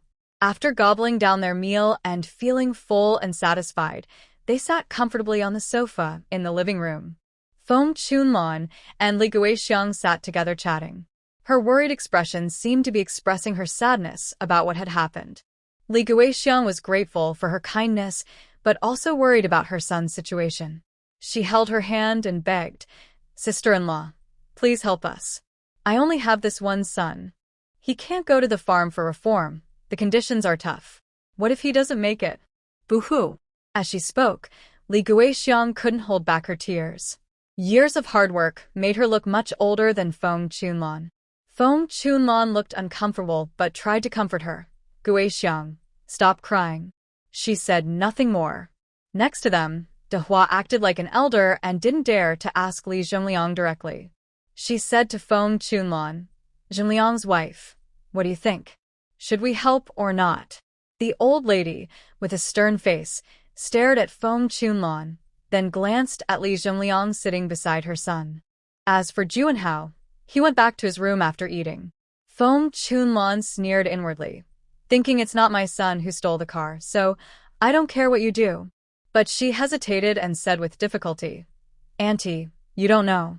Since Zhenliang retired, everyone in the bureau has changed their attitude." She paused for a moment, then looked at Li Zhenliang and could only step back a little. "It's so late. You've had a long day. Why don't you rest first? Let Zhenliang go ask about the situation tomorrow morning." Li Zhenliang spoke at the right time, saying, "Second aunt, don't worry. I'll ask about it first thing tomorrow morning. Jia Bao is my nephew, and as his uncle, I definitely won't ignore him." Li Dahua knew they were trying to dodge, but no matter how urgent, it was no use. She was old now, tired after crying all day. "All right, you can stay at your place for one night. Tomorrow, you must go to the bureau and get Jia Bao out." Feng Chunlan controlled her emotions and comforted the elderly lady, helping her wash up. That night, she couldn't sleep and discussed with Li Zhenliang, "What should we do? Are you really going to use connections tomorrow?" She hadn't lied about anything she said earlier. Being in that position or not made a big difference. It's hard to ask for help now. Using connections once means fewer chances next time. She just wanted to leave something for her son. Li Zhenliang slowly said, "Don't worry. Tomorrow, I'll go to the bureau and bring breakfast for Jia Bao." Feng Chunlan understood his meaning and gave him a sly smile. The next day, Li Zhenliang finished breakfast early. While Li Dahua and the others ate, he took a packed meal and said to them, "Second aunt, Chuan Zhen and his wife are eating slowly. I'll go deliver food to Jia Bao. The bureau is open now, so I might be able to help with connections." Li Dahua and the others were deeply moved. Li Guixiang's eyes immediately turned red, and she expressed her gratitude to Feng Chunlan. It was a touching scene of family love. Li Juanhao watched the scene, quickly finished his meal, and hurried to work.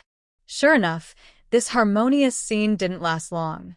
When Li Zhongliang returned, Li Dahua and others hurriedly asked how it went. He shook his head regretfully and sighed. Since I retired, I've seen how cold and warm human feelings can be. I feel sorry for my nephew. How could he steal? As soon as he finished, women's cries and shouts filled the yard. Li Chuanzhen shrank in the corner, sighing. Feng Chunlan coldly looked at this useless man and changed to a more sympathetic expression to comfort Li Dahua. Although Li Dahua was old, she was strong and cursed loudly in the yard, swearing about her grandson not stealing a car, being harmed by others, and blaming the small troublemakers who reported her grandson. Finally, she cursed the heartless car owner, reminding herself that the car had been returned.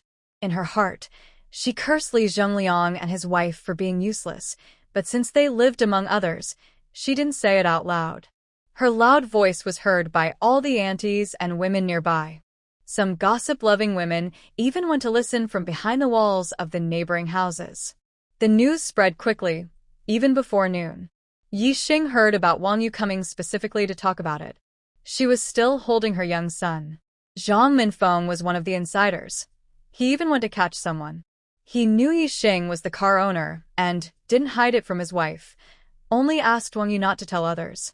Wang Yu understood the situation and, out of kindness, came to share the gossip, also warning Yi Xing to be careful recently. The king of hell is easy to see, but little ghosts are hard to deal with. Yi Xing appreciated her kindness and gave her son, little friend Lang Lang, a handful of white rabbit candies. When Zhou Jingshi returned at noon, Yi Xing asked if he knew about this. Zhou Jingshi was eating and raised an eyebrow at her, speaking softly. Besides you, no one else would tell me about this, because it was still considered gossip. No one in the bureau dared to tell him the details. He wasn't interested in paying attention to such matters. He added, however, Lu Weiguo said that Li Zhongliang went to the bureau this morning to bring breakfast to his nephew. Is this just fake kindness? Crying wolf? Yi Xing felt enlightened and said, Li Jiabao's family thinks it's just a normal theft case. That's true. His family lives in the village below, and without anyone telling them, they wouldn't know about the conflicts among the higher-ups in the county. This matter, Li Zhongliang definitely can't get anyone out. Involving the county director means it's no ordinary case. He wouldn't even dare to show his tail. Who stole whose car? The director's wife's. The thief is his nephew, haha. Now it's causing a fuss, but no one feels much yet. Once the fuss is over and everyone leaves, and the dust settles, probably his remaining old friends who can still speak their minds will distance themselves voluntarily. Everyone is worried about being implicated, with families to consider. It all depends on whether he knows how to behave. Li Zhongliang's career ends here, but life still has a long way to go. He's not a fool. He knows it's time to end things at this point. He definitely won't let it escalate to Yi Xing, then they'd be true enemies. First, he tried to persuade them kindly to go back, saying there's no turning back now. That didn't work. Then he used some of his old official authority, speaking seriously and warning them sternly, with a bit of intimidation and threats. He was stunned for a few seconds, but it didn't help. After explaining with kindness and reason, the village elders are quite many. If you cause trouble like this, you'll have to ask the village chief and elders to settle the matter. Otherwise, how will the villagers see your family? The other nieces and nephews in your family might refuse to marry or get married. This is like undermining the community. They hesitated a bit, but didn't say they would go back. In the end, I gave a strong suggestion. You should go back, prepare some things to send to Jiabao, so he won't have a hard time over there. As his uncle, I will also often send him things and look after him. After convincing them, they finally agreed. After lunch, I saw them off. In the afternoon, Zhou Jingji was about to go home after work. Not long after, he came back carrying 2 bottles of wine, 2 packs of supplements, and 2 packs of snacks to apologize. Li Zhongliang and Feng Chunlan came with him. Yi Xing and Zhou Jingji had just sat down to eat when they heard a knock on the door. Zhou Jingji put down his chopsticks and said, I'll go open the door. Yixing followed a few steps behind to see who it was, but he had some guesses. Li Zhengliang saw Zhou Jingji and smiled politely. Chief Zhou, sorry to bother you. My little nephew did something foolish. As his uncle, I can't ignore it. I brought some supplements to help Madame Zhou feel better, he said, slightly raising his hand to show the gifts. Feng Chunlan smiled sincerely beside him. Zhou Jingji moved aside and said, Come in. Okay, they said happily, entering together. Is this Madame Zhou? You and Chief Zhou look like a perfect match. You can tell you're a married couple, Feng Chunlan complimented with sweet words. Then her tone changed, sounding disappointed.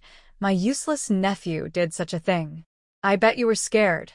Yixing smiled and said, Just call me Yixing.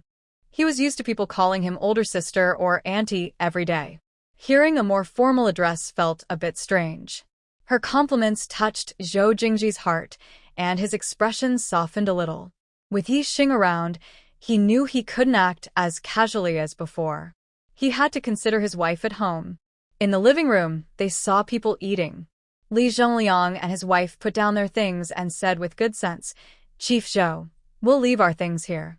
You all eat first. We won't disturb you. No need to see us off. We're leaving now, Zhou Jingji politely said. Just call me Xiao Zhou. Li Zhengliang was a senior in the department. If it weren't for his involvement in illegal activities, he wouldn't have lost his job. He showed a sign of easing up. A simple title like that didn't matter much. Li Zhengliang was momentarily stunned. Then his smile became more genuine. All right, Xiao Zhou, no need to send me off. Since his retirement, the heavy weight on his heart had finally eased a little. Though Xiao Zhou was just a nickname, tomorrow he and old Lu would chat, signaling that he and Director Zhou had already let go of their past grudges. He had thought about revenge before, but at that time, Zhou Jingshi was alone, capable, and had connections, like a tough nut to crack. His brother-in-law worked at the city government, and his sister had warned him repeatedly not to act rashly. He had heard it was the Bai family. Among officials, everyone knew the Bai family. They were famous in these 3 provinces.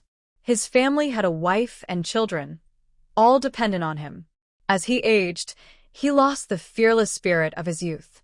Almost a year since retirement, he had come to understand that the money he earned from the black market was enough to keep his family wealthy and worry-free.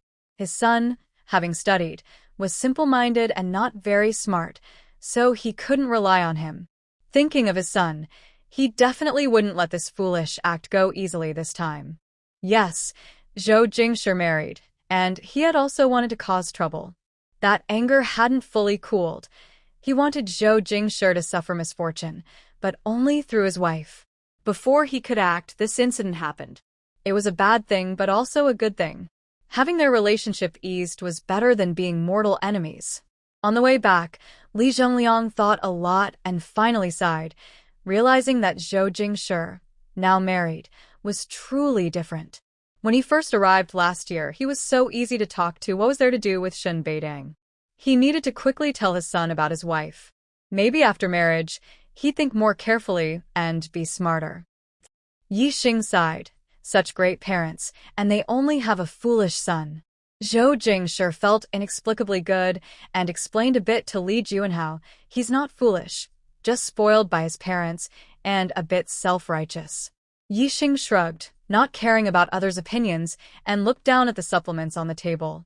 There were 2 bottles of wine, labeled with the words bamboo leaf green fruit wine. Yixing opened one and sniffed sweet, fragrant wine. There were also 2 packages of pastries, luogua and chongbai cake. Another 2 packages contained medicinal herbs for making soup. Yixing loved fruit wine the most, so he poured each of the 2 men a bowl. Try it. Just smelling it makes it seem delicious. This gift was very thoughtful. Zhou Jingshi also saw the items. What he cared about was Yixing's satisfaction. If Yixing was happy, he wouldn't bother Li Juanhao anymore. He'd let it go. If not, don't blame him for being ruthless. Zhou Jingshi said, if you like it, we can keep some at home in the future. The 2 of them were eating and drinking, and the atmosphere gradually warmed. Yixing's fair cheeks flushed with a pink glow, and she was slightly tipsy from drinking a bowl of wine. When Yixing suddenly looked at Zhou Jing with sparkling eyes, she softly and seductively whispered in a husky voice, "Fourth brother, I have a surprise for you." Zhou Jing seemed to be a little drunk too. His deep eyes looked like they contained billions of stars. He looked at Yixing and mimicked her in a soft, tempting tone. "What surprise?" His voice was low and charming, with a hint of allure. Yixing slowly stood up, wobbling as she walked toward the bedroom. Worried she might fall, Zhou Jing followed closely behind. Yixing reached the wardrobe, opened it, and took out some clothes. She turned sideways to hide the clothes and looked at Zhou Jing with misty, apricot-shaped eyes, blinking as if saying, "Guess what?" Zhou Jing played along and asked, "What is it?" Ding ding ding. Yixing was holding a top and shorts, showing them to him with a silly, happy smile. Softly and sweetly, she said, "Your pajamas are ready." Although Zhou Jing guessed she had made the clothes, seeing this scene made his heart warm uncontrollably. He quickly embraced her, wishing he could spoil her forever. How could she make him like her so much? Worried about hurting her with too much strength, his veins bulged slightly as he restrained himself, his voice husky. "My Xingxing the best." Yixing, tipsy and suddenly embraced, froze for a moment, her body stiff but her beautiful eyes shining. Hearing his compliment, her face lit up with joy and excitement. Zhou Jing couldn't hold back and leaned in to kiss her. But in the end, of course, they didn't do anything. They had to take a shower. Zhou Jing had no choice but to endure and heat up some water. He took a hot bath with Yixing. Zhou Jing was on leave, and the two of them took some cured meat and 2 cans of malt milk to Aunt Cheng's house. Food was precious, and after 2 previous breakfasts, this was their 3rd visit for a meal. It was only right to bring these things. Yixing wanted to ride her bicycle, but Zhou Jing stopped her seriously. He thought she and the bicycle clashed and decided she shouldn't ride it anymore. Yixing was only thinking about the delicious lunch and didn't bother arguing with him. She sat in the back seat, and Zhou Jing took her to Chunwei Alley. This area was a maze of narrow alleys, with a strong sense of history. Yixing got off the bike, and Zhou Jing knocked on the door. The door was opened by Aunt Cheng, who was dressed in simple blue cloth clothes, with a warm and friendly smile. "Xiao Zhou, you're finally here," she said. "Is this your wife?" "Come in quickly." Yixing was outside, trying to appear gentle and proper. She had a soft smile and gentle eyes. Aunt Cheng, Ermeyeving. Just call me Xiao Yi, she said softly. Today, Yixing wore a white dress that reached her calves, with her hair braided to one side. She had a scarf wrapped around her head, given by Zhou Jingshi, only revealing her bright, almond-shaped eyes. After entering the courtyard, Yixing took off the scarf. Aunt Cheng looked at her with a happy smile and kept saying hello. She liked her more and more, holding Yixing's hand tightly and not wanting to let go. In the living room, she whispered some family matters to Yixing. Zhou Jing pulled Cheng to the next room to talk. Cheng touched his red ears and awkwardly said, "Sister-in-law is really beautiful." His voice was also very gentle. Zhou Jingshi looked at him warningly, and Cheng's face instantly stopped flushing and his heartbeat calmed. He cleared his throat, saying, "Brother Shi, let's get to the main point." Every time he visited, Zhou Jingshi had to ask about the black market. When it came to serious matters, Cheng's face looked a bit serious. "Brother Shi, do you remember the grain batch I told you about half a month ago?" Zhou Jingshi gave him a look, telling him not to talk nonsense. The grain had already been transported to Liang Station and sold in batches to the local people. How could he forget? Cheng continued. Later, that person came a few more times. Although he changed his outfit, Old Sun recognized him at a glance. Old Sun was also from Chunwei Alley, a well-known figure in the black market. After Zhou Jingshi arrived, he persuaded him several times to turn away from the dark side, helping the bureau secretly. Cheng handed Zhou Jingshi a cigarette and said, "Then we found out that although his stock was small, it was all good quality. We followed him a few times, but every time near Dalian, we couldn't find anyone." Zhou Jingshi played with the cigarette in his hand and thought for a moment, then asked, "Have you checked with the people in Daliuan village? They were all neighbors from the village, so they should know the villagers better than they did." Cheng Cheng was puzzled and said, "We looked, but didn't find that person." Zhou Jingshi coldly said, "Have you confirmed at the youth resettlement site?" Cheng Cheng was unsure and said, "Probably not. The youths probably don't know the villagers well." Then Cheng Cheng suddenly had an idea. "Yes, the youths. That's not right. With so much grain, it must have been secretly grown on the mountain. The educated youth come from all over, with no local connections. So how could they produce so much grain? Grain takes time to mature, and during that period, people need to plant, weed, and harvest." Facing Cheng Cheng's doubt, Zhou Jingshi didn't speak. He also found this strange. "Let's find someone to check. We won't have a conclusion until we get the results. Okay?" In the living room, Aunt Cheng was thinking about cooking something delicious for Yixing. After talking with Yixing for a while, she told him to sit in the yard first while she went to cook. Yixing didn't want her to work alone in the kitchen, especially since they needed to prepare food for 4 people. He offered to help Aunt Cheng, but she refused. "Xiao Yi, this is your first visit. How can I let you help? Xiao Zhou and Ah Cheng should be discussing things. You sit here for a while. They won't be long, and when they come out, Ah Cheng can help me." Seeing that Aunt Cheng wasn't just being polite but genuinely didn't want him to help, Yixing raised his voice and asked, "Fourth brother, what are you guys doing?" Aunt Cheng understood what he meant. She looked at him with a mixture of helplessness and amusement. Yixing smiled at her, asking for mercy. Zhou Jingshi heard the noise, threw the unlit cigarette in his hand to Cheng Cheng, and went outside. "Not much. What's wrong?" He didn't have a cigarette craving. He only smoked occasionally when he was in a bad mood. But since being with Yixing, he hadn't smoked once. Her delicate and noble aura made it clear she couldn't stand the smell of smoke at all. Aunt Cheng said, "Not much. It's almost mealtime. I asked Ah Cheng to help me out." Seeing Ah Cheng lingering behind Zhou Jingshi, Aunt Cheng was annoyed and went to pull him toward the kitchen. "Xiao Zhou, you and your wife are talking. You'll eat soon." She also looked at Yixing with a loving expression and said, "Xiao Yi, wait here a little longer." Yixing smiled brightly and nodded at her. Aunt Cheng went to cook, and Yixing and Zhou Jingshi sat in the yard. "What were you guys doing just now?" he asked, not wanting Aunt Cheng to be bothered easily. Zhou Jingshi didn't want Yixing to know about the black market. On one hand, he didn't want to arouse her curiosity or make her want to go explore. The people inside are mixed, and her gentle, simple nature would make her easy to target. On the other hand, the black market involves many negative or complicated emotions, and he didn't want to tell her about it. The black market has pros and cons for the lower class, or rather, its benefits outweigh the disadvantages. But one thing is certain, it is currently banned by the government. This belongs to the dark and secretive side of things. People who go to the black market to buy and sell things always do so secretly and carefully. Zhou Jing said quietly, "It was Cheng Cheng who told me about his matchmaking, asking me to help decide." Yixing didn't doubt him. "Such an important matter, and he asks you to decide? Looks like you two are quite close."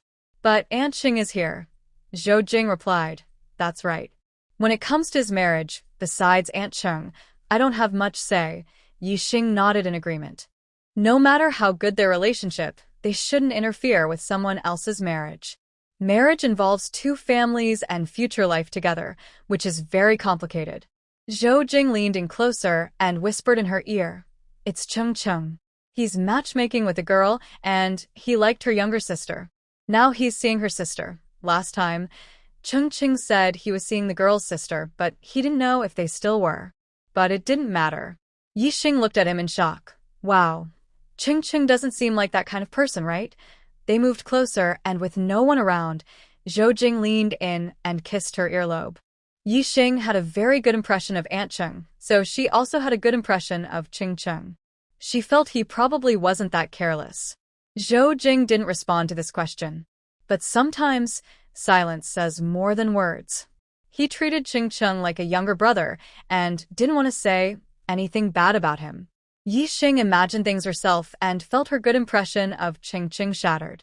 Zhou Jing noticed her expression and smiled happily. Before dinner was ready, Yixing smelled the delicious aroma. It was so good that she kept saying, "It smells so amazing, so impressive, and the food smells so delicious." Zhou Jing chuckled. "I heard Uncle Chung was a famous chef in the county. His two sons didn't learn much of his skills, but Aunt Chung is even better. Chung Ching could cook, but his skills were average." Time to eat. When they heard Aunt Chung call out, they stopped talking and went to the kitchen to serve the food. The main dish was plain white rice, with side dishes like pickled pork with green peppers, garlic pork ribs, chicken stew with mushrooms, 3 sweet vegetables, braised fish, and fresh fish soup. Each dish looked tempting and smelled wonderful.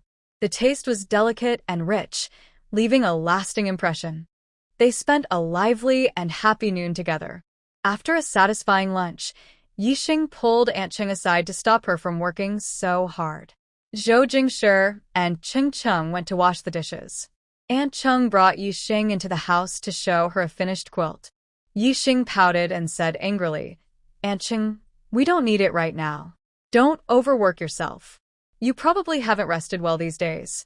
The quilt was delivered at noon that day, only 3 days ago." Aunt Chung smiled and said, "You're young. Without an elder to guide you, you might not know. This thin quilt is only used for 2 months. When it gets hot in July and August, you'll need a thinner one. I didn't do much work. You can take it home today and use it."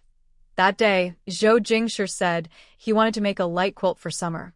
When he mentioned the amount of cotton used, Yixing couldn't help but laugh and cry. "Summer here is very hot. People often sleep without shirts, so who would use a quilt?"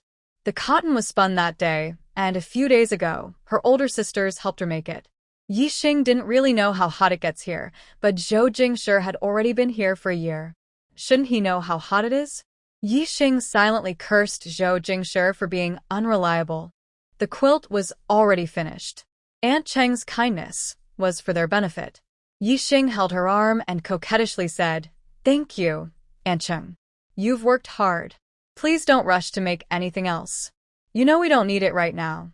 Aunt Cheng smiled warmly and replied kindly. She genuinely liked Yixing. Not only because she looked good and made her feel happy, but also because she was satisfied with her manners, behavior, and everything else. Meanwhile, in the kitchen, the two people washing dishes. Chung Chung didn't dare let Zhou Jingshi do the dishes. When they got to the kitchen, he said, "Brother Shi, just watch from the side. I'll do the dishes." Zhou Jingshi responded calmly with an then sat on a small stool, watching Chung Chung. Chung Chung. "Brother Shi, you really don't understand what being polite means." Zhou Jingshi glanced at the stove, signaling him to hurry up. Chung Chung didn't dare complain, and honestly rolled up his sleeves to wash the dishes. Yixing and Zhou Jingshi stayed for a while after dinner before leaving. Yixing put on her scarf again and sat in the car, waving goodbye to Aunt Chung. Until they turned out of the alley and she couldn't see her, Aunt Chung withdrew her gaze. Next to her, Chung Chung kept glancing at her. When Aunt Chung looked at him annoyed, he cautiously said, "Mom, I want to see Ying Ying. She's still waiting for me up front. Ying Ying is her younger sister. They haven't broken up yet, and they are very close." Aunt Chung, holding back her irritation, said, "Go, go, go. Hurry up and leave. With her here, they won't succeed today." Chung Chung ignored her anger and saw her agree, then happily ran out of the alley. Zhang Ying waited for him not far from the alley entrance, at the time they had agreed on earlier. When Chung Chung arrived, he saw her staring straight ahead at the main road. She didn't even notice he was there. Chung Cheng's happy smile faded a little as he blocked her view and asked, "Ying Ying, what are you looking at?" "I arrived, but you didn't react." Zhang Ying saw it was him and immediately smiled sweetly, with a hint of sadness in her voice. "You finally came. I thought you wouldn't come today." Chung Chung quickly pushed aside his earlier question and explained loudly, "No way. Today, my brother Shi brought his wife home, so I was delayed. Next time, I'll come earlier." Zhang Ying's disappointment disappeared from her face, and she giggled softly. "Then I believe you. Let's go see a movie." "Okay." The two headed toward the cinema, and Zhang Ying asked casually, "Your brother Shi, is he the one who came to your house a few days ago? Is he married?" A few days ago, she had come to see Ching Chung and happened to see a tall, elegant man riding past her on a bike. She saw he came from Cheng's house, and when she asked Ching Chung, he only said it was Brother Shi, nothing more. Just now, she saw him again, but there was a woman sitting behind him on the bike, wrapped in a red scarf, only her eyes showing. From a close distance, she could see clearly. So much, so that even when Ching Chung arrived, she was lost in her own world. She couldn't describe her feelings inside, but she also wanted to live like that, to make people see at a glance that she was living well, to make others feel envy or even jealousy. Ching Chung answered without hesitation, yes, he and his wife are childhood sweethearts arranged by their elders. Even if Zhou Jingshi was making up a random story, everyone believed what he said. Zhang Ming forced a smile and changed the subject. I don't know what movies are playing at the cinema today. She dared not ask more because it would seem strange. Besides, he was already married, so asking wouldn't help. She didn't believe she could replace that woman anyway. It was better to seize the moment. Cheng Chung was the best man she could be close to now. She looked up at Cheng Chung with a sweet smile, her eyes full of him. Cheng Chung loved it when she looked at him like that. Sure enough, he happily talked to her about movies. He didn't think much about their simple earlier conversation. After arriving home, while the sun was still out, Zhou Jingqi hung the quilt on the rope to dry. Yi Xing, puzzled, asked, "Don't you know it's very hot here in summer?" "I said you could use the quilt in summer, but you didn't say anything." He directly repeated what he said to Aunt Cheng, making it seem like he was clueless. Zhou Jingqi didn't hesitate and said, "I was worried you might be cold, so I didn't think much." Yi Xing was annoyed. "Can I be cold in summer?" "Zhou Jingqi, you're not thinking clearly. Don't always blame me for everything. Is this really something to think about?" Zhou Jingqi pursed his lips, looking unhappy. He had been the pride of heaven since he was a child, and being told he was not smart was the first time he experienced it. He coldly and stiffly said, "Yi Xing, do you talk about your own man like that?" He reflected that he hadn't considered things well, but Yi Xing shouldn't speak about him like that. Zhou Jingqi would never admit that he had been obsessed with someone during this time. Besides work, it was Yi Xing. He cared too much. The more he thought about it, the more it seemed to backfire. He was someone who slept on a cooling mat all summer, worried that Yi Xing might be cold in summer. It's really impressive how much he thought about. Originally, Yi Xing was just asking out of curiosity and didn't want to argue. But seeing him stubborn and not wanting to seem like she was backing down, she said unhappily, "Zhou Jingqi, you should reflect on what stupid things you've done." Then she turned around and went inside to take a nap. Zhou Jingqi sat alone in the living room, feeling upset. Knowing she went inside to sleep, he didn't want to disturb her. He left a note on the table, deciding to stop his leave and go back to work. Yi Xing thought she might not be able to sleep, but maybe it had become a habit. She lay in bed and soon fell asleep. When she woke up, she saw the note on the table.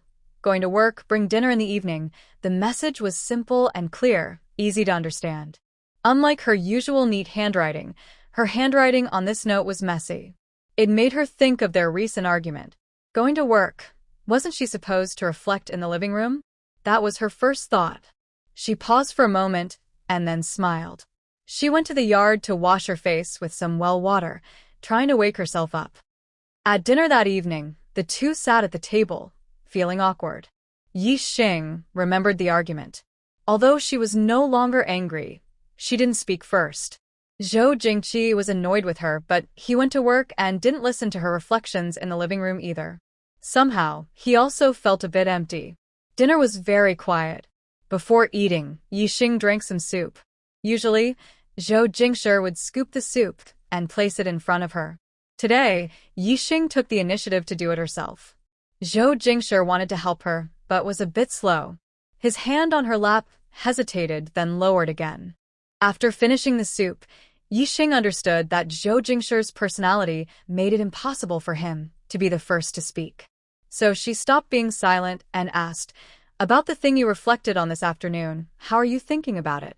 Zhou Jingshi didn't want to admit certain things or think too deeply. He said in a low voice, "You really shouldn't say things like that about me. I shouldn't have gotten angry at you either." Such vague words. What is he saying? Yixing put down her chopsticks, thinking that he was actually angry with her. Zhou Jingshi saw that she wasn't speaking and clenched his fingers, his face tense, and asked, "What's wrong?" Yixing looked at him calmly and smiled faintly. "I'm full. I won't eat anymore." Her tone was very peaceful. Zhou Jingshi loosened his fist, picked up his chopsticks, and helped her serve some food. "How much have you eaten?" "Eat a little more." He knew her eating habits well. She had just taken a few sips of soup and a few bites of food. There's no way she's full. Seeing him pretending not to understand and trying to be nice by helping her, Yixing was both annoyed and amused. She deliberately said, "I really shouldn't have said you're not smart. After all, you're so serious." Hearing her soften her tone, Zhou Jingshi quickly took the opportunity. "It's good that you realize your mistake." "I don't mind. The food has gone cold. Let's eat." He was being insincere, but Yixing gritted her teeth and glared at him. His words and actions seemed to write, "I care about you" very much all over his face. Zhou Jingshi pressed his tongue against his lower back teeth and suddenly looked at Yixing with a smile that spread to his eyes. Yixing scolded him lightly, "Eat your food." Finally, after many twists and turns, they finished this meal and put the matter behind them. Soon, it was the day Yixing went to the tailor shop to pick up her clothes. That morning, Wang Yu knocked on Yixing's door and said, "Yixing, if you go to pick up your clothes today and no one is with you, come find me next door. I can go out for a bit too." They had become friends, and she used to call Yixing Little Yi Comrade. Later, at Yixing's request, they started calling each other by their names. Yixing said, "I want to go in the afternoon, around 3:30 p.m. Is that okay with you?" Wang Yu agreed, and after a few words, they each went back to their own chores. Wang Yu wanted to get along well with Yixing. The others in her family never objected when she and Yixing went out together. Her mother-in-law even gave her some money, telling her to just go out with Yixing. My sister-in-law Lu Xiang is at home, helping her take care of the children. Although she feels a bit reluctant inside, she agrees quickly on the outside. Her husband works at the office, and he often acts based on what those above think. With her connection, there are many hidden benefits. At 3 p.m., Wang Yu arrives on time at Yixing's house. Yixing carries a large cloth bag and asks, "Can you ride a bike?" "Let's go riding." Wang Yu smiles and agrees. "Are you riding and taking me, or am I taking you?"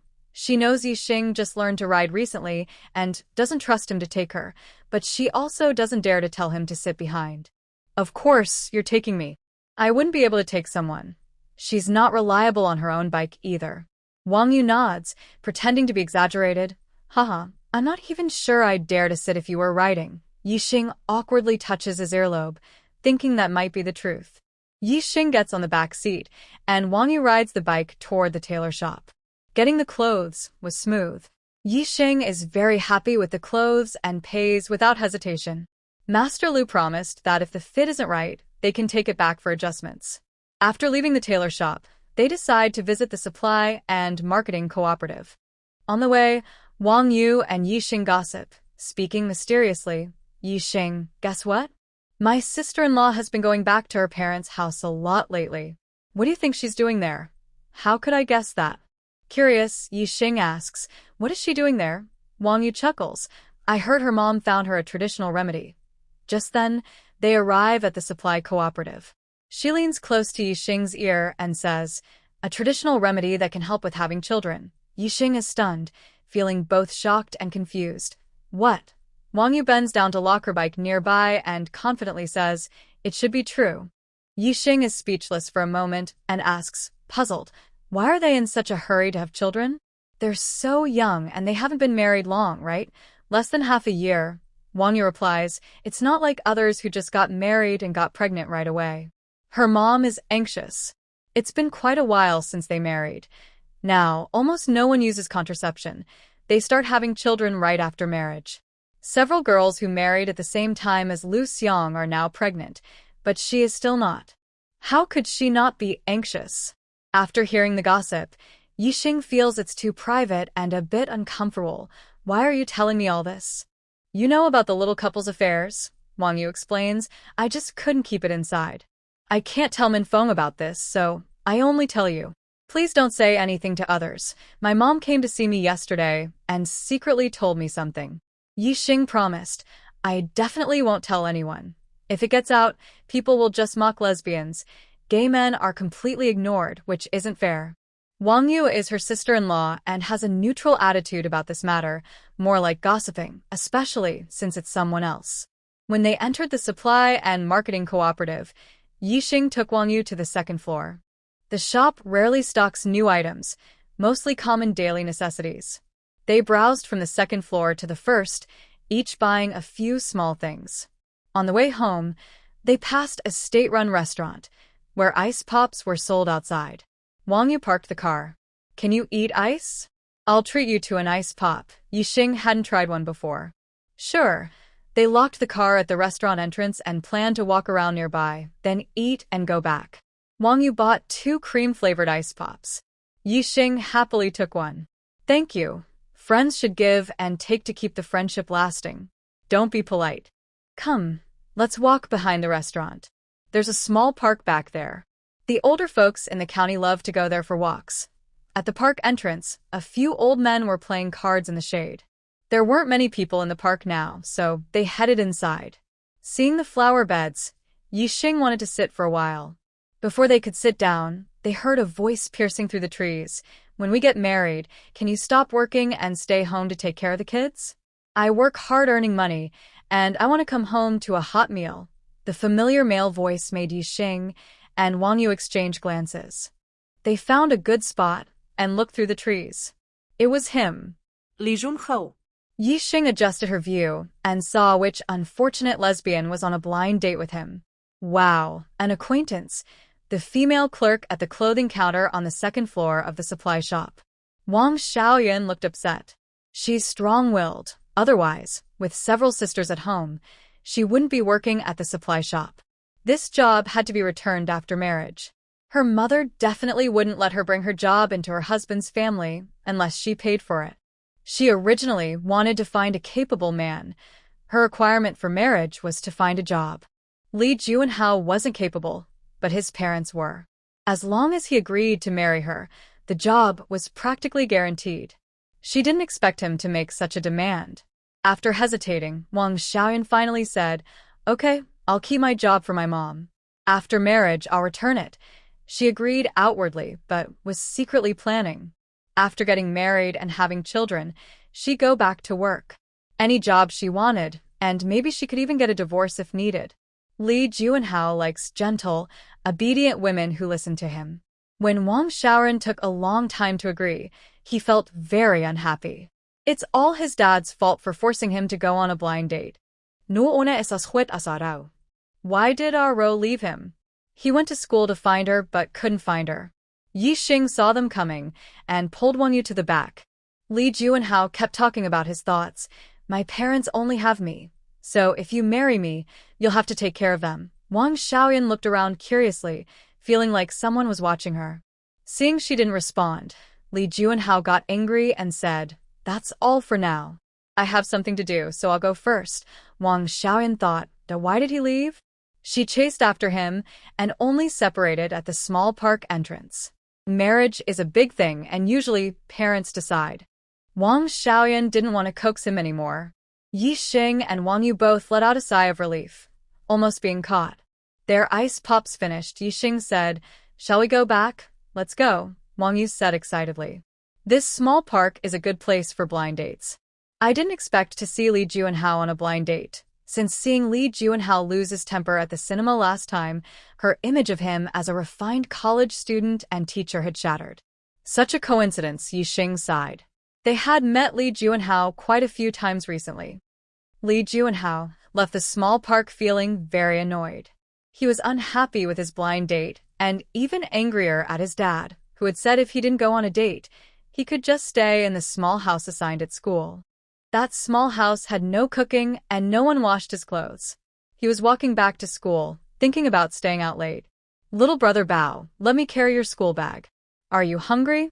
When we get home, I'll make you something delicious. The voice was soft and gentle, very soothing to hear. Li Juanhao stopped and looked at the speaker. She was wearing a white cotton dress, her hair neatly parted on both sides, her skin fair, small, and adorable. His eyes lit up, and his gaze shifted to the boy beside her, about 14 or 15 years old. Coincidentally, he recognized him. He was a student in his class, Zhang Xiaobao. Li Juanhao composed himself and walked over with a smile. Zhang Xiaobao, why aren't you in school? Why are you home so early? Zhang Xiaobao had just handed his school bag to the older girl when he heard his teacher's voice. Teacher Li. Seeing Li Juanhao, Zhang Xiaobao obediently greeted him, but didn't know what else to say. Zhang Ying wanted to impress Zhang Xiaobao because he was their parents' favorite. She smiled and said to Li Juanhao, Teacher Li, hello. I am Zhang Xiaobao's third sister, Zhang Ying. Today he is feeling a bit unwell, so I brought him home to see what's wrong. Li Juanhao's focus was on her, not caring much about Xiaobao. Comrade Zhang Ying, hello. I am Xiaobao's math teacher. If he has any questions about his studies, just come to me. Zhang Ying didn't think much about his words and politely replied, Thank you for willing to help Xiaobao. Li Juanhao tilted his head and stroked his hair. As a teacher, I should set a good example. There wasn't much to talk about. After saying goodbye to Li Juanhao, Zhang Ying took her brother and walked ahead. Li Juanhao watched her figure, graceful and polite. That was the kind of woman he liked. After walking a distance, Zhang Ying started a casual conversation. Xiaobao, does Teacher Li often help classmates at school? Xiaobao, no longer obedient like before, looked impatient. How is that possible? Why are you asking so many questions? He wasn't good at studying and hated going to school, so he didn't like teachers either. Teacher Li's dad was a director. He's busy, so he doesn't have time to care for us. Li Juanhao's father was a director, which everyone at school knew because once Li Juanhao argued with their Chinese teacher at the classroom door. Li Juanhao said, My dad is a director. What's wrong with asking you to help me with the class? The Chinese teacher replied, Li Juanhao, I've tolerated you for a long time. Your dad has been dismissed. I wonder how arrogant you'll be in the future. Whoever wants to take this class can. He was just a Chinese teacher, constantly helping the Lis with math, and he was fed up with it. Zhao Yunqi left without looking back. Zhao Yunqi, Li Juanhao shouted loudly, probably loud enough for students in nearby classrooms to hear. Because of this, they learned that Li Juanhao's father was a director who had been dismissed. Zhang Ying's mind moved. Fortunately, her usual habit was to be gentle and obedient to everyone. Even though her father was a director and had been dismissed, his connections, social status, and influence remained beyond her reach. Even though she married Cheng Cheng, who had a seemingly powerful brother, he was not her real brother. What use was someone who wasn't family? Others ate the meat while she only drank the broth? She didn't want that. She also wanted to eat meat. Zhang Ying recalled their earlier conversation, especially his last words. Was it intentional or unintentional? Yi Xing returned home. The first thing he did was try on clothes to see if they fit. Without a full-length mirror, she couldn't see the overall effect, but the clothes were well-cut and sewn, with no loose threads and a good waistline. She took off the clothes and had Yi Xing clean them again because she planned to wear them in a few days. Zhou Jingshi finished work and saw Ching Ching standing nearby as he left the police station. Brother Shi, Cheng Cheng, who had been watching the door, waved when he saw him. Zhou Jingshi frowned and walked over. What's wrong? The two of them moved to a less crowded place and Cheng Cheng, walking excitedly, said, Brother, we found the grain cellar. It's the educated youth. Zhou Jingshi confirmed again. Are you sure it's him? We confirmed with someone at the educated youth point named Wang Liang. Our people also checked. It's him, Lu Jiannan, who came from Shanghai to be an educated youth. Zhou Jingshi stopped in a quiet spot, frowning as he asked, How's the relationship with others? Where did he get the things? Cheng Cheng thought for a moment. Brother, that's the strange part. He's not well-liked in the village. I heard that when he first went to the countryside, he either had a crush on the village chief's daughter or the scorekeeper's daughter liked him, but he didn't marry anyone. He took a lot of benefits, which made the village women shake their heads when they mentioned him. He dressed up with a wig and makeup when he came to the black market, but we don't know where he got it. We searched his bed and belongings when he wasn't around, but found nothing. We don't know where he hid it. Such a large batch of grain was transported into the county. Whether along the main roads or hidden paths, we should have received some news. If we haven't, it probably means the county is selling its own grain. How could they grow so much grain and have an educated youth sell it in the black market? Zhou Jingshi listened silently for a moment. Next time he comes to the black market, arrange for someone to notify the bureau and arrest him directly. Cheng Cheng looked puzzled. Brother Shi, shouldn't we keep watching him for a while? He seems like a small figure and focusing on him might distract us. He couldn't help but voice his suspicion. Brother Shi, we also found out that he grew up with a girl named Jiang Qiaoyue, who is also an educated youth. But Jiang Qiaoyue has been married for many years. When we checked, we found out she married into the neighboring Shin family village and is the wife of Deputy Director Shin. Lu Jianan's connections don't necessarily mean Shin Beidang doesn't have any. Shin Beitong's father is the village chief, who can decide on major and minor village affairs. The distance between Dalian Bay and Xinjia village is close, separated only by a river.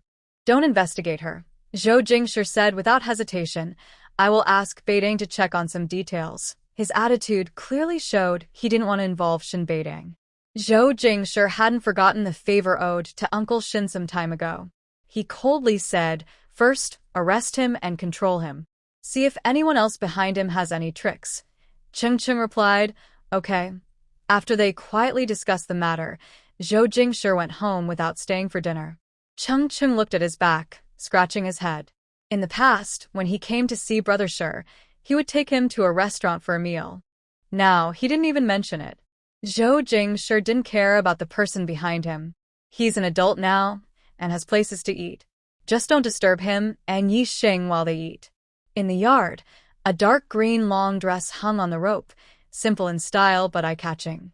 Zhou Jingshi casually asked, is this the dress you made a few days ago at the tailor's? Yes, I like it a lot. I plan to take the other 2 pieces of fabric too. I trust Master Lu's skills. The simpler the style, the more it tests the tailor's skill. Yi Xing tried on the clothes and felt that they not only looked good up close but were also comfortable and fit well against the skin. Zhou Jingshi reached out and took off his coat, which he had been wearing all day. Do you want me to go with you? I can go with you tomorrow at noon. Before he finished, Yi Xing interrupted, never mind. The master also needs to eat and rest at noon. I can go alone or have Wang Yu accompany me. She took his clothes and skillfully hung them on the stand. Noon is a time to rest and relax. Zhou Jingshi accompanied her out, but as soon as she returned, he had to go to work. He didn't even have a free moment. She's no longer the new girl who is afraid of unfamiliar surroundings. Wherever she went, she wanted him to be with her. Honestly, she has grown. She can wander around the county on her own now. Zhou Jingshi, who doesn't care about others, wouldn't bother about their lives. He changed his tone and said, let Wang Yu stay with you. Someone to talk to. Yi Xing nodded and said, let's eat. I'm hungry. Wang Yu has children to take care of. Sometimes she asks her to go out together, which is fine. But she can't do it often. Although Wang Yu plays happily, she also worries about her little son at home. Her youngest hasn't been weaned yet, and if he doesn't get food, he cries and fusses. These are things Wang Yu casually mentioned when they went out. She gets along well with Zhang's sister-in-law, but Zhang's sister-in-law also has to take care of the children. She hasn't yet found a friend her age who shares her interests. Dahlia Bay Youth Settlement. Lu Jianan worked in the fields all day. For lunch, he only brought some flatbreads and ate them casually in the fields. He tiredly returned to the youth settlement. Dinner wasn't ready yet. Today wasn't his turn to cook. He went straight to his room, too exhausted to even think about drinking water, so he lay down on the bed, enduring his thirst. Suddenly, a cold mechanical voice sounded in his mind. Host, it has been detected that your belongings have been disturbed. Lu Jianan was startled. Although he had heard this voice several times before, each time it still made him uneasy. He swallowed hard and asked in a strained voice, what do you mean? This thing, calling itself System 001 for reversal and fate change, mysteriously appeared in his mind at the beginning of the month. He initially thought he was hallucinating. 8 years of rural life had left him hopeless about life, and he thought he was about to die. But it didn't harm him. Instead, it could produce many good things. It suggested disguises, black market dealings, and selling goods. Now, he had no worries about food or clothing and was quite wealthy. In less than a month, his life had changed dramatically. He thought it was some kind of spirit or monster, but he didn't know what a system really was. His life kept improving, and he started to fear losing his current life, and also feared it might suddenly hurt him. Your belongings have been disturbed by others. The cold voice sounded again. Lu Jianan thought of System 001's power, which never lied. He suddenly sat up, checked the bottom of his chest where he kept his money, earned from selling grain on the black market. Seeing the money, Lu Jianan breathed a sigh of relief. At least the money was still there. He carefully examined all his belongings and found clear signs of disturbance. Lu Jianan took a deep breath, feeling unable to accept this. He went outside to the living room, grabbed the hot meal just served on the table, and suddenly flipped it onto the floor. Who went through my things? Lu Jianan's voice was furious, with veins bulging on his forehead, his face twisted in anger. Other youths, just about to eat, saw the freshly prepared meals spilled on the ground. Before they could get angry, they heard Lu Jianan's roar. Who went through your things? Lu Jianan, this is our food. What illness are you suffering from? The female educated youth, by Shiru, shouted angrily. She had just finished cooking and hadn't eaten yet. Next to her, Wang Liang looked a bit guilty, but the others around weren't paying attention to him. Host, the system detects Wang Liang's heartbeat speeding up, his eyes darting around, and his face looking anxious. Based on judgment, it's highly likely that he knows who is responsible or is involved. Lu Jianan, afraid of the system but also trusting its words, looked fiercely at Wang Liang. Wang Liang suddenly felt his gaze and stammered. "What are you looking at?" "It's not me." He shares a room with Lu Jianan. Recently, he noticed Lu Jianan suddenly became wealthy and, unlike before, was now proud and boastful. He felt uncomfortable and secretly followed Lu Jianan several times, but Lu Jianan was very cautious and didn't let him find out how he was making money. Yesterday, someone came looking for him about a certain person. When he heard the description, he realized it was Lu Jianan. With a jealous attitude, he didn't hesitate to tell the person. "The person you're looking for is Lu Jianan from the educated youth camp." Now Lu Jianan's belongings had been searched through, and he suspected it was the person from yesterday. He didn't dare to say anything openly, because there were conflicts among the people at the youth camp, but they all united against outsiders. If he suddenly revealed information about others at the camp, it would cause trouble. Lu Jianan was furious and no longer thinking clearly. He grabbed Wang Liang by the collar and raised his fist to hit him. Before he could strike, two other male-educated youths from the camp stopped him. The leader of the youth camp coldly said, "Lu Jianan, everyone is working in the fields today, and Wang Liang has been with us the whole time. If you insist on causing trouble, I'll call the village head directly. Then you can't say we didn't consider the friendship we've built over the years." Lu Jianan had no choice but to glare at Wang Liang. The village chief of Daliawan disliked him very much and would assign him the hardest, most tiring work if he caught him. Seeing someone help him, Wang Liang felt more confident and quickly explained, "It's not me. I've been in the fields and didn't come back at noon." Lu Jianan carefully recalled and confirmed Wang Liang hadn't left, so he snorted coldly and let it go. Everyone saw that he had somewhat calmed down, and Lu Hui, the leader, took the hint from their eyes and spoke. "The food you spilled will be deducted from your grain supplies. Take what you want." He had plenty of grain anyway. Second floor office. Zhou Jingshi poured 2 cups of hot water, placing one in front of Shen Beidang. "Thank you." Shen Beidang picked up the cup, and the steam blurred his vision. Zhou Jingshi sat on the sofa opposite him. Lately, he was investigating someone, a young person from Daliawan named Lu Jianan. He heard that Lu and his sister-in-law came from the same place. Once they caught the person and brought him to the bureau, Shen Beidang would know who he was. There was no need to beat around the bush. Hearing the sound of a string instrument, Shen Beidang understood the melody. "I'll ask Chiayu at noon." But she has been married to me for so many years. She might not remember his news. He didn't ask more questions. Zhou Jingshi was the director, and he was the deputy. Their relationship, as superior and subordinate, was different from before. Since starting work a few months ago, everything he saw, touched, and considered had changed dramatically. Zhou Jingshi took a sip of tasteless plain water, unable to taste anything. He said softly, "I heard that your sister-in-law likes green tea. I have a jar here. I don't have time to enjoy tea myself, so it's just sitting here wasting. You might as well take it home for her."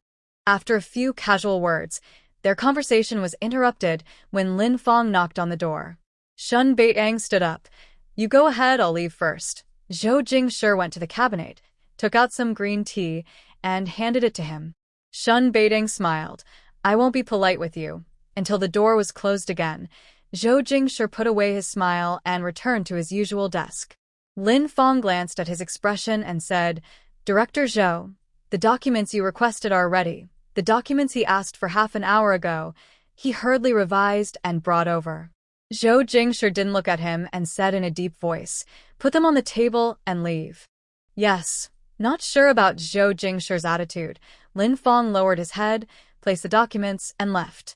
Director Zhou didn't like people who talk too much, and he didn't dare ask more. At noon, every household in the family building started cooking. Jiang Qiaoyue finished washing vegetables in the water room and walked along the corridor, happily greeting passing neighbors. She was about to cook when she saw Shin Beidang inside the house and froze.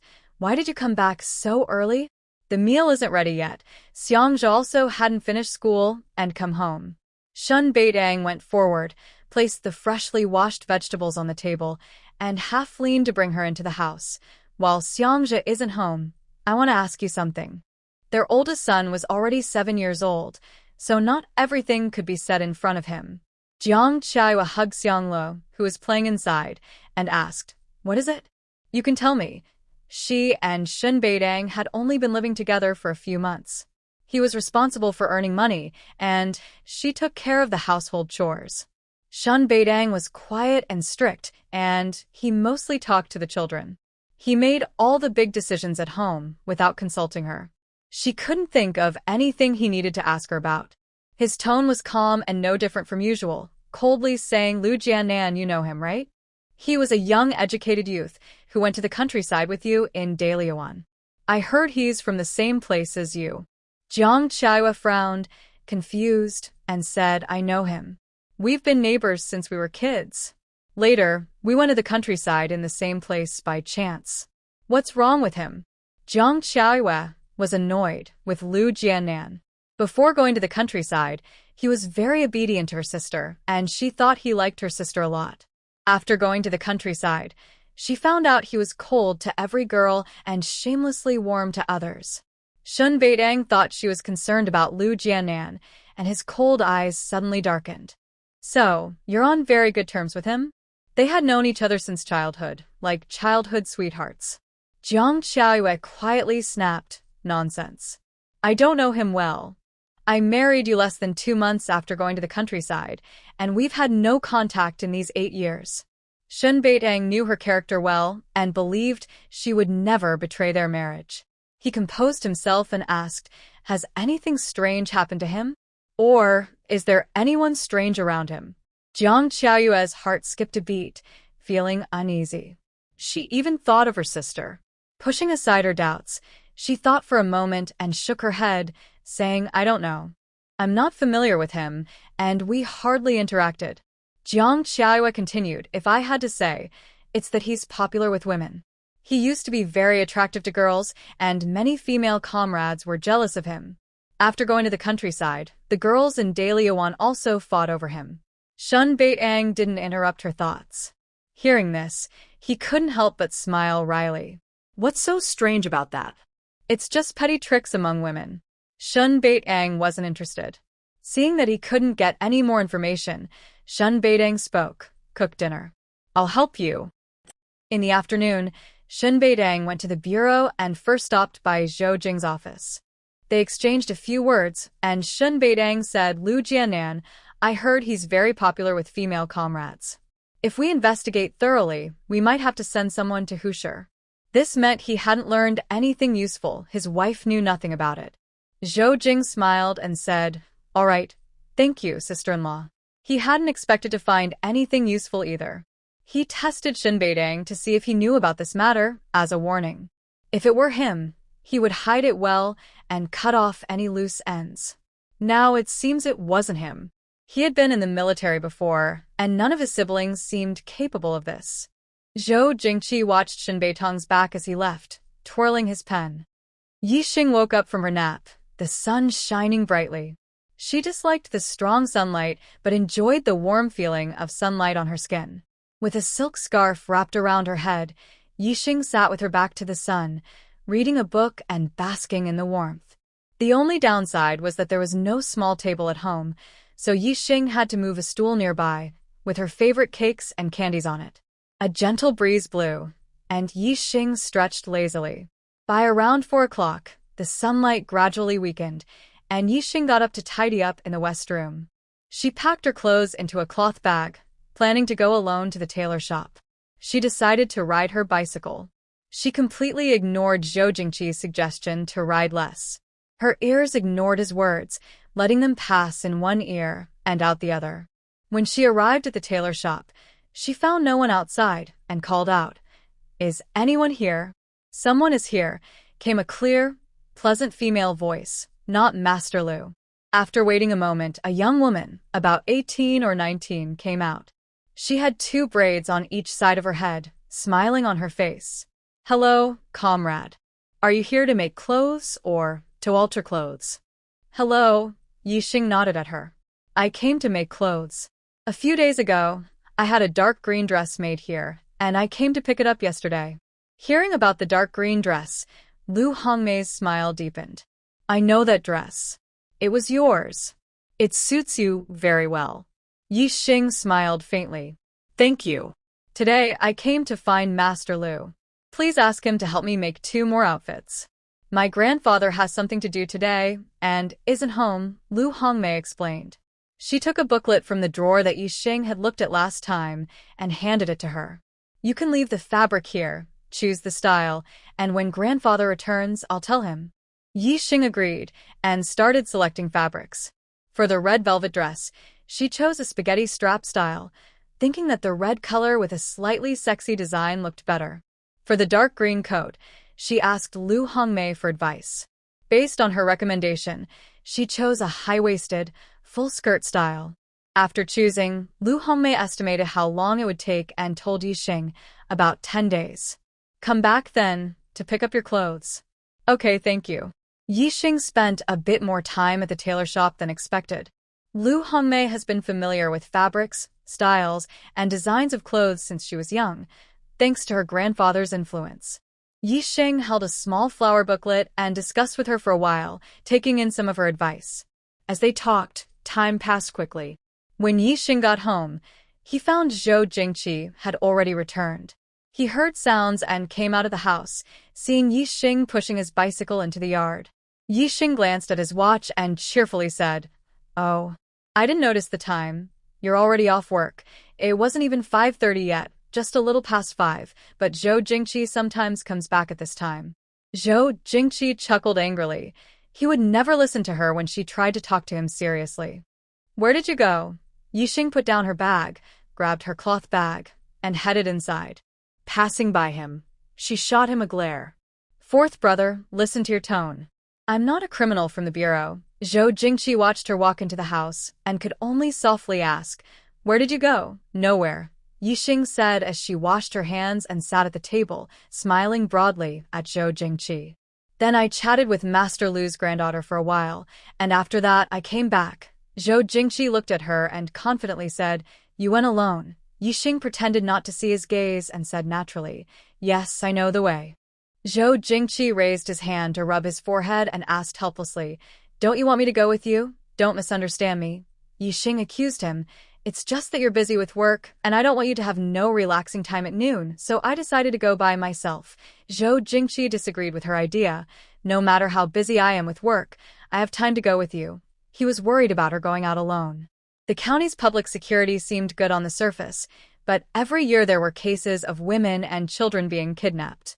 Ling County and the surrounding towns and villages are mostly surrounded by mountains, with small villages behind the mountains. The mountain roads are rugged and winding, and villagers often shelter each other. Women and children who are kidnapped are very hard to find. Some desperate and vicious people trying to survive might do anything. Yi Xing pouted her lips, her voice soft like cotton candy. All right, I understand. Can you stop being so harsh with me every time you come back? When Yi Xing didn't want to eat, he would listen to his scolding softly and say things to make him happy. Zhou Jingshi knew talking more was useless, so he looked at the food on the table, which was almost cold. He picked up his chopsticks and said, "Let's eat." Days were getting longer. After cleaning up the dishes, it was still bright outside. Zhou Jingshi came out of the kitchen, and Yi Xing was sweeping the living room floor. He leaned at the door, watching Yi Xing finish sweeping, put the broom behind the door, and felt he was acting strangely. "Why are you looking at me?" What had he done to upset him? Was it riding his bike alone? Or not going out with him? Or not going out with others? Both things seemed small to Yi Xing. In this low mood, she was about to get angry. Zhou Jingshi thought for a long time and decided to speak with facts, sounding a bit mysterious, saying, "I need to go to the police station. It's late, and there aren't many people there." "You can come with me." "It's just a quick walk after dinner to help digestion." Yi Xing thought Zhou Jingshi was a very dedicated man who never forgot his work. "I don't want to go. You go by yourself." She didn't like the busy atmosphere at the police station service hall. The hall was noisy, with people coming and going for different reasons. Even now, staff were on duty. Zhou Jingshi grabbed her arm and said, "I'm going to check some files. If you come, we can check together. It'll be faster with two people." Does that sound like normal talk? Working overtime alone isn't enough, and now he wants to drag her along. "No." She looked at him carefully. "Can outsiders look at files at your station?" Zhou Jingshi nodded and said, "Important ones can't be seen, but unimportant ones can." Yi Xing reluctantly agreed. "Fine, I'll go help you." She wanted to see what kind of trouble Zhou Jingshi was up to. People in the service hall greeted Zhou Jingshi when they saw him. He nodded back and took Yi Xing to the document room on the first floor. Zhou Jingshi knew exactly where the files were. He went straight to the folder about the trafficking of women and children. He picked out the files from nearly 10 years ago and detailed reports from the past 3 years, then handed them to Yi Xing behind him. "Take a look." Yi Xing didn't understand and took the files. "Show me." "What for?" When she saw the folder's title, she silently shut her mouth. She shot him a sharp glare and grunted softly, sitting on a nearby chair to read the contents. Understanding Zhou Jingshi's purpose, Yi Xing calmly looked through the files. She is not someone who doesn't know right from wrong. Zhou Jingshi carefully made sure she understood things for her own good. He wanted her to realize that there are many potential bad people in the county and that she should stay alert. Zhou Jingshi stood beside her and said, "These numbers are just the tip of the iceberg. Not all missing persons are reported by their families, especially women and girls. Their families often ignore their existence. When they go missing, their families are afraid of causing trouble or feeling ashamed, so they stay silent and pretend the person never existed." Yi Xing closed the case file and said in a low voice, "What's the use of showing me this?" "I can't help them either," Zhou Jingshi softly said. "Wake up. You need to realize how many dangers are around you. Only I can be your support." Zhou Jingshi's gentle persuasion worked well. Recently, Yi Xing hasn't dared to go out alone. Zhang Ying, living in the northern suburbs, refused a date with Qing Qing a day early. Early in the morning after breakfast, she thoughtfully took Zhang Xiaobao's school bag and said to her mother, Wang Suihua, "Mom, today I'll take Xiaobao to school. The dishes at home will be washed by second sister. You work so hard for us every day." Wang Suihua loved this daughter the most. She was obedient, sweet-tongued, and kind. She smiled and said, "Take it slow on the way to school," and she turned and glared at her second daughter. "Go wash the dishes quickly." Zhang Ke didn't dare argue with her mother and silently cleaned up the dishes on the table. Zhang Ying had seen scenes like this many times. She smiled at Wang Suihua. "Mom, we're leaving now." The middle school was far from home, about 20 minutes away. Zhang Ying didn't know if she would meet Li Juanhao. She was just hoping for luck. If she didn't see him, she would come back a few more times. Surprisingly, her luck was good. She dropped Zhang Xiaobao off at the classroom and, on her way back, she ran into someone at the school gate. Zhang Ying smiled innocently. "Teacher Li, hello. What a coincidence to meet you." Li Juanhao had been wondering how to meet her. He didn't expect they would meet so fatefully. He confidently smiled and said, "What a coincidence, Comrade Zhang. Are you here to see Zhang Xiaobao off?" Zhang Ying, knowing how to play hard to get, politely replied, "Yes, Teacher Li." "You're busy, I'll go now." She nodded at Li Juanhao and left without looking back. In the next few days, she took Zhang Xiaobao to and from school. Both of them intentionally or unintentionally hoped to meet each other, and every time they did, Zhang Ying kept her distance and never appeared to be forcing anything. With Zhang Ying around, Li Juanhao couldn't look at Wang Xiaoyan directly. He liked Zhang Ying like this. At home, his mother was urging him to go on a date with Wang Xiaoyan so they could talk more. Li Juanhao angrily shouted, "I don't like her, and I will never marry her. I like someone else." Li Zhengliang ignored his son's anger and lazily said, "Which girl? As long as you're willing, any girl is fine. This year, you must get married." Li Juanhao didn't understand why his father was in such a hurry for him to marry this year, but his relationship with Zhang Ying was just his wish, and Zhang Ying didn't know his feelings. Li Juanhao said, "We just started dating. When our relationship gets more serious, I will definitely bring her to meet you. But can you stop making me go on blind dates? I don't like other girls." Li Juanhao was strangely confident, firmly believing there was no woman he couldn't win over. As long as he took the initiative, Zhang Ying would marry him. Feng Chunlan and Li Zhengliang exchanged glances and spoke more gently. "All right, we won't let you go on blind dates for now. Wang Xiaoyan's mother also helped you refuse her. But one thing, you can't fool us or your dad. She loved and spoiled her only son. If he didn't like a woman, she didn't want to force him to marry her." Half of Li Juanhao's personality was shaped by her indulgence, and the other half by Li Zhengliang. After promising his parents, Li Juanhao couldn't wait to see Zhang Ying. But since school was on holiday over the weekend, he could only wait until Monday. Zhang Ying, having ignored Cheng Cheng for a few days, was feeling a bit upset. Now that she had time, she was thinking of ways to comfort Cheng Cheng.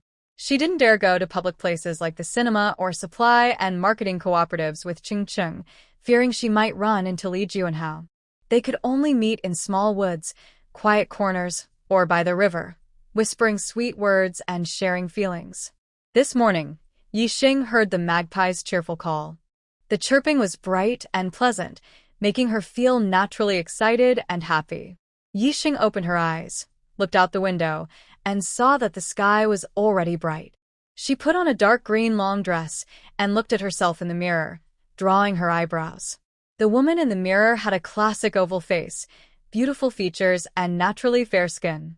Zhou Jing, returning from morning exercise, saw this scene. He paused, staring blankly at Yixing sitting at her dressing table. Yixing picked up the mirror, checked that her eyebrows weren't crooked, then looked up at him. "Why are you just standing there foolishly?" Zhou Jingshi walked over to her, his eyes full of admiration for her bright, lovely smile. "This outfit suits you very well." He couldn't bring himself to say something overly sweet. His love was so full that all he could manage was this simple phrase. Yi Xingjiao smiled and stood up casually, teasing him. "Am I more beautiful, or is the outfit?" Without hesitation, Zhou Jingshi replied, "Of course it's you. Is there really a need to ask?" Any man would know how to answer. Clothes are just a background, after all. Yi Xing went to the living room to have breakfast. Hearing his answer, she playfully rolled her eyes. Zhou Jingshi sat beside her. While eating, she asked with a smile, "Why do you keep looking at me?" His deep eyes fixed on her, like melting snow with a touch of coldness, but also warmth. "Today, you seem different. Very special. So much so that he couldn't take his eyes off her." Yixing shook her head slightly, not expecting him to realize what day it was. She sighed. "Today marks 1 month since we met. Last month at this time, we didn't even know each other. She probably had an accident around noon and somehow ended up here. Now it was morning, and at that time, they were probably in two different worlds. She added, "After you finish work this afternoon, go to South Street and buy some groceries. We'll cook at home and celebrate our 1-month anniversary." There had to be a sense of ceremony. She hadn't done anything special in a month. Celebrating her month here, feeling nervous and anxious every day. Zhou Jing sure didn't even remember his own birthday, so he definitely didn't notice this day. No, even if he had noticed, he wouldn't see anything worth celebrating. But those were his old thoughts. Now, he only felt that what Yixing said made sense. He hesitated and reminded her, "I'll go buy the stuff. Be good at home, okay?" Lin Fong lowered his head and looked down. He noticed that Zhou Ju had checked his watch several times today. Was he hinting at something? He couldn't help but wonder if there was some work he hadn't reported. Probably not. Zhou Ju seemed in a good mood today, with a constant smile on his face. He thought for a moment and cautiously asked, "Director Zhou, do you have any requirements for these documents?" "I'll go and make the changes right away." Zhou Jing sure didn't look up. "I've marked everything that needs changing." "How long do you think it will take?" Lin Fong tentatively suggested. "Tomorrow." Zhou Jingshi glanced at the time again. It was almost noon, 11 o'clock. He looked at Lin Fong and said, "Finish the changes by tomorrow morning and put them on my desk. I have to meet Director Shun in the afternoon." "Yes." After explaining everything, Zhou Jingshi went to the South Street to buy groceries.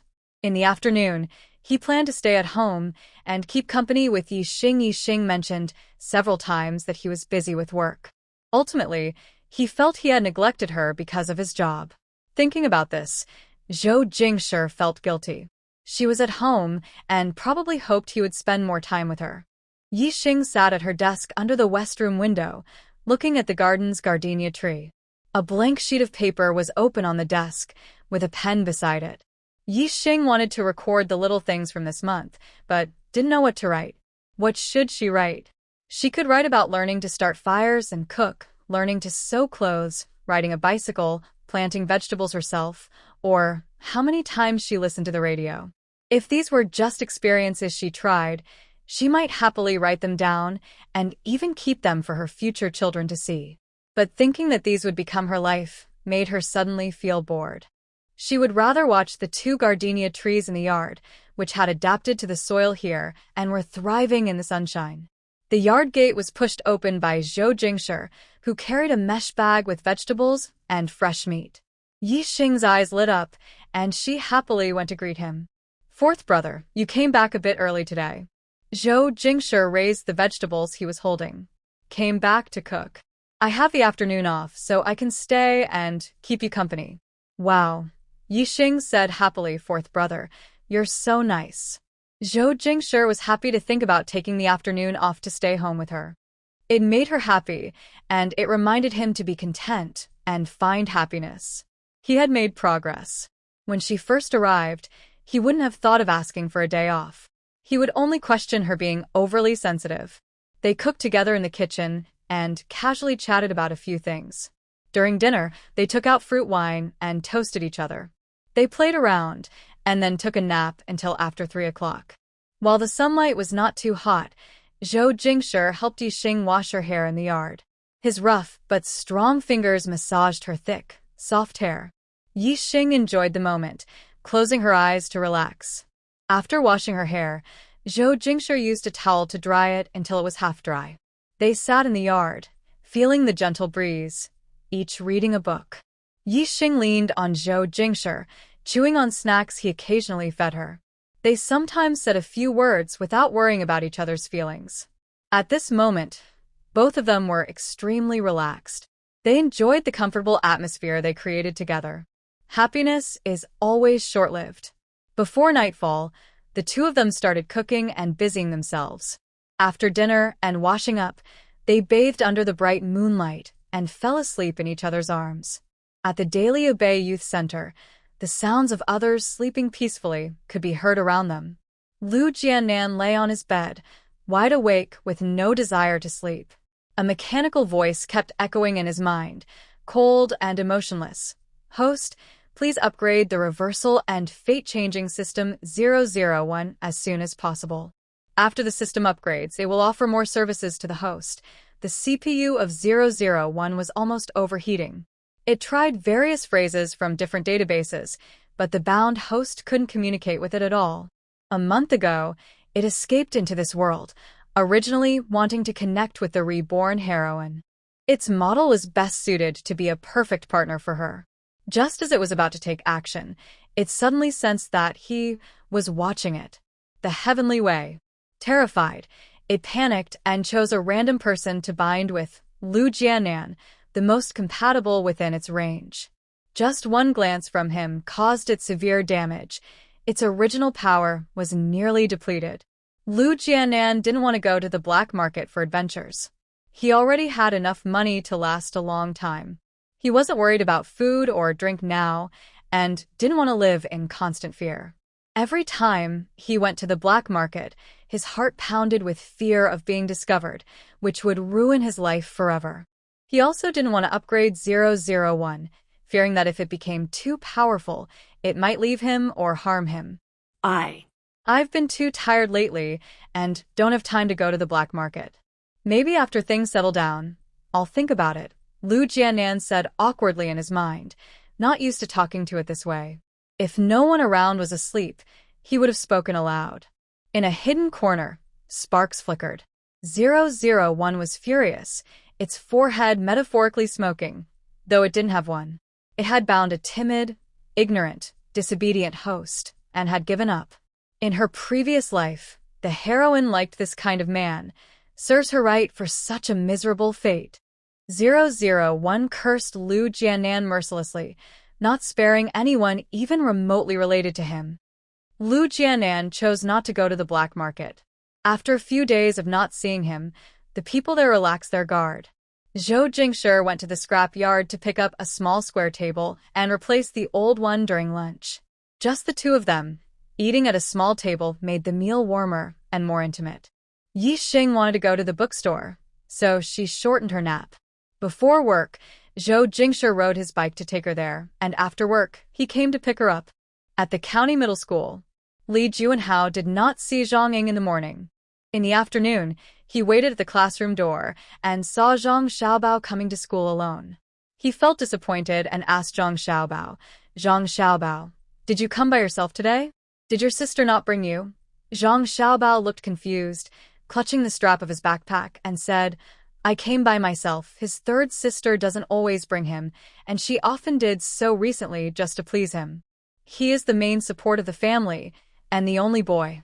Most people wouldn't ask further, but Li Juanhao didn't realize that and asked, is your sister busy? Why didn't she come to bring you? Zhang Xiaobao looked at him suspiciously and said, I don't know. She is busy with her boyfriend. She's always busy. Zhang Xiaobao's words sounded like a thunderclap to Li Juanhao. He couldn't believe it and said, your sister has a boyfriend? When did that happen? Zhang Xiaobao gave him a doubtful look and asked, Teacher Li, do you like my sister? She's had one for a while, about a month, Li Juanhao said absent-mindedly, then turned and walked back to the office. Zhang Xiaobao scratched his head and went to the classroom. Zhang Ying waited at the school gate for Zhang Xiaobao to finish school. She waited until he came out but didn't see Li Juanhao. Usually, Li Juanhao would leave early, and they could meet briefly. Third sister, you're leaving? What are you looking at? Zhang Xiaobao took a few steps and turned around, seeing Zhang Ying still standing there. Zhang Ying didn't know her brother had given her a big surprise. She approached Zhang Xiaobao and said, I wasn't looking at anything. Let's go home, Xiaobao. You've been in school all day. Are you tired? Very tired. I don't even want to come anymore. Such a waste. At the bookstore, employee Chen Mingchen handed Yi Xing a famous novel he found. Comrade, it's this one. If you have any questions, come back and ask me. Thank you, comrade, Yi Xing replied politely. There weren't many books in the store. When she asked, she learned somewhere in the storage room. So she asked for help to find a book, and she found the female clerk very easy to talk to. Yi Xing wanted to borrow classic Chinese literature. She couldn't finish reading them all at once and planned to take them home to read slowly. Zhou Jingshi came to pick her up before the store closed, and they went to a restaurant for dinner. In the blink of an eye, it was May 6th. Yi Xing was bored at home and went to sit at the neighbor Zhang's house. Wang Yu and Lu Xiang were at home with their children, while the other adults were at work. Wang Yu and Lu Xiang sat in the yard eating sunflower seeds and chatting. Yi Xing teased, "What are you talking about? You're laughing so happily I can hear it from over here." Wang Yu spat out the sunflower seed shells and waved her hand, saying, "Sit here and eat sunflower seeds." Lu Xiang glanced at Yi Xing and smiled, saying, "Today, Deputy Director Lin's daughter, Lin Huixin, is getting engaged. The east courtyard is very lively. Just now, second sister-in-law told me she saw Li Juanhao bothering Lin Huixin at the cinema." Yi Xing didn't know about this and asked, "Lin Huixin is getting engaged today. Who is it with?" Wang Yu grabbed a handful of sunflower seeds and said, "It's the son of the post office director, Chen Mingze. He's the guy we saw at the cinema." Yi Xing remembered there was indeed a man next to Lin Huixin who helped block Li Juanhao, so she nodded. Gossiping, she asked, "Li Juanhao didn't cause trouble at her house today, right?" Wang Yu chuckled, "I haven't heard of any trouble. Li Juanhao wanted to cause trouble, but was stopped by his mother." He couldn't understand why someone would want Lin Huixin, since Wang Xiaoyan was better than her. Feng Chunlan held her son back, saying, "What are you doing? Don't go to her house. We already owe her enough." Even so, she couldn't bring herself to say anything bad about Lin Huixin. Li Juanhao had no choice but to wait until Lin Huixin's engagement was over before his mother let him go. As soon as he stepped outside, he heard the older women in the yard praising Lin Huixin for having good taste and choosing a good family, and they said she was getting married on June 8th. Li Juanhao was even angrier when he left the house. When he went to school, he also thought about Zhang Ying having a boyfriend and didn't want to go to school anymore. He turned a corner and sat down in the small park for a while. Zhang Ying was in the small park, talking sweetly with Ching Cheng. They were eating ice cream, feeding each other secretly when no one was paying attention, exchanging glances. Zhang Ying caught sight of Li Juanhao's figure out of the corner of her eye and looked again uncertainly. Sure enough, it was him. She grabbed Ching Cheng and started walking back.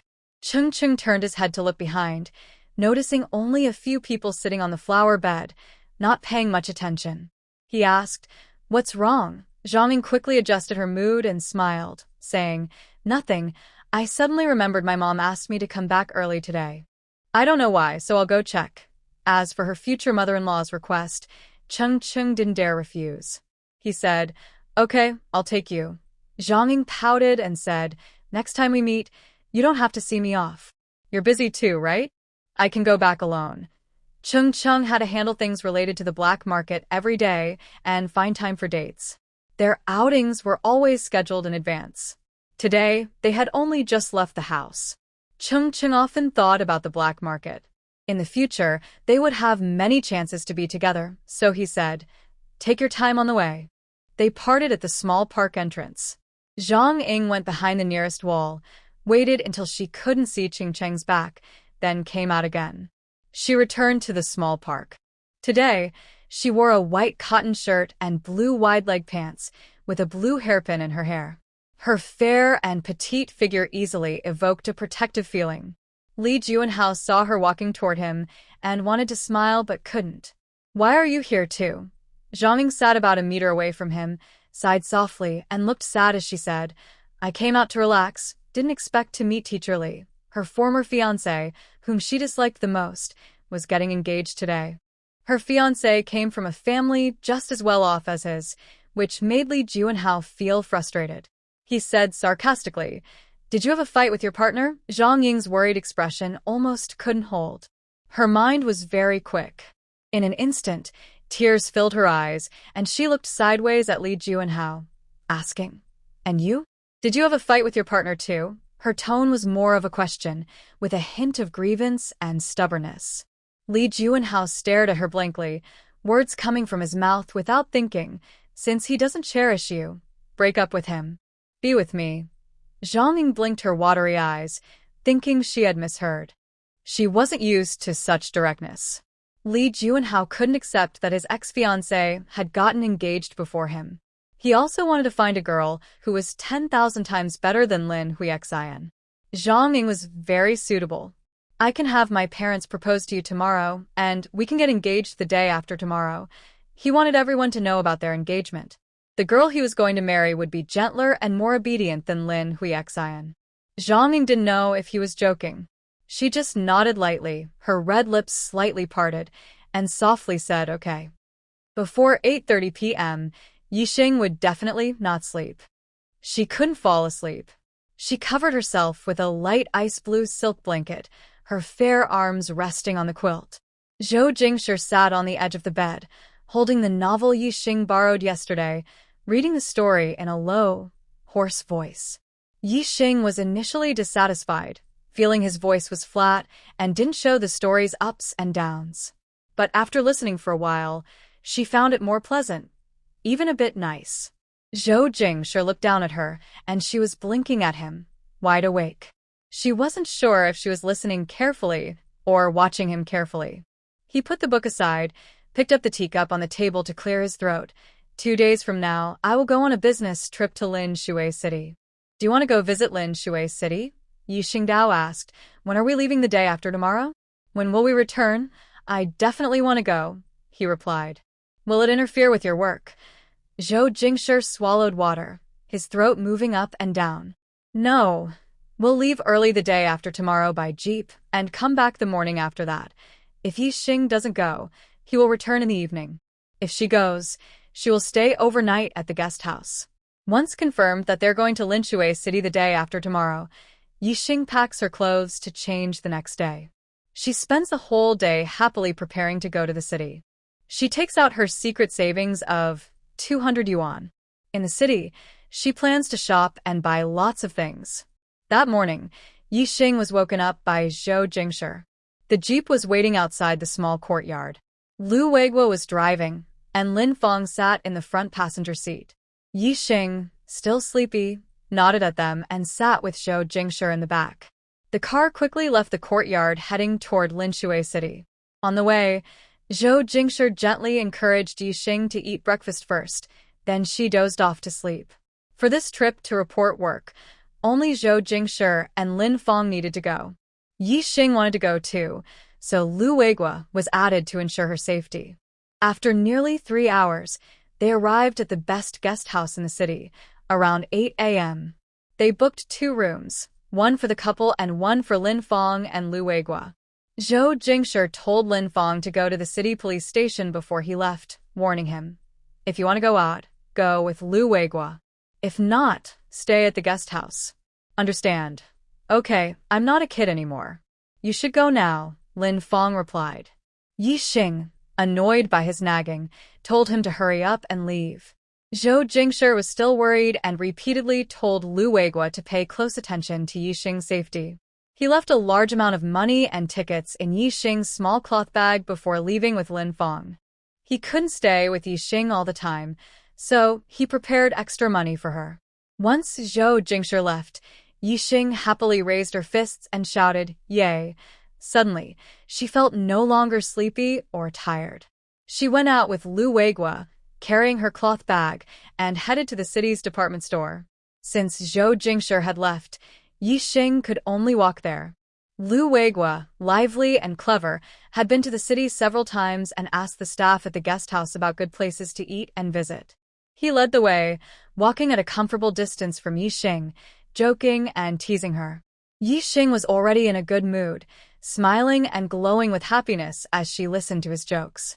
The city department store was a 3-story Western-style building, much larger than the county's. The flow of people here is much busier than in the county, and everyone dresses more nicely. When Yixing entered, she actually felt like a country person in the city. 吸皱了皱鼻子, stopped her wild thoughts. The shelves were neatly arranged with many different products, most of which she had seen in the county, but with more styles. Yixing was only interested in clothes, cosmetics, bags, and food. She glanced at the rest and moved on. Since only Lu Jianan was carrying things and he looked too showy and annoying, she decided to buy 2 summer dresses, a white leather purse, and more skincare and makeup products because the ones in the county were too plain. She ordered 8 packages of various pastries for herself and to share. Lu Weiguo came specially to help her run errands. No matter what benefits Zhou Jing gave him, as the lady of the house, she couldn't just ignore him and make him do everything for her. After giving Lu Weiguo something, she also thought of Lin Feng, and this gift wasn't a big deal. They left the department store around 10 o'clock. Seeing that Zhou Ju and the others wouldn't be back for a while, Lu Weiguo suggested, there's a famous riverside park in Linshui City, not far from here. Comrade, shall we go take a look? Lu Weiguo carried everything with both hands, which made it inconvenient to have fun, so he probably asked her indirectly if she wanted to go. There's no rush to visit the riverside park. Yi Xing politely said, we've been shopping all morning. Let's go back to rest and have lunch, then go to the park this afternoon. What do you think? After accompanying Yi Xing around, it was even more tiring than driving for 3 hours. Lu Weiguo cheerfully said, sure, any time I go is fine. Wherever they went was better than shopping with a woman. Thanks to his quick tongue, he managed to praise those identical eyebrow pencils as if they were beautiful flowers. Yi Xing couldn't help but laugh. She was genuinely surprised today. She had planned to buy things herself without her male companion commenting, but Lu Weiguo was different. He always gave objective opinions about the items she looked at. He kept a proper distance, only praising the products without crossing any boundaries or mentioning her personally. For example, she only needed to pick a few eyebrow pencils after careful selection. But Lu Weiguo's enthusiastic praise made her buy one of each color. Back at the guest house, Lu Weiguo put the things in Yi Xing's room and told her he had something to do, so she called him. He returned to his room with Lin Feng and immediately went to sleep. The guest house has 2 floors. On the first floor, there is a small tea house beside the lobby. Yi Xing couldn't stay in the room, so he went downstairs to drink tea. Zhou Jingshi came out of his workplace, opened his car door, and was about to get in when he suddenly looked across the street. Lin Feng also looked over and saw a black car with its rear window rolled down and a handsome man dressed in white sitting inside. The man seemed to smile at him. From a distance, Lin Feng thought he looked elegant and noble, not like an ordinary person. Not recognizing him, Lin Feng looked away and turned to Zhou Jingshi. But Zhou Jingshi was walking toward that side, so Lin Feng hesitated for a moment and followed. Before he got close, Zhou Jingshi spoke. Songning, are you also here in Linshui? At home, he only called his cousins and brothers by their names directly. His eldest cousin, by Songning, smiled and nodded at Lin Feng, then softly said to Zhou Jingshi, I came here for something. I heard you're also in Linshui and wanted to invite you and your wife to dinner. His tone was gentle and smooth, with a hint of teasing. This cousin of his, single for 27 years, suddenly got married. Zhou Jingshi thought quickly and said, no need, I don't want to delay you. Bai Songning chuckled softly, just a simple meal. If my mom knew I met you and your sister-in-law and didn't invite you for a meal, she'd be upset with me for not acting like a big brother. Even when he mentioned his aunt, Zhou Jingshi still didn't relax his stance. I'm busy this afternoon. No time for dinner. Maybe next time. Among the people Zhou Jingshi disliked most, Zhou Jingyan was first and Bai Songning was second. He always pretended to be refined and noble. A few years ago, he even commented on a pastry Zhou Jingshi was eating, saying the second bite wasn't as good as the first and that he was born a few years later, so he couldn't compare to his older brother, and he wasn't as glamorous as Zhou Jingyan. His words were full of malice. Bai Songning looked a bit disappointed and said, all right then. Let's go. They quickly left in their car. Lin Feng rubbed his nose, feeling a bit awkward. Why didn't they say anything before leaving? Zhou Jingshi wasn't surprised at all. He turned back to his car. By the time Zhou Jingshi reached the guest house, it was already past midnight. Yi Xing had drunk a lot of tea and just came out of the bathroom when she saw him in the room. You're back. Zhou Jingshi hugged her as she threw herself into his arms. Let's go eat. The two of them went out to call Lu Weiguo and Lin Feng. Yi Xing asked, where are we eating? At the restaurant nearby. Zhou Jingshi knocked on their door and said, come join us for dinner. When they came out, the 4 of them went together to the restaurant. During the meal, they talked about going to the riverbank park in the afternoon. Yi Xing asked, Fourth brother, do you have time to go together this afternoon, since there were many things to do in the afternoon? Zhou Jing sure wanted to go, but needed to finish his tasks first. I have plans this afternoon. You and Lu Weigua can go together. Tomorrow morning, I can spend the whole morning with you in the city. We will leave at noon to go back. This was a subtle way of telling Lu Weigua and Lin Fong to arrange their own plans for tomorrow morning. Since they were coming to the city, they could also buy some gifts for their families to bring back. Lu Weigua chuckled. I heard that you can row boats, and it's very lively at the park. I'm just lucky to be with Comrade Yi. He knew very well that the real reason he came was to ensure Yixing's safety. He understood. He definitely wouldn't let Yixing out of his sight. Zhou Jing sure couldn't go, so Yixing's interest dropped by half. After a nap, she and Lu Weigua set out together for the riverbank park. The park had beautiful scenery, with wide riverbanks lined with willow trees.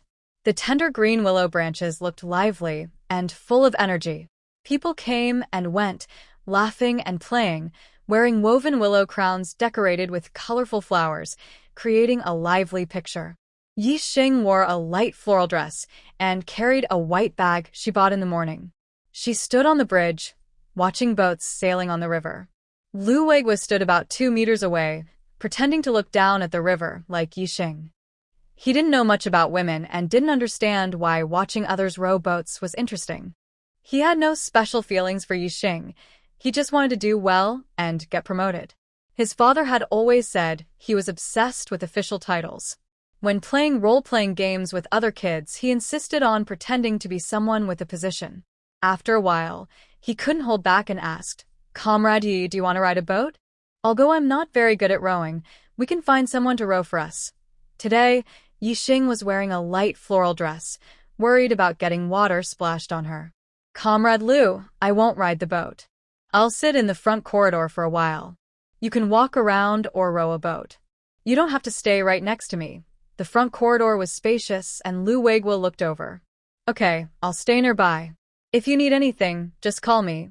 Lu Weigua waited until Yixing sat in the corridor before turning around and walking behind her, finding a place she couldn't see.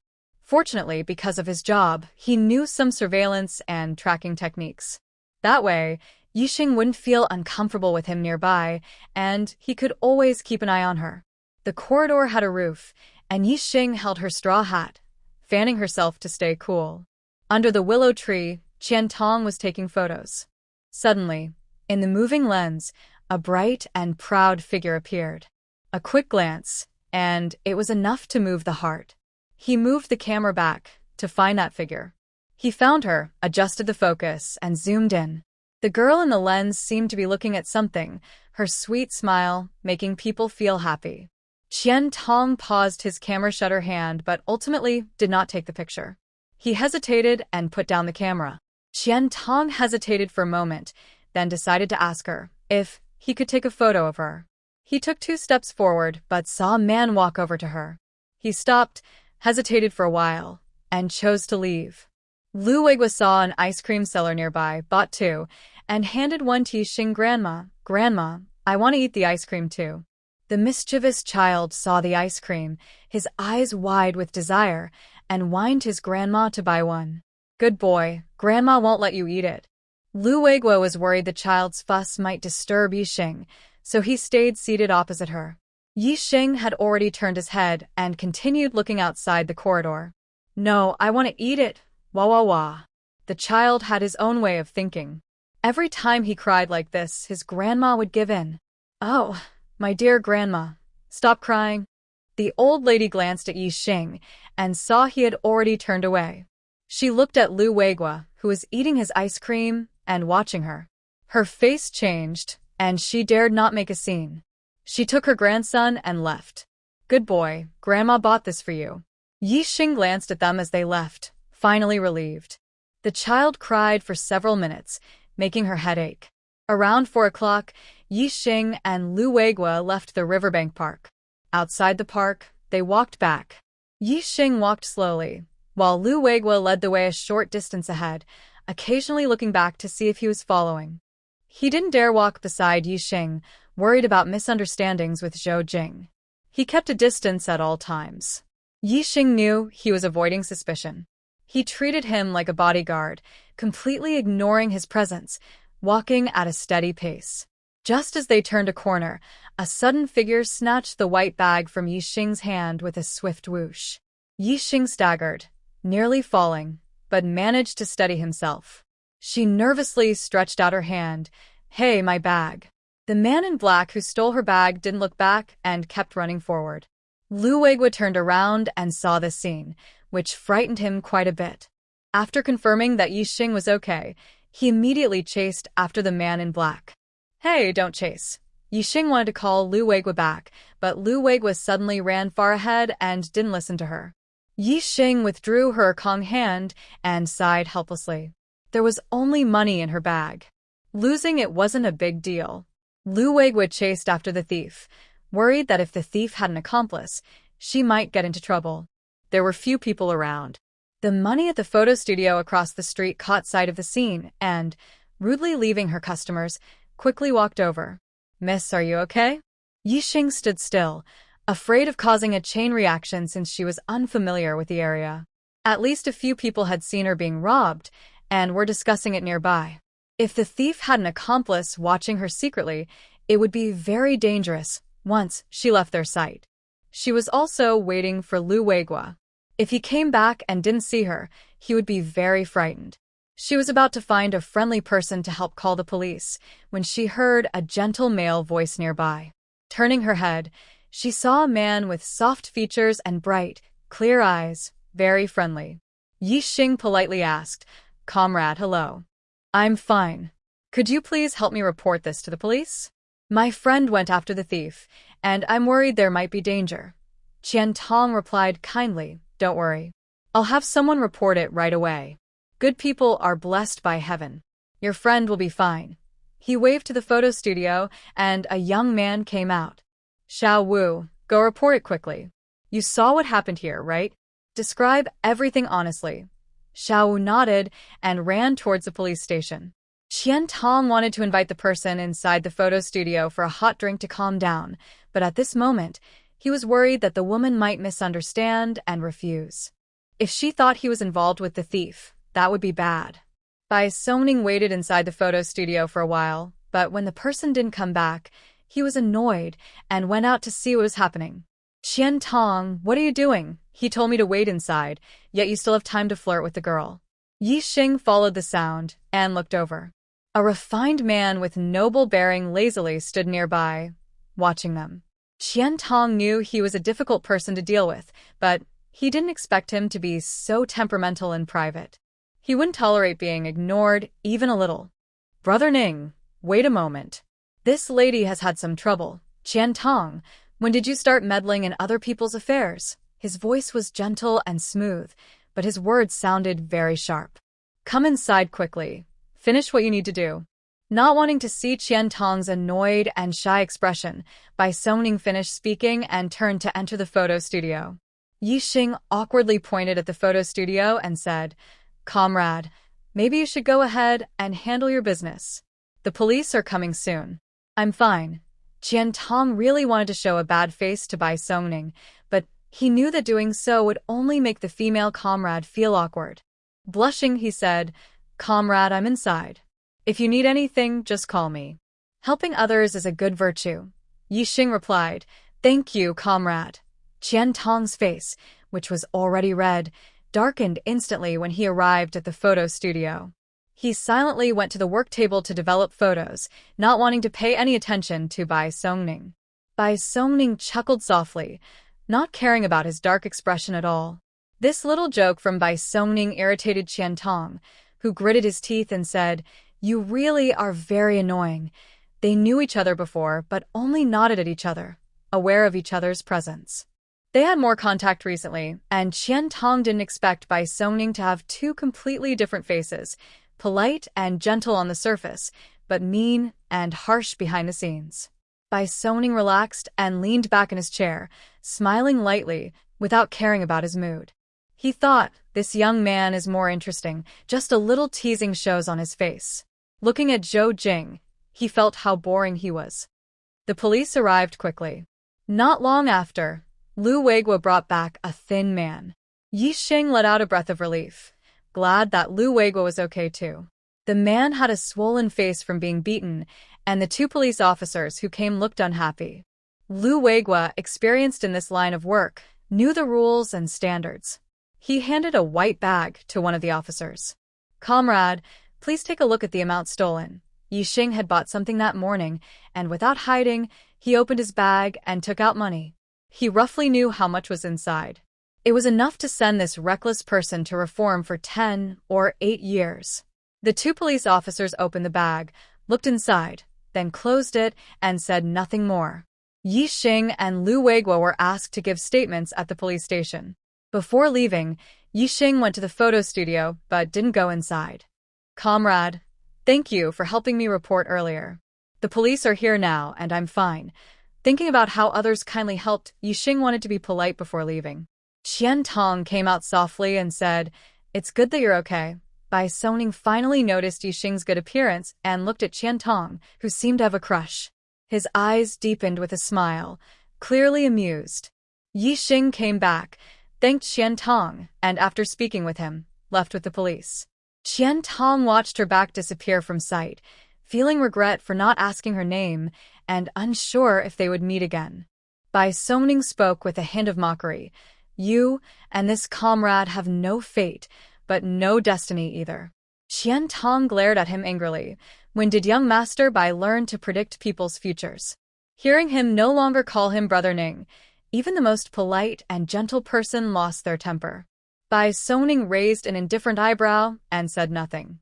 The lady was confident and bright, clearly someone who attracted many suitors. Opportunities slip away quickly. If you hesitate and don't hold on to what you like, there's no hope. South District Police Station. The incident happened in front of many witnesses who could testify. Yixing and Lu Weigua quickly made a statement and could leave. As for the thief, he had a criminal record and didn't bother to deny it. He only wanted to steal some pocket money, but this time he met a tough opponent and was caught red-handed. What he didn't know was that this time, he wouldn't be released after just a few days like before. After leaving the station, the two hurried back to the guest house. They had lost quite a bit of time. Zhou Jingshi and the others had already returned and thought Yixing was still waiting for them at the small park or tea house. Seeing them return, Zhou Jingshi waved, "Here." They approached, and Zhou Jingshi pulled out a chair, letting Yixing sit down, then turned to Lu Weigua. "What happened?" Yixing's expression was normal, showing nothing on his face. But behind him, Lu Weigua looked pale, guilt written all over his face, unable to hide it or lie about it. Glancing at Yixing, she smiled and pointed to the seat beside Lin Fong. "Sit down and rest a bit." It wasn't Lu Weigua's fault. He was probably very scared, or he wouldn't have beaten the thief so badly. "On the way back, I ran into a thief who stole my bag. Lu comrade chased him and helped me recover it." Yixing picked up the hot tea Zhou Jingshi poured for her, took a sip, feeling comfortable and refreshed. "Are you okay?" Zhou Jingshi nervously checked her whole body, giving Lu Weigua a cold look. "I'm fine." A kind person helped report it to the police. Later, the police came, and I had to give a statement at the station, so it took some time, and I was late returning. After sitting down, Yixing casually placed her white handbag on the table. Zhou Jingshi found the bag very annoying now. Lin Fong gave Lu Weigua a very pitiful look. What was supposed to boost her favorability ended up being recorded by Zhou Ju at the last moment. Lu Weigua honestly told Zhou Jingshi, "At that time, I was a bit away from Comrade Yi. That little thief thought Comrade Yi was alone and, lacking money, boldly robbed him." Yixing gently patted Zhou Jingshi's arm to comfort him. "I'm really fine. The person ran off after grabbing my bag. I didn't even fall. Fortunately, you're okay." After drinking 2 cups of hot water, the 4 of them went to a restaurant for dinner.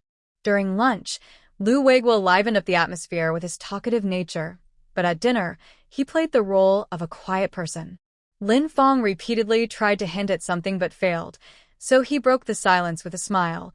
"Let's toast with tea instead of wine, to wish Comrade Yi good luck and good fortune." "Thank you." Yixing clinked glasses with him. After drinking, he raised his glass and looked at Lu Weigua. "I toast to Comrade Lu. Thank you for helping me recover my bag. The other items in the bag aren't worth much, but there's a photo of me and my second brother. She kept the photo in her wallet, and when she carried her white bag in the afternoon, she moved the money from the cloth pouch into her wallet. With the 200 yuan she brought, and the money Zhou Jingshi gave her in the morning, her white bag really had quite a bit of money. Hearing this, Zhou Jingshi also raised his glass to toast Lu Weiguo. Lu Weiguo was pleasantly surprised, thinking this was a way to make amends, and believed that Commissioner Zhou wouldn't hold a grudge anymore.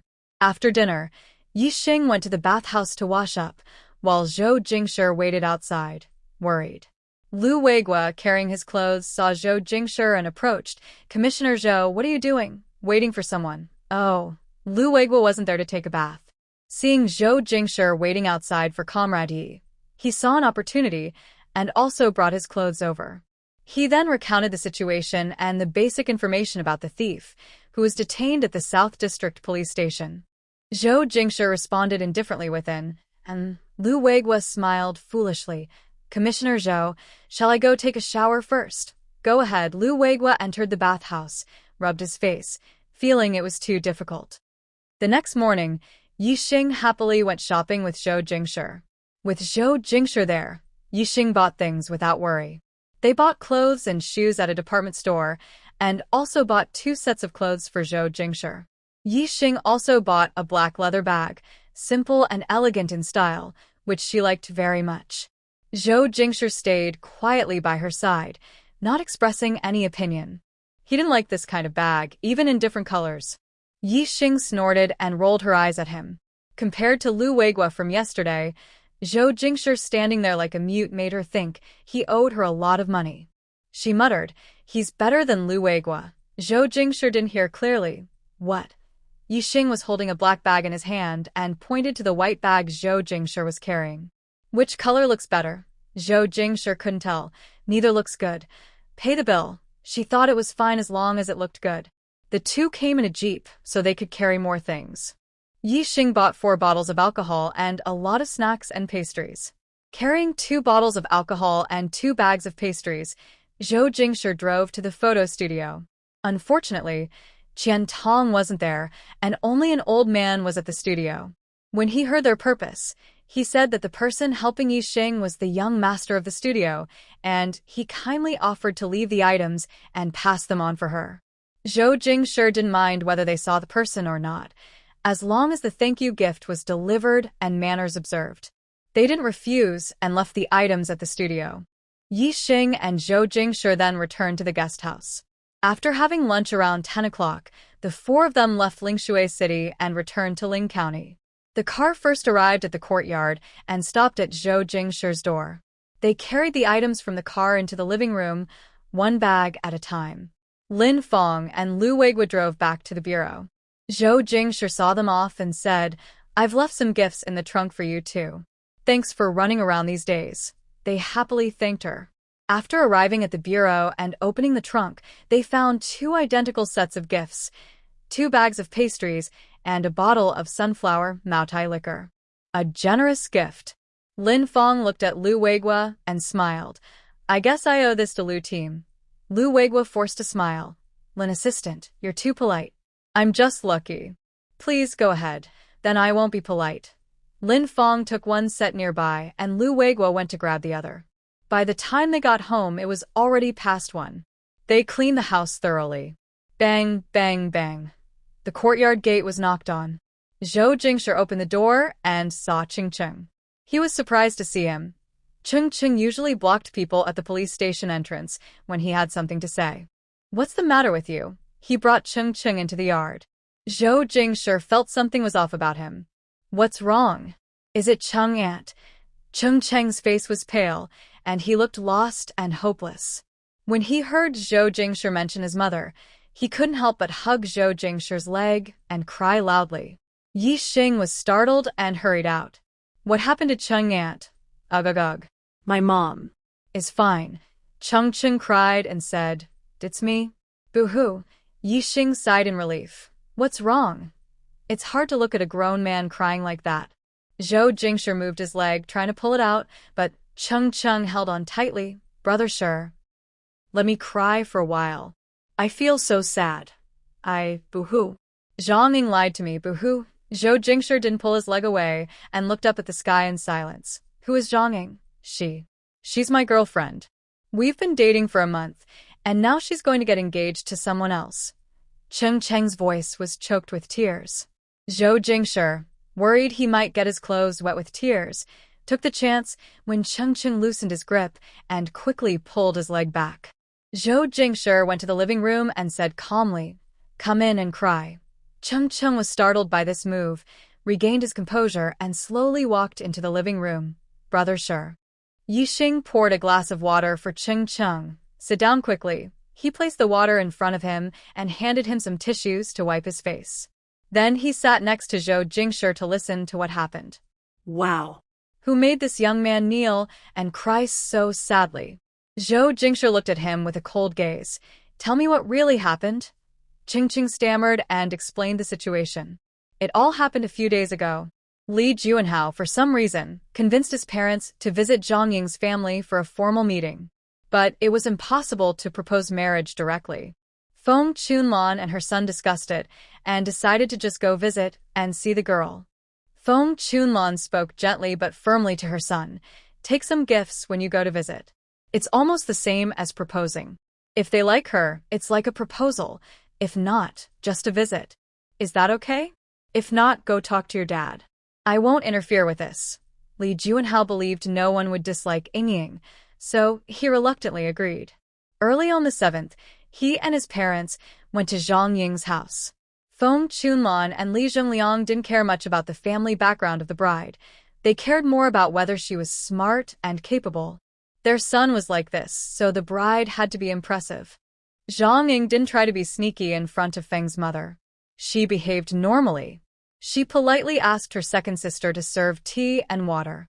Zhang Ying knew that once married, she would have to listen to her mother-in-law, so she showed both her good and bad points. She wanted Feng's mother to see clearly whether she wanted this daughter-in-law or not. If not, it was fine. If yes, everyone would be happy. Li Juanhao was easy to handle, and his parents were probably very sharp.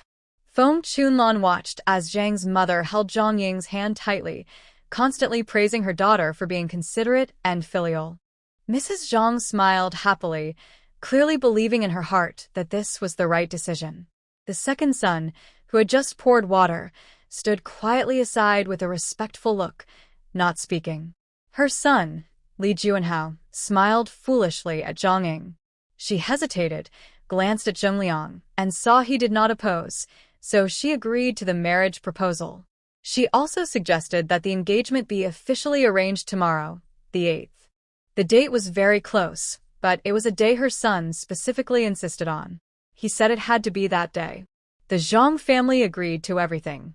Having their daughter marry meant they wouldn't have to worry for life. In the morning, they finalized the plans, and Mrs. Zhang was so happy she couldn't hide her joy. Neighbors nearby saw someone bringing things to her house. When they left, they asked about it. Mrs. Zhang was told by Zhang Ying not to say anything yet, as the plans weren't final. She thought about her daughter's future and decided to keep quiet, only telling everyone the next day. Zhang Ying wanted to talk to Ching Ching to comfort him and prevent him from ruining her good news. But in the afternoon, Li Juanhao invited her out to watch a movie. They ate dinner at a state-run restaurant and only returned home afterward. She didn't have time to find Ching Ching. Early the next morning, Li's family arrived. According to local customs, the groom's family arranged 1 or 2 tables for a meal. Both sets of parents and relatives gathered to discuss the bride price and wedding details. Li's family set up 2 tables at the restaurant. The dishes and good wine pleased everyone. The news couldn't be kept secret anymore. It spread to Ching Ching, who initially didn't believe it and joked, you must have heard wrong. Ying has an older sister who isn't married yet. The engagement is for Ying's second sister, right? Zhang Era's family lives in the northern suburbs, close to Zhang Ying's home. He heard the news several times to confirm, and only then told his good friend. But Cheng Cheng still didn't believe it. He ran over, exhausted and sweating, and hurriedly said, "Ching, if you don't believe it, that's fine. Just don't blame your brother for not telling you." Hearing this, Ching Ching became even more unsure and rushed straight to the restaurant. Li's family had finished their meal and left. Ching Chong went to Zhang's house, but was chased out by Mrs. Zhang and couldn't find anyone. He was stunned. Mrs. Zhang personally told him that Zhang was already engaged and asked him not to come looking for her daughter anymore. With a numb face, he searched all the places they often visited, small woods, riversides, cinemas, and parks, but couldn't find her. He waited near Zhang's gate until it was dark, finally seeing her come out. In the afternoon, Zhang waited at school for Li Juanhao. They only wandered around the school area and had dinner before returning home. Seeing Cheng Cheng, she put away her smile, unsure how to face him. It's her fault she hurt him. Why? Zhang no longer pretended to be gentle and obedient to avoid responsibility. The matter was already settled, and she didn't want to lie to him anymore. Haha, she laughed boldly, with a deep curve at the corner of her mouth. Because he's richer than you. Her words were slow and clear, with a strange, almost eerie feeling under the dark night sky. Once she spoke, Zhang Ying felt the irony deeply. What is she really pursuing? For the first time, she felt confused. Cheng Cheng saw her like this for the first time, feeling a moment of disorientation and distortion. He wanted to ask her something but couldn't speak. He looked at her weakly and pale. Seeing him like this, Zhang Ying's smile froze on her face. They looked at each other for a moment. Zhang Ying's face was expressionless.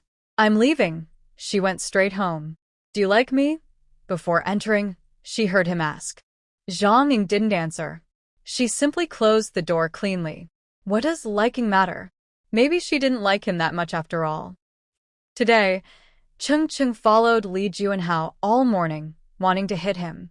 But he watched Zhang Ying and Li Juanhao being affectionate all morning. Zhang Ying's smile, her gentle care, her playful and cute attitude. Zhang Ying used to only act like that with him. He felt hopeless. He realized he was near the police station's family compound. Feeling hot, he went to Zhou Jing's house. Since he and Zhang Ying became a couple, her mother didn't like him at all. She often scolded him harshly, criticizing him unfairly. Now, he didn't dare tell her about it. Since he was near Shi Ji's house, he wanted to ask Shi Ge for advice. When he saw Shi Ge and heard him mention his mother, he couldn't hold back his emotions. He burst into tears, feeling ashamed, and told Shi Ge everything. After venting, he felt much better. Cheng Cheng wiped his tears with a tissue and asked sadly, Shi Ge, what should I do? What should you do? Zhou Jing's face was cold and stern like ice. Did you tell Anqing about this? Cheng Cheng felt downcast. No, I dare not. Yixing looked at Cheng Cheng, then at Zhou Jing, and shook his head at Cheng Cheng. There was nothing more to say. He deserved it. You went on a blind date, liked the girl's sister, and dated her for over a month. A girl met someone from a better family background and was dumped by him. You deserve it. The girl who was set up with Cheng Cheng also had a tough time. This girl dared to interfere with her sister's matchmaking. Not to mention, she's definitely not a traditionally good girl. Both sides are equally at fault. No one should blame the other. Zhou Jingshi lightly taps his fingers on the table and coldly says, You now have two choices. What are they? First, make a fuss at the man's house. So much, so that the neighbors all know. If the man's parents are reasonable and understanding, this marriage probably won't happen. But the girl's reputation will be ruined. Or you can go and ask to marry him again. Since she has no other good options, she might decide to marry you back. Cheng Cheng is surprised. That's not good.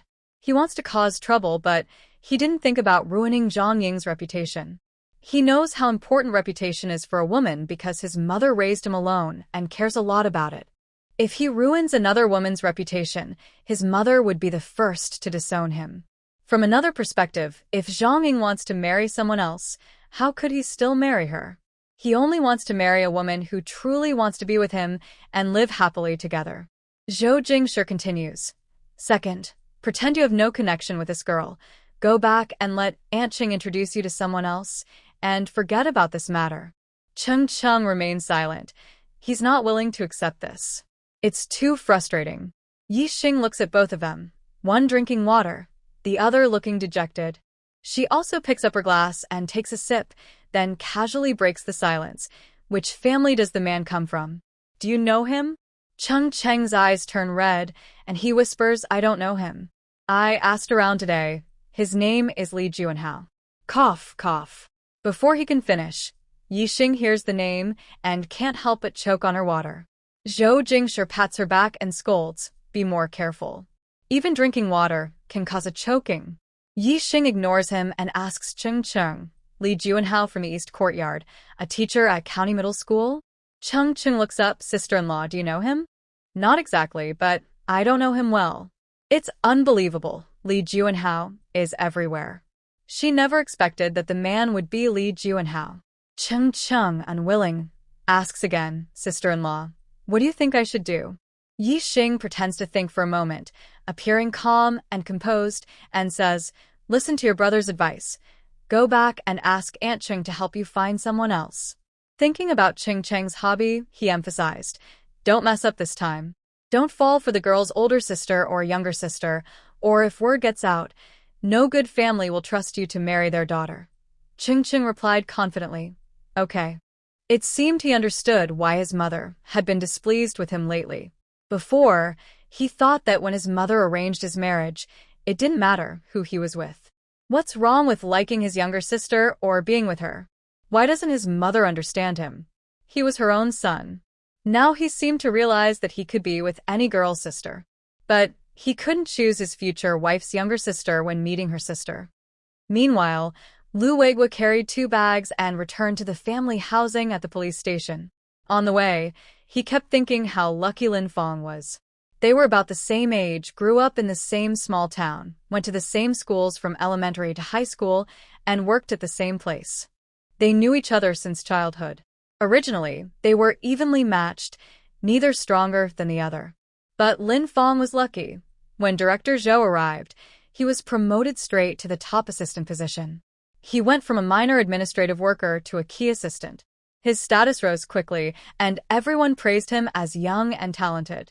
All his peers were not as successful as him, and now he was doing better than most. Lu Weigua sighed, fate and luck, and went upstairs to his home.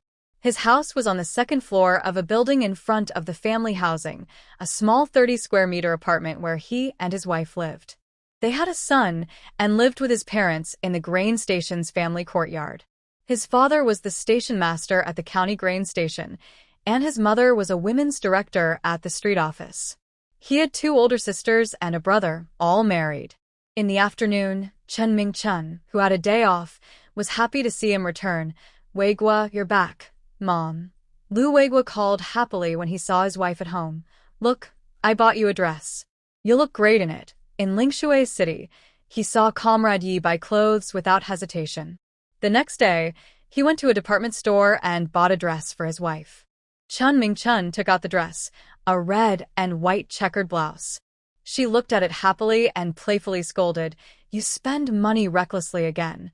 Lu Weigua chuckled. Wife, buying you things isn't reckless spending, it's money well spent. He moved closer and kissed her cheek. Next time, I'll buy more for you. They had been married for over 2 years, and life was getting sweeter.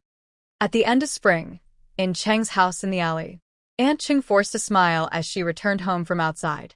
Once the gate was closed, her eyes reddened with anger. How could a mother not care about her son's matters?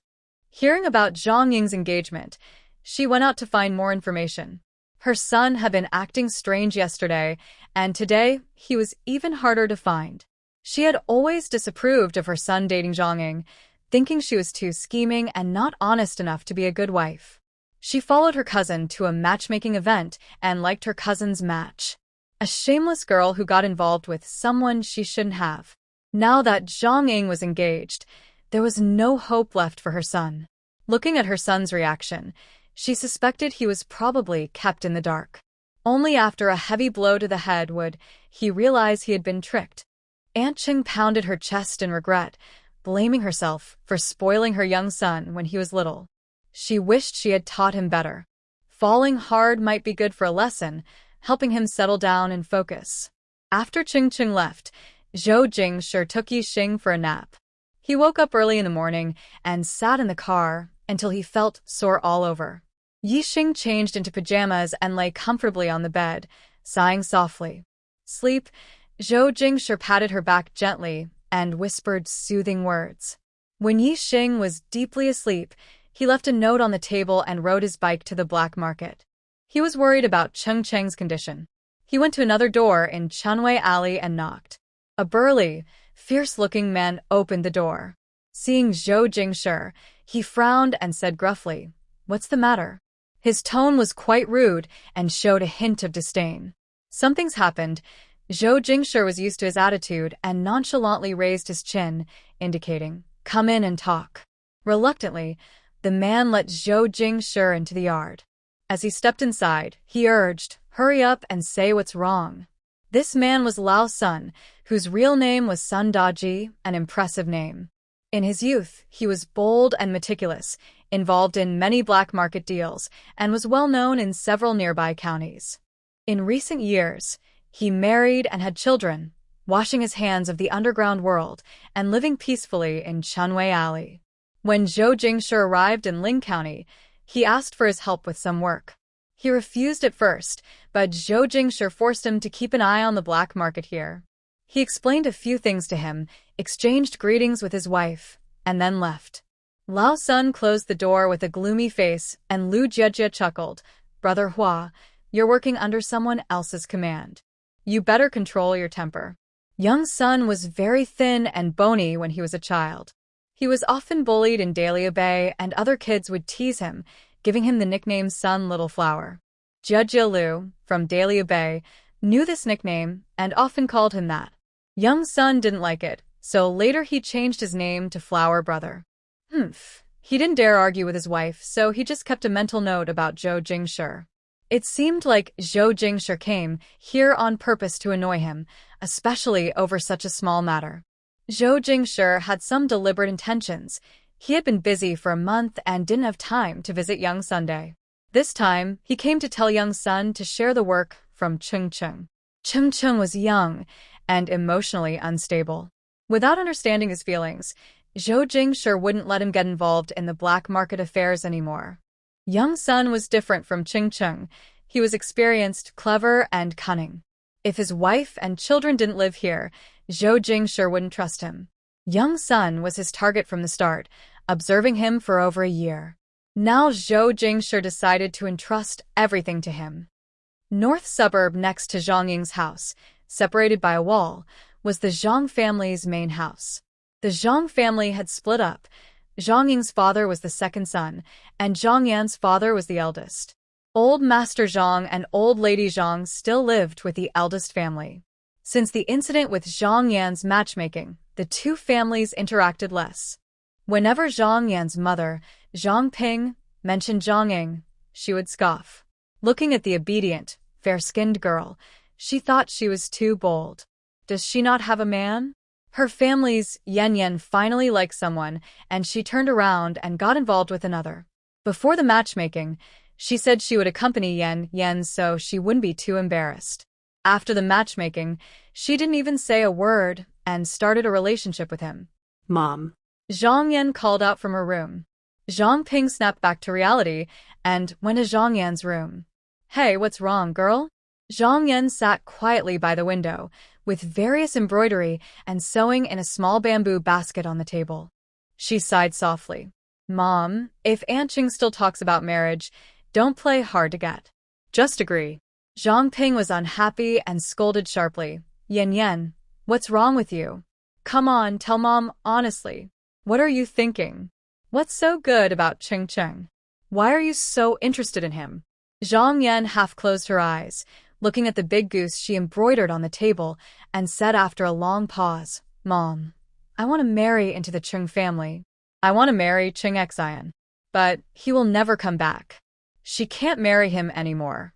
Zhang Ping was so angry she wanted to hit her but hesitated, then let out a long sigh. "Sigh, Mom." Zhang Yan hugged Zhang Ping and begged, "Please, just this once for my daughter." Zhang Ping didn't know what to do. Her daughter had been calm and sensible since she was young, always listening to her. But now, she was confused about marriage. She couldn't bring herself to hit or scold her, and she couldn't persuade her either. Zhang Ying had a date with Li Juanhao in the morning, and it seemed she saw Ching Cheng.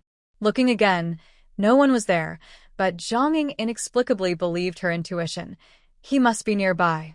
She was nervous, afraid he might cause trouble, and also had to deal with Li Juanhao. She felt exhausted. But even after waiting until she got home, she didn't see Ching Cheng, which made her a bit surprised. That wasn't like Ching Cheng's usual behavior. Li Juanhao took Zhang Ying home, but as soon as they left the alley, he was ambushed and tied up. Ah, Do you know who I am? Huh. Li Juanhao shouted sadly and questioned loudly. No one answered, only the sound of someone catching their breath after hitting. Zhang Era looked at the situation, then pulled Ching Cheng aside, signaling him to leave quickly. Ching Cheng kicked once more before Zhang Era pulled him away. They walked far away, and Ching Cheng finally relaxed, turning to Zhang Era. Thanks, brother. We're brothers, that's what we do. Li Era punched him, and they both smiled at each other.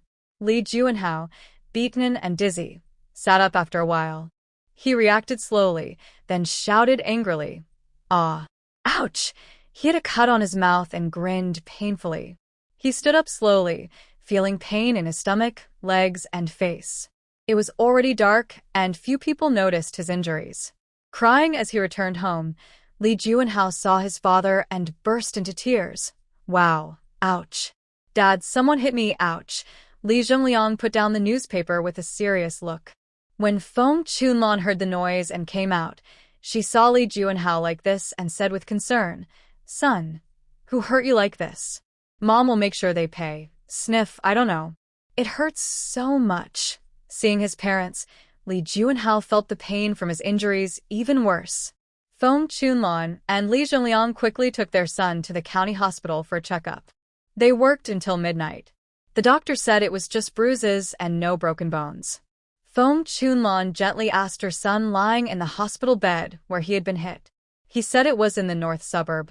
The couple guessed it wasn't an enemy who did it and felt relieved. Feng Chunlan poked Li Juanhao's head with her finger, saying, I told you not to marry her, but you didn't listen.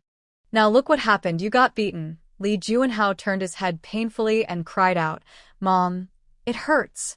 It probably has nothing to do with Ying. Feng Chunlan, angry, pressed harder on his head. This matter is hard to investigate.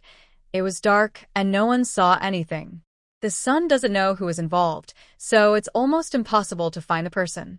Others dared to cover their faces, so they probably handled everything very carefully. The son was unfairly punished. After resting for a night, she felt less tired from the trip. The next morning, Yixing tidied up the pastries and clothes she had bought. She took 2 bags of pastries from Lin Shui and delivered them to Aunt Zhang's house next door. The two families are neighbors. As the saying goes, close neighbors are better than distant relatives. Aunt Zhang is kind and friendly, and she often interacts with Wang Yu. The 2 bags of pastries aren't worth much, but they are perfect for maintaining good neighborly relations. Thanks to her and Zhou Jing's trip to the department store the next day, they bought a few more bags of pastries, or they wouldn't have enough to give away. After delivering the pastries next door, Yixing carried a bamboo basket with 2 bags of pastries and half a jean of sugar candy to Jiang Qiaoyue's house. Sister-in-law. When she arrived, Yixing called out, but no one responded. Instead, Xiao Xiangliu strolled out from inside. Little darling, where's your mom? Yixing placed the basket on the ground and squatted down to hug Xiao Xiangliu. Xiao Xiangliu still remembered Yixing and happily pointed towards the water room with chubby little fingers, saying softly, Water, water, Mom. The child was adorable, with cute repetitions. Yixing couldn't help but reach out to ruffle his hair. Other children are so adorable. Jiang Qiaoyue heard her son's laughter from the corridor, and when she saw Yixing, she smiled and said, Sister-in-law is here. I wondered who could make him so obedient and charming. It's only when sister-in-law holds him that he's well-behaved. The neighbor lady next door tried to hold him, but he wouldn't let her, already showing his picky side at such a young age. Yixing pinched Xiao Xiangliu's chubby face, then took out the pastries and sugar from the basket. Sister-in-law, I went to Lin Shui the day before yesterday and brought some special pastries. These 2 bags are for Xianglio and Xuezha to try. Jiang Xiaoyue saw the fancy packaging on the pastries and stopped Yixing's arm, saying, "Sister-in-law, you're too generous." Yixing held her arm and placed the items on the table. "Sister-in-law, don't be so polite. We'll visit each other often in the future. If I have questions, I want to ask you. If you don't accept, I'd feel embarrassed to come." Jiang Xiaoyue accepted the items and smiled. "Next time, don't bring anything. Just come and ask if you have questions." Yixing stayed a while longer, sitting in the living room chatting with Jiang Xiaoyue before leaving. Yixing saw a pair of half-finished old red cloth shoes, suitable for a child. He teased, "Why did you make these shoes for Xiangzhou in this color? Would he wear them?" A boy around 7 or 8 also cares about face. He just learned that Jiang Xiaoyue has a 5-year-old daughter living back home. These are for Inen. She lives in the countryside with her grandparents. Mentioning her daughter, Jiang Xiaoyue's brow furrowed with worry. When moving to the city, the older son needed to go to school in the county for convenience. The younger son was too small, and she didn't trust leaving him at home. Housing in the city was limited, and daily expenses were fixed for each family. Only Shin Beitong's salary was uncertain enough to cover costs. Her in-laws decided to leave Inen in the countryside. Shun Beidang agreed to this, and she also accepted it. She personally raised her daughter for 5 years, but in just 4 or 5 months, her relationship with her had become more distant.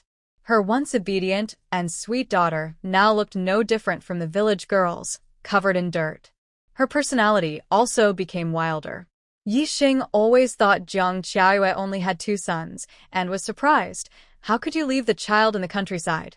After speaking, he felt parents might have their difficulties, so he changed the subject. Is her name Xiangmin? I haven't met her yet, but little Xiangle is so cute. Her sister must be pretty too. They started to become less familiar, and family matters were not discussed outside. Later, with more contact, without this topic, they couldn't talk about their daughter back home. Both sons looked good, so their daughter must be beautiful too. Jiang Xiaoyue smiled gently. Her name is Xiang, nicknamed Inen. She's been pretty since she was little, even more than her brothers. When Inen could go to school, she insisted on bringing her daughter to the county to study. To be honest, no matter how small the house, it was enough for a 5 or 6-year-old girl to live in. At noon, Zhang's family brought over a bowl of braised fish. The braised fish, cooked by Uncle Zhang himself, was tender, crispy, and a great dish to eat with rice. Yixing ate happily and couldn't help but praise Zhou Jingshi. If you could cook as well as this, I'd be lucky every day. I could eat whatever I want, he admired Aunt Zhang for her day. Zhou Jingshi, knowing he couldn't cook 3 meals a day, came up with a good idea. Write down what you want to eat every day, and I'll find someone to make it. Yixing was eating and rolled his eyes at him. Thinking he was so confident, she still expected him to cook himself. Seeing her mischievous expression, she thought he was annoyed by the trouble, and Zhou Jingshi analyzed. The ingredients are bought by the kitchen staff, who are quite skilled. The meal costs are deducted from my salary, which is very convenient. Eating at the cafeteria was something they had long agreed on. Yixing chose the dishes, which was a way to satisfy her wish of having whatever she wanted to eat every day. As for the special cook preparing meals just for him, Zhou Jingshi considered it a small matter. The quality of meals in any organization varies depending on the level of the leader. Yixing didn't insist on him cooking for her. She just took a sip of soup and smiled slightly. No need, just like before is fine. I'm not that particular. She thought Zhou Jingshi might cook for her out of love, even if it was just 1 meal a day. She looked outside at the clear sky and secretly mocked herself for daydreaming in broad daylight. Zhou Jingshi's thoughts and actions weren't something she could influence with a few words. Even if he liked her, he wouldn't do things he didn't enjoy just for her. Once she understood this, her appetite faded. Zhou Jingshi smiled indifferently. His habits had become rougher with age until he married Yixing, when he started paying attention to everything. Believing Yixing's words would make him a fool. He had a bit of body odor from sweat, and Yixing definitely wouldn't let him touch her when he smelled like that. If he caught a whiff of cigarette smoke from others at work, he'd wash himself before going home, or Yixing would show a displeased expression. Yixing thought a lot, but it wasn't just about him cooking for her. Her mind was more occupied by someone else, a man who was super good to her, spoiled her, and cared for her. He could clearly separate rationality from emotion in their relationship. Could she do that? When she was so infatuated, if Zhou Jingshi asked her to help him make a suit, she might agree. It was so unfair. Yixing pouted, put down her chopsticks, and ordered, "Go wash the dishes." Was she too young, unable to match the strength of Zhou Jingshi, this older man? Zhou Jingshi ate faster than her. Seeing her finish, he took the leftover bowl and chopsticks to the kitchen. It was his job after all. Lost in wild thoughts, Yixing didn't sleep well during her nap. She groggily sat up, unwilling to sleep anymore. Zhou Jingshi hadn't gone to work yet. He put down the newspaper and walked to the bed. "What's wrong?" "I'm not sleeping anymore," Yixing said as she got up to wash her face. "I want to go to Aunt Cheng's house. Will you take me?" Even if she felt sorry for the man, she was still a pig. Yixing used a warm towel on her face to reduce her sleepiness. "Go grab 2 packs of snacks and a bag of milk powder. The milk powder is nutritious. Bringing it to Aunt Cheng will help her recover. She's definitely upset about Cheng Cheng's matter." Although Cheng Cheng said he didn't tell Aunt Cheng, how could a mother not know her son's affairs? She probably already knows now, and she's probably quite angry. Zhou Jingshi took the towel from her hand, one hand supporting her neck, and asked softly, "Why didn't you sleep well? Do you want me to stay and sleep with you a bit longer?" His deep eyes held gentleness, and his low, magnetic voice sounded in Yixing's ear. Who wouldn't feel drowsy? Her ears turned hot and red. Yixing kissed his sharp face lightly and whispered, "Don't tease me. If you send me now, it won't delay you from going back to work." Her heart fluttered, but her face remained calm. Their marriage is unequal. In real life, they are far apart in material things. Yixing can't appear too passive emotionally. Zhou Jingshi wanted to ride a bike to pick up Yixing after work at night. Yixing refused, saying, "I don't want to stay at Aunt Cheng's all afternoon. She's annoyed about Cheng Cheng's matter. If I'm there, she'll definitely keep her spirits up to entertain me. When you finish work, it's so late. If Aunt Cheng pulls me to stay, I'd rather ride my bike myself. I'll be back soon." Next to Chunwei Alley is the bus station, and there's also an illegal market nearby. The area is quite chaotic. Yixing was worried about Zhou Jingshi riding alone. "After you deliver the stuff, come back with me." Yixing pouted and said, "Zhou Jingshi, you're so annoying." Yixing didn't understand his concern. She only thought he was too clingy. Zhou Jingshi held her hand and changed his words. "I don't have much to do this afternoon. It's okay if I come back late. You can stay there as long as you want." Yixing didn't care about his work schedule anymore. She stopped talking and rode her bike.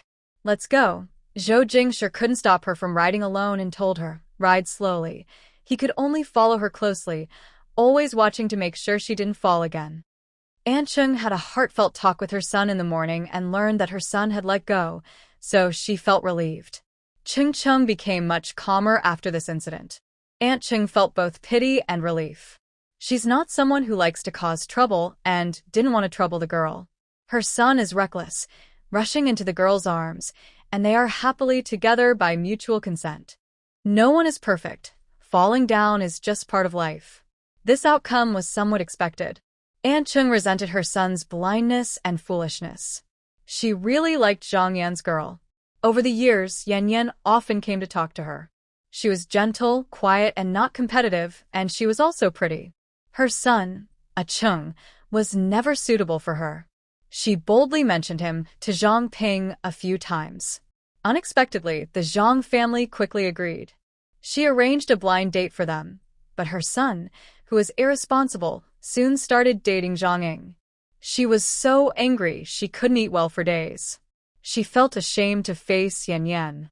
Now that her son and Zhang Ying have broken up, even if she wanted to, she wouldn't dare go to her door to plead. Her son isn't good enough for such a nice girl. Zhou Jingshi broke the work that Cheng Cheng was doing, and Cheng Cheng didn't say anything.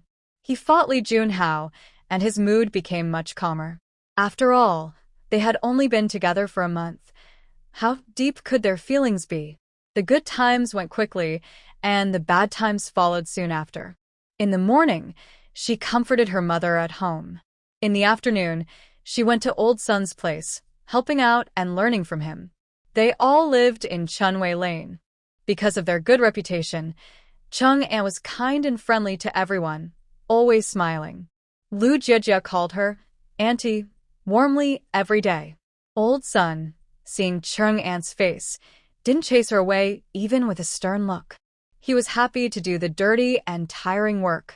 Yixing arrived at Chung An's house and talked with her inside. Bringing gifts was secondary. Yixing mainly came to see Chung An and comfort her, to cheer her up. People shouldn't be stubborn. Chung An was getting old, and if she couldn't handle her worries, she might fall into a dead end, which would be very hard on her. But after visiting, Yixing realized he was overthinking. Although Chung An looked upset, she could still smile. Her hearty and fake smiles were easy to see through. When Chung An saw them arrive, she was very happy and full of energy. Knowing someone cared about her made her feel better than anything else. Zhou Jingshi greeted everyone and then went to this outpost. Old Sun and Ching Ching were there. They discussed a few things, and Zhou Jingshi looked at his watch. It was 3 o'clock, so he went to pick up Yixing. That was the time they had agreed on during their conversation.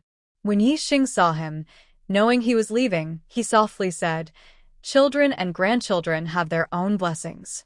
Don't worry too much." After this incident, Chung Chung has learned a lesson and will benefit from it for the rest of his life. If you care about such things, they seem important. If you don't, they aren't. But everyone knew they were dating, and during this time, their relationship was bound to become a topic of gossip. Chung An held her hand and kept walking until they reached the door before letting go. Li family Li Junhao's injury was diagnosed as a minor wound at the hospital. After insisting on staying overnight, the staff eventually asked him to leave. Do not occupy public health resources. When he returned home complaining about pain, Feng Chunlan felt anxious. After checking around, nothing was found, but she learned that her future daughter-in-law had a long-term boyfriend. This is unacceptable. Feng Chunlan angrily slapped the table and pointed at Li Junhao. Do you know about this? Li Junhao shrank his neck and nervously said, They already broke up. Ying only likes me now. Feng Chunlan suddenly lost her concern for her son. She felt more worried about herself and was furious at her son. She pinched Li Junhao's ear and scolded loudly. How do you know they broke up? Did you interfere? I think you got beaten by her boyfriend. Serves you right. If he didn't beat you, who would? Mom, it hurts. They broke up, and I didn't force singing. It's him who didn't cherish her. Li Junhao covered his ears and shouted, Dad, look at Mom. Li Zhenliang tried to smooth things over. It's fine. The kids are grown up. Li Junhao kept calling Ying, which made Feng Chunlan furious. She yelled at Li Zhenliang. Shut up. She grabbed a feather duster and started hitting Li Junhao, but the doctor said it was just skin bruises, nothing serious. This son needed a good beating. The older he got, the less smart he became. Li Junhao cried and hid behind Li Zhenliang. It was useless. Li Zhenliang tried to stop her, but Feng Chunlan hit him too. Li Zhenliang took a hit but didn't feel much pain. He turned around to hold Li Junhao. Chunlan hit him. Hearing his father's words, Li Junhao wailed loudly and didn't try to break free. Bang! Bang! Feng Chunlan struck him twice hard, and only then did Li Zhenliang let go. Feng Chunlan vented her anger, pointing at Li Junhao's room. Stay at home these days. Don't go anywhere. Go to your room now. Li Junhao's face was so swollen from the beating he couldn't look at himself. He looked like a debt collector. Li Zhenliang gave his son a look. Listen to your mom. It's a good time to recover from your injuries. Look at your swollen face and nose. How can you go out? Li Junhao wanted to go out but felt ashamed of his face's injuries. He snorted and went back to his room. Once inside, the familiar and cozy environment made him feel that home was still the best. Let them hit. Ying would definitely be heartbroken if she saw him like this. Feng Chunlan turned and sat back on the sofa. She hadn't used her hands to hit anyone in a long time, so she chased after him a few steps and then got tired from the exertion. She was getting old. Li Zhengliang brought her a cup of tea and placed it in her hand. Look at you, you must be tired. Feng Chunlan looked at him with annoyance. What should we do about this? I want to cancel the marriage. Don't be impulsive. Li Zhengliang sat on the sofa, putting his arm around her shoulders. Look at our son. Does he want to cancel the engagement? If you cancel the marriage, will he get upset? He dares. Sigh, let him marry whoever he wants. If you don't want to see them together, just chase them out and let them stay at the school. Our son, with this situation, we have no hope. The main thing is for him to give us a grandson soon. They liked a girl, but their son didn't. The girl their son liked, they also didn't approve of. In their view, Zhang Ying, who brought back her university friend Aro, is better. At least she has a degree and knowledge. But they couldn't care less now. The sooner they marry and have children, the better. He wants to have a grandson. After returning from Aunt Cheng's house, Yixing pretended to read under the window in the west room. Zhou Jingshi went out earlier, and she watched him leave with one glance, then confidently went to work. The door creaked shut. Yixing put down her book and went outside to stretch. Recently, Zhou Jingshi has been very strict with her, like her father. No, her father didn't stare at her like he does. She's been unlucky lately. Even walking on the busy street, someone snatched her bag. If there was a temple nearby, she'd want to go pray. And thank heaven for saving her life. Yixing stretched her legs on the windowsill, thinking about her future. After a while, she wiped the sweat with a towel and went next door to find Wang Yu. Lu Xiang wasn't home today. Wang Yu invited Yixing to sit in the yard and chat, letting the kids play outside. Really? You want to ask about job recruitment? Wang Yu asked in surprise. Yixing leaned on her chin, watching the children play. Yeah, I don't know the county well. I wanted to ask if you know anything. The college entrance exams are still far off, so she can't settle down to study. She's been cooped up at home, feeling annoyed. Zhou Jingshi keeps worrying about her safety. Does he think there are villains out to harm her? Even though it's for her good, how can she be restricted like this? She's unfamiliar with the county and doesn't dare to act recklessly. She stormed out in frustration.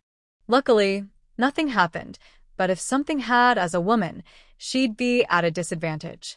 She can only secretly compete. Once she finds a good job, she wonders how Zhou Jingshi will keep worrying. He needs to give her rides to work and pick her up afterward.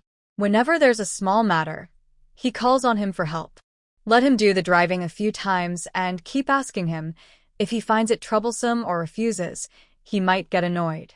Later, she shouldn't blame him for bringing up old issues or bothering him. The more she thought about it, the more she felt this was a good idea. Talking about work, Wang Yu had a lot to say. It's really hard to find a job now. Each factory has only one position, and most aren't hiring. Paying money won't help because no one wants to sell their spot. Is it really that hard? Yes, it's very difficult. For just one job, some families argue fiercely, brothers break apart, and some never speak again. TSK, TSK, TSK. Wang Yu sighed deeply. Yixing. Was her good idea doomed from the start? Yixing was unwilling to give up and kept asking. Before she got married, Wang Yu kept an eye out for job opportunities to stay in the county instead of moving to the countryside. But it was mostly useless. In this small county, jobs were scarce, and the positions advertised for outsiders were already reserved privately. Not only the factory director's nephew, but also the key technical staff's children had connections. At that time, she was unmarried, probably between 1971 and 1972. During these years, many young people trying to return to the city used all sorts of tricks, making it even harder to find work. Thinking about her initial anxiety over finding a job, she couldn't help but feel overwhelmed. She poured out her frustrations to Yixing, explaining how difficult it was to find work and revealing some behind-the-scenes tricks. After she finished, Wang Yu took a sip of water to soothe her throat.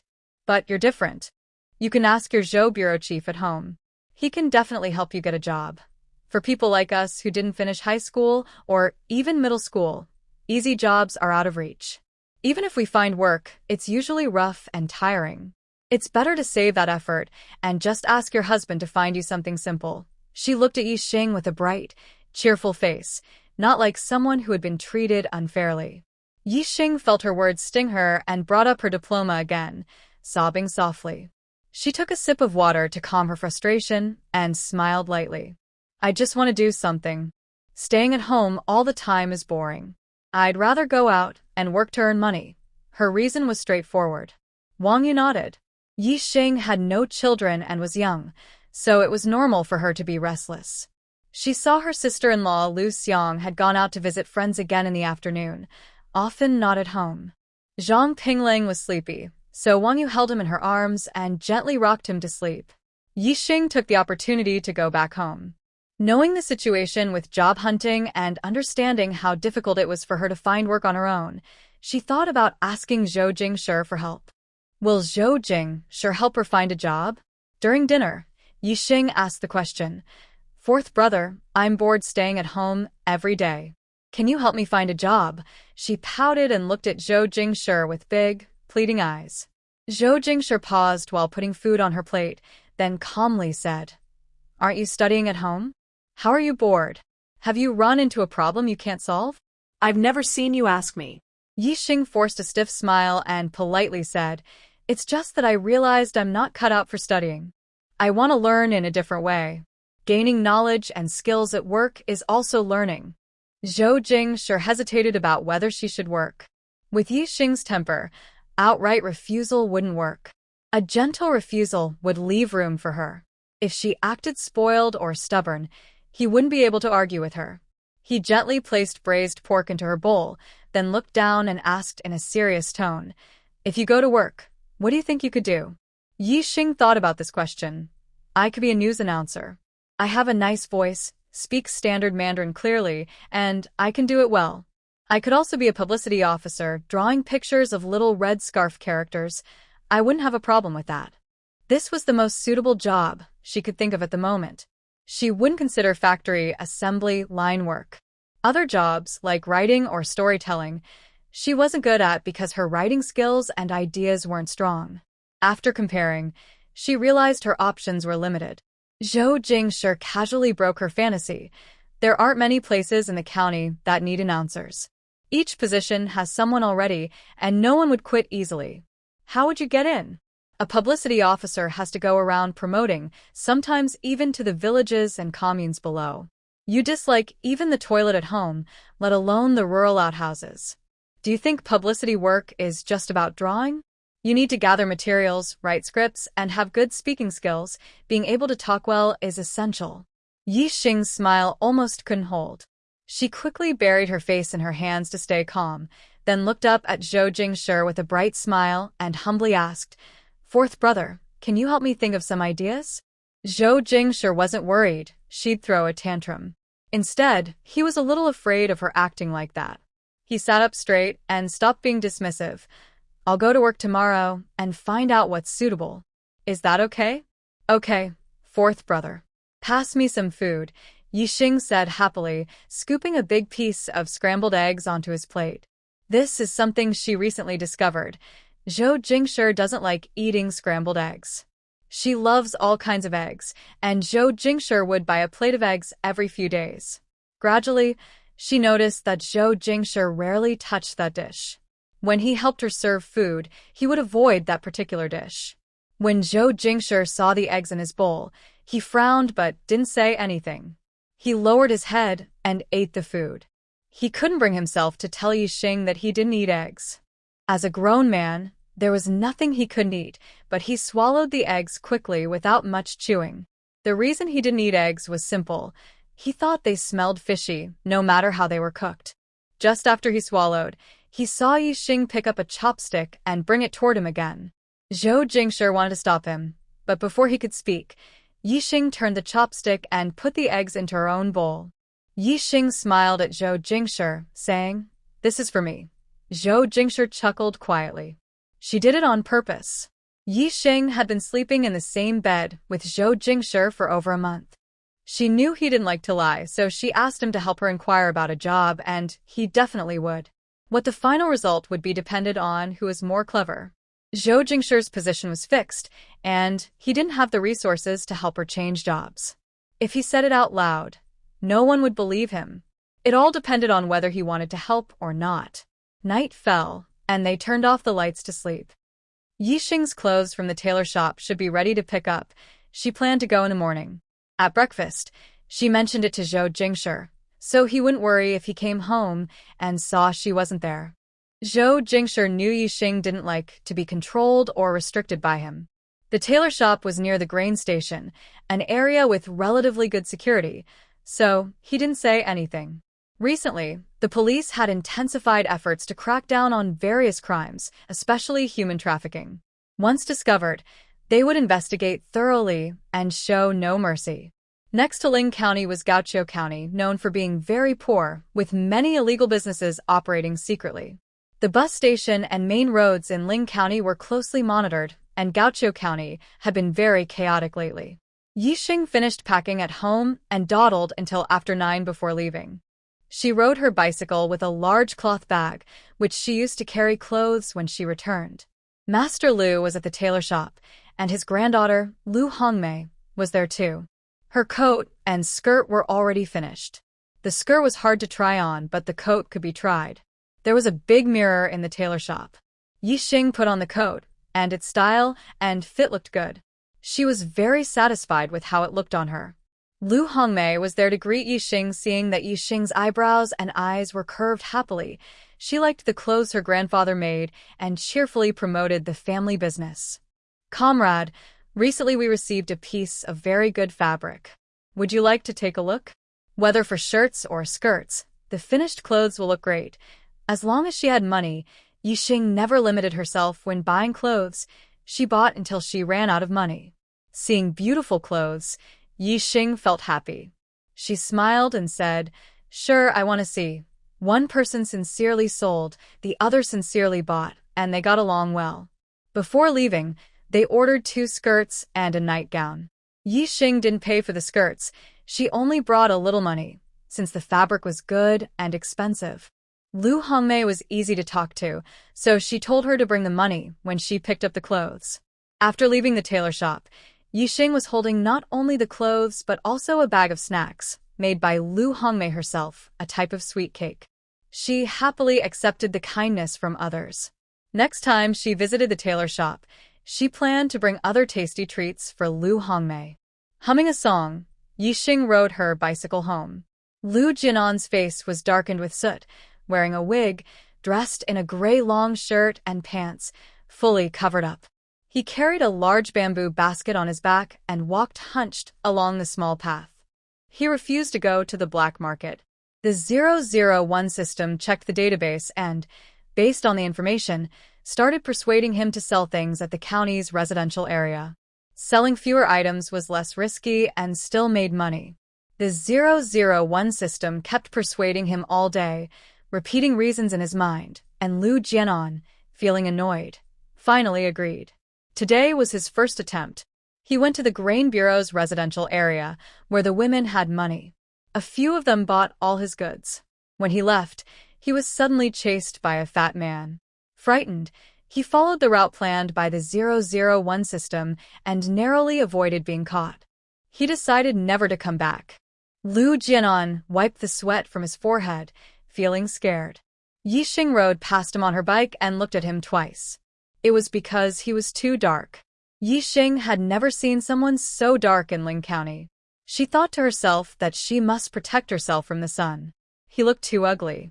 Lu Jianan, panicked, didn't look at the route and relied solely on the 001 system's directions in his mind. He reached a dead-end alley, made sure no one was around, bought makeup remover wipes from the system, wiped off his makeup, returned the wig to the system, took off his outer clothes and placed them in the bamboo basket. After tidying everything up, the 001 system checked for errors. Satisfied, Lu Jianan carefully left the alley. Without his disguise, he lifted his head and, like an old man, headed to the state-run restaurant. He wants to go to a restaurant for a good meal. State-owned restaurant. As Lu Jianan entered, he saw the 4 young workers who came today sitting inside and eating. The four of them stopped their laughter and chatter when they saw him. Since that night Lu Jianan spilled food on the ground, the other young workers had gradually kept their distance from him. Their relationship with Lu Jianan was already not very good.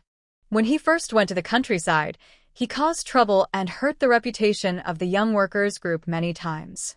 Lu Jianan had been arrogant these days, which made people dislike him. Now that he had money, he didn't bother to be polite.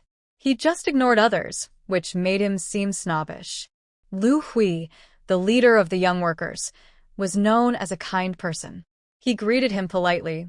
Lu Jianan, you're here for meal too? Yes. Lu Hui was respected among the young workers. Since Lu Jianan was still at the group, he wanted to show him respect publicly. No one in the group was a good person. Now that Lu Jianan had money, he looked down on everyone equally and ignored them. He ordered a plate of braised pork and a bowl of white rice, eating at a different table. The other four swallowed their saliva, but didn't dare to go over and join him. Lu Jianan's temper was unpredictable. The last time he lost his temper, his veins bulged and his face twisted, which they still remembered clearly. He used to look gloomy. Now he looked proud and aloof. It was too strange, so they didn't dare to provoke him. Wang Liang now avoided him whenever he saw him. Near the end of work, Zhou Jingshi asked Lin Fong which department in the bureau needed people. He decided to keep Yixing close, so he could rest assured. Lin Fong told the truth. No department is short of people. Zhou Jingshi looked at him, and Lin Fong straightened his back without saying anything. He knew a little about Zhou's work, and Zhou knew more about the staffing in each department. There was no need for him to say more. Zhou Jingshi pointed at the nearby file. Take it back and redo it. Give it to me tomorrow. Lin Fong's shoulders slightly drooped. Yes. He calmly asked, Director Zhou, do you have any other instructions? Another day of guessing his boss's thoughts. Yixing took out a metal box of cookies from the basket, which contained 666 yuan. She brought 200 yuan to Lin Shui, but didn't use it, so she put it back after returning. Yixing counted it again and put it back. It was probably the money she lied about to Zhou Jingshi. She was experienced in lying about money and knew the process well. Fourth brother, you're finally back. I've been thinking about you all morning. As soon as Zhou Jingshi entered the courtyard, Yixing smiled like a flower and rushed over to hug his arm. Fourth brother, I came to help you carry things. You rest a bit. Yixing saw the lunchbox in Zhou Jingshi's hand and quickly snatched it away. In the living room, Yixing handed a cup on the table to Zhou Jingshi, saying, Fourth brother, this is honey water I made just for you. It can help relieve fatigue. Please drink it. Staring at her with a bright smile, Zhou Jingshi couldn't help but smile. He thought Yixing wanted to ask about work, so he took a sip of the water and pretended to be serious. Xing, your work arrangements are all set. In the future, you should be more careful at your job. Yixing was a bit surprised and brightened her eyes, asking, Really so soon? Where will I work? Zhou Jingshi was worried she might find the work boring, so he left some room for discussion. It's at the bureau, in the archives room. They are currently sorting documents and need someone to help organize files. You can help out for a few days. If you get used to it, you can stay. If not, I'll keep an eye out for other options, as long as she could do the job well. Yixing nodded. But since the workplace was at the bureau, she had some reservations but didn't say anything. Drink the water quickly. Yixing again brought the cup to Zhou Jingshi's hand, then turned to the kitchen to get bowls and chopsticks, arranging the food from the lunchbox. Zhou Jingshi looked at the honey water in his hand, thinking Yixing probably had something else on her mind. It's not her style to be overly attentive without reason. If she was acting strange, there must be a reason. He looked around the living room, paused at the horsehoof cake on the big table, and asked, Did you go to the tailor shop this morning? Yes, I went. I picked up the clothes. I'll try them on later and show you. Yixing smiled at him, her clear, bright eyes shining with a pure light. Fourth brother, I bought 3 more pieces of clothing. Yixing gestured with her right hand, saying with a smile, Not many, right? She spent money, without restraint. Her company's dividends were managed by her brother, Yi Yanci, the CEO. She could only be shameless and ask her brother for money. Yi Yanci wasn't used to her doing that. But she also didn't want to lose face in front of her friends. Of course, she was the one who said this. Yixing still remembered her brother sitting in his office chair, smiling disdainfully after hearing her words. Yi and Ci was her only sibling, and he couldn't just ignore her. So he set some rules. At events like jewelry shows or auctions, he warned her that she could buy at most 3 items each time, no more than 3 times. Over time, Yixing developed a habit. When she had money, she bought as much as she wanted. When she didn't, she limited herself to 3 items. Yan never said anything about buying 1 or 2 more items. Thinking of this, Yixing started to miss her brother a little. Zhou Jingshi's eyes held a smile. Not much. If you like it, just buy it. Holding Yixing's soft hand, he gently squeezed it. He didn't restrict Yixing from spending money on things she liked because, to him, this amount was nothing. There was no need to spend a long time deciding on a few pieces of clothing. At the end of last year, Zhou Jingchuan got married. Their grandfather decided to share the family wealth with them. What he had in his hands was enough for him, Yixing, and their children and grandchildren to live a wealthy life for a lifetime. Yixing pulled her hand back and looked. She had been here for over a month, but she hadn't lost weight. It was unbelievable. Yixing clenched her teeth and said, "I won't eat anymore." She wanted to lose weight. Seeing that there was still a small amount of rice left at the bottom of her bowl, Zhou Jingshi frowned. "What's wrong? Usually, you finish your food. Which dish don't you like to eat?" Zhou Jingshi looked at the 2 dishes and soup on the table, all of which Yixing was used to eating. He suspiciously stared at Yixing, and she firmly said, "You eat. I want to lose weight. I won't eat anymore." Zhou Jingshi's face darkened. "You're not fat, so you don't need to lose weight." In this era, no one had heard of dieting. Being able to eat more meant the family was well off, and they would be more attractive in matchmaking. Yixing covered her ears and refused to listen. "I'm full. Don't persuade me." Her willpower to diet was weak. She could only stick to 1 meal at a time. After dinner, Zhou Jingshi brought a plate of snacks and placed it in front of Yixing. The plate had water chestnut cake, mung bean cake, pork jerky, crispy biscuits, and sliced apples. "When did you buy the water chestnut cake?" Zhou Jingshi asked. Yixing wanted him to take it away, but also wanted to eat fruit. It was given by Xiao Lu from the tailor shop. She's the granddaughter of Master Lu. The tailor shop was very hospitable to her, but in unfamiliar places without a trusted person nearby, she didn't even dare to drink water, let alone eat snacks. She made an excuse that she would eat at a set time, so she had scheduled her meals and snacks accordingly. People at this time were very simple. Lu Hongmei was surprised but believed it wholeheartedly. She thought this was Yixing's secret to maintaining her good figure and even packed the cake for her to eat at the scheduled time. Yixing couldn't help but laugh and cry, so she had no choice but to accept it. The next morning, after breakfast, Yixing was about to go to work. Zhou Jingshi accompanied her and introduced her to the office director and the head of the archives, Sister Ling. The archives were managed by the office. After Yixing met the director, Sister Ling took her to the archives. Sister Ling is probably in her 30s, with short hair that reaches her ears. She looks a bit serious and doesn't smile much. The archive room is also called the Blaushu, the same place Zhou Jingshi took her to last time. When they arrive, there's also a girl with braided hair. Sister Ling introduces her. Her name is Zhao Fongfong. She's a temporary worker in the archive room. "Hello, Comrade Zhao. My name is Yixing." Zhao Fongfong smiles, revealing dimples. "Hello, Comrade Yi. Just call me Fongfong." Sister Ling points to the files on the ground and says, "Today's task is to sort and organize these files." "Sorry to trouble both of you." Zhao Fongfong nods skillfully. "Okay, Sister Ling." Then Sister Ling goes into a small office inside the archive room, leaving the two to organize the materials. Standing around and just staring isn't good. Yixing smiles and suggests, "How about we start working?" Zhao Fongfong pulls her to sit on a nearby chair and whispers mysteriously, "Not yet. Let's look at this first. These materials have been here for a long time. It's fine to organize them tomorrow." Yixing looks down and sees Zhao Fongfong pulling out a comic book, a story picture book. Zhao Fongfong happily says, "Luckily, I brought 2 today. Here, take 1. Unexpectedly, the work is like this. Yixing keeps a smiling face and says, "Thank you." Zhao Fangfang smiles brightly. "No need to thank me." It turns out she looks quite nice.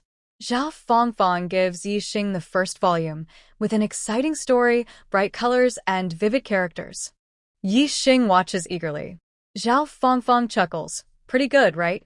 Yixing honestly nods. "Yes, it's good." Zhao Fangfang whispers, "Who do you know here?" It's obvious she's asking about connections, and Yixing gives up, saying, "Director Zhou."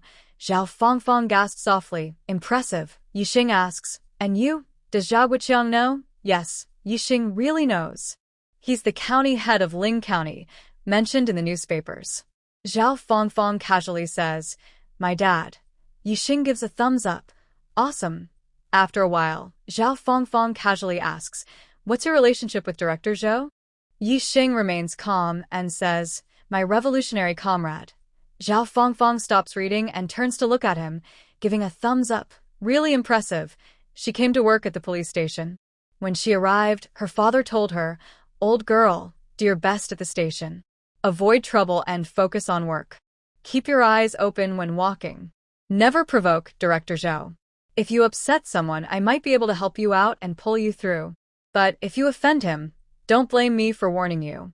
Think carefully about the consequences." Zhao Fangfang had never seen her father speak so seriously to anyone before, so she wanted to see what it was like. When she arrived at the station and saw Director Zhou, she felt scared and stayed in the archives room every day, not daring to cause trouble. Although Yixing was working at the station, they chose to pack their lunch and take it home to eat. The cafeteria was noisy and not as comfortable as home. On the way back, Zhou Jingshi asked, "How was your work experience this morning?" After sitting all morning, Yixing felt her shoulders hurt. "It's okay, I like the comic books," she replied. She didn't believe Zhou Jingshi didn't know what the archives room was like. Zhou Jingshi chuckled, "Just looking at comic books?" Yixing rolled her eyes and said, "No, I was chatting with Zhao Fangfang." Zhou Jingshi quietly laughed. "Her father is County Chief Zhao. He asked me to help, so I couldn't refuse and put her in the archives room." No wonder she wasn't afraid of gossip, since the county chief's daughter was there. Having one more didn't matter. In the afternoon, Yixing started reading more comics. At noon, Zhao Fangfang brought the third volume over. They looked at the comic books, and when Ling Jie passed by, Zhao Fangfang greeted her confidently. Yixing forced herself to say hello too. She wasn't used to it yet, but she thought maybe tomorrow she'd be as confident as Zhao Fangfang. A new kind of workplace confidence.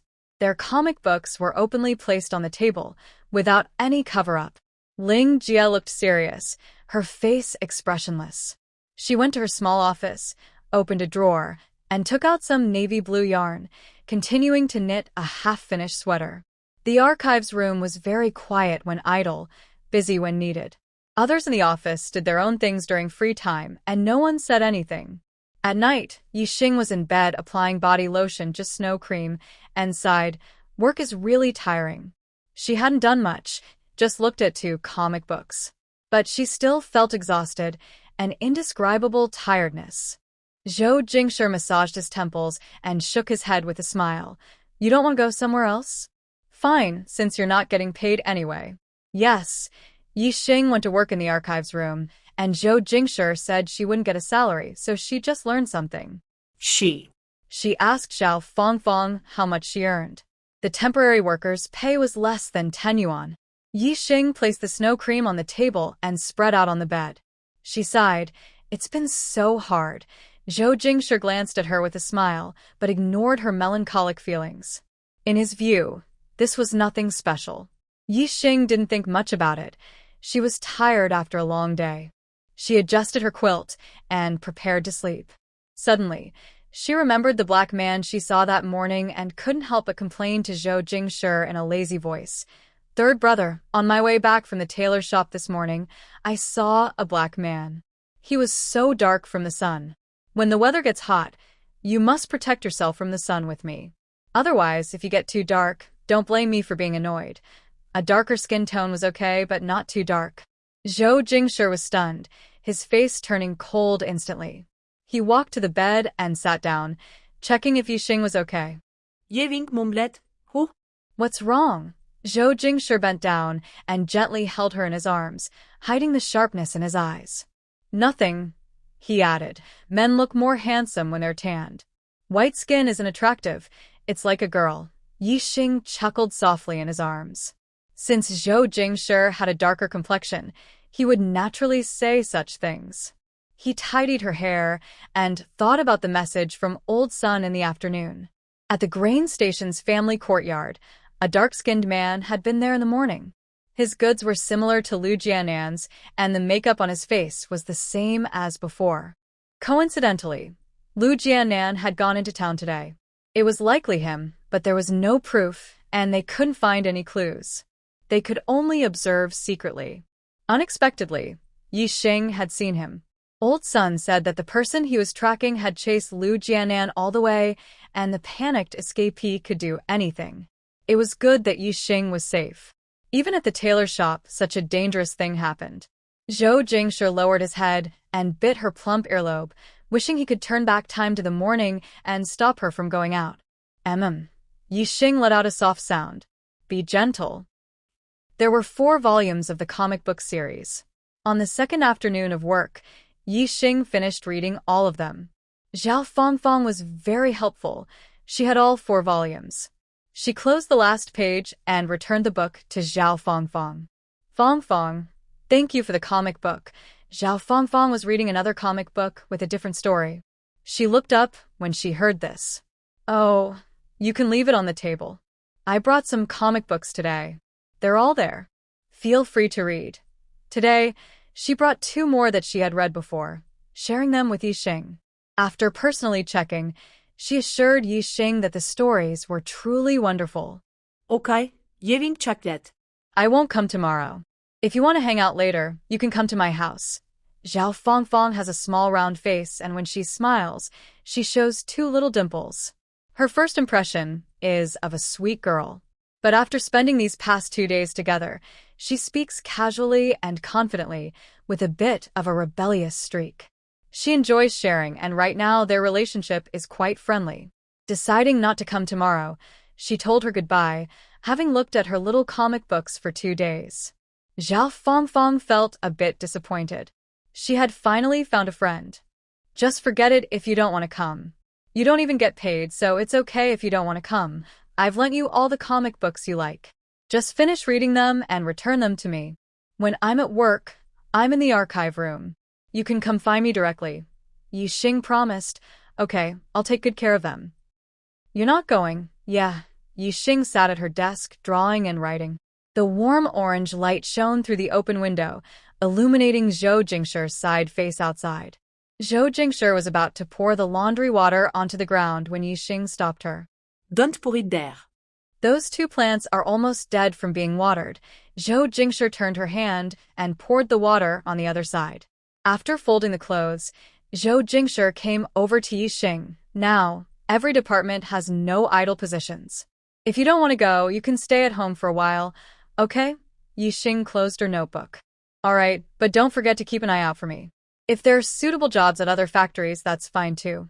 Yixing hadn't experienced what working in the archive room was really like. Since she decided not to go, she would never have the chance to find out. The work experience these past 2 days was similar to her previous job at her old company. Maybe it was a bit more comfortable before. Good food, fun, and entertainment. Now, it's just playing around. Sitting on a stool all day isn't comfortable. The relationships in the archive room are simple with little work to do. If Yixing wanted to slack off and pretend to work, it would be a good place. But Yixing didn't want that. She'd rather sleep 2 more hours at home. Yixing yawned. I'm going to sleep now. Zhou Jingshi went to get her laptop, paused for a moment, then looked up at Yixing and asked, Can I see it? Sure, there's nothing private. Yixing raised her hand to wipe away tears from her eyes caused by sleepiness, then turned around and went to bed. Zhou Jingshi opened her laptop, which contained notes on how to grow plants like tomatoes. She had copied them from the bookstore. There are also some of her study notes, mixed together in the same notebook. The handwriting is beautiful and strong, neat yet slightly chaotic. Zhou Jingshi smiles as he closes the notebook, then notices something is wrong. He opens it from the back. Inside, there are various detailed and delicate sketches, including simple drawings of pigs and birds. He casually sketches a few lines with his pen, and a lively, cute pig appears on the paper. Zhou Jingshi smiles softly, wondering where she gets so much inspiration. There are only a few pages of content. One page shows their pajamas, and another depicts a gardenia tree in front of a window. It's the tree in full bloom, with gardenia flowers spreading across the page. After flipping through these few pages of simple sketches, Zhou Jingshi doesn't know how long he has been looking. He returns to the bedroom, where Yixing is already deeply asleep. He lies beside her, propping himself up on his arm, watching her. In the dark, only her silhouette is visible. After a long while, Zhou Jingshi leans down and kisses her. Yixing doesn't need to go to work and sleeps in lazily. Her daily routine is mostly adjusted. She gets up at 7:30 a.m. But after working for 2 days, she planned to rest well. Last night, she fell asleep but was woken up, so today she was so sleepy she couldn't open her eyes at 7:30 and turned over to continue sleeping. It's all Zhou Jingshi's fault for not behaving properly. Breakfast is kept warm in the pot, and Zhou Jingshi goes to work feeling refreshed. He takes some time in the morning to visit County Hall to see Director Zhao to settle a debt owed to him. A few days later, the county issued a notice.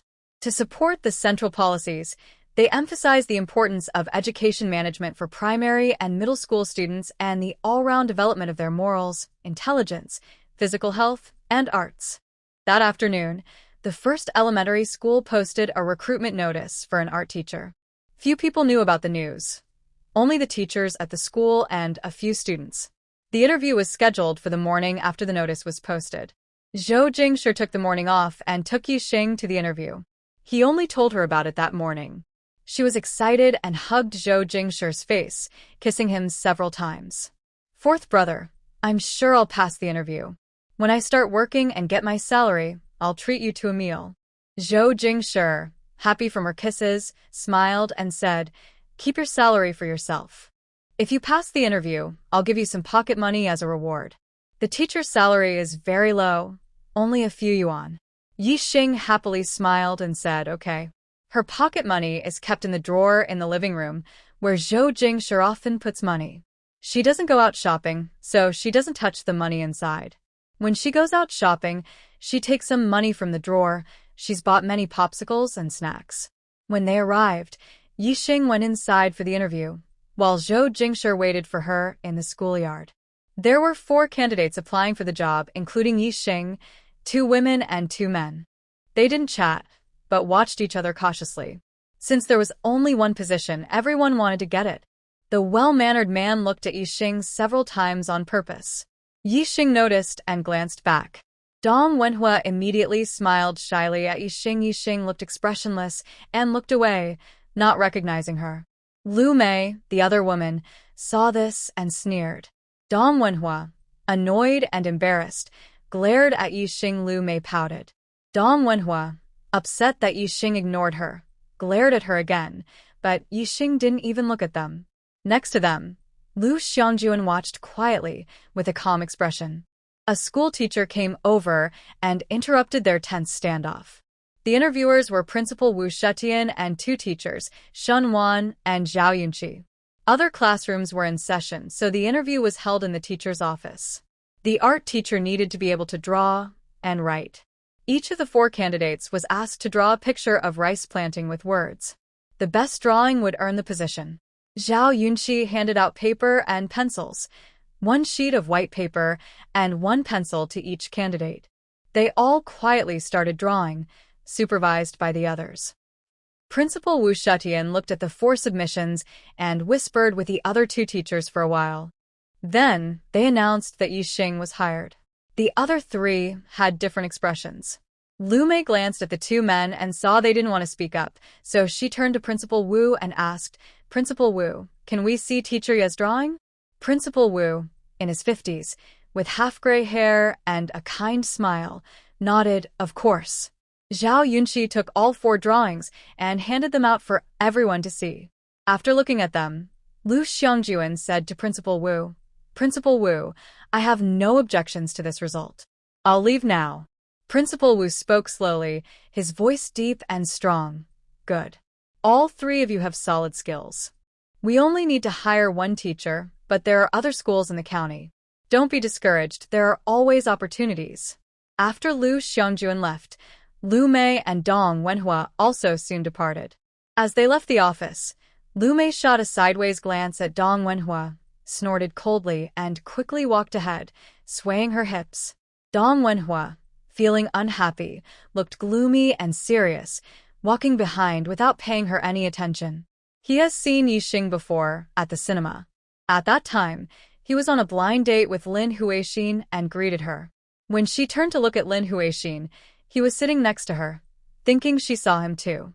So, he just smiled at her earlier, but he didn't expect that she was so petty, because he didn't marry Lin Huixin.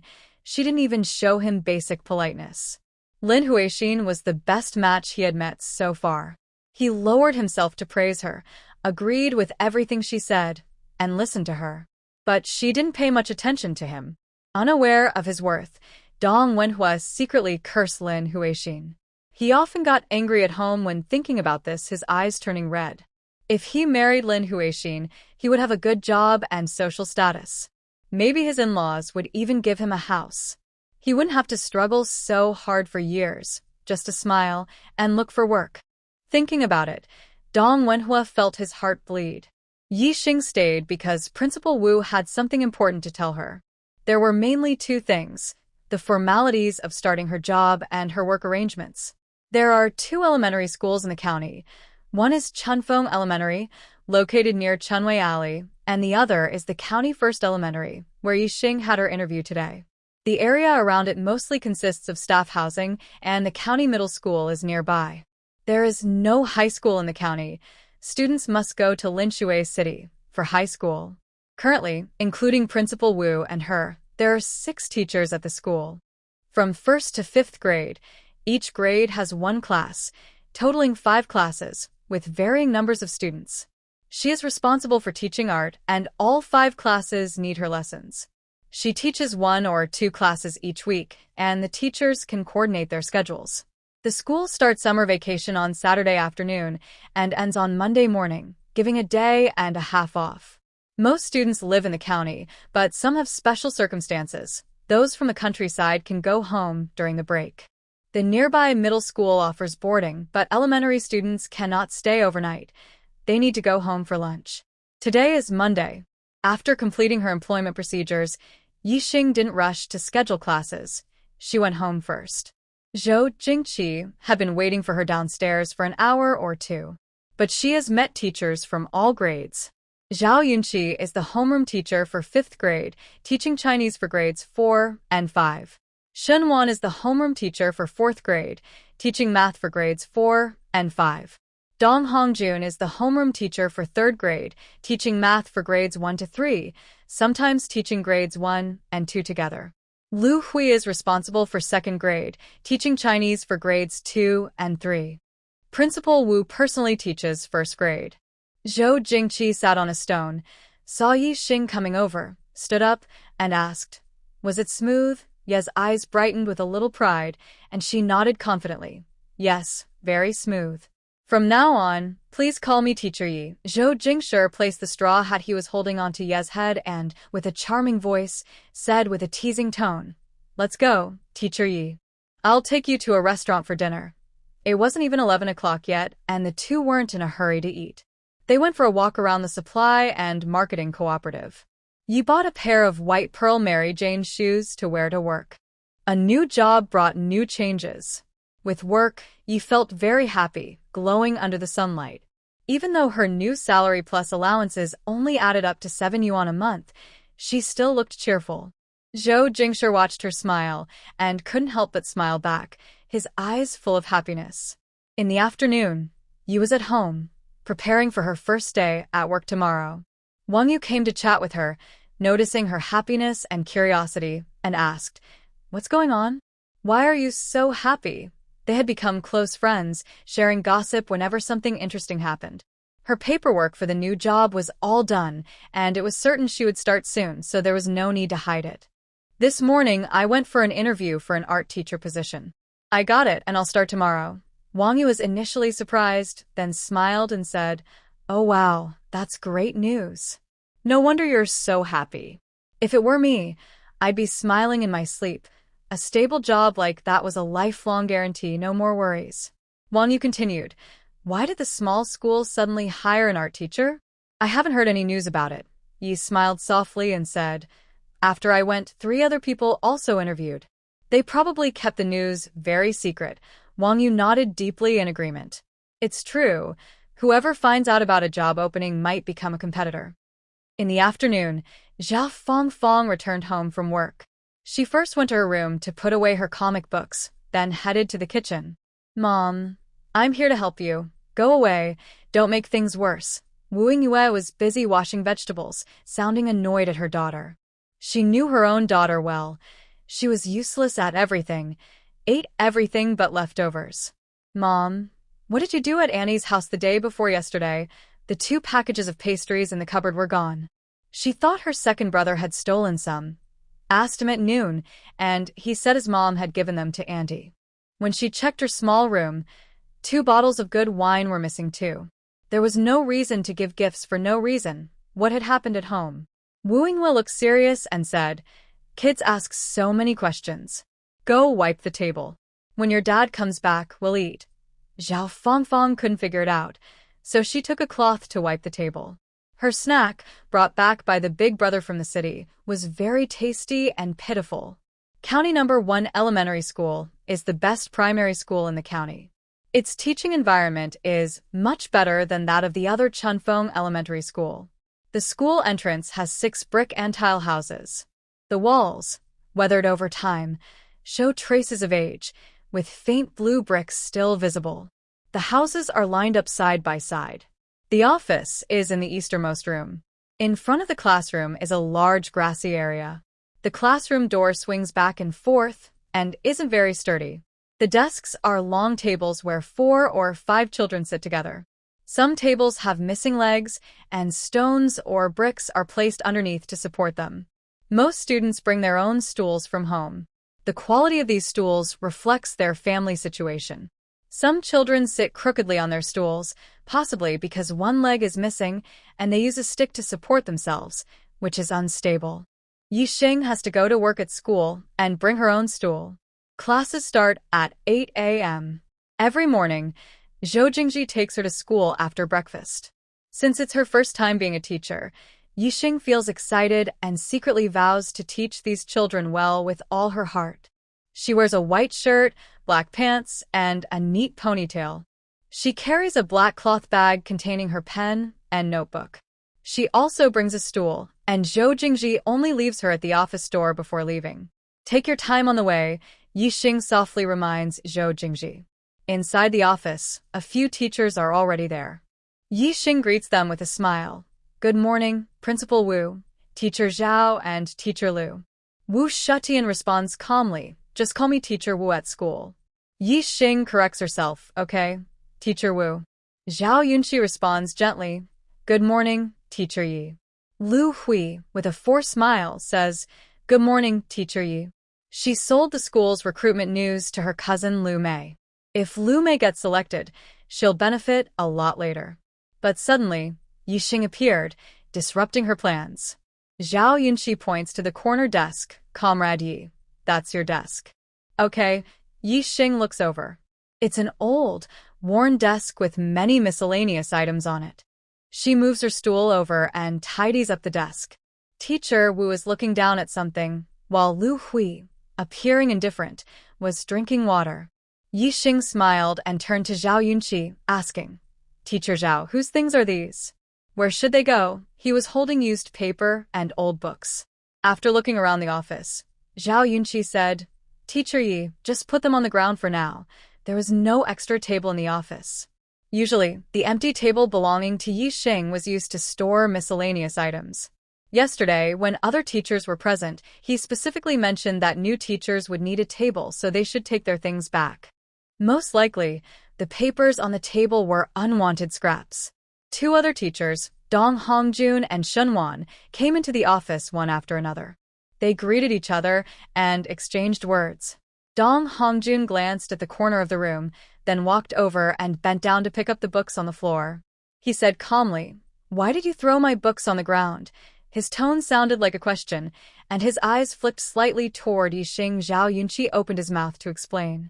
Yixing spoke first, saying, "So those are your books? You should have said so earlier. Seeing how torn the pages are, I thought they were trash someone didn't want, so I left them on the ground." Yesterday, during the interview, she saw the drawings of 3 other people, each with their names on them. Dong Wenhua shared the same surname as him, probably a relative. Another person, Lu Mei, might be related to Lu Hui. There are many with the same surname, but not many people involved in hiring. These 2 teachers weren't present at the interview yesterday, likely to avoid conflicts. When she arrived, Yixing was prepared to be targeted. Conflicts of interest were unavoidable, and she was no pushover. Suddenly, the atmosphere became very quiet. Dong Hongjun didn't expect Yixing to say that, and he looked uncomfortable as he stood there holding the books, gripping the pages tightly. Dong Hongjun was a scholar who valued face and was proud. Hearing Yixing say his books looked like trash deeply touched his pride. Seeing the situation getting awkward, Wu Shutian looked up in confusion. Shunwan broke the silence with a smile, trying to smooth things over. "Putting them on the ground is fine. We sweep the floor every day, so it stays clean. You can pick up the books and use them," Zhao Yunqi added. "Yes, earlier teacher Yi asked me where to put her things. I thought your items weren't on your table, so I told her to put them on the ground." This was also a subtle reminder to Dong Hongjun, as he had already told him last night to take his things back. Dong Hongjun smiled, as if Yixing's words didn't matter, and said self-deprecatingly, "The book is indeed old. I've used it for many years." Wu Shutian nodded in agreement. The more a book is used, the older it looks. He didn't mind and continued to look at what he was holding. Lu Hui said with a special meaning, "Teacher Dong has been teaching and nurturing students for many years, unlike some people." Dong Hongjun didn't respond to this, only smiled at Lu Hui. Zhao Yunqi and Xinwan acted as if they didn't hear, busy with their own work. Teacher Ye's dressing style was obviously elegant, giving the impression of a very noble background. No one wanted to bother her without reason. Yixing's smile deepened, but she didn't say anything.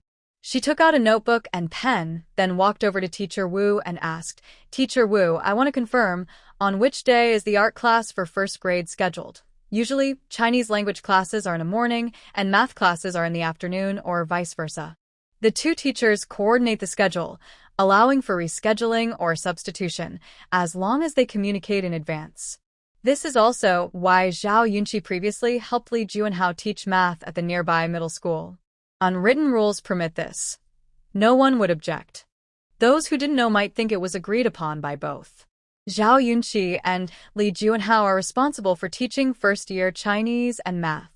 Li Juanhao casually told him to substitute for a class, regardless of his agreement, and left school early. What if he didn't teach the students? Should they just sit and wait? Zhao Yunqi didn't expect Li Juanhao to be so unreasonable. He often asked him to substitute, and he couldn't stand Li Juanhao's cowardice. He wondered what to do. Because of Li Juanhao's father, the middle school principal and teachers only advised him to tolerate more. Labor is honorable, but no one really cared about Li Juanhao. Zhao Yunqi had had enough of being a middle school teacher. Coincidentally, Teacher Yang from the previous small class wanted a lighter job. When he learned about his situation, he asked if he wanted to change jobs. There are 2 classes in middle school with 4 teachers, unlike the small class where teachers are in school almost all day. Teachers without classes can go home. Zhao Yunqi agreed, without hesitation. Teacher Yang from the previous small class didn't care about Li Juanhao's issues. After her class, she left. Li Juanhao refused to attend, and it didn't concern her. If something happened, and she was held responsible, Li Juanhao would be the one to face it. She wasn't afraid. There was nothing to worry about. As long as she was responsible, others couldn't morally pressure her. After listening to Teacher Yang, Zhao Yunqi bravely exchanged jobs with her. He really couldn't stay at the middle school anymore. It was full of negative energy, especially the cold looks from colleagues and teachers and their fake smiles when they tried to persuade him. After a little while, he felt much more relaxed. Although everyone had their own little thoughts, compared to the neighboring middle school, it was not a big deal. Yixing asked Teacher Wu, then went to ask Lu Hui, Teacher Lu, which day is the second grade scheduled for. Lu Hui glanced at her notebook and said, Thursday during the first and second periods. Is that okay, Teacher Yi? Earlier, Teacher Wu had scheduled the third and fourth periods on Thursday. Yixing replied, Okay. Dong Hongjuan's seat was right next to hers, so Yixing asked, Teacher Dong, what about the third grade? Dong Hongjun adjusted his glasses and said, Teacher Yi, don't worry, let me check. It's okay, I'm not in a rush. Yixing turned to ask Shenwan. After asking around, Yixing didn't go to Dong Hongjuan's side but directly asked loudly, Teacher Dong, have you decided? Dong Hongjun smiled. Yes, we'll have 2 classes on Tuesday afternoon. The county elementary school has 4 classes in the morning and 2 in the afternoon. Hearing this, Wu Shutian said seriously, That's not good. Grades 3, 4, and 5 can only have art classes once a week. The first and second graders are still young. 2 art classes are enough for them to just play around. The older students need to focus on learning. Earlier, Shenwan and Zhao Yunqi only scheduled 1 class, so she didn't say anything. Wu Shutian, as the principal, had high authority. When she said this, Dong Hongjun had to listen. Dong Hongjun looked a bit embarrassed but forced a smile and said, Then let's set it for Friday afternoon, the first period. Yixing agreed. Okay. She had 7 classes a week, for on Thursday morning, the last one on Friday morning, and 2 on Friday afternoon. Today is Tuesday, and she will start teaching this week. Without textbooks, she has to prepare her lesson plans herself. The children gradually arrived at school, and the teachers went to their classes. Wu Shutian held her textbooks and kindly told Yixing before class, Xiao Yi, over these next 2 days, finish the teaching outline and give it to me. Yixing softly replied, Teacher Wu, I'll show it to you tomorrow. Wu Shutian nodded with a smile and slowly headed toward the first grade. The office quickly emptied. Each teacher had their own classes. Yixing helplessly shook her head, unsure if she would cause dissatisfaction among other teachers later. Most teachers had full schedules all day and earned the same salary, so she had more free time. Yixing thought her salary was the same as other teachers, but actually, it wasn't. Other teachers earned a bit more, only 5 yuan more. Teachers today earn less, similar to temporary workers at other jobs. Yixing didn't have classes and wasn't in a hurry to go back. She was working on lesson plans in the office. Teacher Wu, who has been a teacher all her life, knows more than she does. While Wu was finishing her class, Yixing asked her many questions about what subjects are best for young students to draw and what they like most. Teacher Wu often interacts with children, is patient, and good at answering questions. She shared a lot with Yixing.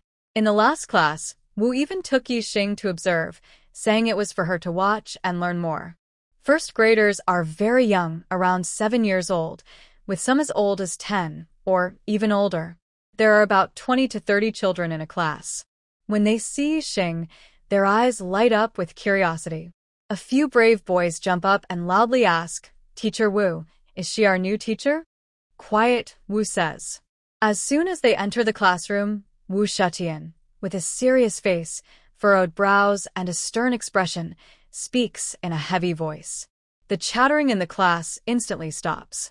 Wu Shutian says firmly, This is your art teacher. She will teach you every Thursday morning during the 3rd or 4th period. Wow, does that mean she will teach us to draw? A girl asks loudly. Yixing, trying to be serious like Wu Shutian, responds, Yes, I will teach you to draw rice paddies, farmers, and spring scenes. Wow. The classroom erupts with noise again.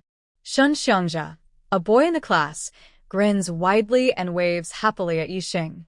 Yixing nods slightly to him, signaling she saw him and telling him to stop waving like a silly deer. Suddenly, a wooden stick hits the table with a loud sound. Wu Shutian strikes 3 times to stop the noise. Class is starting, she says sternly, then gestures for Yixing to sit at the back. On the east side of the school, a large bell hangs from a tree. When it rings, children become restless and look around. Every day, a teacher is assigned to ring the bell. The teacher on duty also cleans the office. After Yixing arrived, her duty remained the same. She is responsible for ringing the bell every Saturday morning. Class dismissed, Wu Shutian says, and leaves. Yixing is stopped by some lively children outside. They ask her many questions out of curiosity, why she came to teach them, and where her home is. Yixing smiles inwardly, but pretends to be serious. After a while, she calms them down and tells them to go home.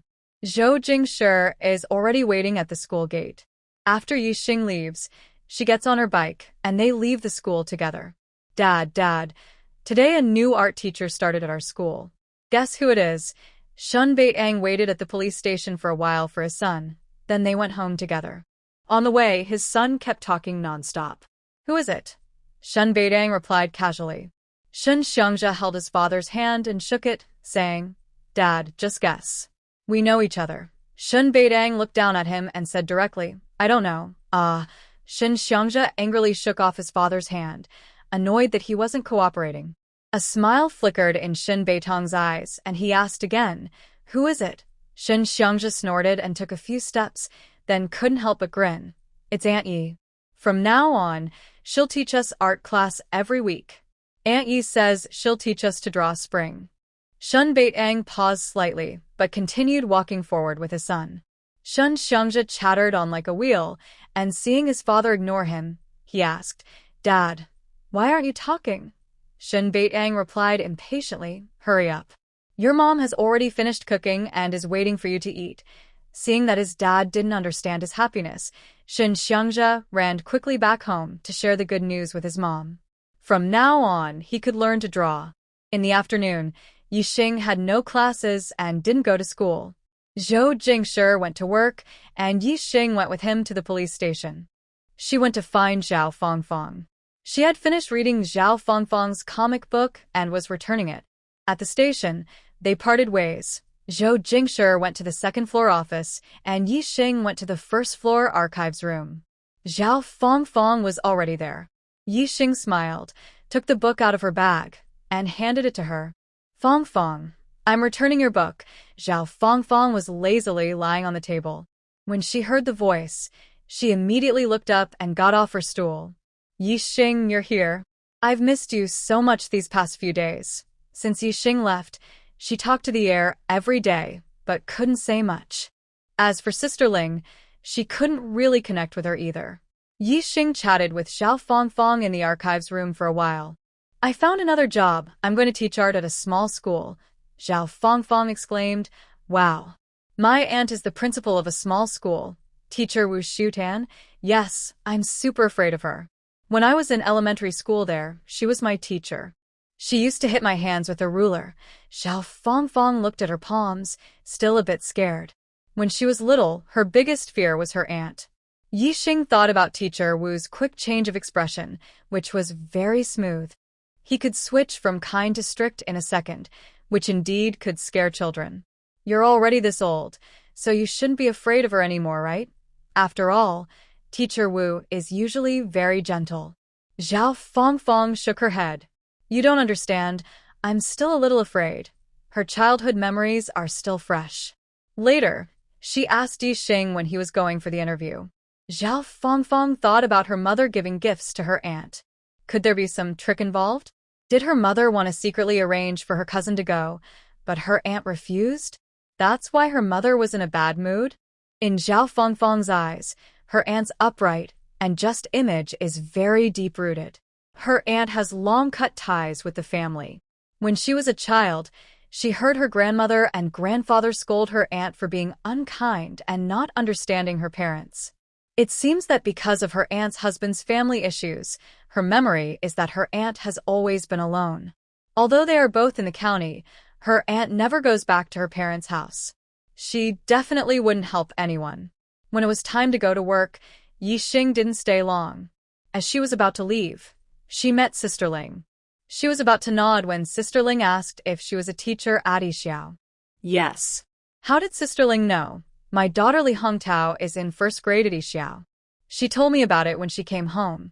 Her eldest son Li Hongwei is in 5th grade. When he saw the school recruitment information, he told the neighbor Lu Xiangjuan. Her husband left early, and because of a dispute over a job, she had a falling out with her in-laws. Her in-laws didn't like her. Later, she took her one son and one daughter to live in her old house. Next door is Lu Xiangjuan's family. His family only has an elderly mother. He usually does odd jobs and also takes care of his aging mother. The two families often visit each other. Her son likes to find Lu Xiangjuan for everything and has a very good relationship with him. Her son is clever and knows Lu Xiangjuan works hard doing odd jobs. He is educated and can draw. He hurried home and told her the news. The next day, Lu Xiangjuan went for an interview. Although he probably wouldn't be chosen, he still wanted to try. In the end, Lu Xiangjuan wasn't selected, but not because of connections. His skills were just better. He mentioned Yixing, saying her drawing skills are professional, not something someone like him, who just doodles, can compare to. Sister Ling guessed she knew Yixing. There probably aren't many people with that name in the county. When she asked, it turned out to be her. Yixing left the archives room and didn't go to find Zhou Jing on the second floor. She went straight home. After leaving the police station, she saw Cheng Cheng coming this way. Yixing wondered, Cheng Cheng, did you come to find your brother? Sister-in-law, I'm looking for you. Cheng Cheng said happily when he saw Yixing. My mom and I came together. She's waiting at your door. I came to find you both. Yixing quickly walked towards the house. Aunt Cheng is here, so let's hurry. Don't make her wait too long. Aunt Cheng, Yixing called with a smile at the woman standing at the door. She had two large bags beside her, which looked like quilts. Aunt Cheng smiled and looked a little worried. Little Yi, I hope I didn't cause any trouble? I came suddenly without telling you in advance. Yixing unlocked the door and carried one bag of quilts with Cheng Cheng. Aunt Cheng reached to carry one too, but Yixing didn't let her. Aunt Cheng, there's no need to be so formal. Whenever you come, it's fine. I wasn't home. Fourth brother is probably at the police station. You can find him there. When they brought the items inside, Cheng Cheng looked a bit nervous. Sister-in-law, you and my mom chat. I'll go first. Yixing was pouring water. Seeing him want to leave right after entering, she smiled and said, You haven't even had a sip of water. Why are you in such a hurry? What could he possibly need to do? Aunt Cheng waved her hand impatiently. You should go quickly. If it weren't for the two bags being inconvenient for her to carry, she wouldn't have let him come. Cheng Cheng sighed helplessly and scratched his head. All right, I'll go.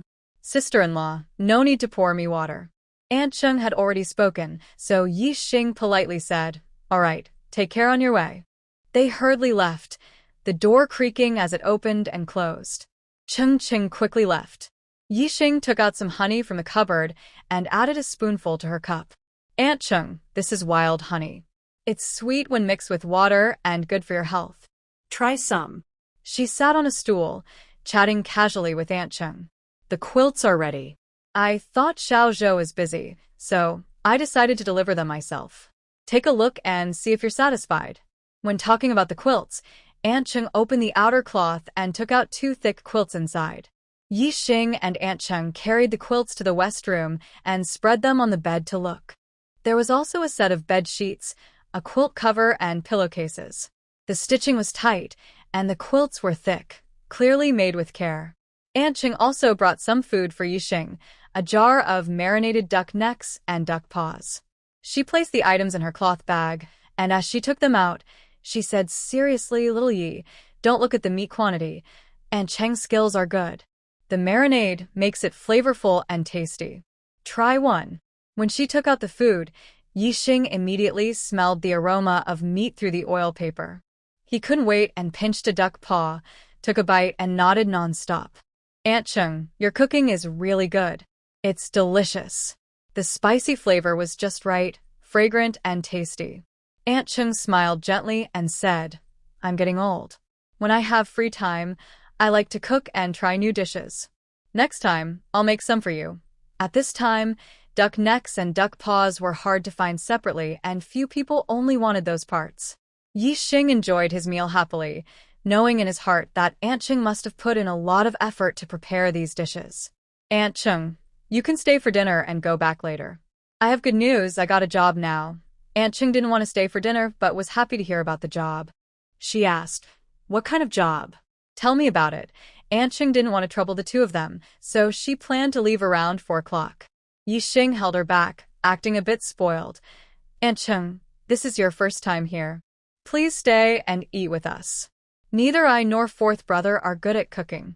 We'll eat at a restaurant. Please don't mind, Aunt Cheng. Aunt Cheng felt sorry and said, restaurants are so expensive. Next time you come to my house, I'll cook for you. Yixing sincerely wanted her to stay for dinner, but Aunt Cheng didn't want to, so Yixing saw her off. Aunt Cheng, come visit often if you're free. Don't see me off. I know the way, she replied with a smile, and let Yixing inside. After she left, Yixing focused on writing her lesson plans. She was using a new notebook. Her previous one was filled with all sorts of notes. She specialized in jewelry design. She had a good drawing foundation, having learned sketching and watercolor painting. But she didn't have experience teaching children, and she knew she couldn't use her private teacher's methods from her past life. First, she would practice the basics, then move on to the next steps, slowly cultivating their interest. Her teaching needed to be effective quickly, and it wasn't just about drawing. She wanted to incorporate quotes from leaders and the hopes of the people. She wanted parents to see that learning this subject was beneficial for their children, not a waste of time or just playing. In the morning, she found out that the school didn't even have a box of colored chalk. However, Principal Wu said they had already applied for some, and it should arrive by Thursday. The county valued the art teacher recruitment highly. The approval for colored chalk was quick. They bought 5 boxes, but no more. Watercolor brushes were even less likely to be available. Zhou Jingqi came home in the evening. Yixing was sitting at her desk, busy with her work, hardly blinking. Zhou Jingqi slightly lifted his head, unbuttoning his shirt, and kept glancing at Yixing. He took off his formal, serious clothes, hung them in the bedroom, then turned around, his deep eyes fixed on Yixing. He has a tall, powerful body with a commanding presence that feels a bit intimidating. Yixing is unaware of this. Zhou Jingshi goes to the kitchen to get bowls and chopsticks, opens the lunchbox to see the leftover duck neck, and casually sets it aside. After arranging the food, Zhou Jingshi walks to the west room. Wake up, it's time to eat. Yixing suddenly feels inspired and, not wanting to eat, plans to brush it off quickly. She looks up and sees Zhou Jingshi with a calm, expressionless face. Ying. She puts down her pen, stands up to stretch her fingers, and casually asks, Fourth brother, what are we eating today? Zhou Jingshi, holding her waist, replies coldly, there are vegetables, meat, and steamed buns. Okay, Yixing says and goes to wash her hands. Holding a large plain steamed bun, she glances at the table. Fourth brother, where's my duck neck? Zhou Jingshi stands up and brings back the duck neck. Yixing pinches a piece and offers it to him. Fourth brother, try one. It's really delicious. Aunt Cheng brought it for us today, especially for me. Zhou Jingshi's expression softens slightly. Yixing glances at him and whispers, Fourth brother, did something happen at work? I feel like you're a bit upset. Her delicate fingers gesture lightly on the table, and she smiles at him. Zhou Jingshi's eyes flicker, and he purses his lips. No, if there's nothing, then forget it. Yixing feels reassured and continues eating. She chooses to ignore Zhou Jingshi's cold face. After all, she asked, and he didn't say anything. As long as she doesn't keep asking, he won't tell, even if it kills him. After finishing the meal, she washes up and applies body lotion. Once she's ready, Yixing sits on the bed, leaning over the bedside table, and starts editing her notebook. Zhou Jingshi comes in and frowns, speaking in a deep voice. Don't write tonight. The light is too dim and bad for your eyes. The lighting isn't very good, and Yixing nods seriously. One more thing, I'll stop writing once I finish editing. She finishes and places the notebook on the table, then lies on the bed doing eye exercises. She loves her eyes more than anyone. Yawning widely, Yixing turns over and goes to sleep. Before sleeping, she warns Zhou Jingshi softly. I'm really tired. Sleep honestly, don't disturb me. Without giving Zhou Jingshi a chance to argue, she closes her eyes and falls asleep. Zhou Jingshi waits all night for Yixing to comfort and kiss him, but in the end, he only hears her say this. His face darkened instantly. He puts down the newspaper, turns off the light, and gets into bed. He reaches out and pulls her into his arms. Yixing has spoken. Tonight, she can only sleep holding him. The sky was bright, and Zhou Jingshi took a deep breath before gently kissing the person in his arms. His bronze skin was covered in sweat. He turned over, got out of bed to wipe himself, and dressed.